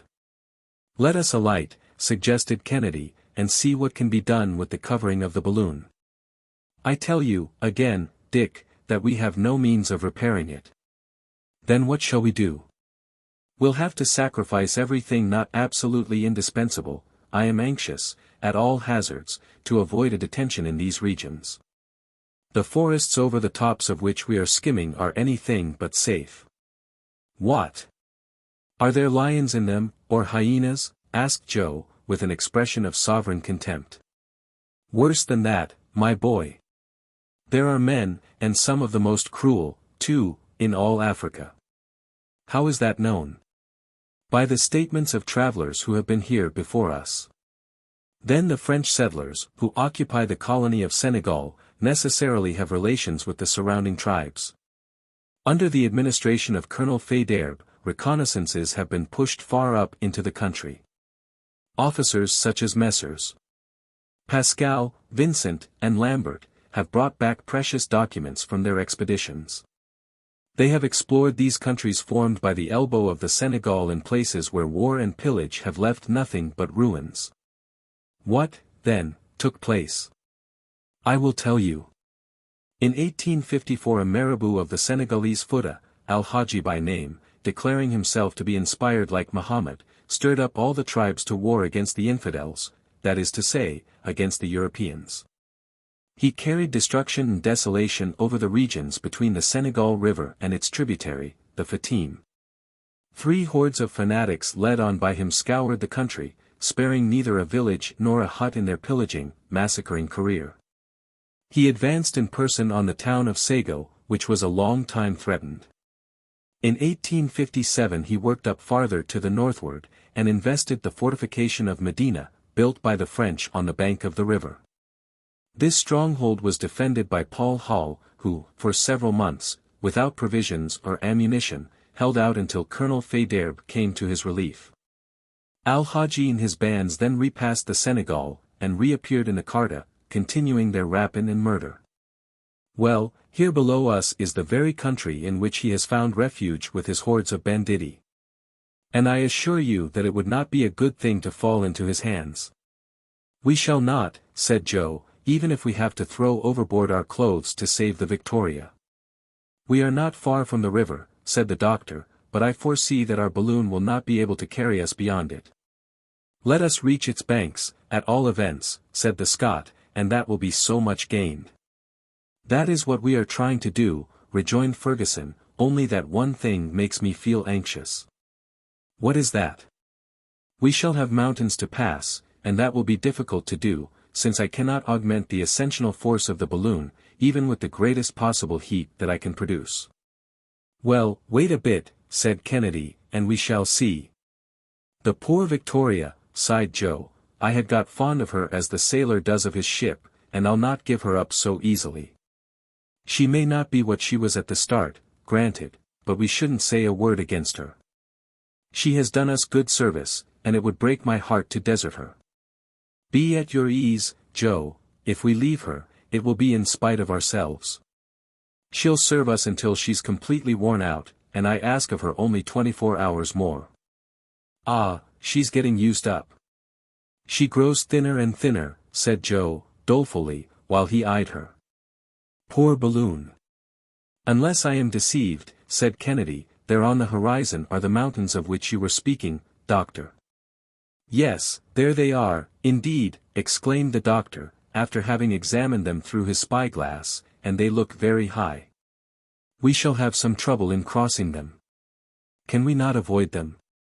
I am afraid not, Dick. See what an immense space they occupy, nearly 1/2 of the horizon. They even seem to shut us in, added Joe. They are gaining on both our right and our left. We must then pass over them. These obstacles, which threaten such imminent peril, seem to approach with extreme rapidity, or, to speak more accurately, the wind, which was very fresh, was hurrying the balloon toward the sharp peaks. So rise it must, or be dashed to pieces. Let us empty our tank of water, said the doctor, and keep only enough for one day. There it goes, shouted Joe. Does the balloon rise at all? Asked Kennedy. A little, some 50 feet, replied the doctor, who kept his eyes fixed on the barometer. But that is not enough. In truth, the lofty peaks were starting up so swiftly before the travelers that they seemed to be rushing down upon them. The balloon was far from rising above them. She lacked an elevation of more than 500 feet more. The stock of water for the cylinder was also thrown overboard and only a few pints were retained, but still all this was not enough. We must pass them though, urged the doctor. Let us throw out the tanks, we have emptied them, said Kennedy. Over with them. There they go, panted Joe. But it's hard to see ourselves dropping off this way by piecemeal. Now, for your part, Joe, make no attempt to sacrifice yourself as you did the other day.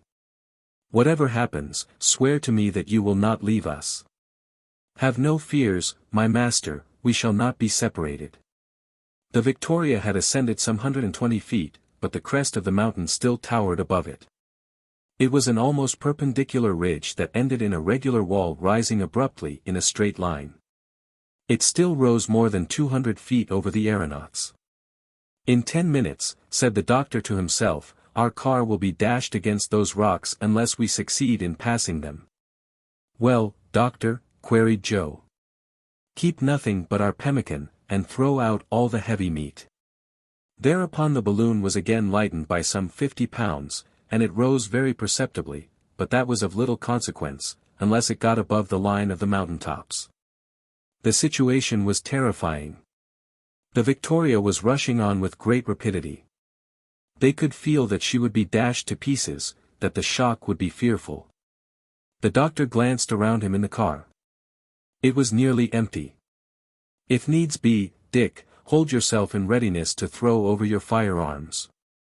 Sacrifice my firearms, repeated the sportsman, with intense feeling. My friend, I ask it, it will be absolutely necessary. Samuel. Doctor. Your guns, and your stock of powder and ball might cost us our lives. We are close to it, cried Joe. 60 feet. The mountain still overtopped the balloon by 60 feet. Joe took the blankets and other coverings and tossed them out. Then, without a word to Kennedy, he threw over several bags of bullets and lead. The balloon went up still higher, it surmounted the dangerous ridge, and the rays of the sun shone upon its uppermost extremity. But the car was still below the level of certain broken masses of rock, against which it would inevitably be dashed. Kennedy. Kennedy. Throw out your firearms, or we are lost, shouted the doctor. Wait, sir, wait one moment. They heard Joe exclaim, and, looking around, they saw Joe disappear over the edge of the balloon. Joe! Joe! Cried Kennedy. Wretched man, was the doctor's agonized expression. The flat top of the mountain may have had about 20 feet in breadth at this point, and, on the other side, the slope presented a less declivity. The car just touched the level of this plain, which happened to be quite even, and it glided over a soil composed of sharp pebbles that grated as it passed. "We're over it. We're over it. We're clear!" cried out an exulting voice that made Fergusson's heart leap to his throat. The daring fellow was there, grasping the lower rim of the car, and running a foot over the top of the mountain, thus lightening the balloon of his whole weight. He had to hold on with all his strength, too, for it was likely to escape his grasp at any moment.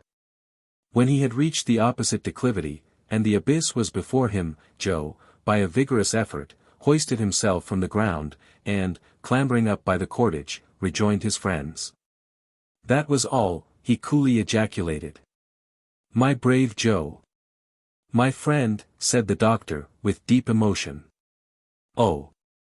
What I did," laughed the other, "was not for you, it was to save Mr. Kennedy's rifle. I owed him that good turn for the affair with the Arab. I like to pay my debts, and now we are even," added he, handing to the sportsman his favorite weapon. "I'd feel very badly to see you deprived of it." Kennedy heartily shook the brave fellow's hand, without being able to utter a word. The Victoria had nothing to do now but to descend. That was easy enough, so that she was soon at a height of only 200 feet from the ground, and was then in equilibrium. The surface seemed very much broken as though by a convulsion of nature. It presented numerous inequalities, which would have been very difficult to avoid during the night with a balloon that could no longer be controlled. Evening was coming on rapidly, and, notwithstanding his repugnance, the doctor had to make up his mind to halt until morning. "We'll now look for a favorable stopping place," said he. "Ah!" replied Kennedy, "you have made up your mind, then, at last?" "Yes, I have for a long time been thinking over a plan which we'll try to put into execution. It is only 6 o'clock in the evening, and we shall have time enough. Throw out your anchors, Joe." Joe immediately obeyed, and the 2 anchors dangled below the balloon. "I see large forests ahead of us," said the doctor.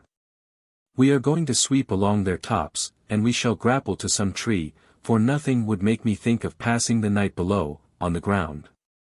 "But can we not descend?" asked Kennedy. "To what purpose?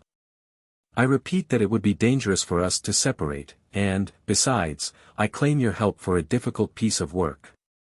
The Victoria, which was skimming along the tops of immense forests, soon came to a sharp halt. Her anchors had caught, and, the wind falling as dusk came on, she remained motionlessly suspended above a vast field of verdure, formed by the tops of a forest of sycamores. Chapter 42. A Struggle of Generosity. The Last Sacrifice. The Dilating Apparatus. Joe's Adroitness. Midnight. The Doctor's Watch. Kennedy's Watch. The latter falls asleep at his post. The Fire. The Howlings of the Natives. Out of Range. Dr. Fergusson's first care was to take his bearings by stellar observation, and he discovered that he was scarcely 25 miles from Senegal. "All that we can manage to do, my friends," said he, after having pointed his map, "is to cross the river. But, as there is neither bridge nor boat, we must, at all hazards, cross it with the balloon, and, in order to do that, we must still lighten up."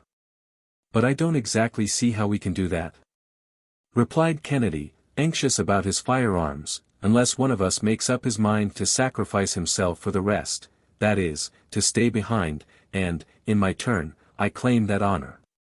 "You, indeed," remonstrated Joe. "Ain't I used to? The question now is, not to throw ourselves out of the car, but simply to reach the coast of Africa on foot.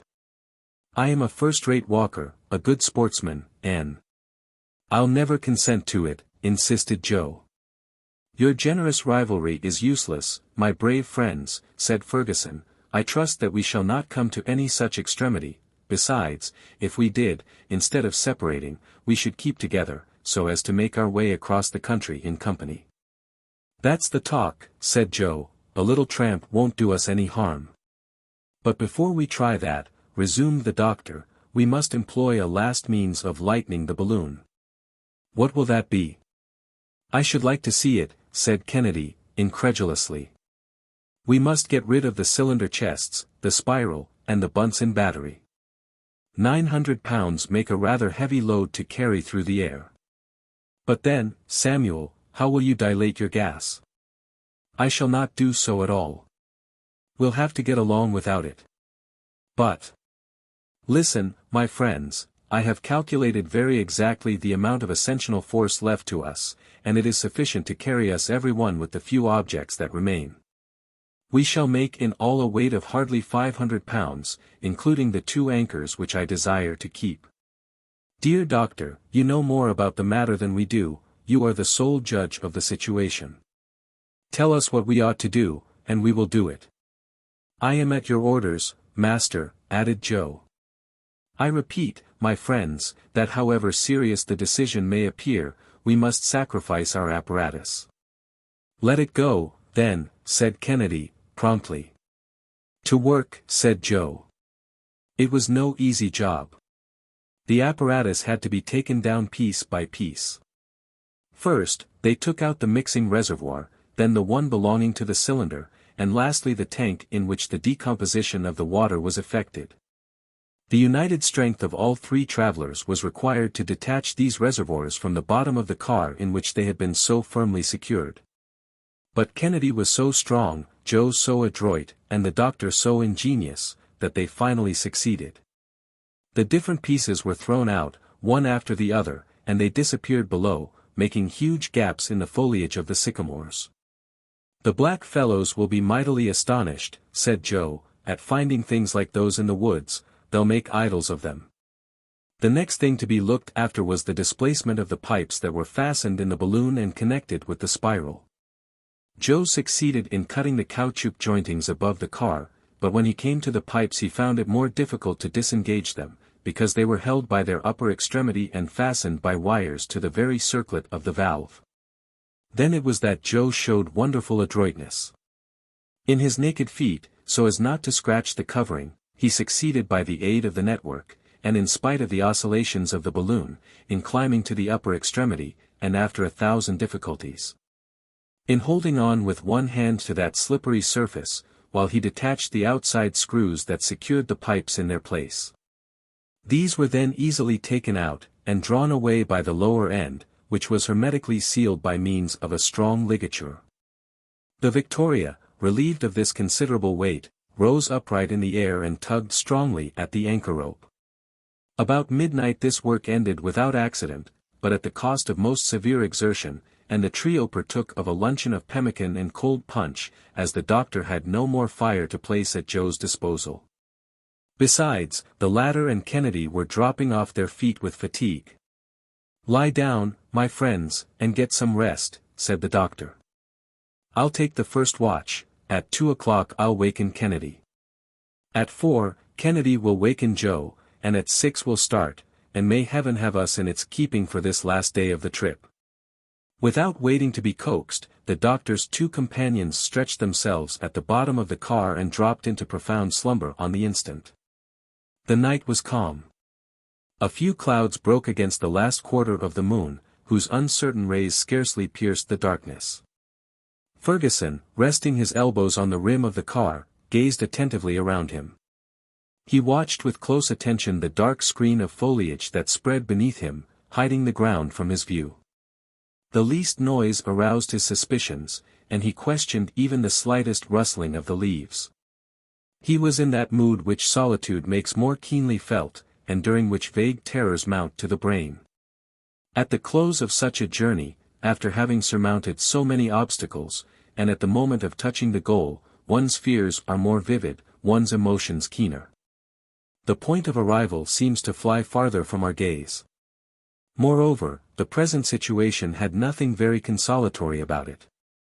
They were in the midst of a barbarous country, and dependent upon a vehicle that might fail them at any moment. The doctor no longer counted implicitly on his balloon. The time had gone by when he manoeuvred it boldly because he felt sure of it. Under the influence of these impressions, the doctor, from time to time, thought that he heard vague sounds in the vast forests around him. He even fancied that he saw a swift gleam of fire shining between the trees. He looked sharply and turned his night-glass toward the spot, but there was nothing to be seen, and the profoundest silence appeared to return. He had, no doubt, been under the dominion of a mere hallucination. He continued to listen, but without hearing the slightest noise. When his watch had expired, he woke Kennedy, and, enjoining upon him to observe the extremest vigilance, took his place beside Joe, and fell sound asleep. Kennedy, while still rubbing his eyes, which he could scarcely keep open, calmly lit his pipe. He then ensconced himself in a corner, and began to smoke vigorously by way of keeping awake. The most absolute silence reigned around him. A light wind shook the treetops and gently rocked the car, inviting the hunter to taste the sleep that stole over him in spite of himself. He strove hard to resist it, and repeatedly opened his eyes to plunge into the outer darkness, one of those looks that see nothing, but at last, yielding to fatigue, he sank back and slumbered.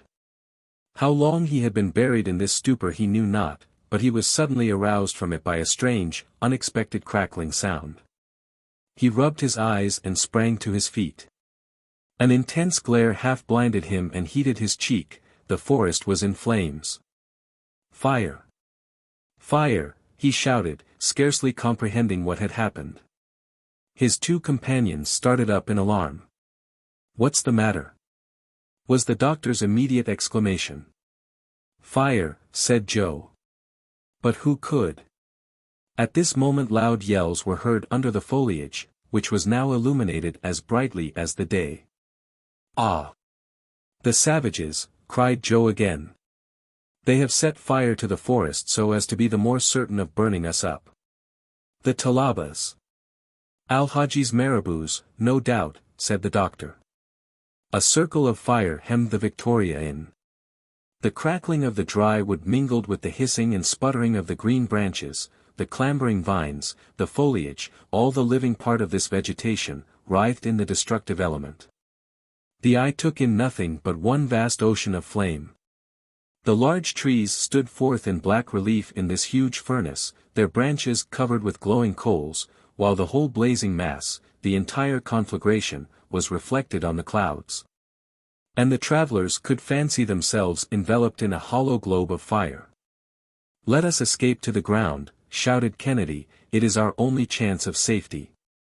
But Fergusson checked him with a firm grasp, and, dashing at the anchor rope, severed it with one well-directed blow of his hatchet. Meanwhile, the flames, leaping up at the balloon, already quivered on its illuminated sides, but the Victoria, released from her fastenings, spun upward 1,000 feet into the air. Frightful yells resounded through the forest, along with the report of firearms, while the balloon, caught in a current of air that rose with the dawn of day, was borne to the westward. It was now 4 o'clock in the morning. Chapter 43. The Talabas. The pursuit. A devastated country. The wind begins to fall. The Victoria sinks. The last of the provisions. The leaps of the balloon. A defense with firearms. The wind freshens. The Senegal River. The cataracts of Guiana. The hot air. The passage of the river. Had we not taken the precaution to lighten the balloon yesterday evening, we should have been lost beyond redemption, said the doctor, after a long silence.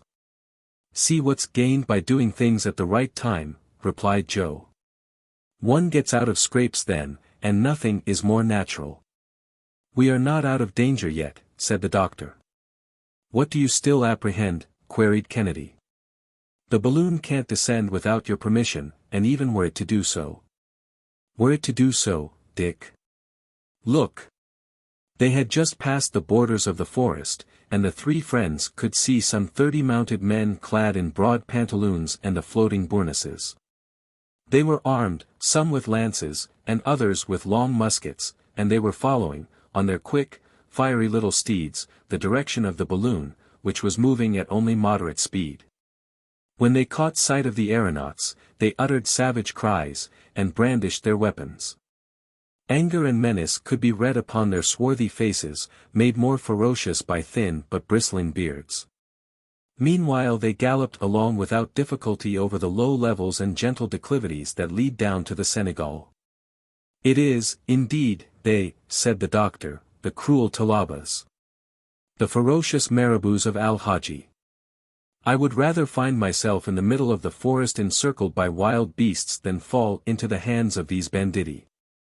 "They haven't a very obliging look," assented Kennedy, "and they are rough, stalwart fellows." "Happily those brutes can't fly," remarked Joe, "and that's something." "See," said Fergusson, "those villages in ruins, those huts burned down, that is their work. Where vast stretches of cultivated land were once seen, they have brought barrenness and devastation."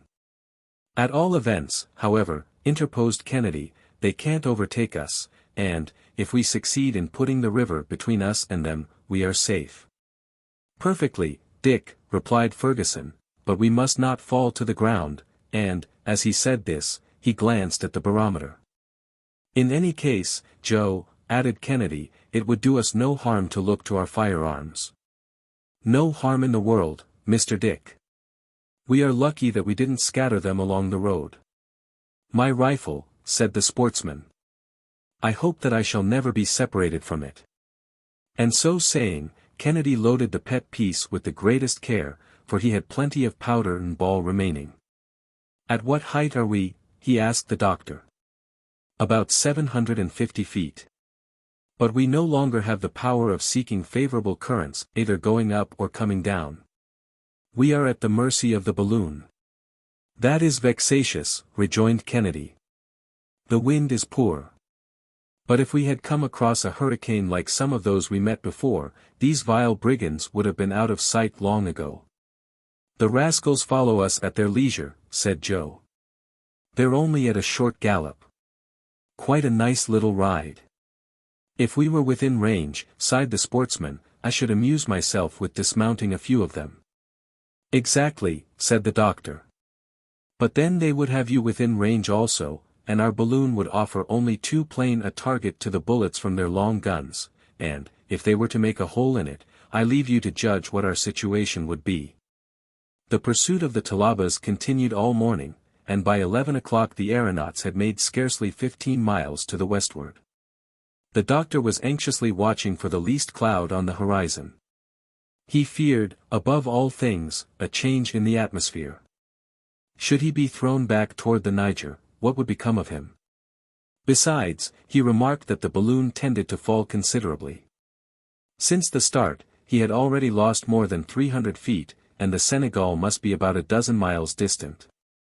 At his present rate of speed, he could count upon traveling only 3 hours longer.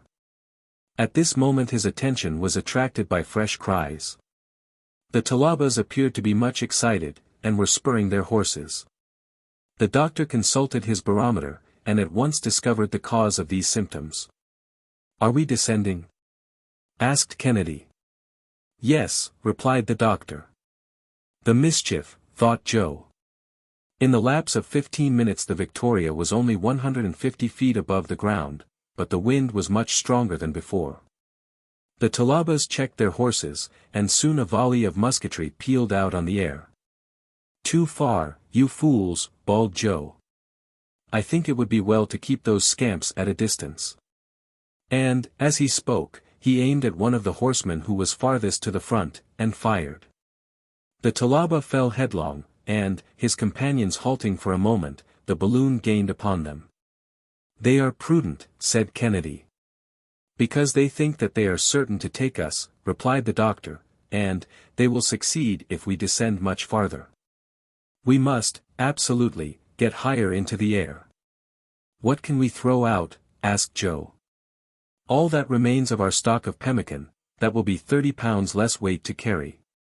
"Out it goes, sir," said Joe, obeying orders. The car, which was now almost touching the ground, rose again, amid the cries of the Talabas. But, half an hour later, the balloon was again falling rapidly, because the gas was escaping through the pores of the covering. Ere long the car was once more grazing the soil, and Al-Haji's black riders rushed toward it. But, as frequently happens in like cases, the balloon had scarcely touched the surface ere it rebounded, and only came down again a mile away. "So we shall not escape," said Kennedy, between his teeth. "Throw out our reserve store of brandy, Joe," cried the doctor, "our instruments, and everything that has any weight, even to our last anchor, because go they must." Joe flung out the barometers and thermometers, but all that amounted to little. And the balloon, which had risen for an instant, fell again toward the ground. The Talabas flew toward it, and at length were not more than 200 paces away. "Throw out the 2 fowling pieces," shouted Fergusson. "Not without discharging them, at least," responded the sportsman, and 4 shots in quick succession struck the thick of the advancing group of horsemen. 4 Talabas fell, amid the frantic howls and imprecations of their comrades. The Victoria ascended once more, and made some enormous leaps, like a huge gum-elastic ball, bounding and rebounding through the air. A strange sight it was to see these unfortunate men endeavoring to escape by those huge aerial strides, and seeming, like the giant Antaeus, to receive fresh strength every time they touched the earth. But this situation had to terminate. It was now nearly noon, the Victoria was getting empty and exhausted, and assuming a more and more elongated form every instant. Its outer covering was becoming flaccid, and floated loosely in the air, and the folds of the silk rustled and grated on each other. "Heaven abandons us," said Kennedy, "we have to fall." Joe made no answer. He kept looking intently at his master. "No," said the latter, "we have more than 150 pounds yet to throw out." "What can it be, then?" said Kennedy, thinking that the doctor must be going mad. "The car," was his reply, "we can cling to the network. There we can hang on in the meshes until we reach the river. Quick! Quick!"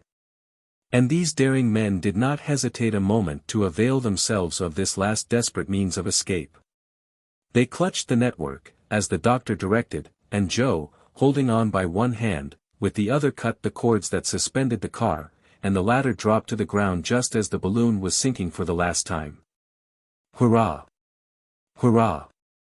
shouted the brave fellow exultingly, as the Victoria, once more relieved, shot up again to a height of 300 feet.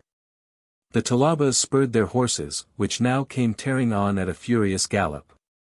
But the balloon, falling in with a much more favorable wind, shot ahead of them, and was rapidly carried toward a hill that stretched across the horizon to the westward.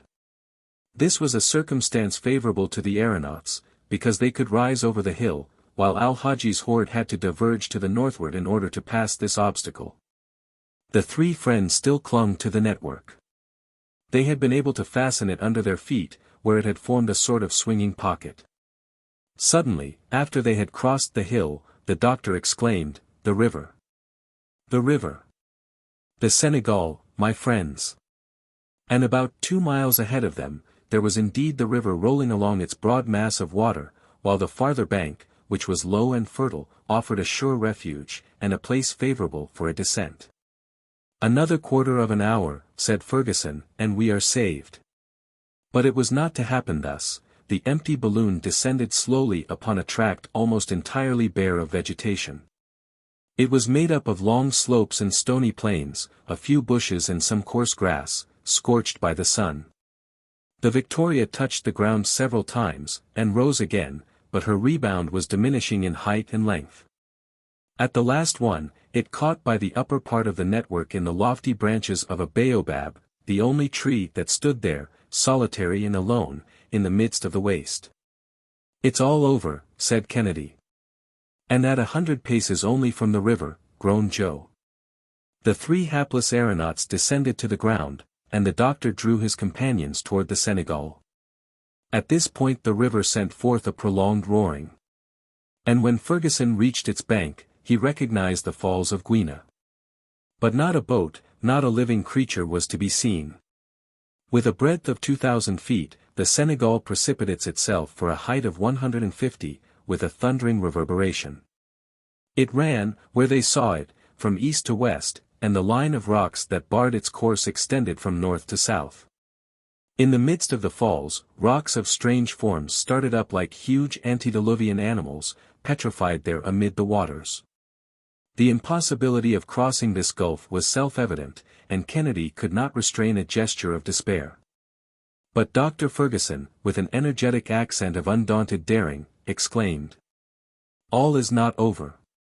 "I knew it," said Joe, with that confidence in his master which nothing could ever shake. The sight of the dried-up grass had inspired the doctor with a bold idea. It was the last chance of escape. He led his friends quickly back to where they had left the covering of the balloon.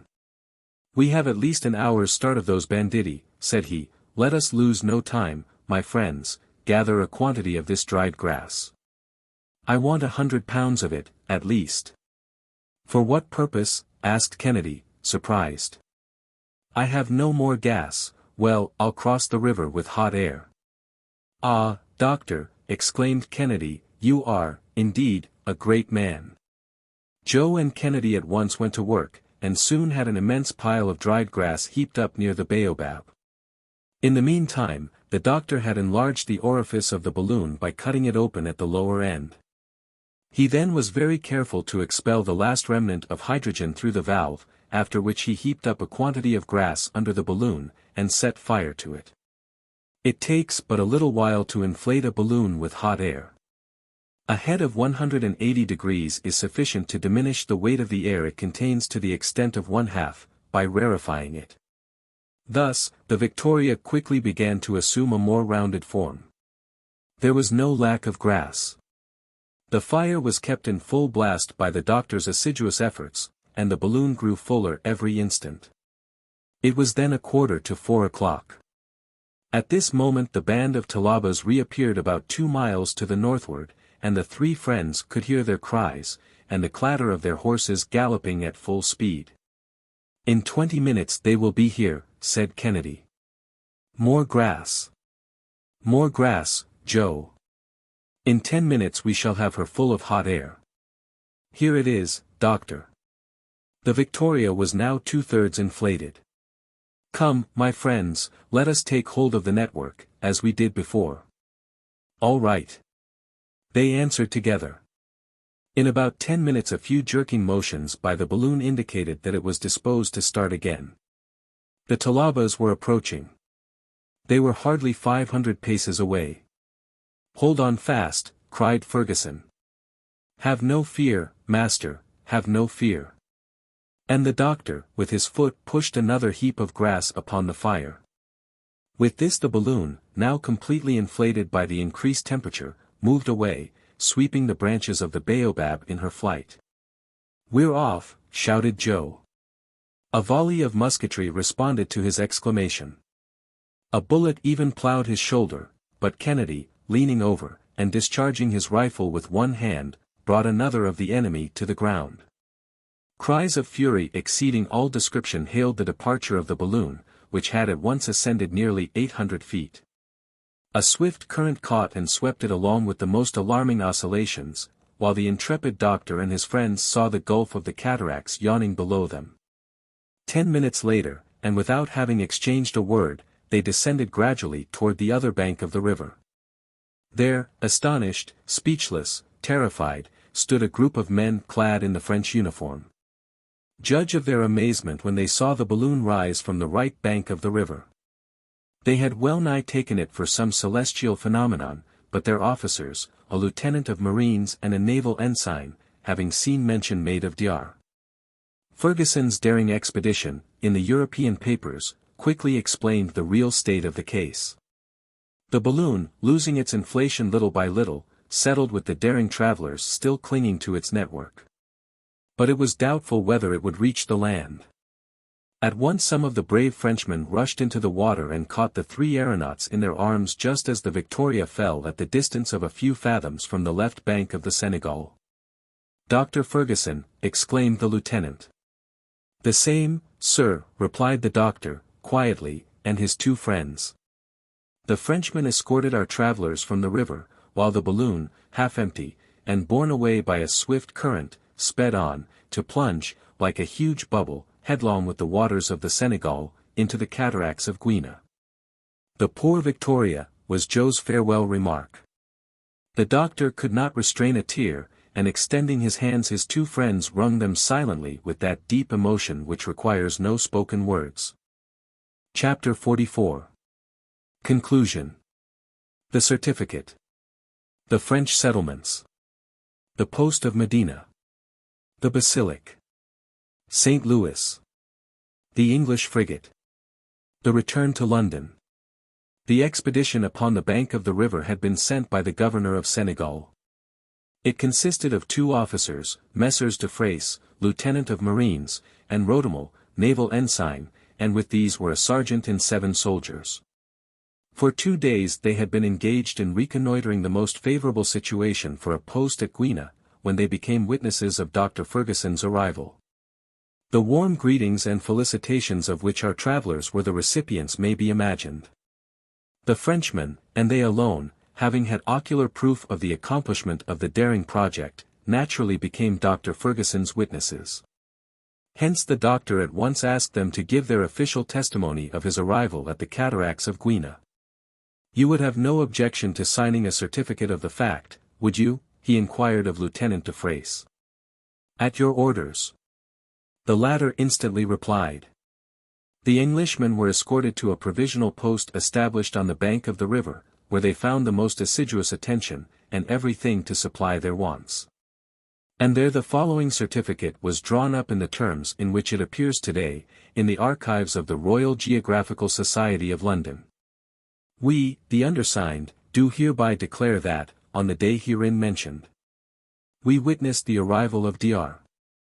Fergusson and his 2 companions, Richard Kennedy and Joseph Wilson, clinging to the cordage and network of a balloon, and that the said balloon fell at a distance of a few paces from us into the river, and being swept away by the current was lost in the cataracts of Guiana.